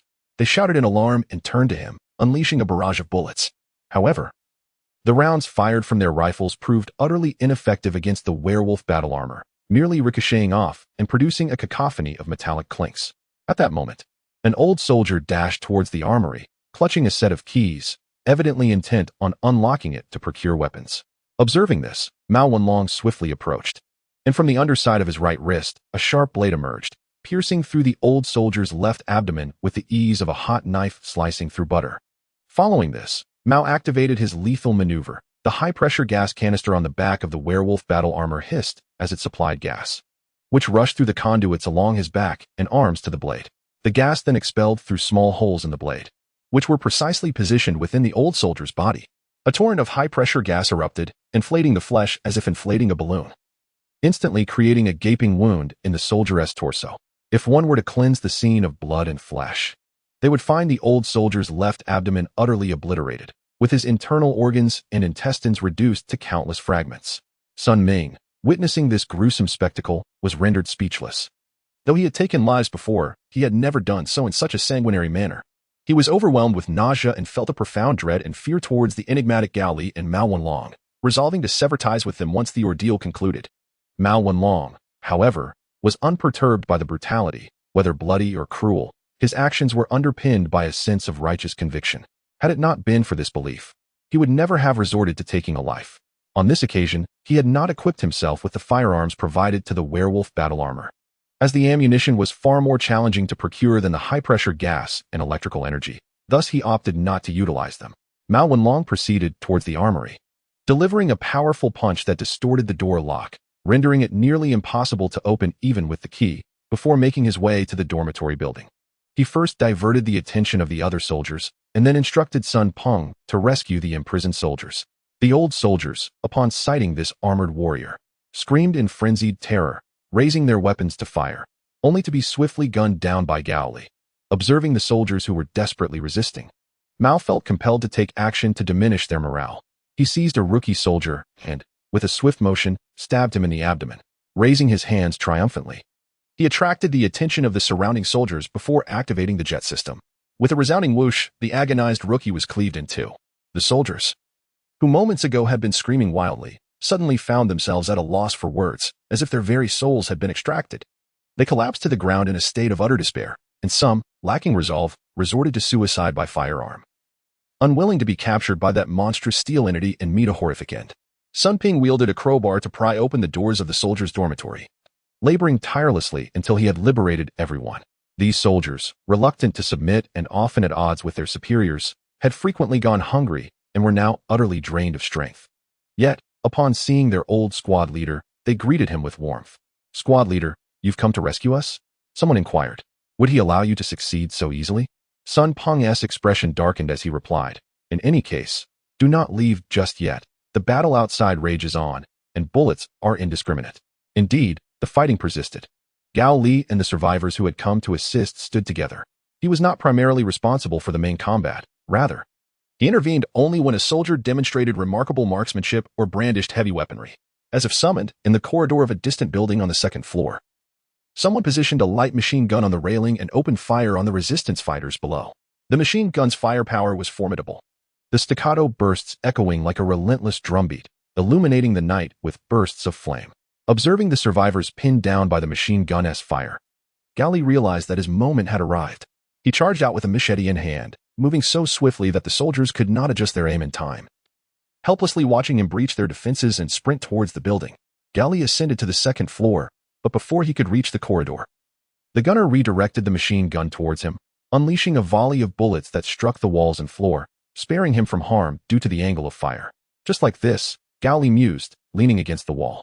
As long as he remained there, the machine gun would hesitate to fire upon the survivors, allowing them to resolve the situation below. While his thoughts were optimistic, others did not share his sentiment. Mao Wenlong, concerned about Gao Li's safety amidst the prolonged conflict, moved towards the center of the battlefield. In a moment of desperation, he attempted to bolster morale, but to his astonishment, his terrifying actions only incited the soldiers to frenzy, some charging at him with their weapons, intent on mutual destruction. The soldiers' response took Mao Wenlong completely by surprise. He quickly retracted the blade from his werewolf armor's right arm and summoned a radiant blue-white light in his palms. When the brilliance reached its zenith, he unleashed it, sending forth a torrent of electricity that struck the soldiers like a bolt of lightning, rendering many immobile and causing some to lose consciousness entirely. Mao Wenlong refrained from utilizing lethal voltage, fearing that his werewolf armor might deplete its power. The gunner on the second floor, witnessing this spectacle, was filled with terror. Oblivious to the presence of a superhuman nearby, he opened fire, unleashing a barrage of bullets that struck the werewolf armor, yet had no effect whatsoever. Sensing something amiss, Gao Li turned to the corridor, glancing towards the source of the gunfire. Upon seeing the werewolf armor and the fallen soldiers, he understood the situation and swiftly approached, dispatching the machine gunner with a single stroke, thus concluding the skirmish. Chapter 63. Encountering a martial artist, Gao Li entered a room with a closed door, only to emerge moments later, holding a grotesque, bloodied head. He tossed the head into the open space, allowing everyone to see it clearly in the light, before silently retreating into the shadows. Cheers erupted from the survivors and soldiers leaving the dormitory. Even Sun Ping appeared exhilarated. Observing this scene, Gao Li hastily exited the base through a side door, followed closely by Mao Wenlong. "Brother," Mao Wenlong remarked as he removed his wolf combat armor, "you seem rather discontented." Gao Li gazed at the moonlit sky and countered, "How many times have we witnessed infighting among humans since the emergence of zombies? For times, Ma Wenlong replied after a pause. Why can't humanity find some semblance of peace? I cannot answer that, Ma Wenlong continued. But I understand why I have chosen to remain by your side. Gao Li turned to him. For what reason? Compared to those who have begun to descend into depravity. You remain the more rational one, Ma Wenlong explained, though you do seem a bit off. Perhaps, Gao Li conceded, and after this inexplicable exchange, he sought rest. The following day, the trio departed without so much as a farewell, as if sensing a grave danger lingering in the air. Last time we fought. At least there were plenty of items to salvage, Qinqing Yuan lamented. But this time, there's nothing, no gasoline either. You certainly know how to conduct business, Gao Li, Qin remarked. Gao Li, in no mood to respond, silently gazed out at the passing scenery. Oh no, Qin suddenly exclaimed, we're really running low on gasoline. I'm not joking. Our vehicle is crucial for transportation and storage. If it fails, we'll be in serious trouble. Gao Li inquired, can we still manage to circle the city? Yes. But we should conserve as much as possible, Qin replied. Since you're feeling down, why not take a stroll? It's uncomfortable for everyone if you're cooped up in the vehicle simmering with frustration. Well, it seems I've been noticed, Gao Li acknowledged, accepting the suggestion. He exited the vehicle, embarking on a solitary, aimless walk. In times of peace, a stroll would typically mean exploring the city's snack streets. But in this apocalyptic world, the experience was profoundly different, with flesh-eating zombies lurking everywhere, rendering the scenery quite unique. At that moment, Gao Li found himself in a county with a struggling economy. Having walked for nearly half an hour to reach the city center, where only a couple of streets housed shops, elsewhere, signs of abandonment were evident, with properties either for sale or still under renovation. Growing weary of his aimless wandering, he accessed his system panel to review the enhancement points he had accumulated over time. Enhancement points, 12. He distributed the points evenly. Strength, 35. Speed, 30. Endurance, 25. Self-healing, 13. Just then, several zombies approached along the street, and Gao Li stepped forward to dispatch them one by one. Strangely, as he eliminated the zombies, he experienced an inexplicable sense of relief, as if the act of slaying them bore no burden whatsoever. As Gao Li ventured further along the path, he soon encountered a group of survivors, reminiscent of his days at Dawn Hospital. However, unlike the escort team, this band of survivors evidently relied solely on a single individual for protection. This protector was a young man wielding a formidable firearm, his physique robust and muscular. The weapon, measuring 2 meters in length, was constructed entirely of iron and adorned with a striking red tassel. Was this individual a martial artist? Gao Li felt a surge of curiosity, for he had never before witnessed a martial artist in his life. He concealed himself in a corner to observe their actions. The individuals tasked with gathering supplies chose a small supermarket, and the martial artist entered without hesitation. Moments later, he emerged, the once pristine white tip of his firearm now stained with blood, while the red tassel bore the dark marks of his recent engagement. It was evident that the martial artist had dispatched several zombies. As he stood guard at the entrance of the supermarket, the others proceeded inside. At that moment, the street was devoid of zombies. Even if any were present, they remained several meters away, oblivious to the human presence due to their limited senses.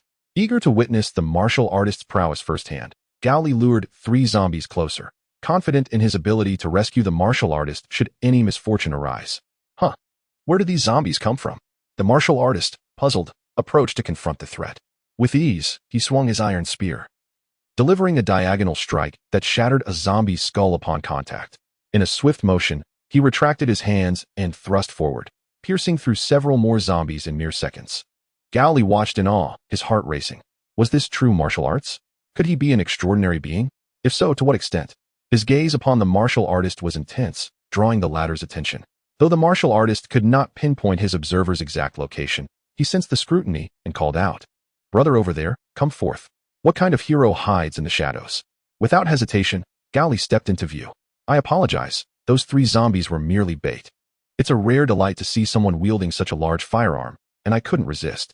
The martial artist snorted in response, "Since you dare to act, then let me see how many holes I can poke in you.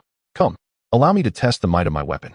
With a shared distance of 2 meters, both men leaped back a meter in preparation for the impending clash.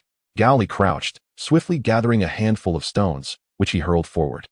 The martial artist's keen eyes and acute hearing caught the nearly imperceptible sound of the stones slicing through the air. He instinctively swung his spear to deflect them and then lunged forward with a single-handed thrust. In the face of the rapidly approaching spear, Gao Li did not retreat but advanced, gripping the powerful iron weapon with both hands and halting its progress. "You are not as formidable as you seem," he taunted, exerting his strength. The martial artist, taken aback by this unexpected turn of events, felt a spark of astonishment. Having practiced martial arts since his youth, he had honed his skills for 18 years, achieving the pinnacle of Mingjin and stepping into the realm of Enjin. He had even cultivated a vital energy within him. Although he did not utilize this energy at that moment, his sheer physical strength was formidable. It was no wonder that Gao Li was astonished when he effortlessly deflected the attack. Do you also practice martial arts? The martial artist inquired. Gao Li shook his head. I have not trained, but like you, I am an extraordinary individual. Extraordinary individual? What do you mean? The martial artist, shaking his head, indicated his lack of knowledge about such beings. However, his expression soon transformed with excitement. Since you were able to withstand my strike, you must possess considerable prowess. I shall unleash my full strength. Chapter 64. The innate chi of internal martial arts. The martial artist retracted his spear and took a deep breath. As he concentrated, his heart began to pound vigorously in the lower dantian area. A refreshing sensation emanated from his heart, coursing through his veins to invigorate every limb and organ. In an instant, his bodily tissues experienced an enhancement. His muscles grew larger and more resilient. His blood vessels expanded and became more elastic, while non-essential organs entered a low-energy state. In contrast, the organs vital for combat accelerated, and the energy within him was perfectly harnessed, even amplifying his senses. The refreshing sensation in the martial artist's heart was the aforementioned chi, formerly known as the innate chi of internal martial arts, a phenomenon achievable only through the practice of internal martial arts. This chi bore both advantages and disadvantages.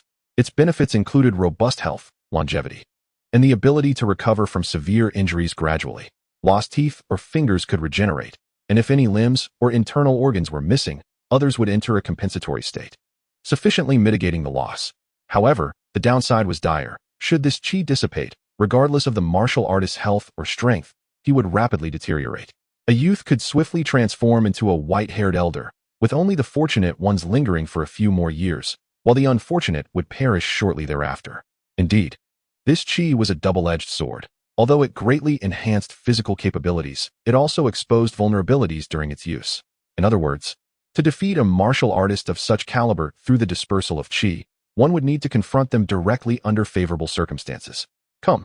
The martial artist unleashed the same spear technique that had previously pierced a zombie's skull. He delivered a flurry of strikes, forcing Gao Li to retreat repeatedly. This onslaught was exceptionally fierce, compelling him to abandon his plan to seize the weapon. Gao Li kicked up sand and gravel to obscure the martial artist's vision, intending to close the distance. Yet, having trained for years, the martial artist was well versed in countering close-range foes. He thrust the rear half of his spear forward, compelling Gao Li to reconsider his approach and evade once more. Indeed, engaging with a human opponent was far more exhilarating. Zombies were as dull as wooden stakes. The martial artist, filled with exhilaration, swung his iron spear in a series of sweeping motions, shattering a nearby utility pole and causing a wall to collapse with each ferocious strike. Gao Li, fully aware that enduring such an onslaught would surely result in shattered bones and a swift demise, understood that confronting such a seasoned and adept practitioner required an element of surprise.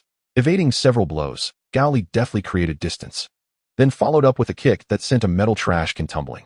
The martial artist, caught off guard, shifted his attack into a thrust, pushing the unsightly object aside. Yet, in that moment, Gao Li unleashed his full speed, charging forward with unrelenting fervor. The martial artist, lacking the time to react, instinctively altered his stance, raising the back half of his spear. However, due to insufficient preparation, the force he could muster was minimal. Gao Li met the attack head-on with one hand, only to hear a sickening crack as his left forearm broke, the bone protruding through the flesh. This alarmed the martial artist, despite his earlier displeasure at being tested.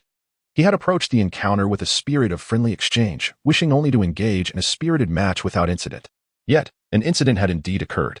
Gao Li, unfazed by the martial artist's thoughts, harnessed the adrenaline that dulled his pain, and with lightning speed, thrust his right hand forward, his thumb poised dangerously close to the martial artist's eyes. You must not feel pain, right? Only those who survive have the right to feel pain. In that moment, Gao Li felt akin to the protagonists in dark web novels from years past, those who battled fiercely and shrugged off their injuries without fear. Unaware of how others perceived him, he continued to speak, his hand trembling with pain. The martial artist, gathering his internal energy, took a few steps back to reassess his opponent, then marveled, "You must have endured many fierce battles. Though you appear cleansed, I can still sense the scent of blood." At that moment, People from a nearby convenience store hurried out, the first to respond having sensed something amiss. What they witnessed was not merely a confrontation, but rather a meeting of martial minds. The martial artist, stepping forward and placing an arm around Gao Li's shoulder, declared, "Brother, come back to my camp with me. I will tend to your injury with a unique remedy, one that guarantees no after effects." Gao Li calmly raised his right hand and replied, "There is no need for your assistance. I am already well." Ah?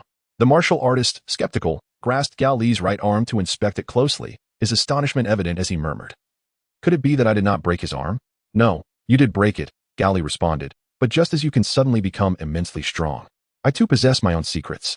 The martial artist paused, then patted Gao Li on the shoulder with a grin, exclaiming, "Truly remarkable. I must introduce you to my master and my fellow disciples. Is your camp nearby?" Gao Li inquired casually. "No, we are out gathering medicinal herbs," the martial artist explained. "Our camp is in the next county. If you are not averse to the journey, you are welcome to join us." Gao Li shook his head. "I have friends awaiting me, and I ventured out this time in search of gasoline." The martial artist, somewhat regretful, remarked, "The Ada Martial Arts School in the old eastern district of Luoxin County, run by my master, is where we reside. If you wish to seek me out, that is the place to go." Gao Li nodded, committing the address to memory, assuring him, "I will come. Ah, by the way, my name is Zhao Tianxiong. But you may call me Xiongda," the martial artist added. Chun Qing Yuan, furrowing his brow, repeated, "Are you saying that during your stroll, you encountered an exceptionally skilled martial artist and even forged a brotherly bond with him?" Poor martial artist, it seems death looms over his household once more. Gao Li, feeling a bit strained, retorted, "How could there be death every time? Do you truly consider me a harbinger of calamity?" At that moment, Ma Wenlong, who was fueling the vehicle, interjected, "Brother, are you implying that you intend to visit that martial arts school?" "Of course, after all, they are of our kind." Gao Li replied, "Such an intriguing kindred spirit is surely more diverting than resorting to violence at an army training base." "I thought you relished such encounters," Ma Wenlong teased.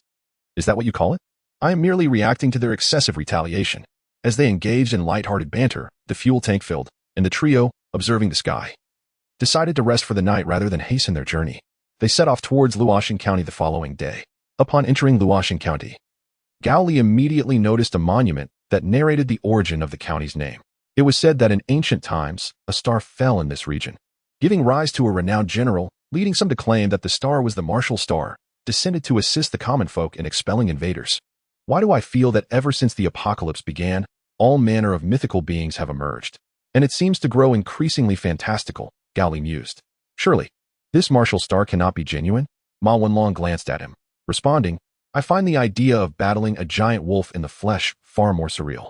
Despite being unfamiliar with the terrain of Luoxin County, locating the Ada Martial Arts School proved effortless, as directional signs appeared intermittently along the roadside.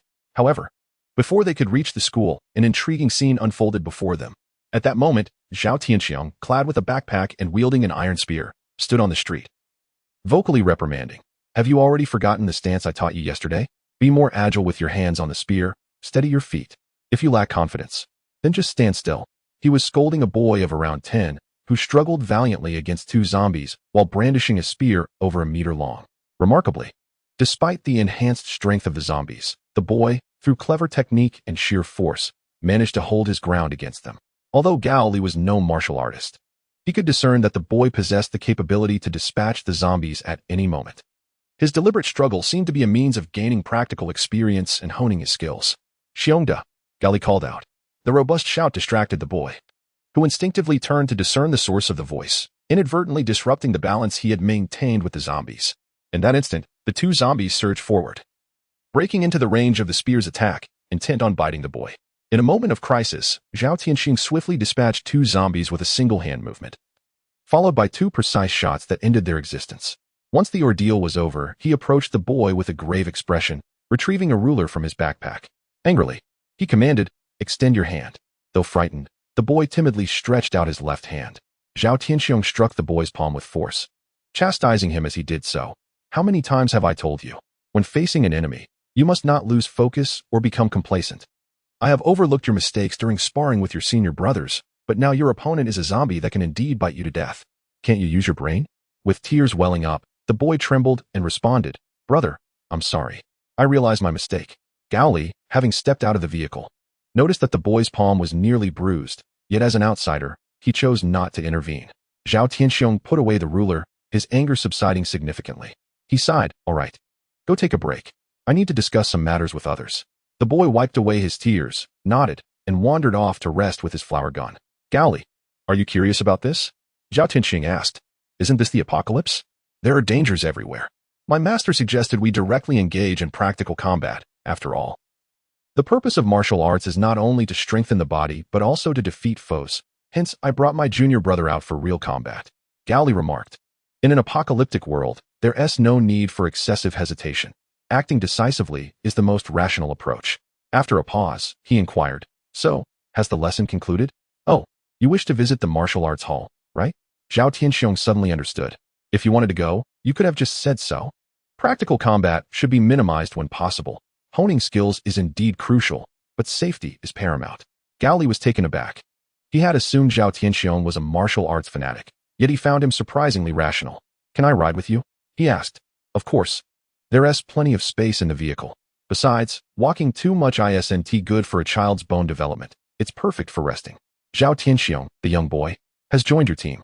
As Zhao Tianxiong sat in the back of the vehicle directing the driver, he continued, "After returning yesterday, I discussed your situation with my master. He expressed great interest in you. Had he not been occupied, he would have sought you out himself." "Me?" Gao Li felt something was amiss. "What is there about me that warrants such attention?" Zhao Tianxiong patted his shoulder. "The ability to heal broken bones in such a short span is not something ordinary individuals can accomplish.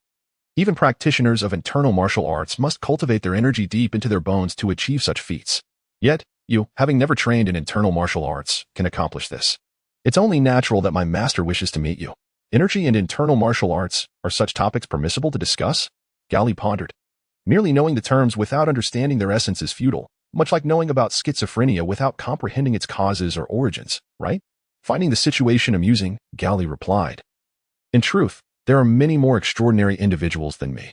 I once dealt with a person who had worms in his brain, and he sustained his youth and strength for over a century thanks to them." "Really? Have you been reading too many fantasy novels?" Zhao Tianxiong laughed. Gao Li shook his head, stating, "I have encountered individuals capable of manipulating the minds of others, as well as those who, through the wonders of life sciences, have fused themselves with animals to become beastly soldiers. Frankly, my friend, you must have been a novelist during peacetime." Zhao Tianxiong expressed his astonishment, exclaiming, "Your talent for concocting tall tales is indeed exceptional. Do you not believe me?" "It is evident that I possess extraordinary abilities," Gao Li retorted. "How can I convince you without tangible evidence?" He continued, "My unique skills were cultivated through rigorous practice, thus they are undeniably real. It is akin to a time traveler dismissing the existence of spirits, not due to a lack of reason, but because such phenomena remain unverified and lack physical proof. Were there evidence, I would surely accept it." Meanwhile, Mao Long, adorned with a mask, contemplated. Initially, I too was a skeptic, but eventually, disbelief became untenable. Luoxing County is modest in size, and guided by Zhao Tianxiong, they swiftly located the aide de martial arts school. Once Chenxing Yuan parked the vehicle adjacent to the school as instructed, the group proceeded towards the entrance. The martial arts school appeared rather dilapidated, its entrance a peeling green metal folding door. As Zhao Tianxiong approached and knocked, a guard peered through a viewing hole and promptly opened the door. "Brothers, you have returned," the guard announced. Then his gaze fell upon the three individuals trailing behind, prompting a puzzled inquiry. "And who might these individuals be?" Zhao Tianxiong responded, "They are friends I have just made." "Ah, understood," the guard accepted without suspicion. Beyond the folding door lay a bright and spacious foyer. Following the corridor, they entered an open courtyard, expansive enough to accommodate a basketball court, surrounded by various side rooms, and the main hall, resembling a traditional courtyard residence. At that moment, several adult men were engaged in training within the courtyard. Some practiced stances to build endurance, others wielded weapons to refine their techniques, while a few lifted barbells and dumbbells to enhance their strength. Upon noticing Zhao Tianxiong's return, they set aside their activities and gathered around, both to take a respite and to inquire about the number of zombies vanquished during the outing. After providing a brief explanation, Zhao Tianxiong instructed the boy he had brought along, "Go and inform the master that I have brought someone." The boy complied and dashed off. Chapter 66. The Theory of Vitality and Strengthening the Body. "Brother, who are they?" someone inquired. In response, Zhao Tianxiong pulled Gao Li forward, pointing at him and declaring, "Did I not mention to you yesterday that there is someone whose broken bones can heal themselves? This is he." The others, upon hearing this, regarded Gao Li with incredulity. Under the scrutiny of their curious and doubtful gazes, Gao Li felt somewhat uncomfortable, as though he were a rare specimen on display. After a prolonged examination, the group collectively exclaimed, "What nonsense!" Ma Wenlong stepped forward, intending to interject, but was silenced by a glance from Gao Li. "Whether I can or cannot is of little consequence," Gao Li remarked. "What truly matters is the ability to survive and thrive in this apocalyptic world." In response to such evasive pleasantries, the martial artists clearly remained unconvinced, and some even grew audacious, retorting, "Why not demonstrate it right here? Yes, put on a show." Another chimed in, inciting further uproar. Ma Wenlong could no longer endure the situation.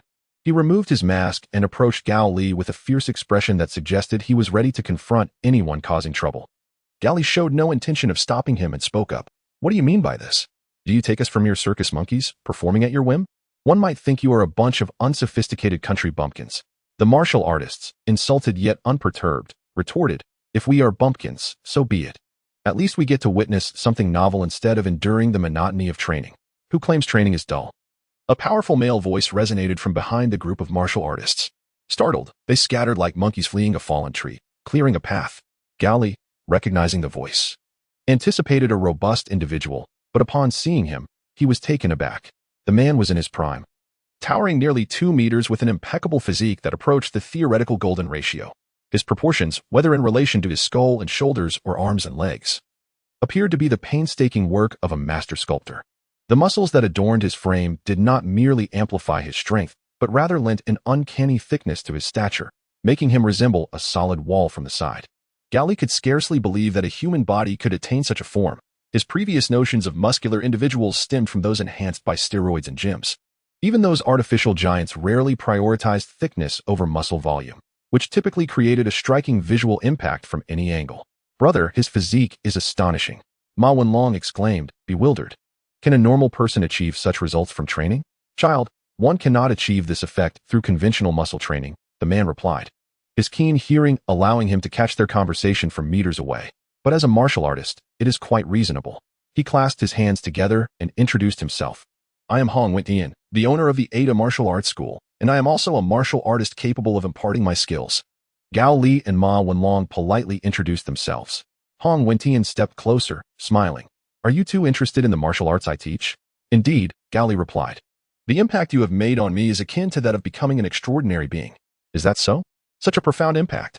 Hong Wentian gestured for them to follow him. "This way, please." He then turned to the other students with a serious demeanor. "Intensify your training. This is your means of survival in the apocalypse." "Yes." The martial artists responded in unison. The group followed Hong Wentian into the main hall, which was spacious yet sparsely furnished. Apart from the master's chair and one for a guest, no other seats were present. "I apologize. I usually do not have many visitors here," Hong Wentian explained. "When I reprimand my disciples, they either stand or kneel for their mistakes, so I haven't prepared many chairs." "Xiongda, go to the back storage," he instructed. Ma Wenlong, standing beside Gao Li, interjected, "No need for that. My legs are nimble, and I can stand for as long as necessary." Qingqing Yuan's eyes widened in disbelief, as if to say, "Are you kidding me?" He promptly settled into a corner of the main hall. Zhao Tianxiong, witnessing this, stood silently beside his master, offering no words of protest. Gao Li took his seat and remarked, "I apologize. My brother has a rather straightforward temperament and can sometimes be a bit brash. I hope you can bear with him." "Oh, are you implying that I have erred in some manner?" "No, not at all." Hong Wentian chose not to engage in further pleasantries, instead speaking slowly, "Young ones, are you not curious as to why individuals like us possess such robust physiques? Allow me to enlighten you." Ma Wenlong and Gao Li perked up, eager to listen. "What defines strength?" Hong Wentian posed a question. "By human standards, broad arms, muscular legs, a large head, and a thick neck signify strength. However, how long can such strength endure? Historically, during the Republic and into the new nation, many toiled as laborers, carrying heavy loads or pulling carts. A seemingly inconspicuous individual could bear weights several times their own and traverse great distances. From the age of 15 to 35 marks their peak, a mere 20 years. In this span, they are at their most formidable. Yet, once this period has elapsed, maladies and the decline of physical prowess ensue, coupled with inadequate healthcare and nutrition. Death soon follows. Warriors believe this is the price laborers pay for their immense strength, a sacrifice that undoubtedly leads to a shortened lifespan. Is there a method to attain strength without the risk of early demise? The answer lies in martial arts, which the warriors have discovered. Those who practice boxing cultivate abundant vitality and robust physiques, unencumbered by external pressures, thus enjoying excellent health and longevity. However, akin to modern society's issues with overnutrition, these martial artists, upon enhancing their vitality, recognize the dilemma of excessive energy. A common ailment is insufficient vitality. Conversely, an overabundance can lead to various complications: irritability, exuberance, a propensity for conflict, and arrogance. Strong individuals, much like wielders of a sharp blade, may find their murderous instincts awakened. To address this challenge and to avoid squandering their vitality, martial artists endeavored to use their energy to enhance their constitution, not merely strengthening muscles, but also fortifying tendons, skin, and even internal organs. The external manifestation of this is a robust physique, as the enhancement of vitality surrounds a core, fortifying it like layers of protection. Upon absorbing these insights, Gao Li exhaled deeply, feeling a sense of exhilaration akin to his first reading of Battle Through the Heavens. After improving tendons, skin, and internal organs, will the vitality cease to increase? Gao Li inquired. If the vitality continues to rise, what then? Hong Wentian smiled knowingly. This is precisely why I wish to meet you. Chapter 67. I seek to break through me? Gao Li responded, somewhat perplexed. I would appreciate your clarification. Hong Wentian scrutinized him for a moment and remarked, with a fierce gaze akin to that of a bodhisattva, if you lack talent, it would be one thing, but alas, you possess considerable skill. It appears you are destined for a life of toil. He paused momentarily before continuing. By the standards of the realm of extraordinary beings, I indeed qualify as one. In my youth, I mingled within such circles, yet eventually devoted myself to rigorous training and gradually withdrew. At that time, my aspiration was to elevate the internal martial arts to the pinnacle achieved by my predecessors, and to discover a new path. However, looking back, I realize how naive I was. After all these years, not only have I failed to uncover a new direction, but I have not even touched the realms once reached by those before me. The shame is overwhelming. Do you wish to assist me in breaking through? Gao Li, recognizing the underlying implication in his words, retorted, am I even qualified? Hong Wentian nodded. In the realm of martial artists, I stand at the pinnacle today.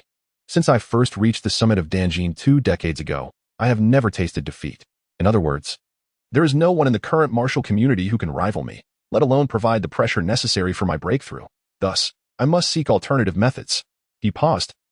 Sighing, in times of peace, I was not overly anxious about my inability to break through. However, now that we face the apocalypse, with zombies rampant and those creatures capable of mutation, who knows to what heights they might ascend?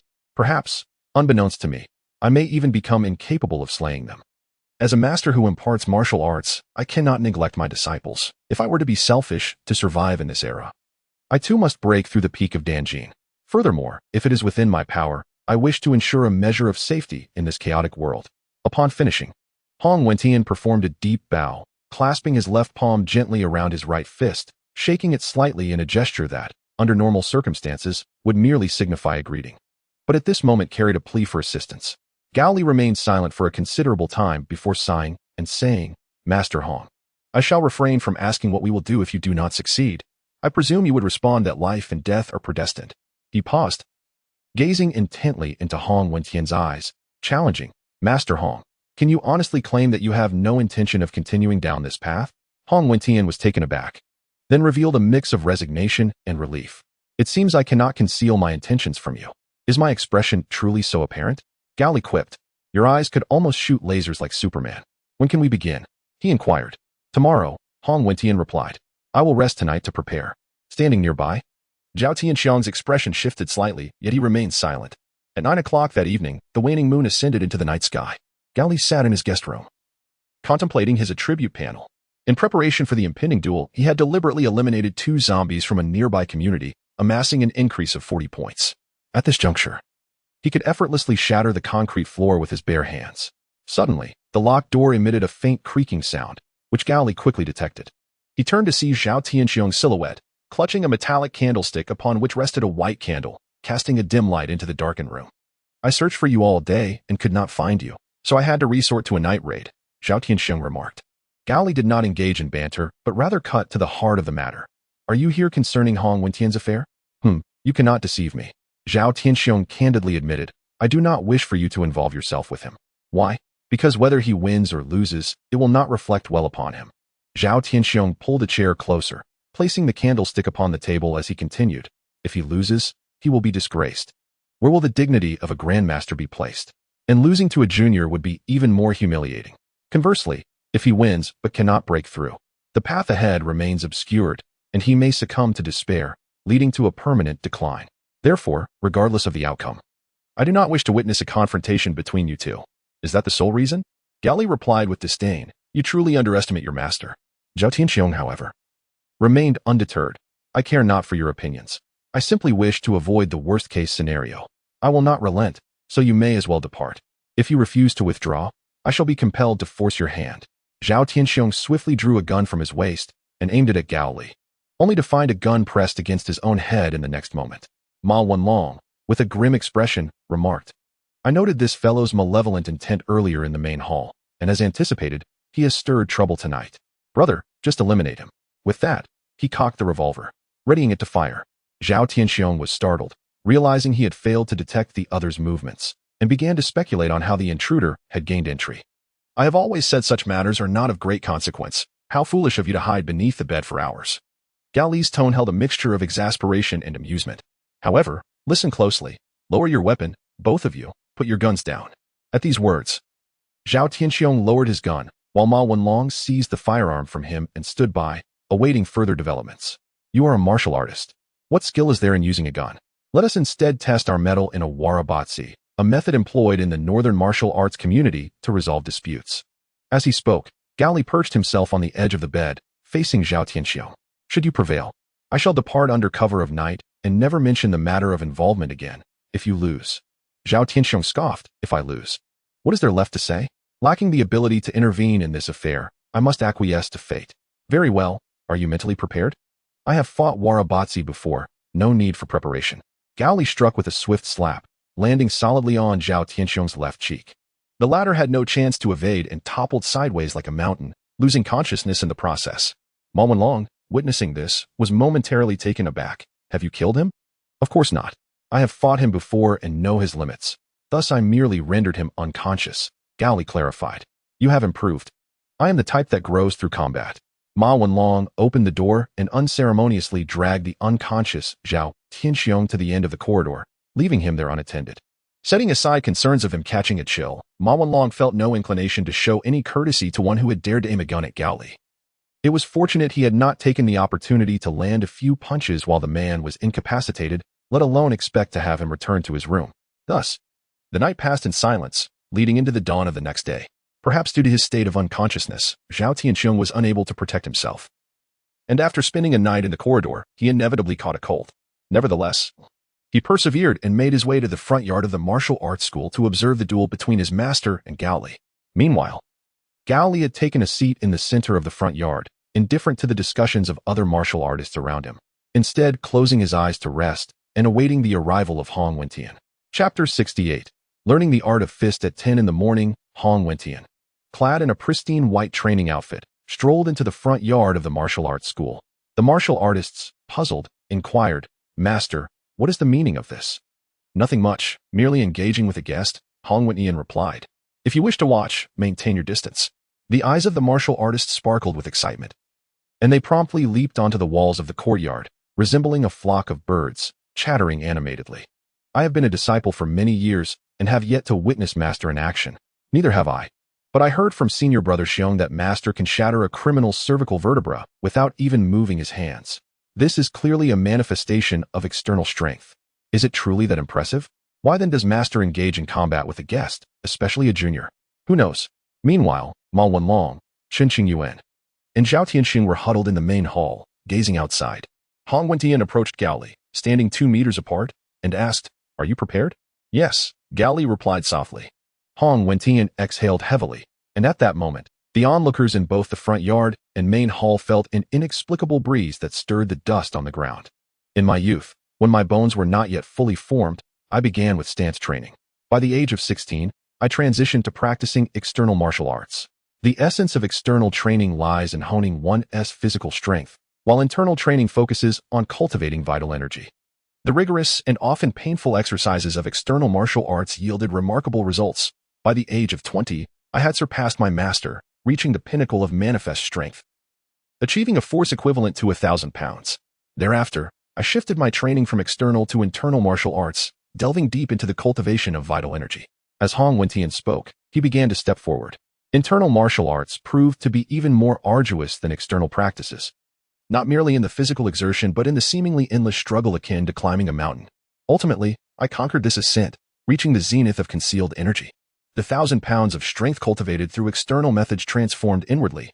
My physique, once imposing, became merely tall, yet my internal organs grew robust due to the nurturing of energy. At this stage, the strength I projected could be concentrated as finely as the tip of a needle. His steps were distinctly peculiar, resembling a dance more than a typical fighting stance. Yet, the pinnacle of concealed energy was not the ultimate limit of martial arts. The nurturing of energy within the internal organs remained superficial. Subsequently, I traveled across the nation and even the world to witness breathtaking wonders, challenging beings stronger than myself. Have you ever seen the aurora? Have you gazed down at Earth from the moon? Do you know what the view from the summit of the Himalayas is like? Have you ever peered into a volcanic crater, observing the inferno where magma and ash converge? I have seen it all, and thus I have cultivated the hidden strength throughout my entire being, radiating from within. Ultimately, my internal organs, bones, and flesh have become thoroughly permeable. Reaching the realm of transformative energy, Hong Wentian paused in his tracks. An enigmatic current began to emanate from him, as if a whirlwind were spiraling around him. The essence of transformative energy is, in essence, an advanced application of hidden strength. While ordinary practitioners of hidden strength can indeed refine their power to encompass their internal organs, bones, and flesh, they are limited to this extent.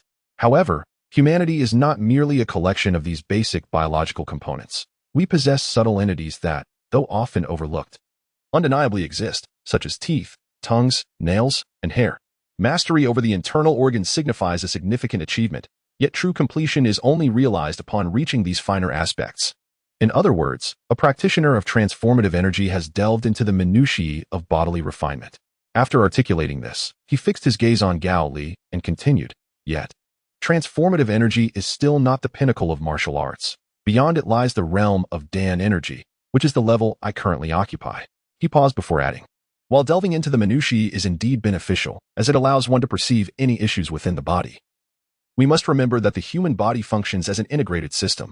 Our heart, liver, spleen, stomach, and kidneys are not solitary organs, but rather components that unite to create a synergy whereby the whole exceeds the sum of its parts. Therefore, delving into minutiae should not be our ultimate goal. Our true aspiration should be the integration of all organs working in harmony. This epitomizes the realm of Dan energy, where one can freely manipulate their entire strength. In modern sporting science, it is understood that the energy exerted during physical activity is often incomplete.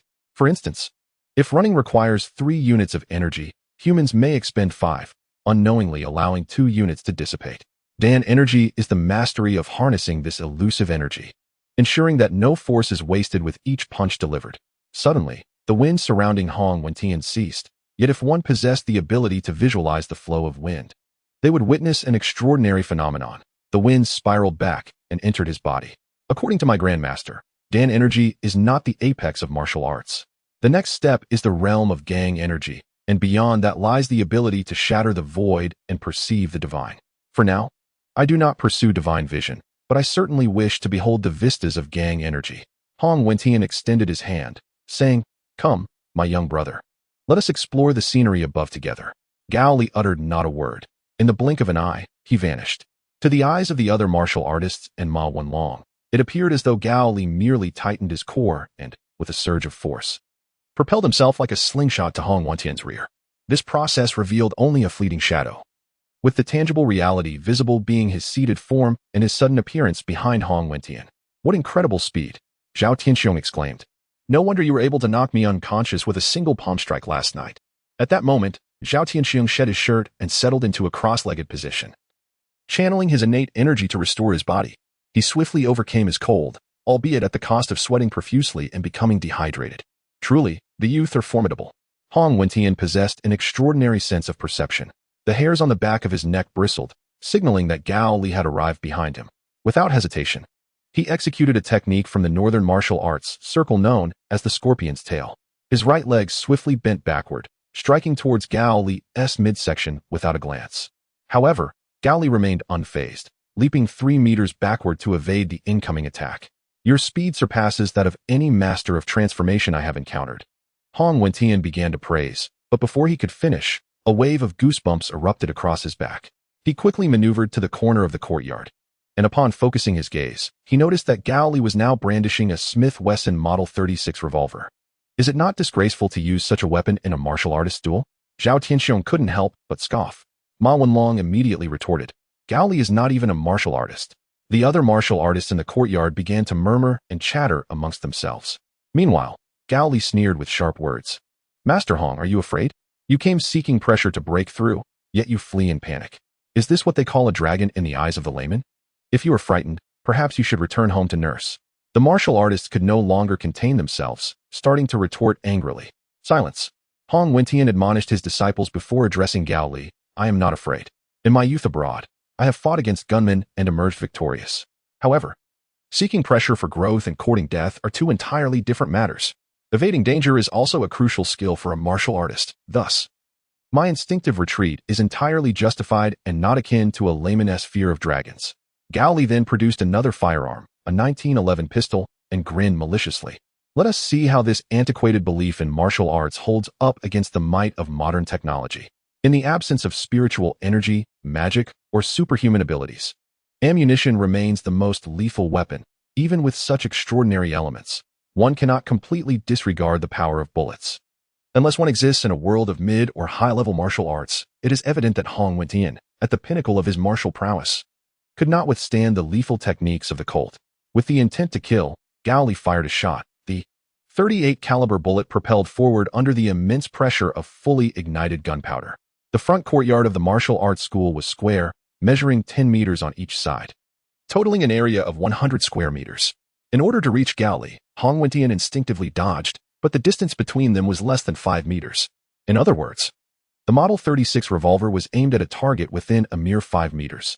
At such a distance, perceptually, it would take only a second for the bullet to travel from the barrel to the target. Unless one was already prepared, evading such a shot was virtually impossible. This illustrates why firearms represent a dimensional reduction in combat for martial artists, no matter how swift a person's reflexes. The time from the brain recognizing danger to issuing a command for the body to move requires at least a second. This is merely the reaction time needed to dodge a single bullet. What about 2 or 3 consecutive shots? Evading them becomes an impossibility. Everyone present, including Gao Li, felt an intense sense of trepidation.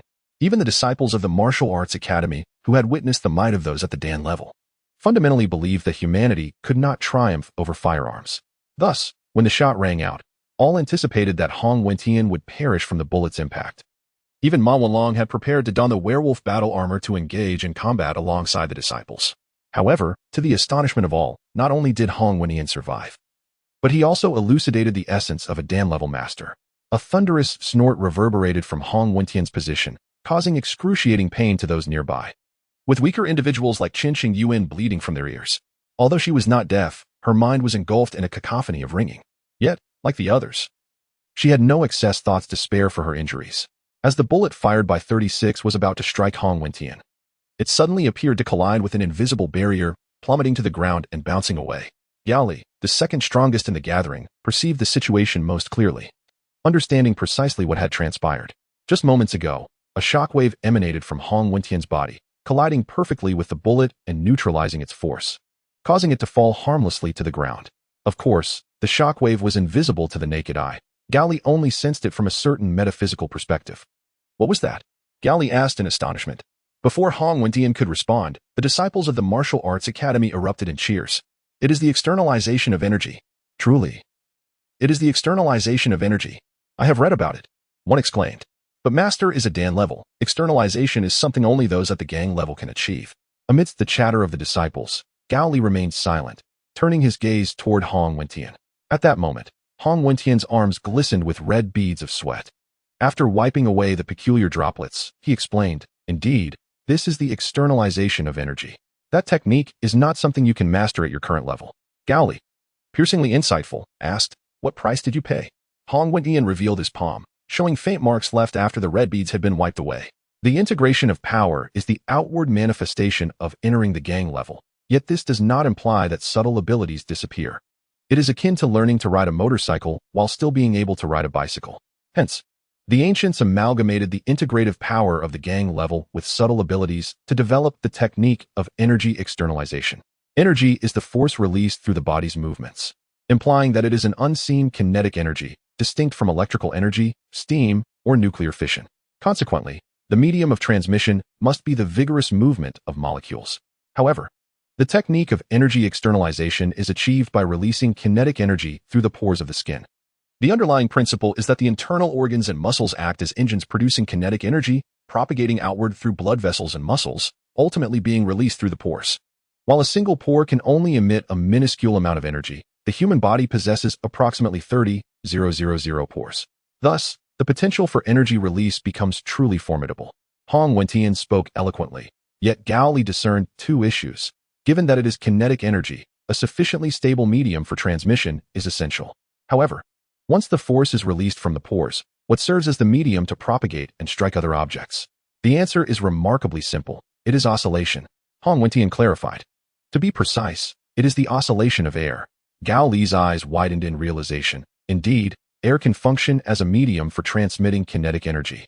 The shockwave from a nuclear explosion, the sound of speech, and even sonic weapons exemplify this. Observing the profound impact on his interlocutor, Hong Wentian felt a swell of pride, albeit he soon sighed. Yet, the practitioner's inherent force is not particularly formidable, coupled with the energy dissipation caused by air as a medium. Whether one is a novice like myself or a true master of the vital essence, the technique of externalizing force can only reach a mere inch, just over 2 centimeters. However, since energy can permeate throughout the entire body, even that modest distance suffices. Naturally, for a true master, 2 centimeters is merely the beginning. Though I cannot speak to the specifics, listening to such extraordinary revelations, Gao Li suddenly felt a twinge of disdain for his own system, which merely enhanced muscle strength. Hong Wentian continued, I have mentioned that externalizing force is the hallmark of a master of vital essence. My forced attempt as a novice comes at a price. Due to insufficient bodily strength, forcing the energy to breach the body and erupt from the pores can damage capillaries, resulting in blood seepage. While minimal use poses little concern, excessive exertion can lead to vascular damage or even internal organ issues. Gao Li, however, was undeterred. He discharged his firearms, emptying the chambers of both the handgun and revolver with a barrage of over 10 rounds. In response, Hong Wentian continuously externalized his force to counteract the bullet's impact. Despite successfully blocking every shot, the capillaries in his arms ruptured, blood seeping forth and coalescing into beads of sweat that cascaded to the ground. Master Hong, I must express my admiration. There are many who can withstand bullets with their flesh, but they are either inhuman or cloaked in a guise of humanity. You, a pure human, are a rarity I have never encountered. Tossing his gun to the ground as a token of gratitude for the enlightenment, he declared, I wish to lend you my support. Hong Wentian tightened his arm muscles, causing the seeping blood to spring forth, restoring his arm. You have exhausted my externalized force with your gunplay. Is that your intention? Very well, let us engage in earnest. I am weary of words. It is time for a true confrontation. Chapter 70. The 3 axes. Gao Li charged forth like a frenzied beast, leaving exaggerated cracks in his wake. While Hong Wentian tensed his arms and swung his fists with such force that they produced a sonic boom. His punch aimed directly at Gao Li's face, but the latter, reacting swiftly, unleashed a punch of his own. At the moment their colossal fists collided, a circular wave of energy erupted, causing the disciples on the surrounding wall to sway and widen their eyes in astonishment. I can accept that my master can deliver such a punch, but he too, more importantly, his arms remain unscathed. After their exchange of blows, Hong Wentian withdrew his hand, instantly discerning the limits of Gao Li's strength. As Gao Li abruptly flung his hand away, he regained his balance, and his right leg executed a powerful kick akin to a heavy cleaver, aimed directly at Hong Wentian's left knee. To his astonishment, his strike landed solidly, yet Hong's leg remained unyielding, as if his knee were not a fragile, movable joint, but rather a robust steel beam. Over 80 years of ironclad training. Go ahead, kick me.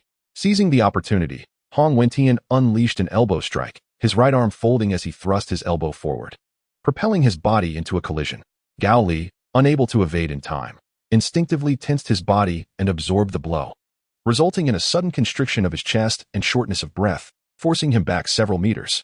Had it not been for his enhanced attributes, now at 40 points, he would likely have succumbed to unconsciousness or found himself incapacitated on the ground. Humph. Once Gao Li steadied himself, he swiftly maneuvered to Hong Wentian's side.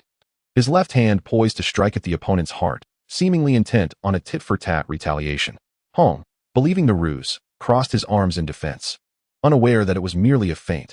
In a swift motion, Gao Li regained his balance and tightened his thumb, only to quickly align his right hand's index and middle fingers, launching a rapid jab toward Hong Wentian's left eye.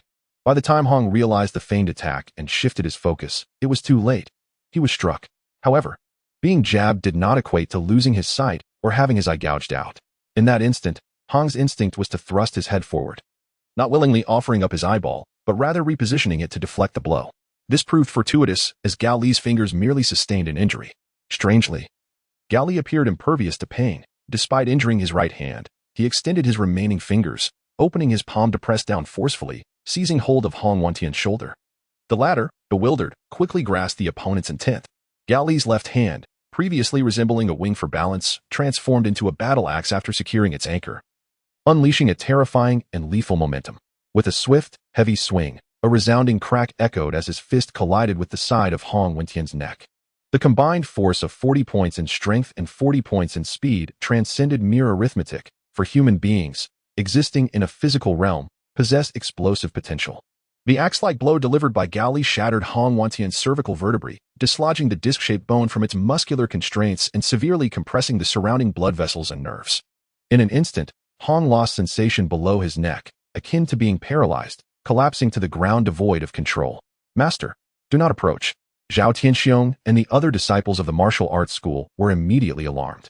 To them, regardless of a martial artist's realm, they were merely stronger humans.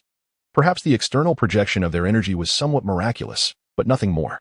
Thus, as long as one was human, they were susceptible to bizarre injuries that could lead to death. "Gao Li, you have killed my master. You are courting death." Just as Zhao Tianxiong prepared to rise, Ma Wenlong reacted. Yet before any confrontation could ensue, Gao Li intervened, halting the conflict and the approach of others to assess the situation. "The duel remains unfinished. Anyone who dares to approach shall meet their demise. Are you out of your mind? You have already killed him, yet you claim it is not over." A shocking scene unfolded before Zhao Tianxiong's eyes. Hong Wentian's fractured cervical vertebrae gradually returned to their original position, within the unseen microcosm of his body. A refreshing energy surged forth from every part, akin to a transfusion, racing towards the cervical spine. In a matter of moments, the severed nerves, damaged blood vessels, and swollen muscles were mended. Seconds later, Hong Wentian sat up, his face smeared with dirt as he looked at Gao Li and the others in the courtyard. Offering a wry smile, "I have not felt this disheveled in many years. Had you decided to challenge the extraordinary a decade earlier, you would have found yourself in a more dire predicament," Gao Li remarked. "What held you back from taking the plunge? Was it a lack of preparation, or a fear of losing your life?" Hong Wentian refrained from answering, but posed a question of his own. "If I had blocked your strike aimed at my cervical spine, would you then follow up with a low kick?" "Indeed," Gao Li admitted without hesitation. The series of strikes, gunpoint, hand hammer, and low kick constituted a complete set of techniques, forming the foundational skills of a minor Southern martial arts school. Hong Wentian commented, "It is rather peculiar that you have learned these 3 techniques, yet have not mastered any martial arts. Who is your instructor? Let us continue this fight. Should you defeat me, I shall divulge the answer. If you lose, you will carry your unanswered questions to the grave." Well said. The bout is far from over. With a sudden lunge, Hong Wentian sprang to his feet, adopting an offensive stance, forsaking defense.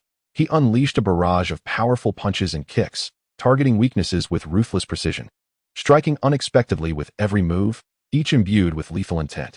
Gao Li, relying solely on his speed and strength, continuously defended and counterattacked, all the while feeling the surging momentum of his opponent. He envisioned a young warrior wielding a spear and a machete, battling countless formidable foes, a vivid recollection of the bloody path Hong Wentian had traversed, the very foundation upon which his strength was built. Refusing to back down, Gao Li retaliated with his 3 strikes: eye jab, throat poke, and low kick. However, unlike others who employed these techniques in sequence, he executed them in a chaotic manner, allowing one to follow another unpredictably, akin to the game of rock, paper, scissors. Despite the limited options, the chance of being struck remained at 1 in 3, and in that moment, Hong Wentian found himself ensnared in such a predicament.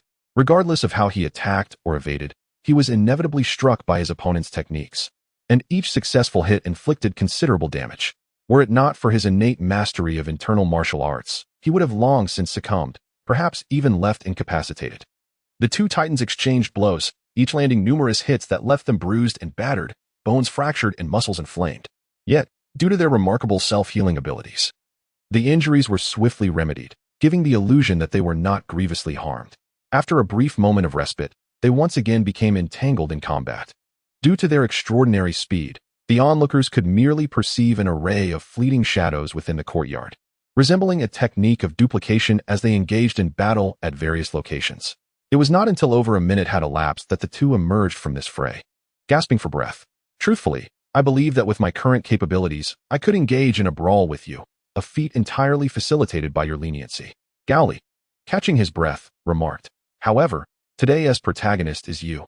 As a supporting character, I must assist you to the best of my ability, offering a performance worthy of acclaim. Old horse. In response, Ma Wanlong tossed an object from his pocket. Chapter 71. Enhancing Beast Transformation. Gao Li received the item and promptly injected it into his body. This substance was a genetic serum, the instructions indicating that once administered, it would grant a human a fleeting beast-like ability. The duration varied according to individual constitution, averaging around 5 minutes. This serum had its origins during the Vietnam War, primarily designed to significantly enhance soldiers' physical strength, reaction time, attentiveness, and pain tolerance in a brief period. However, due to inadequate technology, soldiers utilizing this serum would lose their rationality, transforming into mindless marauders who would instinctively attack anything that moved. After the effects subsided, their organs would rapidly deteriorate, leading to death.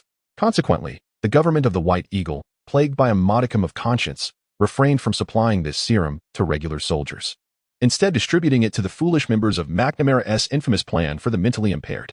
Indeed, these individuals were deemed a burden by the White Eagle government, which struggled to recruit enough soldiers to wage war abroad.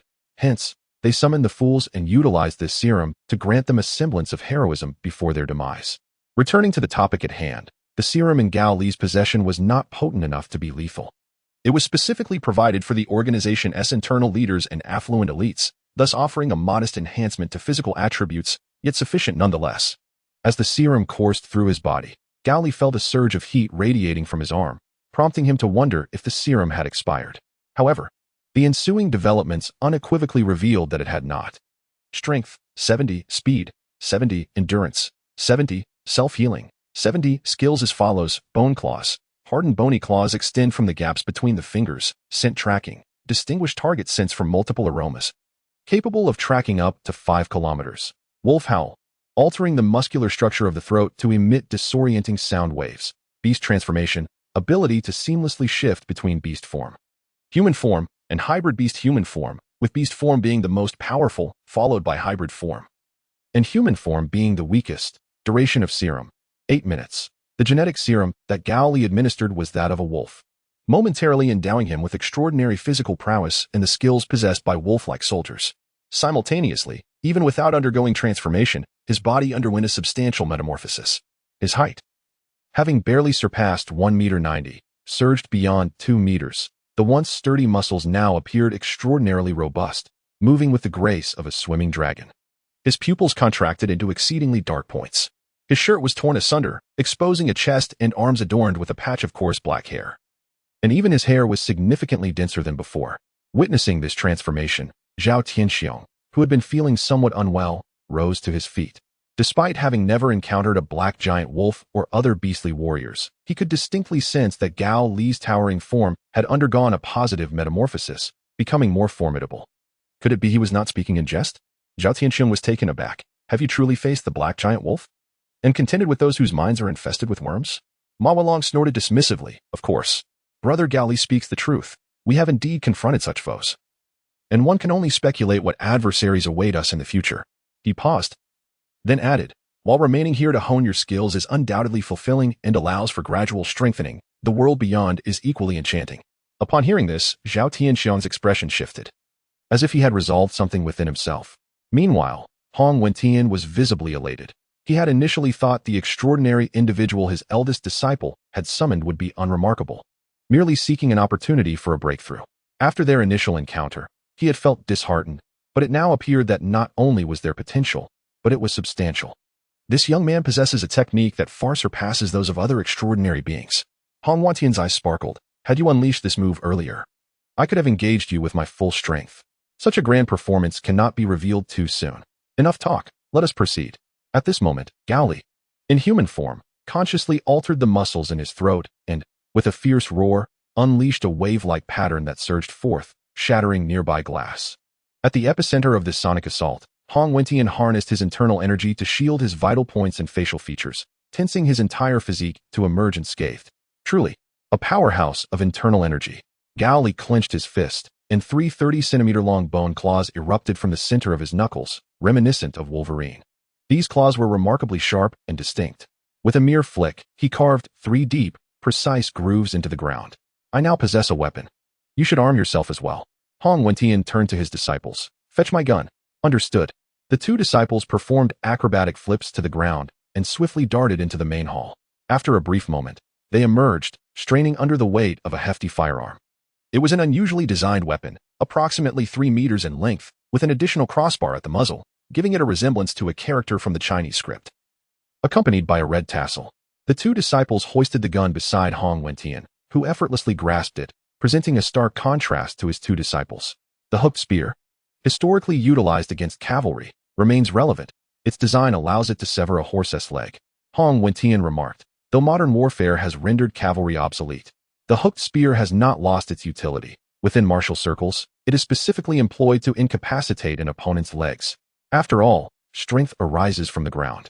If one's legs are injured, how can one exert power? Hong Wentian wielded his hooked spear, crafting an intricate web of relentless attacks through which even a fly could not pass. This forced Gao Li to retreat repeatedly, leading him to realize the stark contrast between Hong Wentian wielding a weapon and without one. It was no wonder that the external force of a martial artist extended merely an inch. Perhaps it was because, in comparison to fists and feet, the use of a weapon was indeed the most appropriate approach. Clang, clang, clang. The bone claws were remarkably sturdy, matching the pure iron spear in a clash that even sparked flames. For the first time in this encounter, Gao Li felt the strain, as the long weapon combined with Hong Wentian's adept skills made it difficult for him to breach the blockade and engage in close combat. On one occasion, disregarding his injuries, he forced an attack, only to be sent flying like a ball by a single strike, subsequently pushed back once more. The hooked spear sliced through the air with a piercing sound, and Gao Li, relying on his formidable physique, charged recklessly, allowing the robust iron pole to shatter his arm bones. Yet, upon reaching halfway to the spear, he bellowed, sending shockwaves toward Hong Wentian. The latter swiftly fortified his defenses, sweeping his weapon, but Gao Li stubbornly grasped the pole, then took 2 steps forward, thrusting a bone claw at him. Chapter 72. Breaking through the external force, the bone claw penetrated Hong Wentian's chest fiercely, yet it failed to strike any vital blood vessels, heart, or even the lungs, as he had skillfully shifted the position of his internal organs using innate energy in a moment of crisis. What could not be shifted was shielded by increasing his internal energy. Aware that his opponent was not so easily vanquished, Gao Li withdrew his claw, only to be astounded that not only had Hong Wentian not perished, but there was also no blood seeping from the wound. Through the torn fabric of his chest, 3 crimson gashes, perfectly aligned with the bone claws, were visible. Evidently, Hong Wentian had sealed the muscle openings, preventing any bleeding. This was absurd. Are you no longer even human? Is not the pursuit of martial arts about this, rather than a more powerful physique? The true path lies in the ability to control oneself at will. Hong Wentian launched a kick towards Gao Li's hip, but the latter did not evade or flinch. After being struck, he exhibited no reaction. Following 2 or 3 more kicks, Hong Wentian understood that his opponent's physical prowess was now nearing his own, with the strength of those legs and joints reflecting the skills honed over 80 years of arduous training. Damn it. If you could gain our decades of hard-earned strength merely through drugs, then what is the purpose of training? Might as well indulge in substances and wield firearms. Drugs? Only someone with your superficial understanding would say that. The substances I utilize are the culmination of human civilization. Do you comprehend the multitude of materials that must be studied? The countless clinical trials? The tremendous efforts of countless geniuses to yield even a small vial of serum? You do not know. You see others taking shortcuts, yet remain oblivious to the generations that have invested their heart and soul to carve those paths. Taking advantage of his proximity to Hong Wentian, Gao Li entered a state of beast transformation, becoming a colossal black wolf measuring 5 meters in length and 3 meters in height. Its fur was thick and dense, intertwining to form a soft armor that could withstand a degree of sharp weaponry damage. Coupled with its formidable physical prowess, it seemed feasible for Gao Li to endure a full-force strike from Hong Wentian. Upon witnessing the transformation into the black wolf, Zhao Tianxiong suddenly sank to the ground, Engulfed by an unreal sense of being in a fantastical realm. Once he regained his composure, he inquired, "Do you still possess that serum? I will purchase it at any price." "Are you foolish? This is the apocalypse. Even gold holds no value," Ma Wenlong retorted with a sneer. "Besides, aren't you a martial artist? Why do you rely on external aids? If your master were to hear this, he would surely reprimand you." Zhao Tianxiong shook his head. "My philosophy diverges from my master's. He believes that martial arts seek to explore the inner self, enabling better self-control and an evolution of strength akin to a chrysalis transforming into a butterfly, gradually ascending to a higher state. My belief, however, is that one should acquire greater power through training and knowledge. Much like a character in a martial arts novel mastering various techniques or a combat enthusiast learning diverse fighting styles. Hence, I'm not entirely averse to external aids. Rather, I pursue anything that can enhance my strength, albeit limited to martial skills." "I cannot authorize the sale of the serum," Ma Wenlong replied. "If you truly desire it, you should speak with Gao Li. However, given your prior intent to kill him, it may not be an easy negotiation." Although Zhao Tianxiong felt regret, he did not regret his actions, for he held his master in high regard. Returning to the matter at hand, Gao Li, in his black wolf form, turned his head and lunged fiercely towards Hong Wentian's abdomen. The latter swiftly retreated, creating distance while wielding his hooked spear. The spear's prongs aimed to ensnare the wolf's leg and inflict a wound, but to his astonishment, the thick, resilient fur of the black wolf proved impervious to the blade. Perhaps only a thrust to the lower abdomen could inflict harm. Hong Wentian quickly deduced where to strike. Once more, Gao Li, as the black wolf, flexed the muscles in his throat, unleashing a roar of tremendous power, reminiscent of the lioness roar technique employed by Xiaolong in Kung Fu. Though it lacked the destructive force to ravage the ground, Hong Wentian lunged forward, aiming for Gao Li's eyes. In a frantic evasion, Gao Li inadvertently exposed his abdomen's vulnerability. Hong Wentian seized the opportunity to thrust again, the spear's tip piercing through the thick fur of the black wolf, embedding itself within. "Do you believe this can kill me? Is that even possible?" The spearhead embedded itself into flesh, yet it failed to strike any vital area. Gao Li possessed remarkable self-healing abilities. He merely bit down on the spear shaft and pulled it out, the wound closing seamlessly. Now unarmed, Hong Wentian faced the beastly Gao Li, suddenly engulfed by an overwhelming and uncontrollable fear. He could not recall the last time he felt such trepidation. Was it when he witnessed the subway abroad? Or perhaps when he traveled to the moon aboard the rocket of the world's richest man? Or perhaps being relentlessly pursued by mutated beasts in a tropical rainforest, completely unarmed? A torrent of memories surged forth as Hong Wentian summoned his inner energy and charged forward, engaging in a fierce battle with the black giant wolf. With a powerful punch, he struck the creature's jaw and followed up with a sweeping kick that shattered its teeth. He continuously evaded the beast's massive paws and razor-sharp claws, deftly maneuvering his position, yet there were moments he could not withstand the onslaught. Consequently, numerous wounds of varying sizes adorned his body, some bruised and others marked by claw marks, yet his spirit silently ascended. The hallmark of the Gangjing is the ability to project one's internal force outward. Yet this projection must traverse capillaries and pores, inevitably inflicting damage upon the body. Our ancestors lived in such arduous conditions that they would never compromise their physical well-being unless in dire circumstances. Thus, was my understanding of the Dongjing's outward projection flawed? A monumental doubt loomed within Hong Wentian, instilling a profound fear that perhaps the path he had traversed for over 80 years was erroneous. If the path were indeed misguided, how could he ever attain a higher realm? With a swift strike, Gao Li sent Hong Wentian flying. The latter lay on the ground for quite some time before rising, muttering to himself, "No, if the outward projection requires passing through the pores, then I can simply continue to hone my body to withstand the damage. No, that's not right. It should be something pure, requiring no medium and inflicting no harm upon the body. It should be direct, simply unleashed." He clenched his fists tightly and shouted, "Come." Without hesitation, the black giant wolf lunged at him, while Hong Wentian concentrated all his energy and unleashed a punch into the air. A resounding boom echoed as the air seemed to tremble. The formidable force sent the black wolf crashing to the ground, its bones shattered and its organs severely injured. Its self-healing abilities rapidly depleted its attributes as it struggled to mend its wounds. Chapter 73. The Blade Technique. Breaking Edge 8 blades. When Gao Li awoke, he found himself lying in bed, with Zhao Tianxiong seated nearby, eyes closed in meditation. Perhaps due to a martial artist's acute perception, Zhao Tianxiong opened his eyes immediately upon Gao Li's movement. "Brother, how much for that potion?" "Sell me a vial," Gao Li inquired. Zhao Tianxiong produced a small cloth bag and opened it to reveal glittering gold within. "Gold? a substance that never depreciates, would undoubtedly serve as a high-value currency in a post-apocalyptic societal framework. The idea of a post-apocalyptic societal framework is intriguing, Gao Li replied, sitting up. Where is Master Hong? He successfully broke through to Gangjing, Zhao Tianxiong responded. According to him, even after witnessing wonders and enduring numerous battles, your transformation into a giant wolf impacted him as profoundly as his youthful travels around the globe did.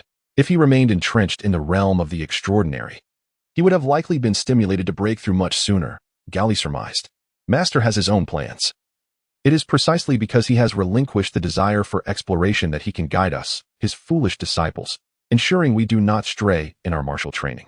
Gao Li swung his legs over the side of the bed and stepped out, with Zhao Tianxiong closely following. Forget it. You can abandon any hope of acquiring that potion. It is not for sale. Such a person, who resorts to any means to achieve their ends, would not traverse the righteous path even upon acquiring the potion. In the end, half of the casualties will be attributed to me. Gao Li descended the stairs and made his way to the front yard, where he observed the disciples of the Martial Arts Academy diligently honing their strength, though their gazes bore an unsettling intensity. Is it truly impossible for you to sell me the potion? If I have stated it cannot be done, then it shall not be done. Gao Li found Ma Wenlong, who appeared unperturbed as he practiced shooting, not as a martial artist, but rather reloading bullets and firing at a target. With matters here concluded, it was time to proceed to the next city. Gao Li urged, then turned to Zhao Tianxiong. I will not sell you the potion, however, in this apocalyptic era. The malevolent entities once concealed within society have begun to emerge. Should you wish to depart the academy with your belongings, like your master, to traverse the globe, or rather, the nation, you may encounter your own adventures. Zhao Tianxiong paused, taken aback by these words, and replied, then I shall accompany you. Who would be foolish enough to retain someone who points a gun at them? Gao Li raised his middle finger in response. The trio swiftly departed the Martial Arts Academy. Driving towards the highway, yet unexpectedly, Hong Wentian, having broken through to the realm of Gangjing, stood in their path, awaiting their arrival with a large box on his back. Chen Qingyan gradually parked the car by the roadside, and Gao Li disembarked, exclaiming with resignation, Elder, our matters have been settled. You can no longer gain any advantage from me.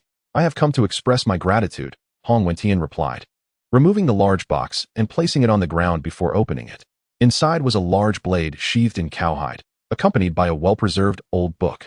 He introduced, This is the great blade I wielded in my youth, embodying the characteristics of various weapons such as the ring-headed saber, hand saber, and traditional longsword. Weighing 4 pounds. With a heavy blade and long handle, it is designed for two-handed combat, making it exceptionally suited for close-quarters slaughter. This book contains the techniques of breaking edge 8 blades, a martial arts method developed during the War of Resistance by numerous masters, synthesizing the strengths of various schools.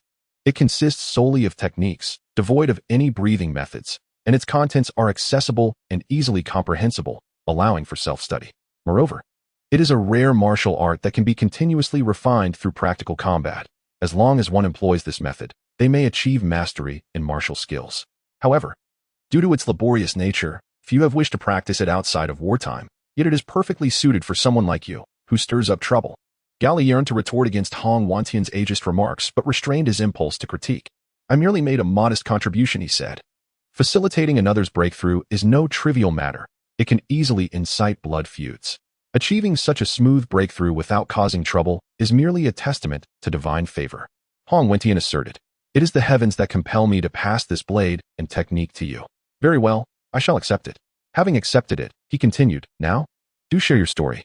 Hong Wentian resumed the previous line of inquiry. Why have you learned someone else's 3 strikes, yet practiced no martial arts?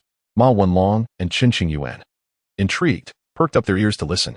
Gao Li reluctantly admitted that he had received some items, but clarified, I initially did not seek the ancestors of the little monkey fist.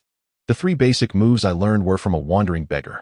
He paused, reminiscing. At that time, after losing a fight, the beggar laughed at me from the roadside. I was so incensed that I intended to strike him, but not only did I fail to land a blow, I ended up losing all my belongings. The beggar then suggested that retrieving my possessions was simple. I just needed to bring him steamed buns every day and learn a few techniques from him. However, I ignored his advice and directly called the police. Upon hearing this, Hong Wentian, with over 80 years of experience, could barely contain his laughter, remarking, That individual you encountered must have been the 23rd generation master of the little monkey fist. Ever since he ascended to his position, he has been wandering. seeking a gifted successor for his art. Yet, a master-level figure being apprehended by the police is quite the irony.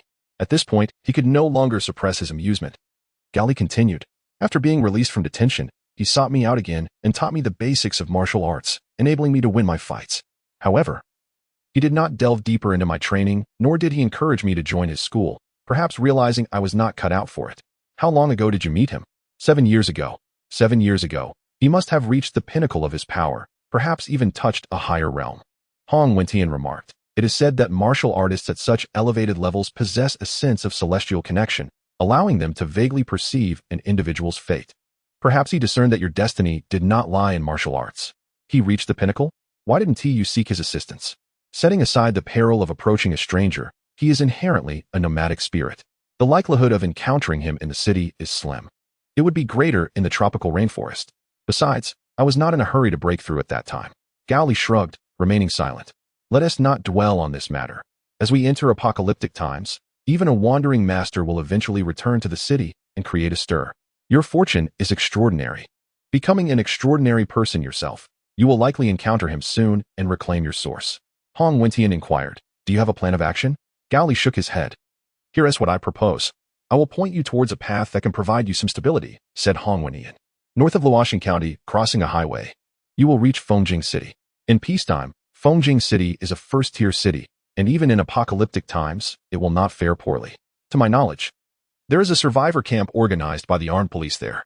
I have previously trained those officers in combat skills, and after the apocalypse, they invited me to join them. But I declined. If you wish to find some respite, Fengjing City is your best option. Thank you for your guidance. It's no trouble. Just remember me in the future. Chapter 74. New Mutated Zombies. Strength, 35. Speed, 35. Endurance, 35. Regeneration, 35. After enduring a blow from a martial artist at the pinnacle of his power, Gao Li's attributes significantly declined, yet not by a vast margin, likely due to the enhanced physical resilience provided by the genetic serum. Returning to the matter at hand. A newly ascended warrior capable of harnessing the vigor of their internal energies would possess an average body attribute score of 70 across all 4 dimensions. If one were to engage in combat without the aid of enhancements, it is likely that they would meet their demise within just a few strikes. Thus, one cannot help but ponder the potential attribute values of a warrior who has transcended to the next level of internal mastery, perhaps 80 or even 100. Gao Li found himself unable to fathom such heights, and an overwhelming sense of urgency to advance surged within him. Despite the task of teaming up with Hong Wentian appearing to be devoid of pressure, he felt a profound instinct that his life was at stake. Ahead lay Fengjing City. Ma Wen glanced at the signpost and muttered, uncertain of the location of the camp. No sooner had he spoken than he spotted a wooden board affixed to a telephone pole, which provided directions for survivors seeking the camp. Brother, I see it. Gao Li remarked, but I do not wish to proceed so hastily. Are you concerned that this camp might be as treacherous as the previous one? Ma Wen inquired. Shaking his head, it seems unlikely that we would be so unfortunate. Qinqing Yuan, on the verge of interjecting, ultimately refrained. After all, every situation inevitably devolved into chaos. And there was no need for him to be the unwelcome voice in the discourse. Since their leader, Gao Li, had decided against an immediate visit, the trio naturally opted not to approach the camp. It is not that we shall never go. I merely wish to assess the situation first, Gao Li stated. I wish to avoid a recurrence of the events at Dawn Hospital and the stadium. He paused, contemplating the effectiveness of that wretched blade of 8 cuts. Chun Qingyan mused to himself that with Gao Li's peculiar physique, trouble would undoubtedly find him, regardless of his attempts to evade it. They chose a modest family restaurant on the street as their stronghold. Ma Wen drew forth 2 pistols from his waist and promptly exited the vehicle, entering the establishment. Though his talent was commendable, he had yet to integrate firearms into his combat regimen, necessitating further practice. The restaurant was relatively small, with several zombies aimlessly wandering within. As Ma Wen approached, he aimed at one of their heads and fired, the resounding gunfire echoing throughout the establishment and inciting the aggression of the other zombies. However, when the zombies rushed towards the sound, they detected no scent of the living. The atmosphere was saturated solely with the essence of their kind. They were perplexed by the situation and, unable to comprehend the source of the noise, suppressed their aggression and resumed their aimless wandering. While Ma Wen continued to eliminate the undead. With every shot fired, the zombies stirred into motion, yet upon finding no target, their activity ceased. In a short span, a chilling rumor began to circulate among the zombies in the area. It was said that an invisible reaper was relentlessly harvesting their lives. After clearing the restaurant of all obstacles, they each selected a spot to serve as their living quarters. Qinxing Yuan unhesitatingly chose the second floor, while Gao Li and Ma Wen opted for makeshift bedding in the front hall on the ground floor. In times of peace, one might occupy themselves with a mobile phone. However, in the apocalypse, such luxuries were non-existent. To pass the time and strive for personal improvement, Gao Li took his great sword and techniques outside to find a suitable location for practice. The 8 Blades of Breaking Edge is an exceptionally concise form of swordsmanship, comprising merely 8 techniques, each aimed decisively at the annihilation of the opponent. Aside from the necessity of self-restraint, there exists little room for mercy. This martial art, forged in the crucible of warfare, is inherently ruthless and lethal, designed for soldiers. Gao Li diligently practiced the techniques as outlined in the manual, with his practice targets being the zombies. Time passed inexorably. The sun descended from its zenith, transforming from a bright yellow to a warm orange hue. Despite having rehearsed the swordplay several times, Gao Li acknowledged that this succinct and refined method was far more efficient in conserving energy and enhancing speed than his previous haphazard flailing at the undead. Yet, as a novice, he struggled to internalize the movements, often resorting to his habitual style when dispatching zombies. No wonder Master Hong remarked that this technique could significantly improve Gao Li's combat abilities through practical application. Exhaling deeply, he wiped the beads of sweat from his forehead, surmising that while many martial arts require one to find their own rhythm and stance during a fight, this particular style allows for the execution of any move without rigid adherence to form, as long as the enemy is successfully dispatched. This adaptability enables the body to memorize these motions, thereby enhancing proficiency. Upon returning to the restaurant, he shared a meal with the others before assessing the team's needs for the next day's supply run. Sister Chen, aren't you going to gather some self-defense items? Ma Wenlong inquired. Qinxing Yuan pondered before responding. I'm completely unsuited for combat. I can drive a large truck for deliveries, but fighting is beyond me. Gao Li interjected. Indeed, if you were armed, I'd be worried for my own safety. The night passed without incident. The following day, the trio set out into Fengjing City, their primary objective being the collection of daily necessities such as toothbrushes, toothpaste, and changes of clothing. They also sought scissors for haircuts, a rarity that necessitated the use of ordinary ones as substitutes. In the supermarket, Ma Wenlong hoisted a fully packed backpack onto his shoulders. His stamina was commendable, and with limited ammunition, he refrained from engaging in combat during such circumstances. His robust physique made him the ideal candidate for gathering supplies amidst the chaos of the apocalypse. Why must I accompany you? Qinxing Yuan questioned, somewhat perplexed. Is it that you cannot stand my idleness? To which Gao Li candidly replied, I merely worry you might abscond with the entire vehicle full of goods. As the two bickered, gunfire erupted outside the supermarket, a sound they had grown accustomed to. Their instinctive reaction was to conceal themselves and assess the situation. They observed a group clad in bulletproof vests, armed with various firearms, retreating from the supermarket while exchanging gunfire. In pursuit of them was a particularly grotesque breed of zombie, corpulent and spherical, with only its limbs and head resembling the typical undead. The rest of its body appeared grotesquely swollen, as if someone had injected water beneath the skin. Target the head. Aim for the head. A voice cried out. Yet it was evident that not everyone could maintain their composure in the face of peril. Many among them unleashed a torrent of bullets upon the resilient and fluid-filled torsos of the spherical zombies, causing these water balloons to succumb to the pressure and burst. With a resounding pop, emerald liquid erupted forth, splattering several unfortunate souls who screamed in terror as the corrosive substance burned through flesh and even pierced bone, creating ghastly holes. Chapter 75. The Eccentric Human Sacrifice Brother, what do you think? Ma Wenlong inquired, shedding his backpack. Shall we engage? Gao Li nodded affirmatively. Let us do it. No sooner had the words left his lips than the two began to act. Ma Wenlong drew his twin pistols and leaped to a higher vantage point, launching his assault from above. His aim was impeccable, each shot finding its mark in the zombie skulls, shattering bone and flesh, sending sprays of blood into the air. Occasionally, his bullets struck higher, lifting the skulls to reveal the grayish, speckled brain matter within. Meanwhile, Gao Li transformed into a blurred specter, swiftly charging towards the zombies and taking his stance, just as the group clad in bulletproof vests and armed with firearms found this peculiar. An astonishing spectacle unfolded before their eyes. Gao Li stood motionless, limbs moving with blinding speed. Each strike cleaved through the zombies' heads or shattered their bodies, creating luminous apertures. His movements were so rapid that onlookers could scarcely perceive his limbs, only catching sight of a torso with a head suspended above the ground.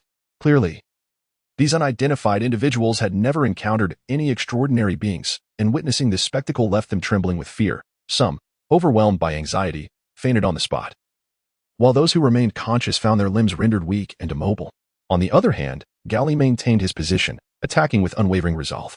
If the corpulent zombies surged forth like a tidal wave, he was a massive, immovable boulder, steadfastly splitting the oncoming tide in two. Ma Wenlong called out to the group of strangers, "Over here. This way." Regaining their composure, they recognized the urgency of the situation and rushed towards Ma Wenlong's location. With a shout, he led them to safety, with Gao Li closely following. They exited the small supermarket through a side door and continued until they reached a nearby park, where they finally paused. The zombies would only persist in their attacks as long as they could detect the sin of humans. Once a sufficient distance was established, they would cease their pursuit. Initially, there had been over a dozen of them, but after the recent skirmish, only 8 remained. They marveled at the fact that, despite having departed earlier and traversed a considerable distance, they had now spotted Gao Li, prompting incredulity regarding his remarkable speed and the time taken to cover such ground. "What about the supplies?" Gao Li inquired upon his return. Ma Wenlong hesitated, realizing he was referring to the materials. He promptly holstered his weapon and replied, "I'll retrieve them." Not only did he voice this intention, but he also acted upon it, turning back towards the supermarket as if no zombies lurked inside, startling the others in the process. One somewhat balding man hurriedly exclaimed, "My friend, if you are in need of food, just let me know. There is no need to take such risks." Skimping on supplies could lead to a day of hunger. Gao Li had already discerned that this group appeared to be ordinary individuals who had never encountered the extraordinary, so he resolved not to disclose their true identities. To him, the mere presence of zombies was inconsequential. If they were concerned, they might as well seek the heavens' protection. As Ma Wenlong walked further away, eventually vanishing from their sight, the group instinctively began to pray for divine safeguarding. Gao Li was indifferent to their plight. He turned and led his companions towards the restaurant. These individuals, currently famished and on edge, resembled headless flies. Thus, they were inclined to agree to any suggestions or requests that did not threaten their safety or violate basic logic. During their return journey, Gao Li casually inquired about various matters. "Uncle, what should I call you?" "Just call me Tiger," replied the balding middle-aged man. "My name is Lei Laohu. My parents lacked education and thought such a name sounded imposing. A name, much like one's appearance, should be as striking as possible." Gao Li complimented him and then asked, "Are you police officers?" Flattery is a balm for most middle-aged men. Even if they are aware it is mere flattery, they often feel pleased, unless they are exceedingly insecure or particularly pragmatic. Upon receiving the compliment, Lei Laohu's frustration from being pursued by zombies dissipated significantly, and he responded, "Some of us are police officers, while others are not." "Oh, why the distinction?" Gao Li probed. "The guns and bulletproof vests we possess were all taken from those we have killed." Clearly, Lei Laohu's response pointed to their involvement in the deaths of police officers. However, since he had the audacity to speak so openly, Gao Li would not be foolish enough to feel fear. Instead, he sought to uncover the underlying reasons. Was it merely a robbery? If it were just theft, would I dare to say so? Lei Laohu snorted, visibly displeased. Initially, there was a survivor camp organized by the armed police in Fengjing City, and it was functioning well. But for some unknown reason, half of the armed police suddenly began to behave strangely, starting to capture people and send them to undisclosed locations. At first, they pretended those individuals had left voluntarily. But soon they grew incredibly brazen, openly abducting people. He paused, his voice filled with rage. They must be treating people as commodities, sending them to larger survivor camps. "How do you know this?" Gao Li inquired. Lei Laohu replied angrily, "Because each time someone disappears, those armed police indulge in fine food, fried chicken, hamburgers, cola, milk tea, barbecued skewers, and so forth. In this apocalypse, how could there possibly be stores selling such items? They must be capturing people and trading them for food elsewhere." "Do you know why this mysterious organization needs living individuals?" Gao Li asked. "That, I do not know," Lei Laohu admitted. Lei Laohu exhaled deeply. Upon discovering the situation, he motivated a number of individuals to rise against the oppression and seek the truth. However, ultimately, their efforts were in vain. They resorted to seizing the opportune moment to clandestinely eliminate a few adversaries and commandeer their firearms and bulletproof vests for self-armament before departing the scene. What led to the failure? Gao Li pondered, finding it suspicious. Generally, should not fear compel everyone to revolt? Lei Laohu nodded. Initially, that was indeed the case, until they began to share hot meals and declared that they would no longer forcibly abduct individuals, allowing only those who volunteered to follow. Consequently, the others, worn down by the tribulations of the apocalypse, ceased their unrest. Only a handful of us managed to escape, and now we are left with but a few resources. He paused, sighing. In truth, I somewhat regret my actions. During these days of fleeing, I often wonder if I had complied with their demands. Would I have lived more comfortably, even if it meant dying a glutton? You might not have the luxury of a gluttonous demise, Gao Li mused. Having listened intently to the narrative, he surmised that there might be malevolent forces orchestrating human sacrifices behind the scenes, compelling him to involve himself in this matter. For his vitality remained resilient, and the apocalypse had yet to conclude. Chapter 76. Calculated schemes. Ma Wenlong returned to the restaurant, burdened with a substantial cache of supplies. As the leader of the trio, Gao Li had long recognized Ma Wenlong's extraordinary trust and loyalty towards him, coupled with his formidable survival instincts and resilience against zombies. It rendered any request for an ordinary individual to retrieve lost supplies devoid of psychological burden. Such orders would undoubtedly originate from members of the Infinite Terror breeding team. The return of Ma Wenlong astonished the refugees. They marveled at the incredibility of someone braving the depths of peril and returning relatively unscathed. Yet, in the face of undeniable reality, any skepticism proved futile. Compared to Gao Li's less overt strength, they deemed Ma Wenlong to be the more formidable figure. However, such a claim bore little significance. Regardless of the multitude of admirers and trust he garnered, his ultimate loyalty resided solely with Gao Li. Gao Li took a moment to recount the circumstances at the Fengjing city camp to Ma Wenlong, who expressed his indignation, exclaiming, "They are supposed to be the guardians of ordinary citizens. How could they resort to human sacrifice?" To prevent Ma Wenlong from revealing the truth and inciting the wrath of the 404 divine beast, Gao Li had to stifle his words. The crux of the matter lay with the organization behind it. Their ability to procure food reminiscent of peacetime suggested the existence of a colossal malevolent entity. In any case, they needed to prepare for a fierce battle, Gao Li asserted. Ma Wenlong's eyes lit up. "I knew you would take an interest in this affair." While it was indeed a matter worth investigating, Gao Li had to concede that a portion of his motivation stemmed from a desire for resources. He felt that, although he might not be suited to lead a camp, considerations for a stable life were becoming imperative. With August drawing to a close, even in the southern Fengjing city, the autumn and winter seasons would not be excessively harsh, yet it was hardly the ideal time for outdoor endeavors. Animals instinctively understood the importance of stockpiling food and fat for winter. Why, then, could humanity not grasp this fundamental lesson? Has the so-called fortune of the 996 work culture compelled humanity to transform from the marvels of nature into mere urban drones? Moreover, during peacetime, the proliferation of factories and automobiles has contributed to significant material emissions, exacerbated by the urban heat island effect, leading to unseasonably warm autumns and winters, where even November could feel like summer. Yet now, in this apocalyptic era, the once thriving behemoths of heavy and light industry that altered natural climatic patterns have ceased operations. Consequently, those who have long dwelled in cities, untouched by the winds and snows of nature, will soon confront the formidable forces of the natural world for the first time since the Industrial Revolution. Gao Li, unwilling to succumb to the cold, realizes he must devise a means to survive the winter. The two sought out Lei Laohu, expressing their desire to take on this matter. "Really? You are willing to assist?" A flicker of color appeared on Lei Laohu's weary, middle-aged face for the first time. "If you little brothers are willing to help, then perhaps we can make it work." He paused, however. "They are well off, well-fed, and full of vigor. They may not be easy adversaries. You also possess firearms, and in terms of weaponry, both parties are on equal footing." Gao Li had no intention of deploying his werewolf mech or genetic enhancements.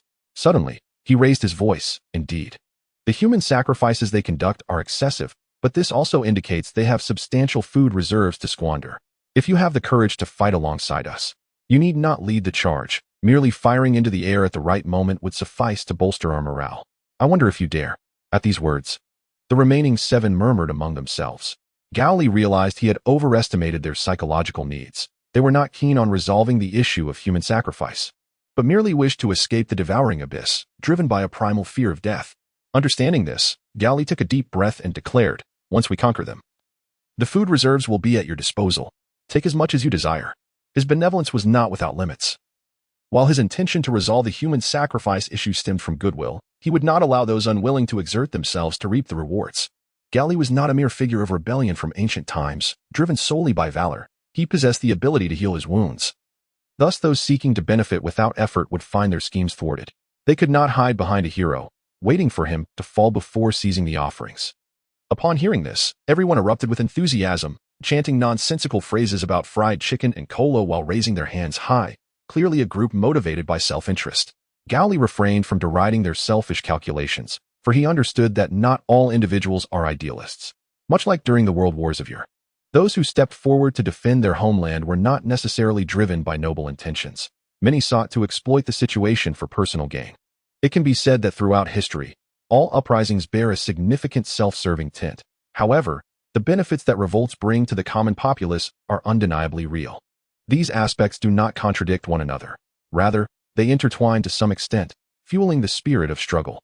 Well then, let us take this time to rest and gather our strength. Gao Li chuckled, concealing beneath his smile a plan to exchange these individuals for personal gain. And during this time, he meticulously assessed the armed structure of the area, facilitating a more strategic approach to his actions. How delightful! Not only would he exert no effort, but he would also reap the benefits of sustenance without toil. Since the onset of the apocalypse, they had not experienced such favorable treatment. Indeed, even in peacetime, one had to part with money for meals and drinks. Now, a mere shout of slogans and a few shots into the air sufficed. Wait, firing a few shots into the sky? This oddly resembled a nationalist rally. Regardless, as long as he could justify the meals he had consumed, it mattered not. The group settled into the restaurant, and due to their overwhelming numbers, they cleared out the adjacent shop to accommodate others. In the ensuing days, they alternated between recuperation and gathering intelligence about the camp.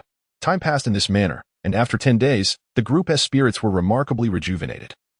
The gauntness resulting from inadequate food and rest during the apocalypse had vanished, replaced by a rosy complexion akin to that of a long-nurtured elder.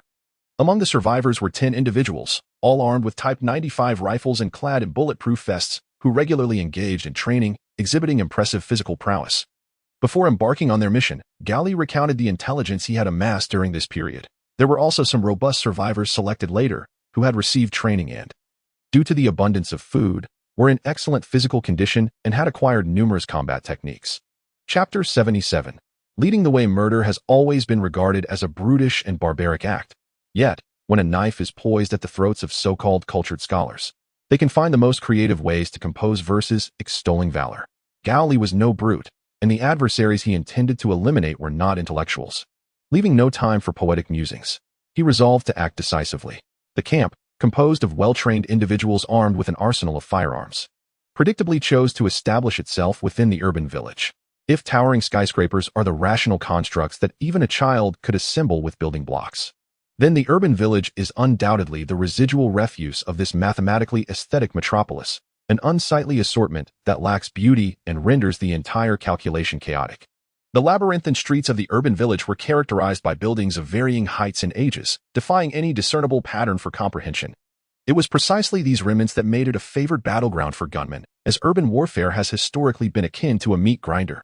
Standing at the village entrance, gazing at the diverging paths flanking the main road, Gao Li was suddenly struck by a foreboding sense that those he had brought with him would not survive. For these paths resembled the jungles of Vietnam, where hands wielding guns or knives could emerge at any moment to claim the souls of the foolish who dared to approach. The soldiers of the Bald Eagle were all too familiar with this. After the war, most were so haunted by these terrifying experiences that they dared not approach any trees. Gao Li boldly speculated that should anyone survive this venture, they would undoubtedly suffer from a form of street corner phobia. Forward, lead the way, Gao Li instructed the group, addressing Lei Laohu and the others. Surely, you do not expect me to know the route to the camp? Lei Laohu was more than willing to lead the way. However, Gao Li did not allow him to venture ahead. On one hand, this balding middle-aged man possessed a commendable character and sound principles. On the other hand, leading the group required a cautious and meticulous approach, and with his eagerness to resolve the trouble at hand, he risked exposing himself before they even arrived at their destination, potentially jeopardizing their endeavors. Since the other party had already spoken, the rest could only muster their courage to follow suit. During their time recuperating in the restaurant, they had witnessed Gao Li's prowess in cleaving zombies in two with a single strike. If they wished to avoid meeting a similar fate, obedience was their only option. During this period of recovery, Gao Li had successfully augmented all his attributes to a commendable 40 points. At present, he could single-handedly conquer the challenges of Fengjing City. Yet such an endeavor would lack excitement. The greater the strength, the more mundane the tasks became.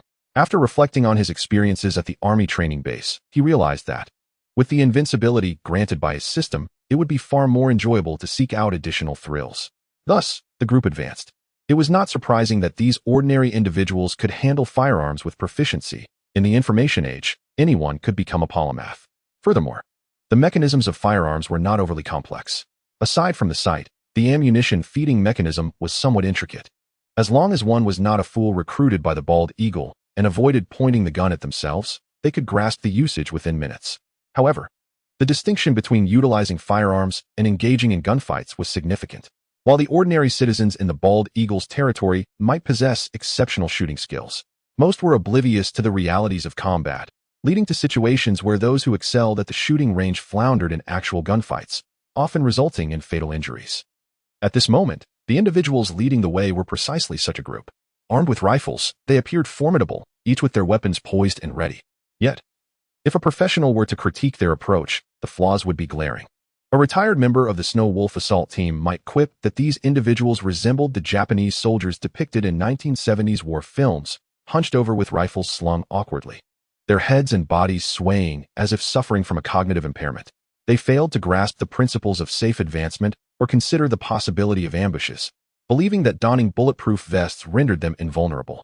In the past, during the Japanese sweep, such behavior could be tolerated due to their vastly superior military equipment, akin to adults bullying children, an instance of overwhelming force. However, in the current scenario where both sides wield firearms, exhibiting such ignorance was tantamount to courting death. Bang! A gunshot rang out, followed by a spurt of blood from one man's thigh. Gao Li's immediate reaction was to recognize the severing of a major artery, without hesitation. He seized Ma Wanlong and darted into an alley for cover. Ma Wanlong, with his keen senses, shouted, 3 o'clock direction. The individual who had suffered a gunshot wound to the femoral artery remained alive for the moment. He discarded his weapon and sank to the ground, wailing in anguish, suddenly consumed by regret for his involvement in this affair. Had he chosen to depart directly, he would not be enduring such pain. Meanwhile, a concerned friend rushed forward, intent on rescuing him, but in the next heartbeat, another gunshot rang out, striking him in the backside, causing him to collapse and cry out in agony as blood began to seep from his wound, rapidly staining the ground around him. In a tactical maneuver, Gao Li remarked that they likely perceived the armed individuals as a threat to their camp, prompting such an aggressive response. Yet, this strategy could claim only 2 lives. The bond of camaraderie among the others was not profound enough for them to be lured into the fray. This assertion held true, as apart from those who had previously attempted to render assistance, the rest remained frozen in place, shrinking back in fear, their earlier bravado vanishing as they transformed into mere rats scurrying in the shadows. A few, paralyzed by terror, fled the alley only to be shot in the thigh, reduced to crawling on the ground and wailing, serving as a trumpet to demoralize their own side. It seemed these individuals would prove useless in this dire circumstance. Gao Li coldly observed, at the outset, they exhibited an air of bravado, yet now they resemble something pitiful. Ma Wanlong stepped forward, declaring, "Brother, allow me to eliminate them." "Very well, I shall rescue those 2 unfortunate souls and draw their fire," Gao Li replied. "Remember, prioritize your safety. Whether we prevail is secondary." Ma Wanlong patted his chest confidently, assuring, "Fear not, I shall retreat at the first sign of danger."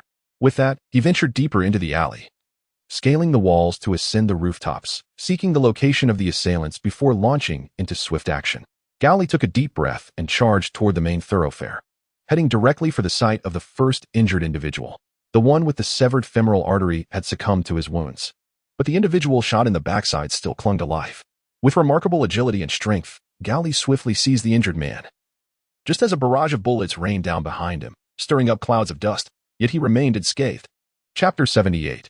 Neutralizing the shooter, the bullets pursued him with uncanny precision, yet Gao Li stood undaunted, even finding time to taunt his adversaries as he sprinted toward the second injured party. He hoisted the man and fled, narrowly evading countless bullets that struck the ground in frustration, missing him by mere moments. Ma Wanlong, crouched atop the building, discerned the shooter's position by sound, then rose to his feet, gathering momentum. Like a nimble leopard, he effortlessly traversed the gaps between the rooftops, scaling the exterior of a makeshift structure with the agility of Spider-Man, and then leapt downwards. In this daring manner, he continued to close in on the gunman, while the shooter's accomplices, witnessing his approach, dropped their cigarettes in shock, urging one another to relocate swiftly. Such a retreat, however, was not feasible. Ma Wanlong resolutely abandoned any semblance of balance from swinging his arms, drawing forth 2 fully loaded firearms. As he vaulted over the obstacles ahead, he aimed at his 2 targets, ready to fire. Despite the violent and jarring high-speed movement causing the gun's muzzle to sway erratically, Marvin Long, with his powerful arms and exceptional innate talent for marksmanship, would always recalibrate his aim before each shot. Thus, each bullet found its mark, creating 3 or 4 gaping wounds in his target's bodies. However, both individuals were clad in bulletproof vests, and Marvin's weaponry comprised only small-caliber firearms, leading to most of the bullets being thwarted. Only the force of the projectiles penetrated, inflicting pain upon them, while the injuries sustained were limited to non-vital areas such as arms and legs, sparing critical blood vessels. Consequently, even though they were wounded, the adrenaline coursing through their veins granted them the strength to continue fighting. Bang! Those who have practiced shooting extensively, even if lacking in natural talent, can amass a certain level of experience. Moreover, those who engage in violent enforcement are typically skilled and adept in combat. Even after sustaining several bullet wounds, one assailant raised his weapon and fired a shot, striking Marvin in the abdomen. Logically, a gunshot wound would incapacitate a person, if not lead to death. And the attackers certainly believed this to be true. Otherwise, firearms would not be regarded as lethal instruments, nor would they be subjected to stringent regulations. Yet they were entirely mistaken, for to truly eliminate Marvin, a headshot was requisite, such as the privilege of possessing a zombie-like resilience. Although their failure stemmed from a lack of confidence, a gunfight is no game. There are no second chances. If one does not eliminate their adversary at the first opportunity, they risk being killed in turn, a harsh reality indeed. After being shot, Marvin's body instinctively swayed momentarily, but he pressed on, continuing to fire at his targets until his magazine was completely depleted. The bodies of the 2 assailants bore multiple new wounds, and unless they received external adrenaline injections or had a professional medical team on standby, they were left to await their demise. Having dealt with those 2, Marvin approached and stripped them of their bulletproof vests, taking their firearms and ammunition before returning to the main thoroughfare to reunite with Gao Li. Gao Li accepted the blood-stained vest without a second thought, donning it as he spoke. Once the gunfire erupts, those people will be on high alert. If the shooter does not respond promptly or return in due time, it signifies they have met with misfortune. Most critically, they will undoubtedly send someone to investigate, which will escalate into a chaotic melee. Then let us strike now, Marvin replied, securing the bulletproof vest while slinging the confiscated rifle over his shoulder, then reloading his own pistols. That may be true, but I do not wish to proceed in that manner. Gao Li stepped aside, addressing the others. Continue onward. The situation is far from resolved. Expressions of fear emerged among some, who vehemently shook their heads. No, no, no. I refuse to go. Others echoed their sentiments. Were you not previously eager to seize that camp for profit? Gao Li countered. People will die? People will die? He shook his head in response. Perhaps you do not yet realize a crucial truth. Even if you manage to escape this moment, your fate will merely be delayed. Do you truly believe you can survive without sustenance? Let us not forget the threat posed by the mutated zombies in pursuit. There is no food to be found. Yet there is a chance to evade the mutated zombies. Some have remarked, but if one dies here, that would be the end, with nothing left. No. You fail to grasp my meaning.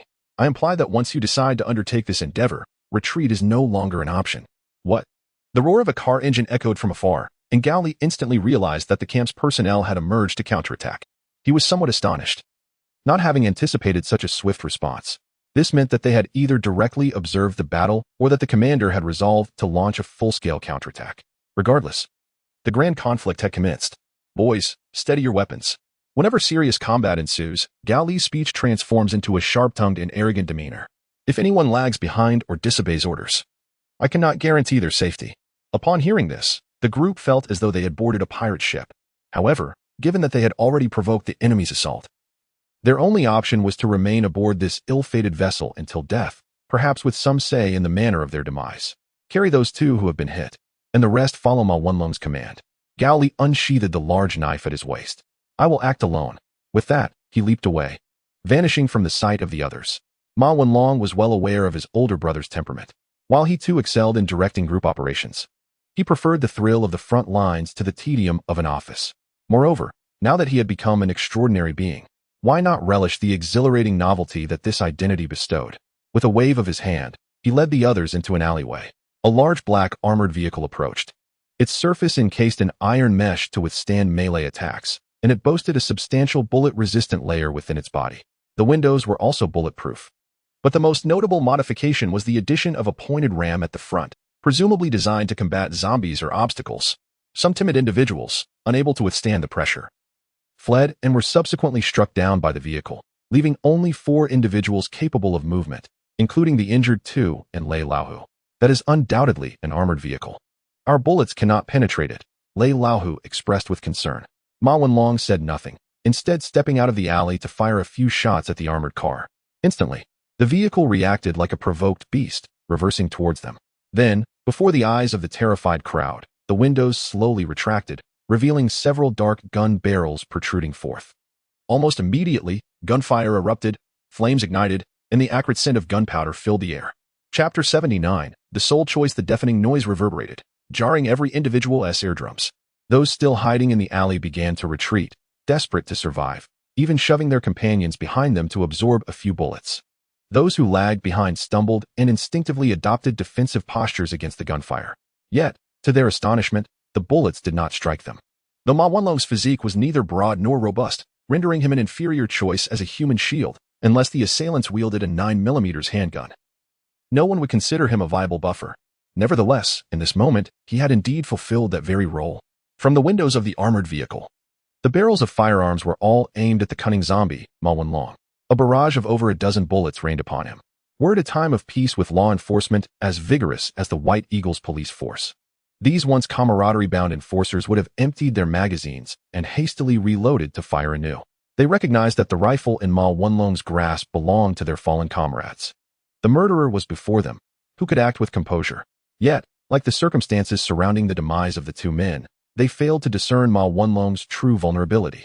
Most bullets struck his torso and limbs, creating gaping wounds and splattering blood, yet not a single round penetrated his skull. Even the stray bullets merely grazed his skin. This bizarre occurrence was not due to any favor from the goddess of luck. Those familiar with videos of White Eagle police shootouts know that professionals seldom aim for the head. The notion of headshots is a cinematic embellishment, crafted by John Woo in pursuit of an aesthetic of violent beauty. In reality, one might sustain wounds to the abdomen, chest, thighs, or buttocks, but headshots are exceedingly rare. In the chaos of battle, most soldiers perish not from cranial explosions but from bullets tearing through soft abdominal tissue or vital vessels, causing blood to spurt forth like a spring.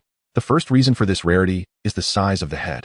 In outdoor settings, the engagement distance for shooters typically ranges from 20 to 40 meters, at which point a human figure appears as a colorful mass of flesh through the scope. Without high-precision optics or exceptional marksmanship, achieving a headshot becomes a formidable challenge. The second reason is that close-quarters combat is not akin to the frenetic button-mashing seen in video games. In the event of an ambush, shooters rely on luck and experience to aim at their targets. Even in prepared scenarios, the overwhelming rush of adrenaline and hormonal surges dulls the senses, making precise aiming nearly impossible. Shooters often fire at a blurring figure until they retreat to safety. The gunman within the armored vehicle, consumed by a desire for vengeance, instinctively targeted Ma Wenlong's torso, which ultimately led to their demise. Steadying his grip on the rifle, Ma Wenlong fired several rounds through the lowered window, causing bullets to ricochet within the vehicle and strike multiple individuals. One unfortunate soul, seated farthest from him and having never fired back, met his end due to this chaotic crossfire. As the casualties from the stray bullets mounted, the driver, with a swift press of the accelerator, propelled the armored vehicle forward, vanishing from Ma Wenlong's sight. He examined his body and discovered numerous bullet holes on his torso, while the injuries on his arms and legs did not hinder his agility, rendering them insignificant. A mere fatal wound? Watch me heal it as I devour a steak. Ma Wenlong turned around to gaze at those who had fled to a distance yet paused in their retreat. Suddenly, he perceived the essence of their thoughts and chuckled. You don't genuinely believe I am dead, do you? No. It would be preferable for you if I were indeed deceased. To survive such injuries is nothing short of inhuman. The crowd thought to themselves, unfazed by their musings. Ma Wenlong proposed his next strategy. Now, with the enemy in the light and us in the shadows, our task is to conceal ourselves and await the opportune moment to strike. Eliminate them? Lei Laohu discerned the underlying implication. Do you think they will emerge from their vehicles? Having shadowed Gao Li for a considerable time, Ma Wenlong had acquired some tactical insight.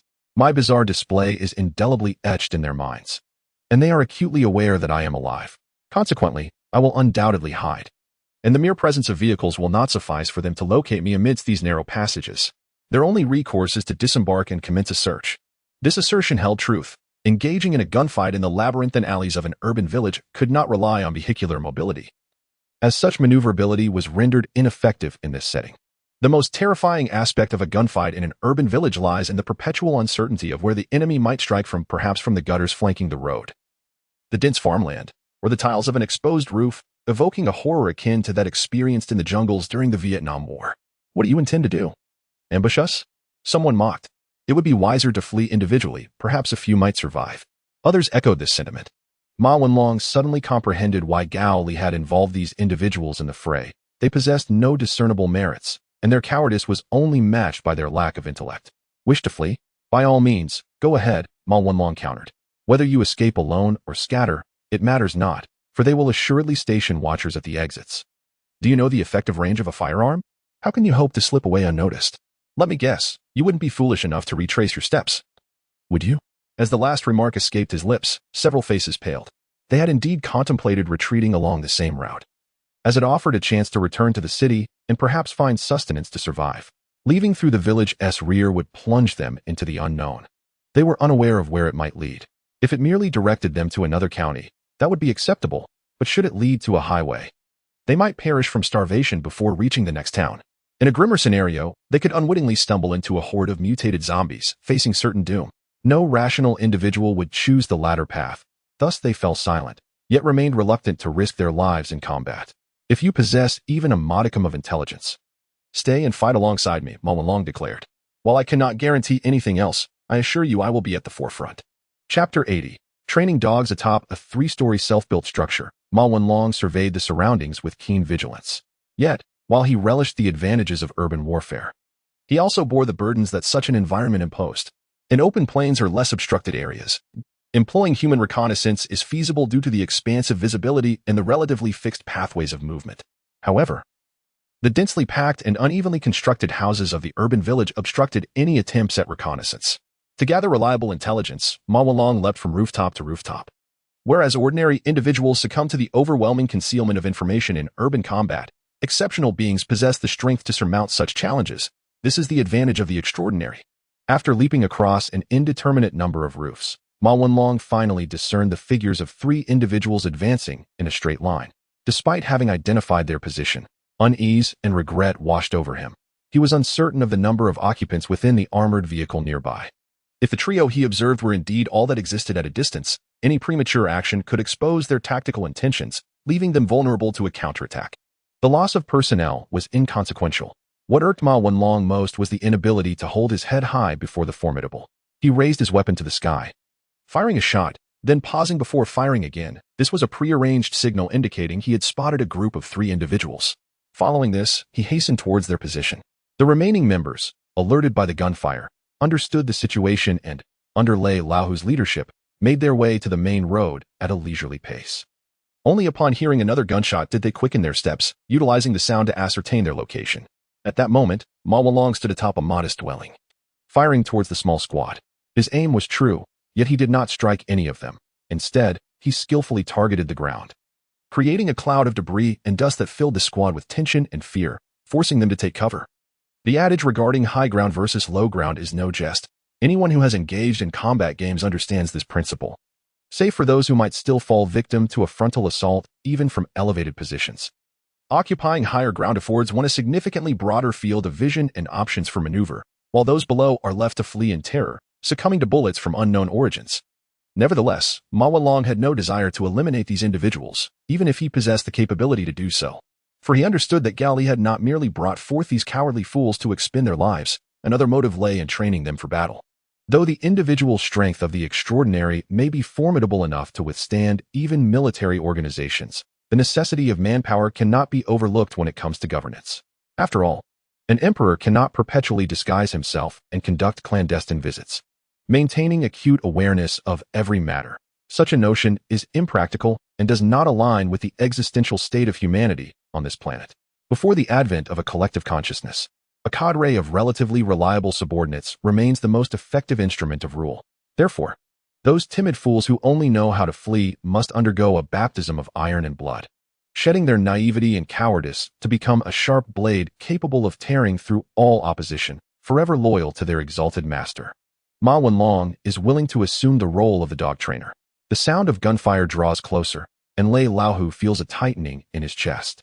Although he had previously acknowledged Ma Wenlong's assertions, a deep-seated fear of engaging in combat with the enemy grips him. As they approach their target, beads of sweat multiply on his brow. It can be said that he has perspired more today than in the past decade. compensating for the sins of idling in an air-conditioned office. Upon rounding the corner, Lei Laohu immediately spots 3 adversaries crouching behind a garbage bin, a utility pole, and an electric scooter. Were this a game, and if the player possessed even a modicum of experience, they would retreat behind the corner and cautiously poke their upper body out, methodically taking aim. In the chaos of battle, unless one deliberately gazes at their comrades with a look of infatuation, they would not discern the enemy firing to kill. Yet this is no game. And Lei Laohu is far from experienced. His sole familiarity with firearms consists of using the muzzle's gesture as a form of sign language to communicate his demands. Bang, bang. Instinctively, Lei Laohu squeezes the trigger, but the bullet veers off, disappearing into the air. The 3 adversaries, alerted by the sound, redirect their weapons and fire several shots in his direction. Although his companions manage to pull the balding middle-aged man back behind the corner just in time, he is unfortunate enough to sustain a gunshot wound to his leg. Initially, he feels little pain, but upon discovering the injury, a searing agony akin to needles pierces through his mind, sending waves of torment coursing through him. They're coming. Someone, hiding in a cleverly chosen position, suddenly shouts. Lei Laohu anxiously inquires, "Brother Ma? Where has Brother Ma gone? Why isn't he firing?" At that moment, 2 gunshots ring out in the distance, and Lei Laohu and the others realize that Ma Wenlong has gone to eliminate another squad. Since their ally is engaged in crucial business, it would be inappropriate to complain. Fire! Fire! Lei Laohu, drenched in sweat, makes the most prudent decision of the moment. Even if they cannot hit their targets, it matters not. As long as they shoot, the enemy will hesitate to advance. The others, having long succumbed to the 996 work culture, lack independent will, without external commands to spur them. They find it difficult to take initiative beyond mere idling. Thus, upon Lei Laohu's order, they immediately open fire around the corner. The relentless exchange of bullets became the most coveted ticket to the afterlife for both parties. Yet, as both sides adeptly evaded danger and hesitated to risk injury in their murderous pursuits, it came to pass that after depleting an entire magazine, miraculously, no one was harmed. The sole casualty, Lei Laohu, was left astonished, realizing that he was indeed the unluckiest among them. What should he do next? As inquiries arose, it became evident that despite his trembling grip on the firearm, his gaze and tone conveyed a resolute determination. He comprehended that taking action was his only viable course. Drawing a deep breath, he found that it did little to alleviate the pain, instead provoking a cough that sharpened his focus. Have you ever seen a gunfight film? In moments like this, one should take refuge behind the engine of a car, lying low, and shoot anyone who emerges. Very well, the others agreed, assisting Lei Laohu to hide behind the engine of a roadside vehicle, preparing for combat. Chapter 81. Betrayal. The battlefield unfolded along a slightly winding main road, flanked by shops and variously sized buildings. The thoroughfare, 10 meters wide, bore witness to a few wandering zombies, while a smattering of cars and electric scooters were parked in front of the houses. The 2 factions took cover at opposite ends of the main road, utilizing the cars and the architectural recesses of the buildings for concealment. In general, the enforcers, trained in violence, dispersed rather than clustering together, allowing them to observe and attack the enemy from multiple angles. Conversely, Lei Laohu and his group huddled closely, enhancing their firepower while ensuring that any injured could receive timely assistance. Indeed, each side possessed its own advantages, mused Ma Wenlong. From the highest floor of a self-built structure on the main road, Ma Wenlong observed the unfolding conflict through the window. Lei Laohu and his companions remained oblivious to this development, uncurious about the absence of gunfire from another sector of the battlefield. They falsely assumed that the previous gunshots were merely a sign of intensifying combat, leading to a stalemate. Ma Wenlong was not positioned there for mere amusement. Training was not intended as a form of torture. Even if the primary entity deliberately cast the reincarnators into a terrifying world for their refinement, it did not prevent them from healing their wounds or acquiring various weapons.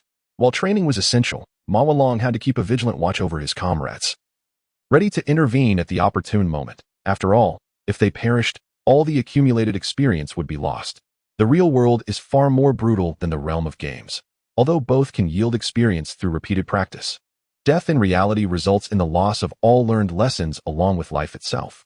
Perhaps it is this harshness of real-world leveling that drove humanity to develop games. Can you see where the others are? Perhaps accustomed to pain, Lei Laohu felt the sting of his leg wound diminish, and his muddled thoughts began to clear as he contemplated strategies to eliminate the enemy. One individual shook his head. Everyone is hiding quite effectively. Lei Laohu hesitated for a moment and said, "I have a method. Have you all played it before?" "What is it?" the others queried in unison. "Seriously, Do the younger generation not play this anymore? Lei Laohu lamented, then continued, in essence, it is a game of mutual slaughter set within a circumscribed and intricate terrain. There exists a tactic known as flanking. Do you grasp my meaning? One person remains here to draw fire, while the others maneuver to advantageous positions to eliminate the adversaries. Are you certain this will work? Someone raised a doubt. Setting aside how one might apply tactical experience from a game to real life, have you not seen action films? The protagonists always charge and head on. Isn't Rambo from First Blood a prime example? I have never witnessed any flanking tactics. Fool, how could one take cinematic elements as truth? Lei Laohu silently berated, only to be interrupted by the sound of gunfire, with stray bullets ricocheting wildly and creating small holes in the walls, causing everyone to instinctively lower their heads in evasion. Noticing that the gunfire had subsided, Lei Laohu patiently elaborated, what are the methods to enter a building? First, one could use the front door. If that is obstructed, the second option is to climb through a window. The principle of gunfights mirrors this. The real terrain is far more expansive than in games, with pathways leading in all directions, allowing one to flank the enemy. The others fell silent as they contemplated the feasibility of his proposal. Observing the unchanged expressions on their faces, Lei Laohu realized his words had resonated, and he promptly volunteered. Since I proposed this idea, I shall bear the responsibility for the most perilous part. I will stay behind and engage in the most dangerous exchange of fire.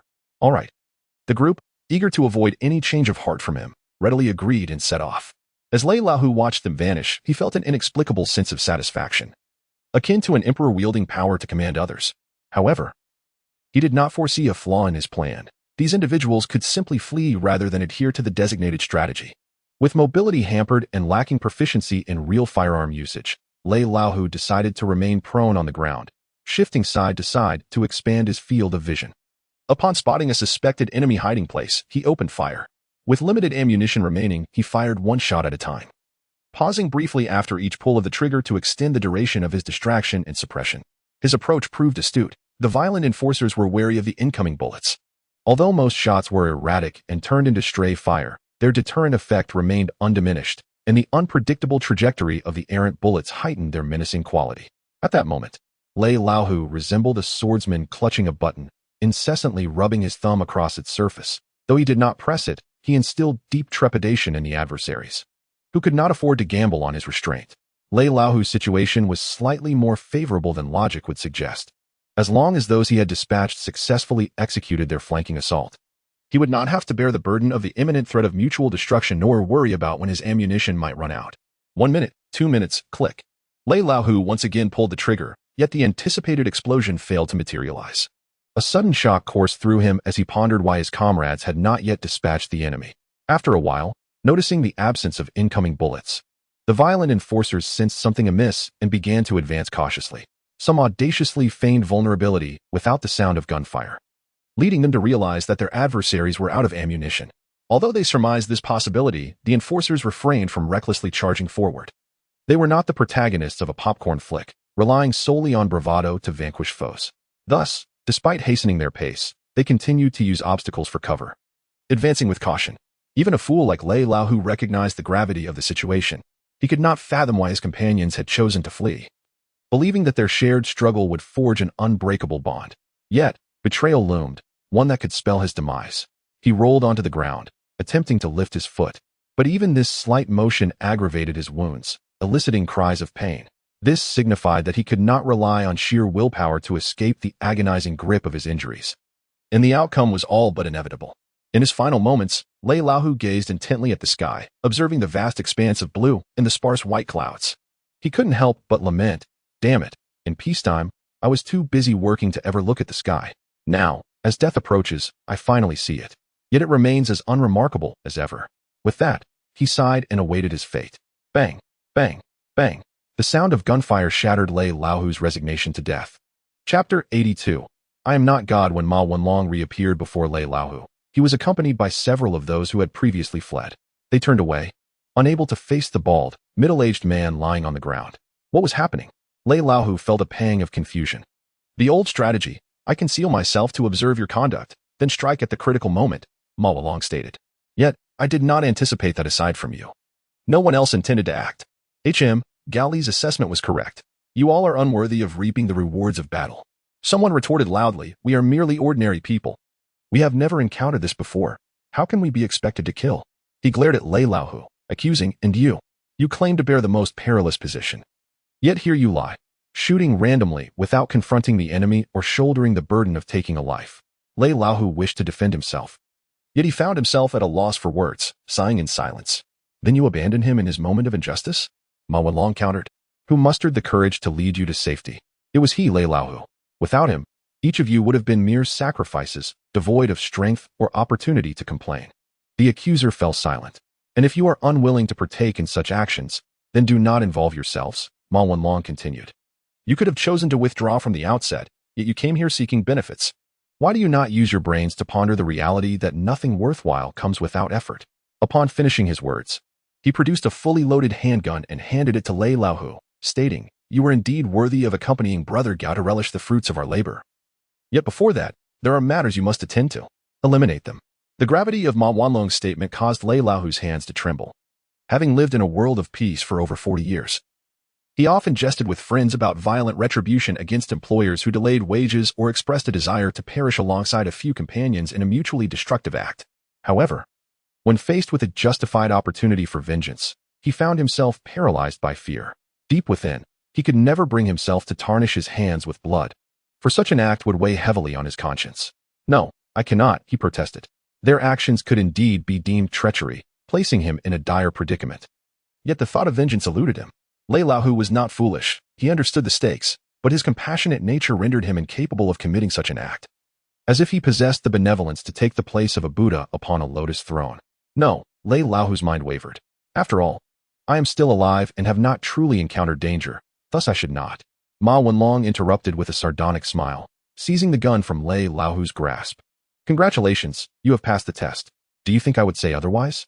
He paused, then continued, I shall not judge your actions, for I might have acted similarly. However, I hold your approach in disdain. Do you believe they will appreciate your mercy? No, given the right circumstances, they will betray you once more. For the cost of betrayal is minimal while the rewards are substantial. But since you are unwilling to kill them, so be it. Ma Wanlong's piercing gaze struck fear into those present. Remove your weapons and bulletproof vests, and leave at once. What? Without our weapons and protective gear, we will perish. I can easily ensure your demise, he retorted. Faced with his words, they complied, yet one individual, unwilling to relent, raised his weapon. In response, Ma Wanlong shot him through the knee, leaving him to kneel on the ground, howling in agony. Do not even think about walking again, should fortune forsake you. This wound could very well be your end, Ma Wanlong declared. Yet, out of mercy, I have not taken your life. I grant you a chance to survive. However slim it may be. Now be gone. Seeing this, the others lost all will to resist, surrendering their arms and protective gear before hastily departing. Ma Wanlong then supported Lei Laohu as they made their exit, leaving only the wounded man behind. The encampment lay deep within the heart of the urban village, a truly secluded area, and traversing it required them to navigate almost the entirety of the village. Along the way, they encountered numerous signs of conflict, chaotic tire tracks, bullet holes in buildings, and the deep gashes left by blades. The most harrowing sight was a crushed van, its damage resembling a cracked shell, featuring a gaping hole at its center, a clear indication that it had been obliterated by a single punch. Witnessing these scenes, Lei Laohu swallowed hard. He truly is formidable, almost beyond human. While such a sentiment might be considered unseemly, his strength did indeed transcend that of ordinary mortals. As he overheard praises directed at Gao Li, Ma Wanlong's spirits lifted considerably. However, if we were to enlist his assistance, Lei Laohu remarked, would that not mean that everyone would cease their quarrels and avoid such a predicament? Ma Wanlong pondered for a moment before responding, Indeed, that is so, or rather, I am confident that I could achieve the annihilation of all adversaries without any of you facing peril. Then why do you not proceed with this? Because I am not a deity. Such a response was rather irresponsible. Lei Laohu redirected his animosity towards Ma Wanlong for this betrayal, yet he soon relinquished that thought. 4. As the other had stated, he was not a god and bore no obligation to act thus. The two ambled back to their previous location, assisting the two wounded, and then continued onward. The quartet took a considerable amount of time to traverse the urban village, ultimately locating the encampment, which was a modestly sized elementary school, designated for the children of the urban village. Before they even entered the schoolyard, an ominous scent of blood assaulted their senses. Upon stepping inside, even Ma Wanlong, who had been embroiled in numerous life-or-death struggles alongside Gao Li, was taken aback. In the center of the playground lay a grotesque mound of corpses. some clad in bulletproof vests, while the majority donned ordinary attire but bore makeshift armor. Their fatal wounds were all inflicted by a diagonal slash descending from the shoulder, cleaving the upper body in two. A copious amount of blood flowed from the base of the corpse mound, pooling in depressions of the uneven ground, releasing a pungent aroma that attracted a multitude of flies. Given the temperate weather, the flies began to lay their eggs upon the bodies, resulting in an even greater swarm. So that even though the battle had concluded scarcely an hour prior, the mound was already swarming with flies, as if partaking in a celebratory dance. Lei Laohu was rendered speechless, mustering his strength to curse once more. Is this hell? It is not hell, but it is quite akin to it. An unsettling voice emanated from nearby, and only then did they notice that Gao Li had seated himself upon a chair in the playground, facing the mountainous heap of corpses, his expression one of profound gloom. Ma Wenlong discerned that these individuals had fallen by Gao Li's hand, yet he could not comprehend the reason, for with Gao Li's capabilities, he could have easily decapitated them and seized control of the entire encampment, yet he refrained from doing so. Either he had succumbed to madness, or he had uncovered some deeply shocking truth. Brother, why have you done this? Ma Wenlong's hand instinctively moved towards the gun at his waist. Chapter 83. The Saintess on the Cross. Why have you done this?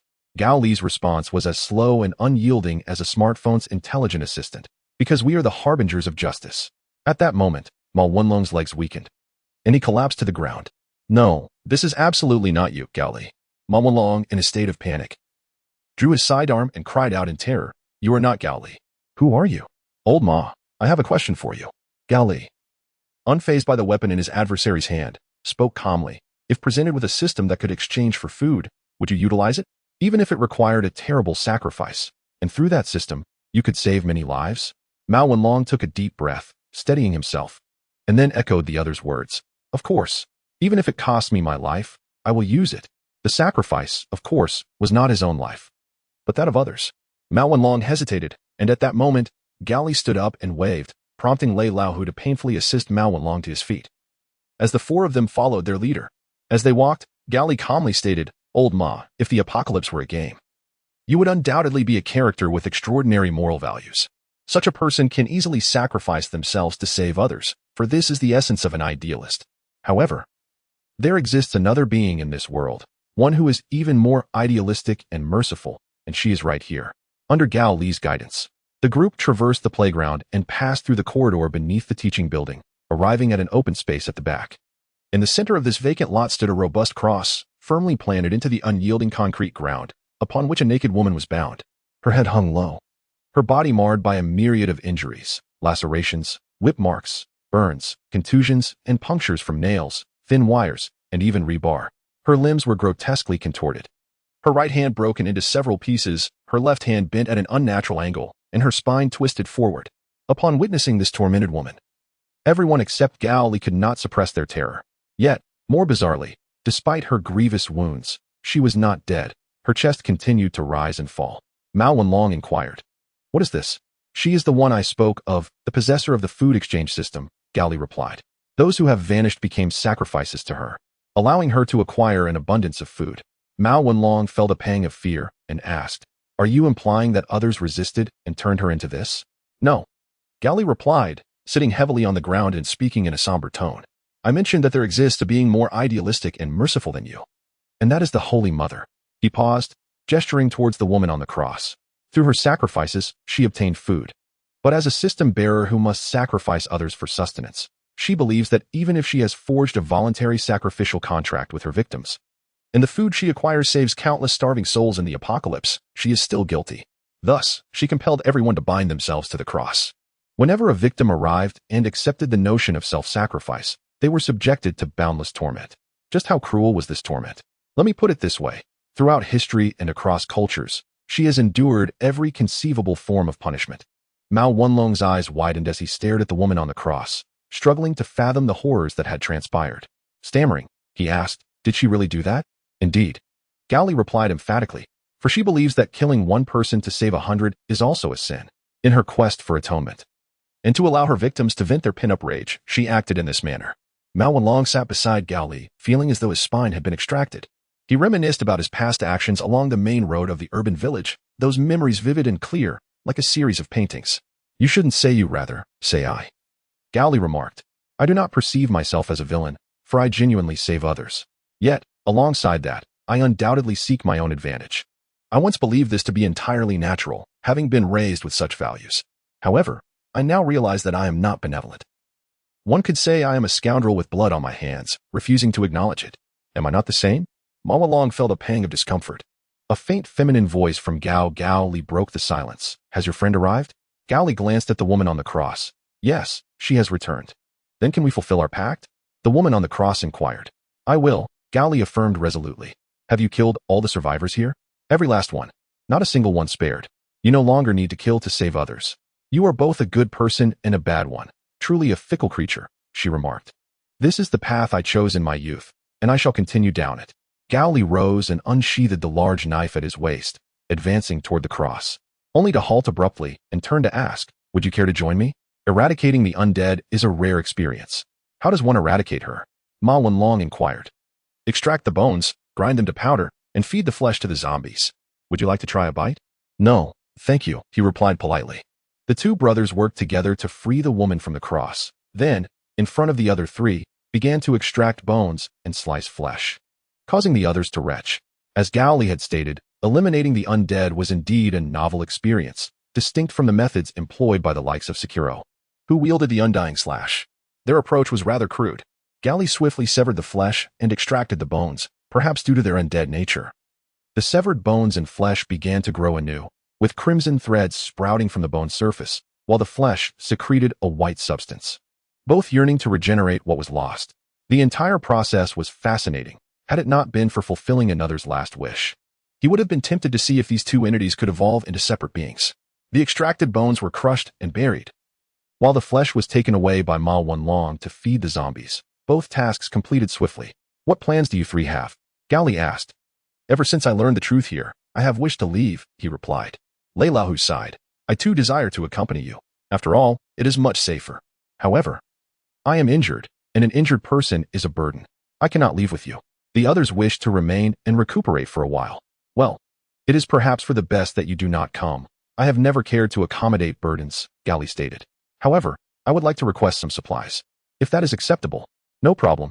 Take as much as you need. All right, let us find the driver. Gao Li and Ma Wanlong began their journey back, intending to return to the restaurant before nightfall.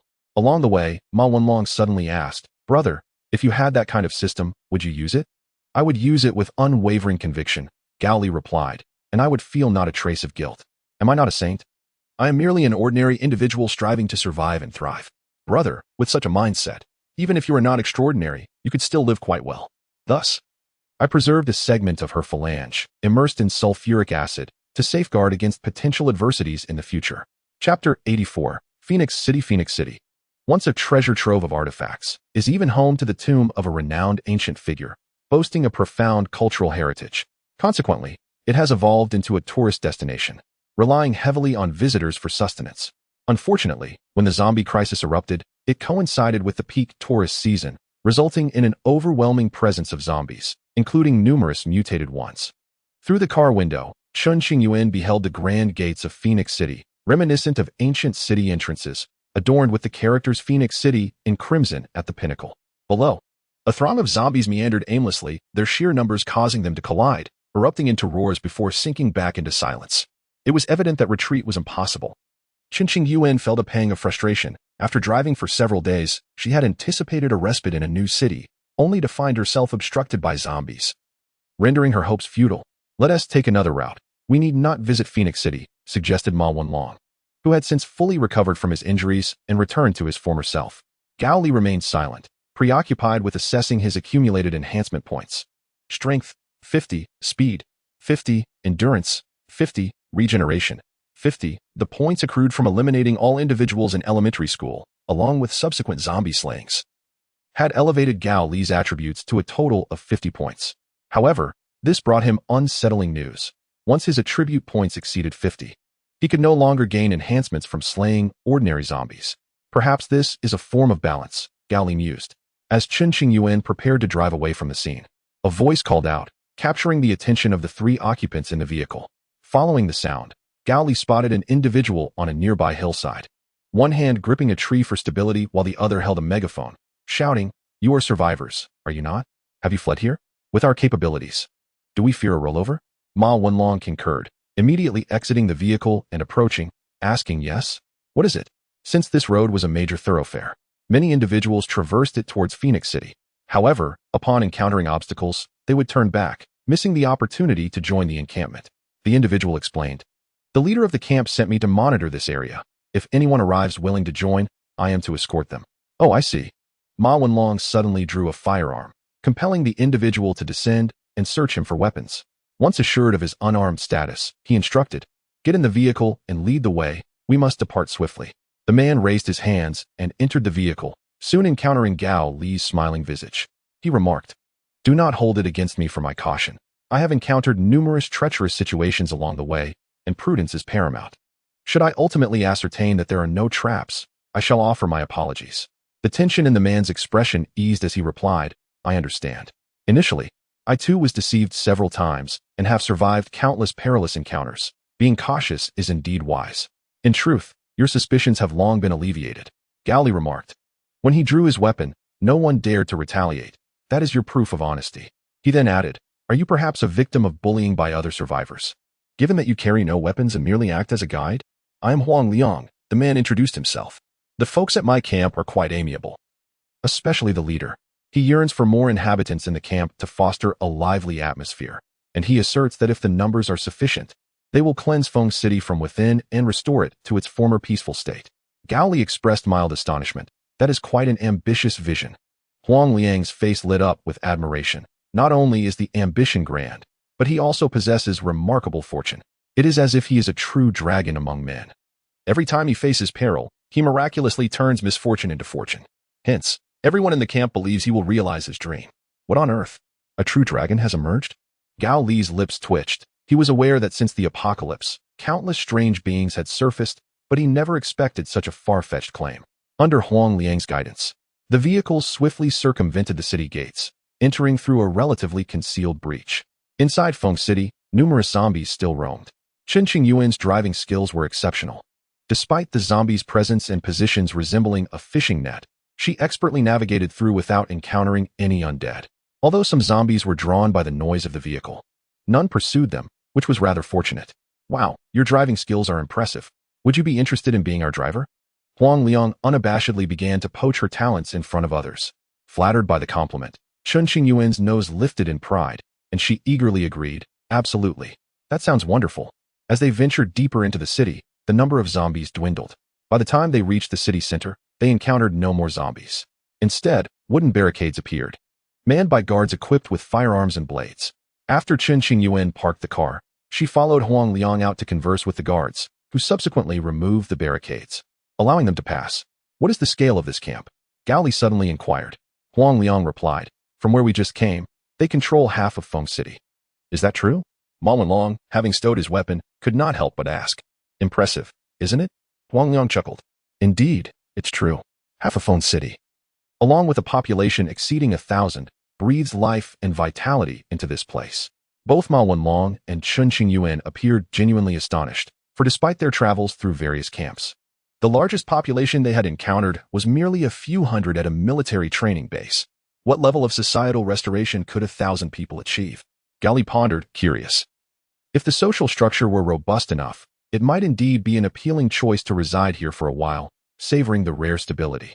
Under the leadership of Huang Liang, a group of individuals encountered a person responsible for processing newcomers.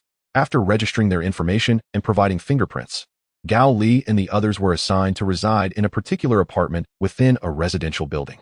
The furnishings in this abode were intact and dust-free, suggesting regular cleaning had taken place.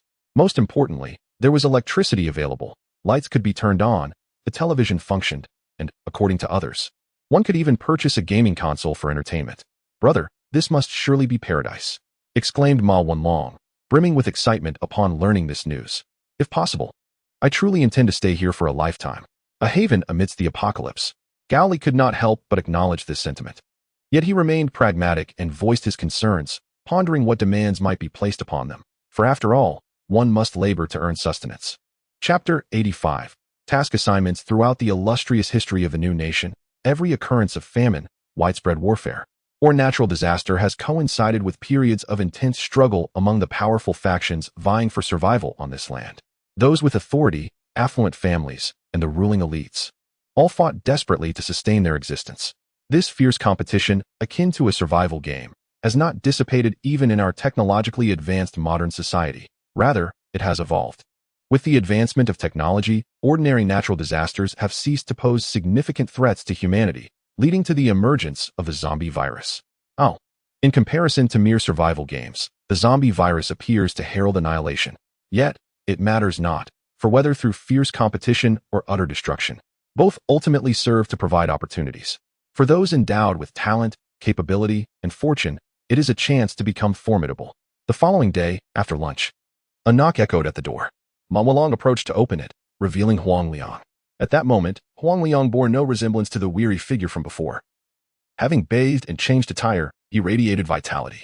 Ma Wanlong found it hard to fathom how such an ordinary individual could exhibit such vigor, especially when everyone else in the apocalypse struggled for basic sustenance.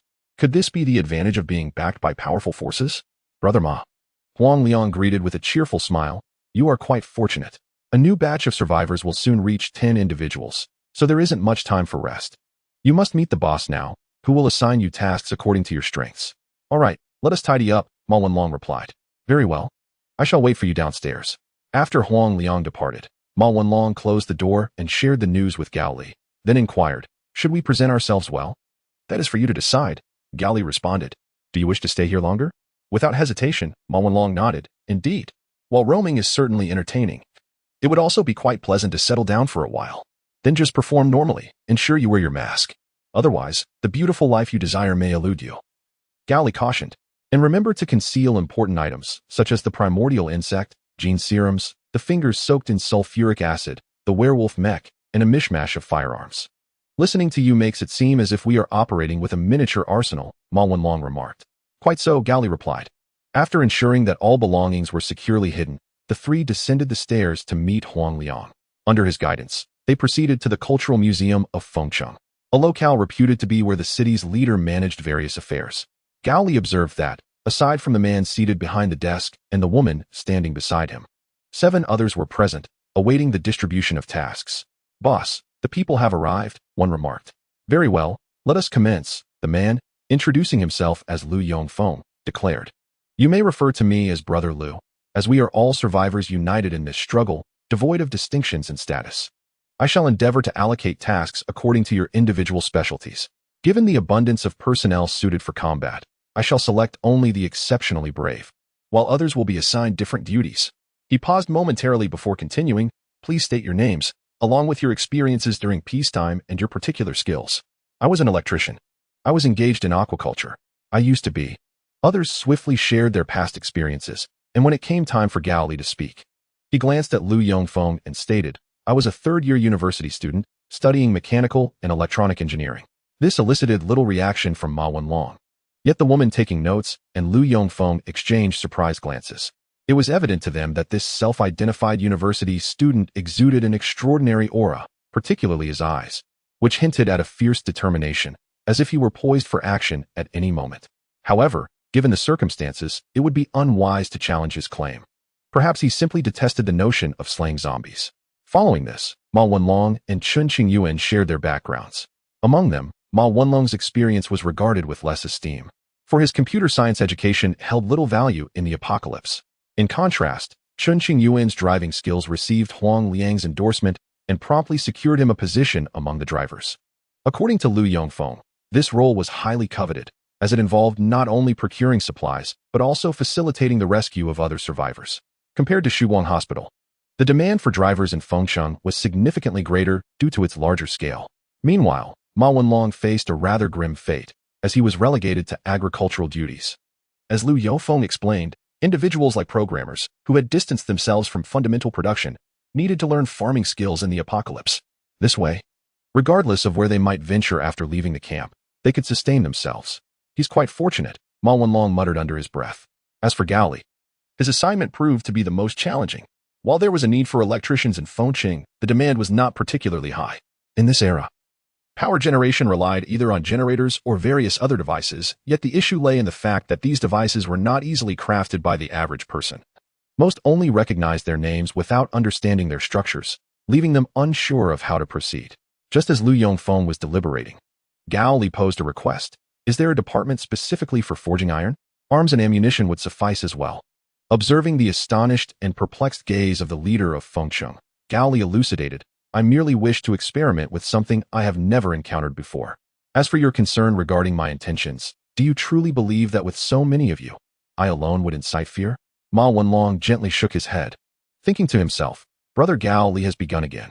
Very well, trust those you employ, and doubt not. Lu Yongfeng clapped his thigh and declared, Then I shall assign you to the forge. They are in dire need of manpower. What in the apocalypse requires an extensive array of tools, thus necessitating an urgent demand for labor at the forge? Could it be the frequent dispatching of zombies that escalates the need for blades and similar instruments? Suddenly, Gao Li found himself intrigued by the forge, sensing that it might harbor some entertaining endeavors. With ample time remaining, after the tasks were allocated, the group, under Huang Liang's guidance, proceeded to their respective assignments. Gao Li harbored some concern regarding Ma Wenlong's ability to manage agricultural tasks. However, given his physical prowess far exceeded that of an average individual, it seemed that aside from acquiring knowledge of farming, he would face no further complications. Before long, under Huang Liang's leadership, Gao Li arrived at his designated location, the forge. Chapter 86. The forge clang, clang, clang. The relentless sounds of metal striking metal echoed throughout the space. The intense heat generated by burning wood and coal permeated the air, mingling with the pungent aroma of evaporating sweat. This was the forge, a realm infused with iron, fire, and an unmistakable masculine essence. Despite being referred to as a factory, it was essentially a spacious warehouse, where several robust middle-aged men donned aprons, wielding hammers and tongs. They extracted the glowing red iron from the furnace, incessantly hammering it until the malleable metal conformed to the desired shape, after which it was plunged into cold oil for cooling, followed by meticulous polishing, ultimately culminating in the creation of the required items.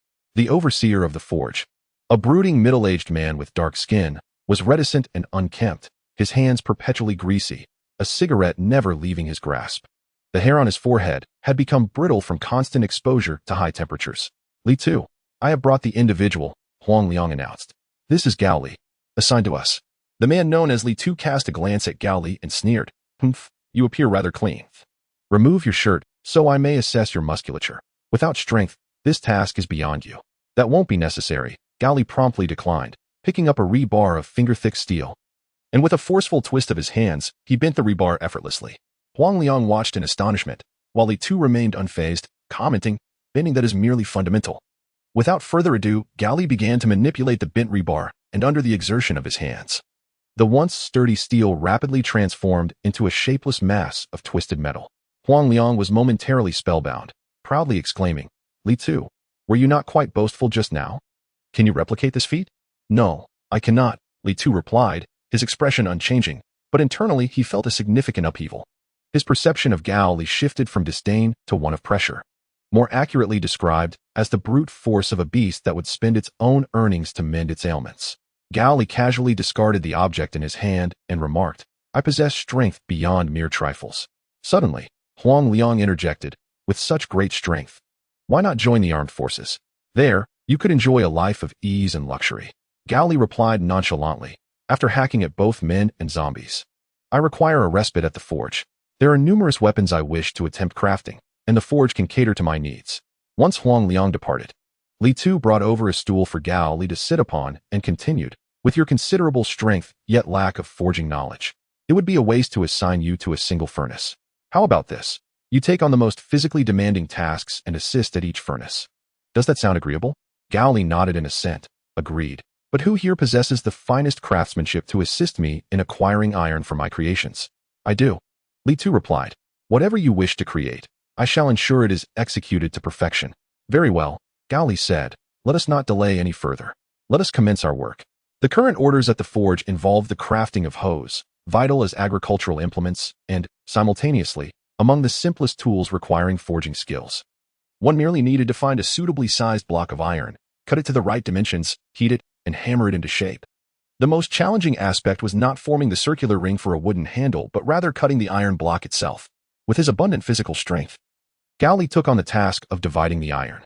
As he worked, he inquired, isn't this available at the hardware store in the city? Generally, yes, Li Tu responded. But Feng City is a tourist destination.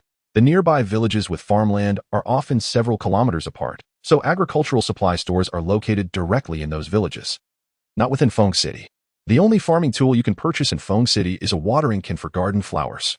Indeed, Feng City, a tourist hub, had little value in production during these apocalyptic times. Gao Li remarked, but Feng City does have farmlands now, does it not? Indeed, it does, and in abundance, all concentrated in the suburbs beyond the Western Gate. However, according to current plans, much land designated for cultivation has yet to be cleared, rendering these hoes insufficient. Both men possessed commendable stamina, and before long, they produced numerous suitable iron blocks. The next steps involved heating, hammering, cooling, and refining any imperfections. After a busy afternoon, they succeeded in crafting a mere 10 hoes. Li Tu noted that due to the relatively soft materials used, these hoes were prone to wear and chipping, likely requiring reprocessing in the near future. Are you certain this isn't merely an excuse for self-indulgence? Gao Li quipped. Li Tu shot him a glare and retorted, what nonsense. It's simply that Feng City lacks high-quality iron. As for self-indulgence, there are plenty of places still in need of blacksmiths, so such actions are unnecessary. Uncle, you misspoke. Ha ha. Do you smoke? After dinner, night fell.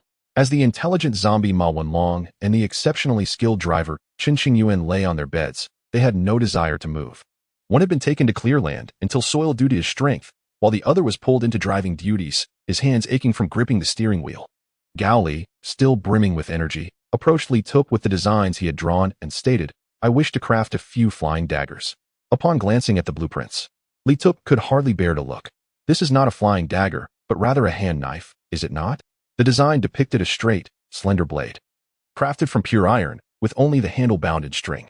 However, due to its excessive thinness, it bore no resemblance to a flying dagger, resembling instead an oversized flat iron nail. No, a flying dagger should not appear thus. Allow me to sketch one for you, Li Tup said, taking a pen and directly illustrating on Gao Li's blueprint. He rendered a compact, single-edged flying dagger, its spine possessing a pronounced curvature, more pronounced than a conventional blade, appearing well-suited for rotation. In my previous pursuits, I have crafted numerous weapons, thus I possess some knowledge in this area, Li Tup explained. The essence of a flying dagger lies not in its slenderness. There are two methods of throwing a flying dagger. The first is a direct throw at close range, and the second involves a rotational throw from a distance. Regardless of the method employed, your design is simply inappropriate. Gao Li, puzzled, remarked, in videos I have seen, others' flying daggers are straight. Indeed, but such designs can only achieve a range of a few meters, Li Tup replied. The type I am crafting for you can be thrown over 10 meters with remarkable stability. Trust me this once. Leave the professional matters to the professionals. Gao Li nodded in agreement, feeling indifferent as he lacked expertise in this domain, and since he was not using his own materials, a failure would not weigh heavily on him. Chapter 87. The Zombie Tide. Once the hoes were completed, Li Tup took Gao Li along with a cart to deliver the tools to the person in charge of the fields.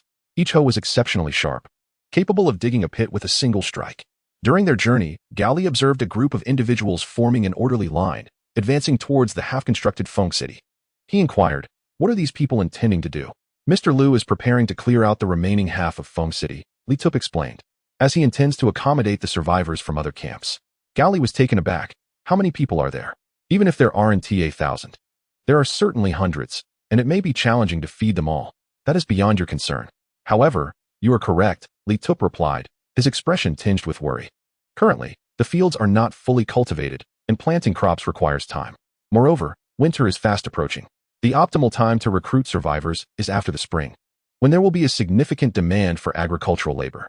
Gao Li nodded in agreement, echoing the sentiment, and then remarked, if that is the case, then he is not a competent leader of the camp.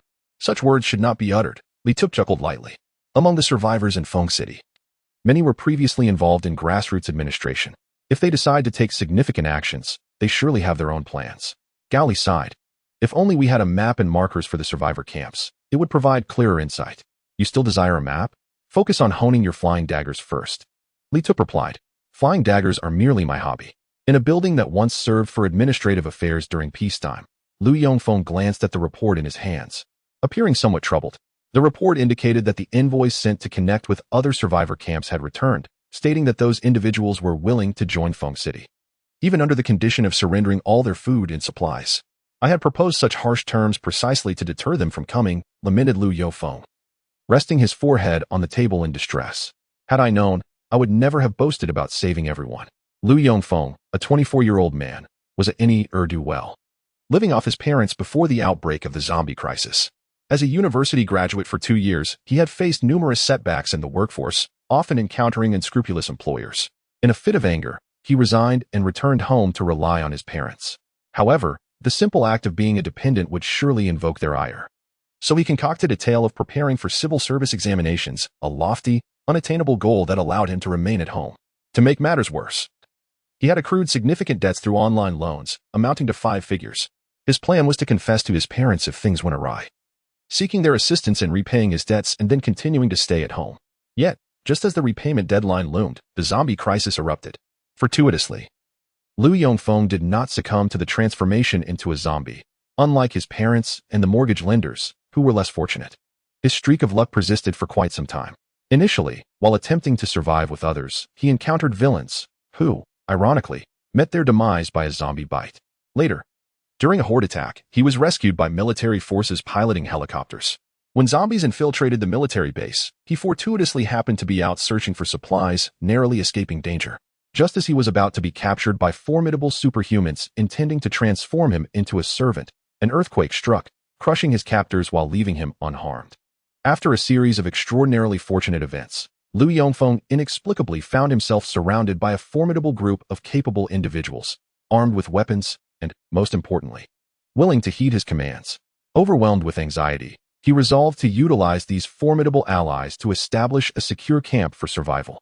Yet, to his bewilderment, he found himself inadvertently seizing half of Feng City, amassing a considerable population, all of whom followed his directives and lived in orderly harmony, devoid of chaos. Why then did this occur? Lu Yongfeng felt utterly perplexed. His original plan for post-apocalyptic life was to nestle in a powerful survivor camp, indulging in a life of leisure, until the moment life's system would shut down, allowing him to pass away painlessly. So, why had such a vast survivor camp suddenly materialized? Moreover, why were others so eager to join, making it impossible to refuse them? At that moment, a knock resounded at the door, prompting Lu Yongfeng to wipe the frown from his face and adopt a spirited demeanor. He was acutely aware that his current position was sustained by his image and inexplicable fortune. Once that luck evaporated, all that remained to uphold his facade was his appearance.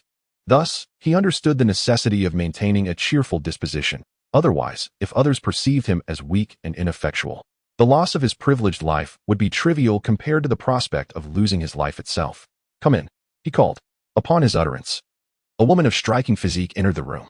She had long been associated with Lu Yongfeng, establishing a solid rapport between them. The woman promptly conveyed a matter of grave importance. "Brother Lu, we have a situation. According to our reconnaissance reports, a horde of zombies has unexpectedly emerged in the agricultural fields. If we do not address this promptly, they may overrun the farmland." Lu Yongfeng paused, perplexed. Is it true that zombies can seize farmland? Upon hearing this, the woman began to elucidate, suddenly struck by a realization. Not only would zombies not occupy farmland, but they also could not engage in large-scale migration activities. Unprovoked, zombies tend to wander aimlessly. Hence, this could signify that someone is deliberately orchestrating the horde with the intent to assault function. With this revelation, the woman beamed with delight, exclaiming, as expected of Brother Lu, "Your reasoning is astute." What is happening again?" Lu Yongfeng replied earnestly, though his mind felt muddled. It was clear that the zombies were being manipulated. The woman continued, "However, before we identify the puppeteer, we must first devise a strategy to fend off the horde. Brother Lu, please issue orders to the armed squad." "What? Zombies are being controlled by someone? How can this be?" Lu Yongfeng was taken aback, nodding vigorously. He added, "If we merely slay the zombies, we must ensure proper surveillance." He himself was unsure of what he was articulating, but he felt compelled to sound authoritative. The woman, comprehending his implication, interjected, "Are you suggesting there are spies within the armed squad?" "Spies in the armed squad?" Lu Yongfeng was so flustered he could barely respond, simply nodding in affirmation. "I understand your meaning," the woman declared, slapping the table with determination. "Not only must we repel the zombie invasion, but we must also uncover the traitor among the armed forces. Do not worry, I will take charge of this matter." With that, she turned and departed. Lu Yongfeng leaned back, contemplating, how long can this deception possibly last? I am nearing my breaking point. Chapter 88. Explosion Brother. I suspect there is some activity with the armed squad in Fengcheng. That night, within the confines of a house, Ma Wenlong recounted his observations, Today, while I was digging in the fields, I noticed two vehicles arrive at the agricultural site. They left some individuals stationed nearby and sent the remainder to a more distant location. I have observed that many of them are armed, some even with heavy machine guns and mortars. Is that so? Gao Li pondered for a moment before replying. Recently, several survivor camps have expressed intentions to relocate here, which explains the presence of armed personnel clearing the other half of Fengqing. We need not concern ourselves as long as the city remains stable. It will suffice for us to weather the winter. Are you certain? Ma Wenlong cautioned, if a conflict arises, this camp could be in jeopardy. With me here. What is there to fear? Gao Li asserted. Fengqing lacked a military base. Thus, most firearms were brought in by remnants of former military forces. The allocation of military-grade weaponry was severely limited, leading the majority to rely on crossbows and spring-powered projectile launchers. Indeed, while bows and crossbows may be easy to craft, this does not imply that their lethality is diminished. They simply lack the practicality of firearms. Thus, aside from cold weapons, the only form of incendiary weaponry available is the Molotov cocktail. The genius behind this invention is truly remarkable, as individuals from the elderly to young children can fabricate it, and its destructive potential is immense. When combined with substantial flammable materials, a single bottle can eliminate numerous adversaries. Commander Dai Chi of the armed unit harbored such thoughts. He intended to have his men stack copious amounts of wood along the zombies' path, douse it in gasoline, ignite it, and await the undead to unwittingly walk into the inferno. The firearms they brought along would serve as a contingency plan. The question remained whether this strategy would prove effective. The arrangements have been made for the wood to be delivered overnight, reported a subordinate. The firebreak has also been dug. There shall be no risk of spreading flames. Dai Chi nodded in acknowledgement. Go rest. Once the zombies reach the designated location, ignite the fire. If all goes well, we should resolve this matter swiftly. The zombie horde extended over 200 meters. Should they encircle, they would envelop the fields that had been cleared in Fengqing. Such a lengthy line could not rely solely on the accumulation of combustible resources. Thus, utilizing the surrounding terrain and available materials, more flammable substances would be sourced on-site. Employing the small groves and thickets along the zombies' route. Had the situation not arisen so abruptly, a more thorough strategy could have been devised. For the number of zombies was not particularly overwhelming, merely a few hundred, which could have been systematically eliminated. Dai Chi, aside from meditating, had scarcely closed his eyes throughout the night, awaiting reports from his subordinates. It was only with the sun's ascent that he received word of the zombies reaching the predetermined location, prompting him to order the entire armed unit to advance to the designated site and ignite the fire. They needed to observe from a close distance, ensuring they could strike down any remaining zombies while the flames had not fully consumed them. As the Molotov cocktails were hurled and shattered, flames swiftly spread across the ground, igniting the flammable materials. The inferno rapidly extended over 200 meters, forming a thick wall of fire before the advancing zombies. To Dai Chi's astonishment, the zombies, blissfully unaware of the impending danger, stumbled into the flames like foolish moths, their garments and flesh providing the finest fuel, thereby intensifying the blaze even without additional combustible materials. Excellent! Excellent! Dai Chi exclaimed with exhilaration, feeling his sleepless night had not been in vain. Suddenly, the stacked combustibles ignited, resulting in a violent explosion that sent soil flying into the air, which then rained down like muddy droplets, creating a cacophony as it struck various surfaces, leaving everyone in disarray. Due to their proximity, members of the armed unit were also affected. Many fell to the ground in chaos, and some unfortunate souls perished from the shockwaves, leaving a significant number temporarily incapacitated. Dai Chi fell clumsily, unaware of the chaos unfolding around him. Instinctively glancing over, he noticed that the previously sluggish zombies had suddenly become animated, heedless of the flames consuming them as they surged forward, frightening the armed team into retreat. To their astonishment, these ablaze zombies did not solely target the armed members. Some veered off, using themselves as torches to ignite the crops flourishing in the fields. Seeing this, Dai Chi shouted, "Kill those zombies! Kill them!" The armed team, already terrified by the flaming zombies, hesitated, when a few audacious individuals rushed to attack. Only to be ensnared and perish in the inferno, the rest lost their nerve. They resorted to frantically shooting their crossbows, but in their panic, hitting a target became an insurmountable challenge. The zombies, in a frenzy, charged through the flames, plunging the entire field into chaos. Thick, dark smoke billowed upward, and the flames eclipsed the rising sun, becoming the most radiant source of light. Recognizing his inability to command the disordered armed team, Dai Chi felt that returning alone to Feng City would result in blame for his ineffectiveness, and staying amidst the turmoil would lead to certain death. Thus, he resolved to escape, rushing toward a vehicle and taking the driver's seat, pressing the accelerator to flee the scene. Some still composed individuals joined the fray. And with 2 vehicles remaining, a frenzy ensued over the cars. Those at the wheel were violently pulled from their seats, while others clamored to jump into the back, hoping to be whisked away. In an instant, the entire field descended into utter chaos. The zombies rampaged, their bodies aflame, rendering them incapable of attacking Feng City directly.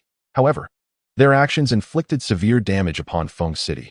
What could have been a bountiful harvest before winter's arrival was now reduced to ashes, instilling fear among the populace. Had life not been exceptionally good here, many might have chosen to leave, causing a significant decline in Feng City's population. When news of the assault reached Lu Yongfeng, he was paralyzed with fear, his legs trembling. Chapter 89.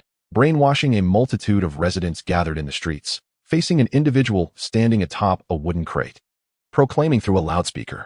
The message was nothing more than an attempt to brainwash the citizens, urging them to share in the camp's fortunes and misfortunes, convincing them that their interests were intertwined with those of the camp. Following these words, many cheered, their spirits soaring. With flushed faces, they seemed capable of turning their blades against their friends and family in an instant. Observing the fervent rhetoric, Gao Li regarded it with cold detachment. They intend to mobilize everyone for war. The fields have been devastated. Ma Wenlong remarked, not only were the crops reduced to ashes, but numerous armed members also perished. The camp has suffered immeasurable losses. Be cautious not to foolishly rush in when signing up. Understood. As Gao Li had anticipated. Once the rally concluded, several individuals promptly retrieved paper and pen, urging those inside to affix their signatures and thumbprints, thus pledging allegiance to the armed faction. Among the attendees, only 7 or 8, including Gao Li and Ma Wenlong, remained unbrainwashed and hastily departed after the speech. Prepare yourselves, Gao Li whispered. Tonight, we leave. The evening soon approached. With their belongings gathered, Gao Li and Ma Wenlong, laden with bags, stealthily exited the premises. As for Chen Qingyuan, she was reluctant to depart, wishing to remain behind. They made their way downstairs, heading directly towards the parking lot where vehicles were stationed. However, before they could enter, beams of light pierced the darkness, followed closely by the ominous presence of several guns aimed at them. As expected, Gao Li remarked, gazing at the chilling muzzles. I knew it wouldn't be this straightforward. It seems we were already targeted the moment we refrained from signing. The leader shook a roster in hand, declaring, we only capture those attempting to flee under cover of night. Do you truly believe such words? Gao Li scoffed. It is merely because circumstances have not yet deteriorated. Had they been dire, those unwilling to sign would either be executed or forced to charge into battle. Enough of your sharp tongue. Take them away. With that command, they were escorted to another location. During this time, while Ma Wenlong contemplated resistance, he remained still, observing Gao Li's calm demeanor. The destination to which they were taken was a brightly lit area resembling a stage, the roar of generators filling the night with a semblance of company. Below the stage stood 2 groups, one comprised of those who had been brainwashed and newly inducted into the armed faction, and the other consisted of the remaining members. Some armed with guns, but most wielding crossbows or blades. Damn it, a public trial, Gao Li muttered, struggling to maintain composure. Is this even reasonable? Once everyone was assembled on stage, Gao Li noticed Li Tu standing beside him. He jested, what brings you here, old friend? Blown in by a gust of wind? Just exchanging pleasantries, Li Tu replied, eyeing the dark circles under Gao Li's eyes. I can see this is not merely about protecting the camp. It resembles a wartime mobilization. Regardless of the outcome, it could severely undermine the entire camp's morale. To put it bluntly, the obliteration of the camp is not out of the question. Then your capture here is hardly unjust, Gao Li retorted. Hey, you think you're impressive just because of your strength? No matter how formidable you are. Can you rival a gun? Indeed, came the reply. While the two conversed, the orchestrator of the event began to address the assembly, asserting that these individuals lacked the consciousness of being a part of the Fengqing camp. After enjoying the benefits, they were attempting to evade responsibility. The speaker declared that executing them was a means to ensure that no one could benefit without contributing, and since they were unwilling to labor, they would repay their debts with their lives. Frankly, I find your stance rather extreme, Gao Li interjected, rising to his feet. Every morsel we consume has been earned through our toil, meaning that regardless of the advantages we have received, we have compensated you equally. So why should we sacrifice our lives in battle against the enemy? You, who produce nothing, consume the fruits of our labor, yet when the moment arrives, you refuse to act? Do you believe that your lives are more precious than those of others? Or is it that our lives are deemed less valuable? Go summon those who bask in the fruits of others' labor to fight against our adversaries. In this apocalyptic world, There are no distinctions of class or privilege. You, the opponent, incensed, was about to strike when Gao Li effortlessly knocked him down with a single punch. Witnessing this, the armed members present, acting as a deterrent force, instinctively aimed to quell the perceived chaos at its inception, raising their firearms in preparation to shoot. Old Ma, protect the others. Understood. Ma Wenlong rose to subdue the armed member on stage, while Gao Li swiftly descended, dispatching the armed members below in mere moments. In less than 2 minutes, all had been brought to the ground. Gao Li picked up a gun and fired a few shots into the air, then shouted, "Let us go. We must confront the one named Lu. As the leader of the camp, why does he not lead the charge himself but instead send others to their deaths?" Initially, joining the armed group was a decision made in a fleeting moment of enthusiasm, and many soon regretted their choice upon realizing the grave circumstances. Anticipating this regret, the leadership held public trials to serve as a warning, ensuring that those who reconsidered would abandon any thoughts of withdrawal. Yet, nobody expected that among those treated as mere examples, there lurked a Tyrannosaurus. "Li, I told you I am more formidable than any gun," Gao Li said while handing over a firearm. "Humph," Li replied, accepting the gun. "You're not merely planning to drag those people down for a beating, are you?" Gao Li shook his head. "I have no intention of striking them. I simply do not wish to bear the reputation of enjoying benefits without contribution." The group marched resolutely toward the residence of the camp's authorities, many among them picking up weapons abandoned by the armed members. Wielding powerful flashlights or makeshift torches to illuminate their path, transforming the procession into a fiery dragon against the night. Due to the brainwashing and deception that led others to join the armed group, no one among the campus residents, apart from those with vested interests, dared to intervene or criticize. Those who did were dragged out and beaten by the furious populace, allowing the group to advance unimpeded to their destination. "Drag him out. He is inside." Even without Gao Li's command, the nearly doomed citizens understood their course of action. In their fury, they pulled Lu Yongfeng from the building, his expression dark and brooding. Chapter 90. Leading the charge, observing the calmness of his adversary's face, Gao Li found himself perplexed. "You do not seem afraid?" Lu Yongfeng glanced at Gao Li, then at those beside him, offering a wry smile. "It appears you have taken the lead. There is no turning back now. However, may I request a private conversation with you? What is this new development? Surely, he does not expect me to admit fault in front of so many." Considering the dignity of the other party, Gao Li decided, against the collective opinion, to meet with him alone, suppressing any dissenters with force. The two individuals stepped into the abode, and before Gao Li could utter a single inquiry, he witnessed Lu Yongfeng suddenly kneel with a resounding thud, exclaiming, "Brother, you have finally taken action. But wait, what is truly unfolding here?" Observing the confusion etched on Gao Li's face, Lu Yongfeng proceeded to elucidate. "If you were to usurp my position, I would be liberated from all burdens, and I would no longer suffer from nightly pangs of anguish." As Lu Yongfeng recounted his tale, Gao Li began to comprehend that his counterpart was merely an ordinary individual, utterly oblivious to the intricacies that had propelled him to his current status, which seemed inexplicably bestowed. In essence, he occupied the highest echelons of the Fengqing camp, yet endured infinite torment. Thus, being ousted by Gao Li was, in fact, a fortuitous turn of events. "I beseech you, once you overturn my rule, grant me my freedom," Lu Yongfeng pleaded. "I am as bewildered as you, for I do not understand why I suddenly began gathering forces, nor did I anticipate the terrifying methods employed in recruiting individuals into the armed faction. You must realize that your release is highly improbable, even if I wished it." "They would not permit it," Gao Li remarked. "The reason these individuals were seduced into joining the armed faction lies in your command to incite them. Even if your intentions were not malevolent, you must bear the consequences, for that is the fate of those in high positions." Panic seized Lu Yongfeng as he clutched at Gao Li's trousers, exclaiming, "I possess gold. I shall offer you gold." In this apocalyptic era, currency holds no value. Yet gold remains invaluable. "Do not be foolish. Gold cannot purchase your life," Gao Li retorted. "However, you may choose to embark on a perilous path. When confronting the enemy, charge to the front lines without retreat." "You wish for my demise," Lu Yongfeng protested. "Yet this is the sole course of action. Perhaps you could simply perish." As Gao Li led Lu Yongfeng from the dwelling, those surrounding them cast predatory glances, their eyes betraying a desire to devour the latter. "I have reached an accord with Brother Lu," Gao Li announced. "The danger has not subsided. The enemy may strike Fengqing at any moment. Should Fengqing fall, everyone will be cast into a state of homelessness, and I trust you do not wish for such a fate." He paused before continuing, "Of course, those willing to aid in the protection of Fengqing may join the armed faction.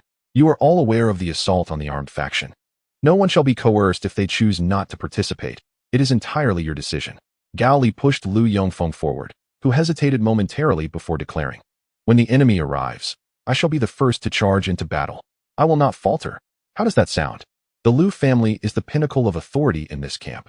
With him leading the charge, I trust there will be no objections? Gao Li queried. If anyone harbors dissent, speak now, for once this matter is settled, no one shall heed your complaints. The crowd erupted into a cacophony of opinions, yet no one voiced significant opposition.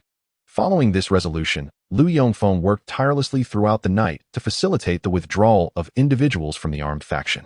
To his astonishment, the number of recruits far exceeded half of the camp as populace, while only a scant few chose to withdraw. What was so peculiar? They merely detested coercion and deceit. Yet when confronted with genuine peril, they knew precisely how to act. Gao Li remarked, "If your people behaved themselves, such a tumult would not have ensued." Lu Yongfeng shook his head, responding, "I have heard from others that you single-handedly defeated all the armed members present, those equipped with weapons. You are undeniably formidable. Beyond the ordinary." His words carried an unspoken subtext. Hesitant, Lu Yongfeng's expression grew serious as he concluded the registration process. "To be frank, you are part of this camp, and I would like you to assist in managing this crisis." "On what grounds?" Gao Li retorted. "You know of my prowess. If I wish to leave, I shall. Why should I remain to help? It is a miracle I haven't taken your position." "Because these individuals are merely ordinary folk," Lu Yongfeng stated. "One less is one less. I may be somewhat timid, but I do not wish to witness so many perish, even if it is to safeguard the land we inhabit. Those lacking capability deserve their fate." Gao Li scornfully replied, "I will not aid you. This matter you must resolve on your own. Otherwise, what will you do next? Seek out another powerful individual? Our ancestors did not teach you to grovel. In this era of survival of the fittest, one must rely on oneself." With a pat on Lu Yongfeng's shoulder, Gao Li departed. Left with no options, Lu Yongfeng called upon his friends to devise a strategy. The chaotic tasks persisted until the moon ascended to its zenith in the night sky. As Gao Li made his way back to his dwelling, he encountered Li Tu, who was busy packing his belongings into the rear of a van. "Are you leaving?" Gao Li inquired. "I thought you would stay." Li Tu paused to catch his breath, replying, "Do you think I am foolish? As long as Lu remains alive and has been provoked into leading an assault, if he dies, that is one matter. But if he lives, gaining both power and prestige, what do you suppose he might do? He would merely become a parasite, living off the remnants of what once was, potentially leading to even worse outcomes than today." "Indeed, that aligns with my thoughts," Gao Li said. "Thus, when he sought my assistance in navigating this peril, I declined. Regardless of my actions, the accolades post-crisis would belong to him. A timid soul, already occupying a position undeservedly, would only exacerbate the situation if granted glory that is not rightfully his. Then why do you not depart?"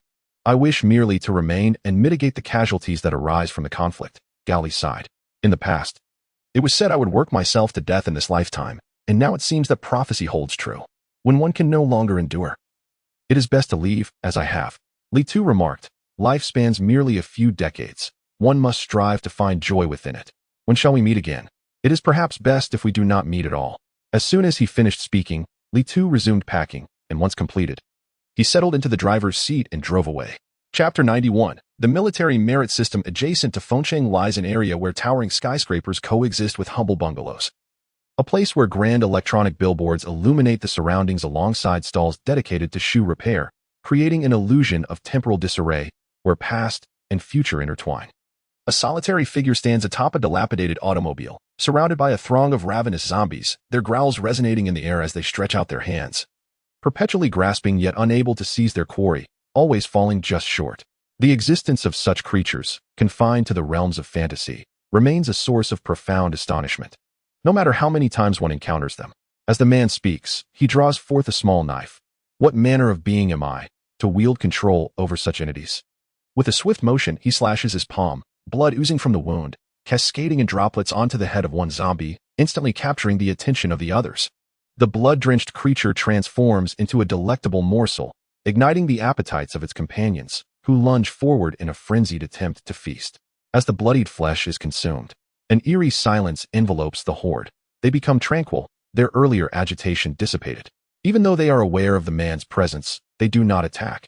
Instead, they stand obediently, akin to well-trained dogs, awaiting commands. Beyond this immediate throng lies a legion of hundreds of zombies, all standing in hushed anticipation, ready to heed the man's orders. Suddenly, the man appears to lose his composure, pressing his finger against his temple, muttering incoherently.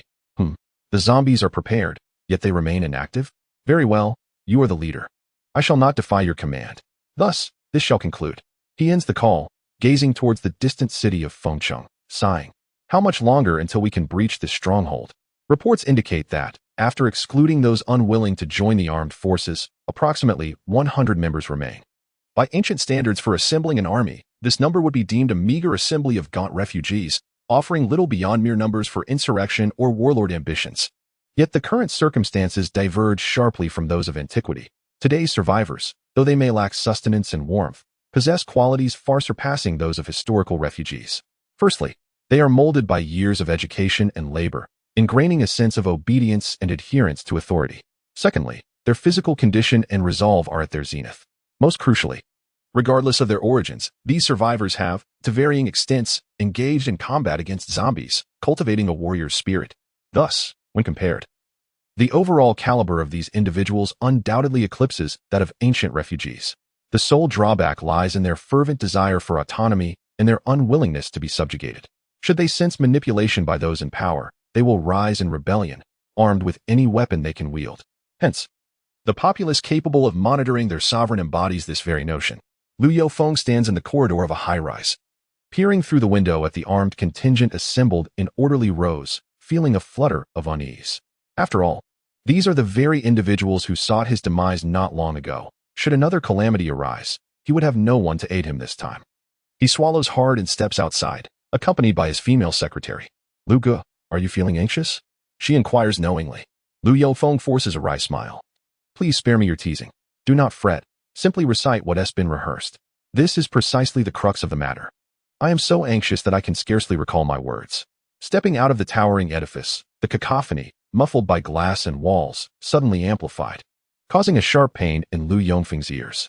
He inhaled deeply, then approached the crowd, proclaiming through a megaphone, "Today, I shall announce a significant matter."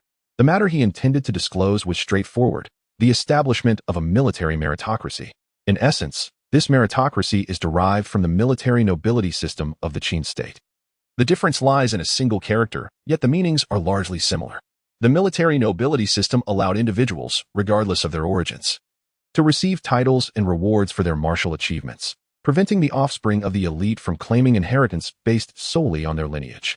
Conversely, the military meritocracy encompasses only the former principle. This limitation does not stem from the ruling authorities of Fengchang camp seeking to create a privileged class, but rather because these so-called rulers are merely survivors, lacking the establishment of clans or factions. In truth, they have not even formed a basic society or dynasty, rendering discussions of status inheritance moot. Furthermore, while the military meritocracy shares a semblance with the military nobility system in its first principle, the nature of the rewards diverges significantly. Specifically, those who achieve major victories in external conflicts will not only earn the recognition and glory from all members of Fengcheng camp, but will also be entitled to collective rewards, whether it be additional provisions, the crafting of superior weapons, vehicles, fuel, solitary housing, and so forth. However, enjoying these benefits without bearing responsibilities is an impossibility. Those who bask in such glory must be the first to charge forth in the face of external threats. Should they falter or seek refuge behind others, they will face the revocation of their honors and be compelled to return all acquired resources. Failure to return such resources will result in being subjected to the most arduous and laborious tasks until the debt is repaid, all while being deprived of the basic benefits afforded to ordinary residents, such as free meals and medical care, as well as housing. In times of external assault, they would be thrust to the forefront, burdened with explosive packs. From the perspective of rewards and penalties, the military meritocracy undoubtedly presents both advantages and disadvantages. Most crucially, while one may attain honor and recognition, they also find themselves on the precipice of death. Who can guarantee that one charging ahead will survive each encounter? Moreover, the current perception of diminished danger and conflict is merely a facade of the early apocalyptic phase. The future champions are still in their nascent stages. Should one extend the timeline, they would uncover formidable leaders who thrive on raiding and conquering other camps for their sustenance, akin to nomadic tribes descending southward during times of famine to plunder. As the apocalypse progresses, strife and external threats will multiply, until a formidable figure emerges to unify the realm under a new banner. Otherwise, no amount of honor will ensure survival into old age. Upon understanding the existence of the military meritocracy, both new and seasoned members of the armed forces brimmed with eagerness, envisioning a future of indulgence and abundance as recorded in the annals of merit. Yet, they entirely overlooked the earlier deceptions and coercions that had compelled their enlistment in the armed forces, as if such occurrences would never transpire again, while the threatened elite would dutifully adhere to the established regulations. Chapter 92. Military training. The enemy has yet to strike. At least, that is the report from those dispatched to scout the enemy's movements, who observed a multitude of zombies standing silently, engaging in no chaotic activity. Clearly, the enemy is preparing their forces. Zombies, lacking the capability to ride horses and not being human, render the term forces merely a figurative expression. Since the enemy has not approached, it would be unwise to launch a reckless offensive. Thus, it is prudent to remain on standby or engage in military training. Lu Yongfeng opted for the latter. In truth, he made no decisive choice, merely uttering a vague remark about prioritizing their own safety to evade responsibility. Yet his subordinates nonetheless interpreted it as an endorsement for training. It is indeed peculiar how these individuals possess such a penchant for imagination. Lu Yongfeng found himself puzzled. Were it not for the multitude of imaginative minds surrounding him, his burdens might be considerably lighter. The training methodologies and experiences from peacetime cannot be wholly applied in this context. At the very least, the Fengxing camp cannot afford to waste hundreds of rounds of ammunition indiscriminately. Having merely a machete per person is already a stroke of fortune. The challenge lies in determining how to conduct military training in a post-apocalyptic environment. Should they seek a combat instructor? Fengsheng is not lacking in residents who have emerged from military backgrounds, yet most are conscripts, capable of undergoing training, but only familiar with rudimentary exercises such as running laps and doing push-ups. While such physical conditioning may bolster strength and resolve, it is insufficient for actual combat. Thus, Lu Yongfeng approached Gao Li, seeking his assistance. You appear formidable, having surely experienced numerous battles. I implore you to help me with military training. I will grant you whatever you desire. Very well. And so, Gao Li commenced the training regimen. However, prior to the formal training, he requested assistance from the forge to craft certain items, specifically, the simple blades he had once wielded. These blades, while not overly long, proved remarkably effective as cold weapons, allowing a skilled practitioner to achieve impressive results in combat. Preparing weapons prior to training is a customary practice. Historically, armies utilized long polearms, as such weapons have withstood the test of time, proving suitable for various battlefield conditions. Moreover, the members of the armed group predominantly rely on cold weapons, unlike firearms, which are universally applicable and can be employed with minimal experience. Once a specific cold weapon is chosen, one must be prepared to wield it for a lifetime. Each type of cold weapon, be it a one-handed sword, a two-handed great sword, a hand axe, or a heavy axe, boasts its unique design and method of use.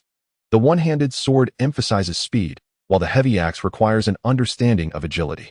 Thus, rather than a chaotic assortment of various weapons, it is far more advantageous to uniformly employ a powerful, yet user-friendly weapon. Furthermore, should a comrade fall and one's own blade become dulled or damaged, it would be beneficial to have a reliable weapon at hand.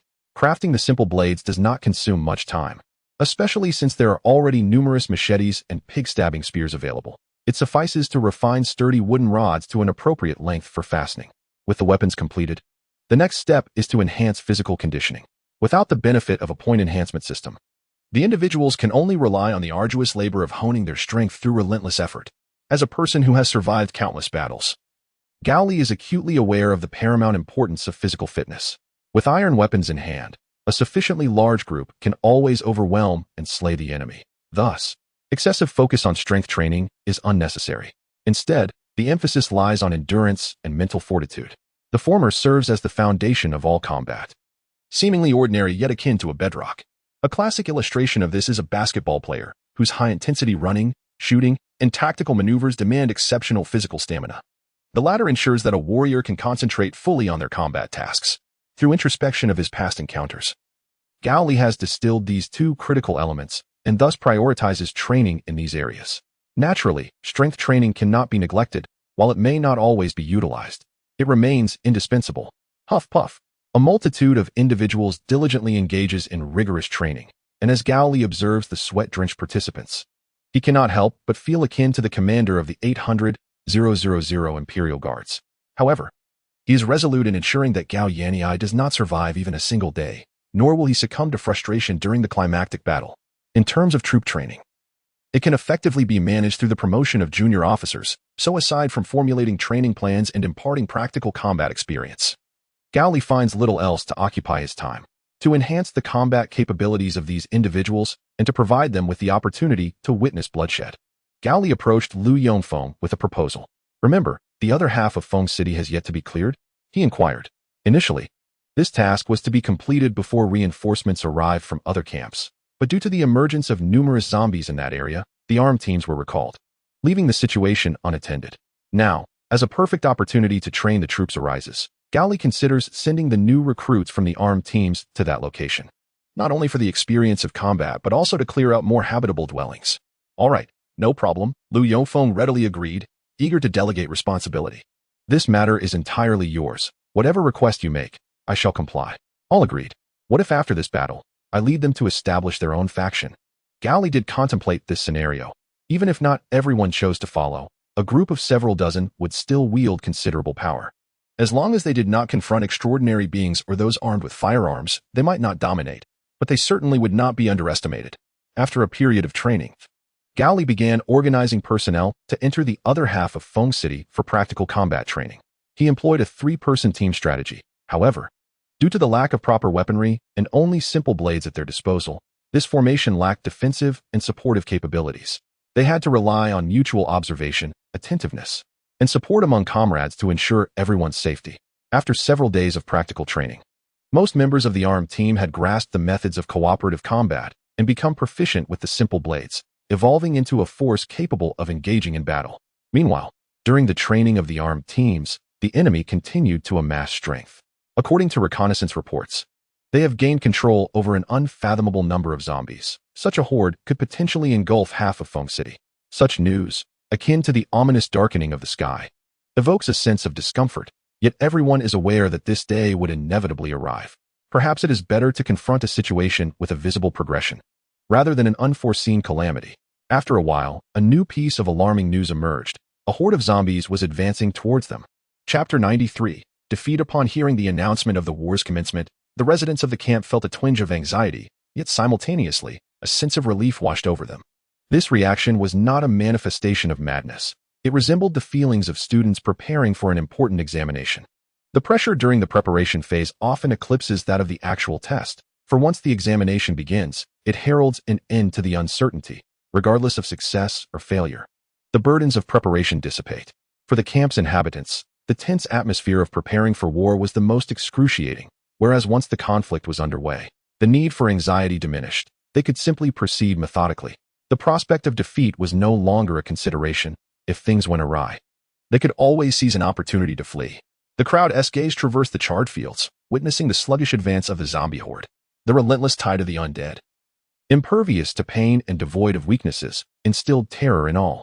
Yet, at the forefront stood Lu Yongfeng, his countenance as frigid as ice, instilling a sense of calm in those around him. Ah, how he longed to escape. Beneath his icy exterior lay a heart yearning for flight. He often fantasized about possessing the strength of a figure like Gao Li, enabling him to flee under the cover of night, evading capture effortlessly. What became of the Fengshan camp in his absence mattered little. It could either devolve into a desolate ruin as people fled, or it might emerge from the ashes, giving rise to formidable leaders who would save the camp through sheer will. A female secretary approached, whispering a few words, prompting Lu Yongfeng to raise his rifle and proclaim loudly, "Charge." The command to charge was merely a directive. No one would be foolish enough to rush headlong into the horde. However, the armed team did advance, positioning themselves at an optimal distance. They retrieved Molotov cocktails from their backpacks, igniting and hurling them into the throng. As one squad finished and retreated, another took their place. And this method of attack persisted for several minutes. Gao Li stood quietly at the rear of the armed forces, musing to himself, "I should have devised a catapult or a larger slingshot. Relying solely on human strength to throw these objects feels rather inadequate." Once the frontline team had retreated, the others remained on standby, their eyes fixed on the roaring flames among the zombies. The mass of undead surged forward like a relentless inferno, displaying neither pain nor hesitation.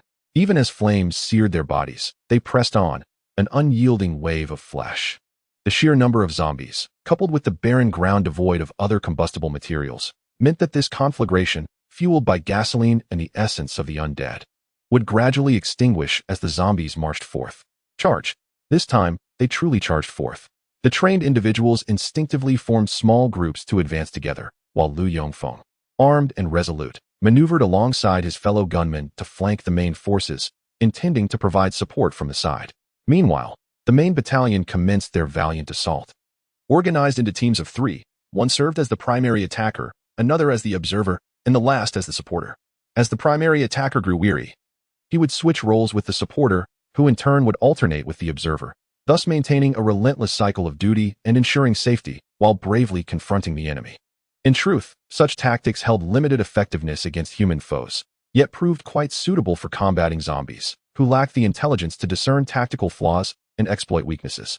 As the battle commenced, leveraging both numerical superiority and strategic acumen, the armed contingent achieved initial victories, adhering strictly to their training.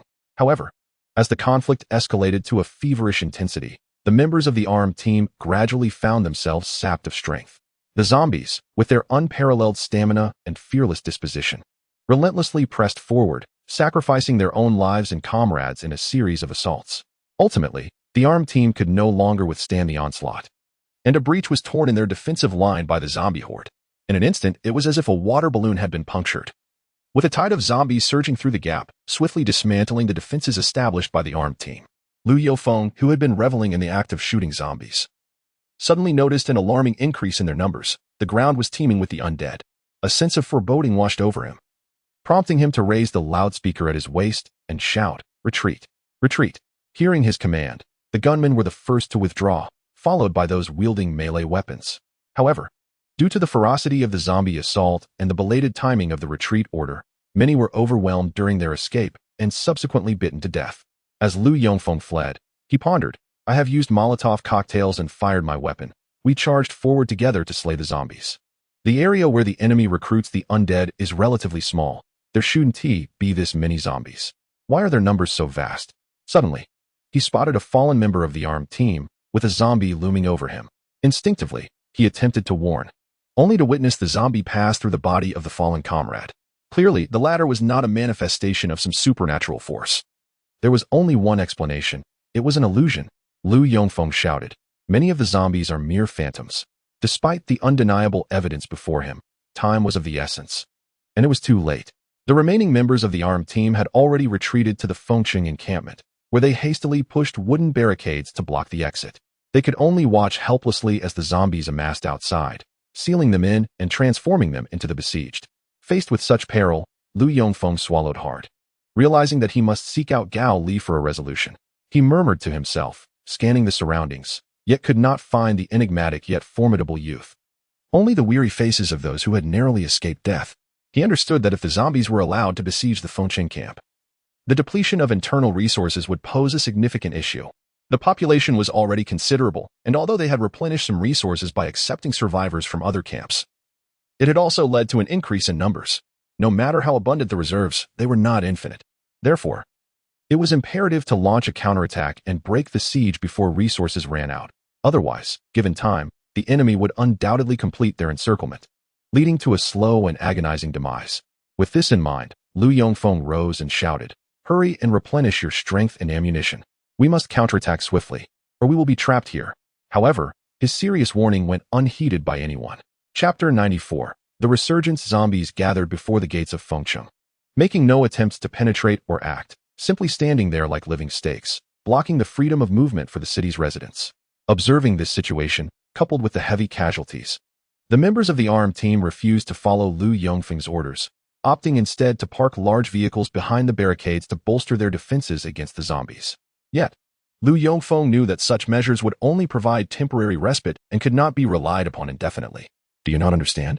This is not the time for rest," he bellowed. "You may take a break, but the enemy can also use this time to gather strength. It may seem like a fair exchange, but the enemy holds the upper hand." His voice was loud, straining his throat, yet no one paid attention. "What is wrong with you all?"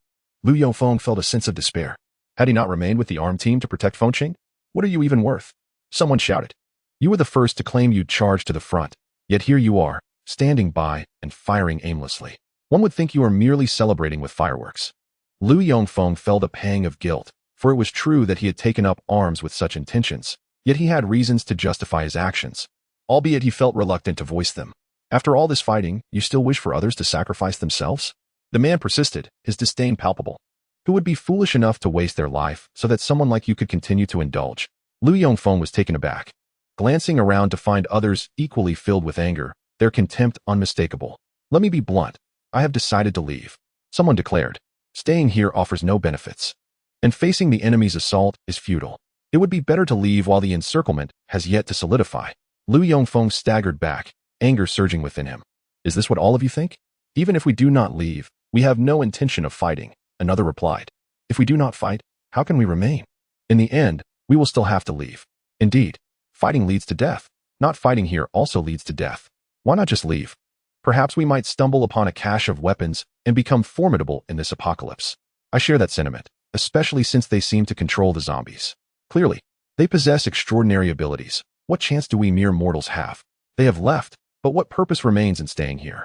After years of labor during peacetime, which were arduous enough, why should one continue to toil for others in this apocalyptic era? Is it not possible to live a life of greater freedom? The voices of the crowd deeply unsettled Lu Yongfeng. He acknowledged his own inadequacies and had long contemplated stepping down from a position that did not rightfully belong to him. However, truth be told, he never intended to destroy the Phoenix camp. After all, many people resided here. If the camp could thrive in prosperity and stability, it would bring him joy.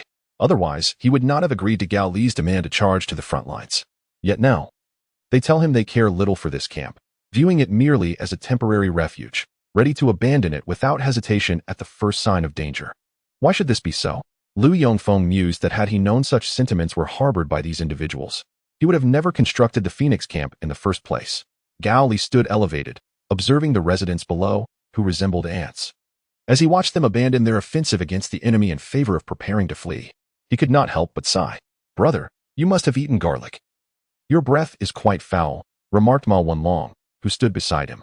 Gao Li, undeterred, took a breath into his palm and nonchalantly shifted the topic. The weather is rather pleasant today. How can one describe an overcast day as pleasant? Ma Wenlong retorted, then added, Brother, you exerted such effort training them, teaching them how to fight, only for this outcome. Do you not feel it is a loss? They are merely a group of opportunists, joining whichever side prevails. I never intended to invest in them, so there is no question of loss, Gao Li replied. What surprises me, however, is that compared to these disunited individuals, Lu Yongfeng, who was once timid and ineffectual, is the one who wishes to preserve the camp's existence. Is there any distinction? Indeed, there is a significant difference. Gao Li's eyes reflected the densely packed crowd and the horde of zombies blocking the entrance, as he stated. Those who genuinely wish to maintain the camp's existence are willing to shed blood and sacrifice their lives when their home is threatened. In contrast, those who merely follow the winning side often become sycophants, lacking any true allegiance. To put it plainly, they have no home to defend and are akin to rats despised by all. Ma Wenlong questioned, are we to rely on them to rise and protect themselves? What other choice is there? Gao Li countered, yet sighed again. I would wish to respond affirmatively, but it is precisely because they cannot do so that they remain disjointed. It is this very quality that necessitates a strong leader to guide them. He paused before continuing. They require a leader of prestige, capability, and ambition, strongman politics. Otherwise, they are merely a flickering flame, lacking substance. Do you aspire to be such a strongman? Ma Wenlong teased. No, I do not possess such qualifications, Gao Li scoffed. They lack the awareness to save themselves, and thus do not deserve salvation from others. Surviving only adds to the troubles of society. His gaze returned to the scene below. On the street below, Lu Yongfeng wandered aimlessly, stopping to interrogate every passerby he encountered. It wasn't until he lifted his gaze that he darted into the high-rise where Gao Li and Ma Wenlong resided. But if someone were to seek your assistance, would you be willing to guide them? He mused. Certainly, I am not a malevolent individual. Should someone request my aid under appropriate circumstances, I would be inclined to assist, especially if I could derive some benefit from it. Suddenly, the stillness of the rooftop was pierced by the sound of hurried footsteps. Before long, the door to the rooftop swung open, and Lu Yongfeng emerged. Bent over, he pressed his hands against his knees, breathing heavily until he gradually regained his composure. He then inquired, Gao Li, could you lend me a hand? Of course, Gao Li replied readily. However, I have yet to specify what assistance I require. Nevertheless, I shall agree, for you have sought my help. Whatever your needs may be, we can discuss them. Gao Li approached and gave Lu Yongfeng's shoulder a reassuring pat.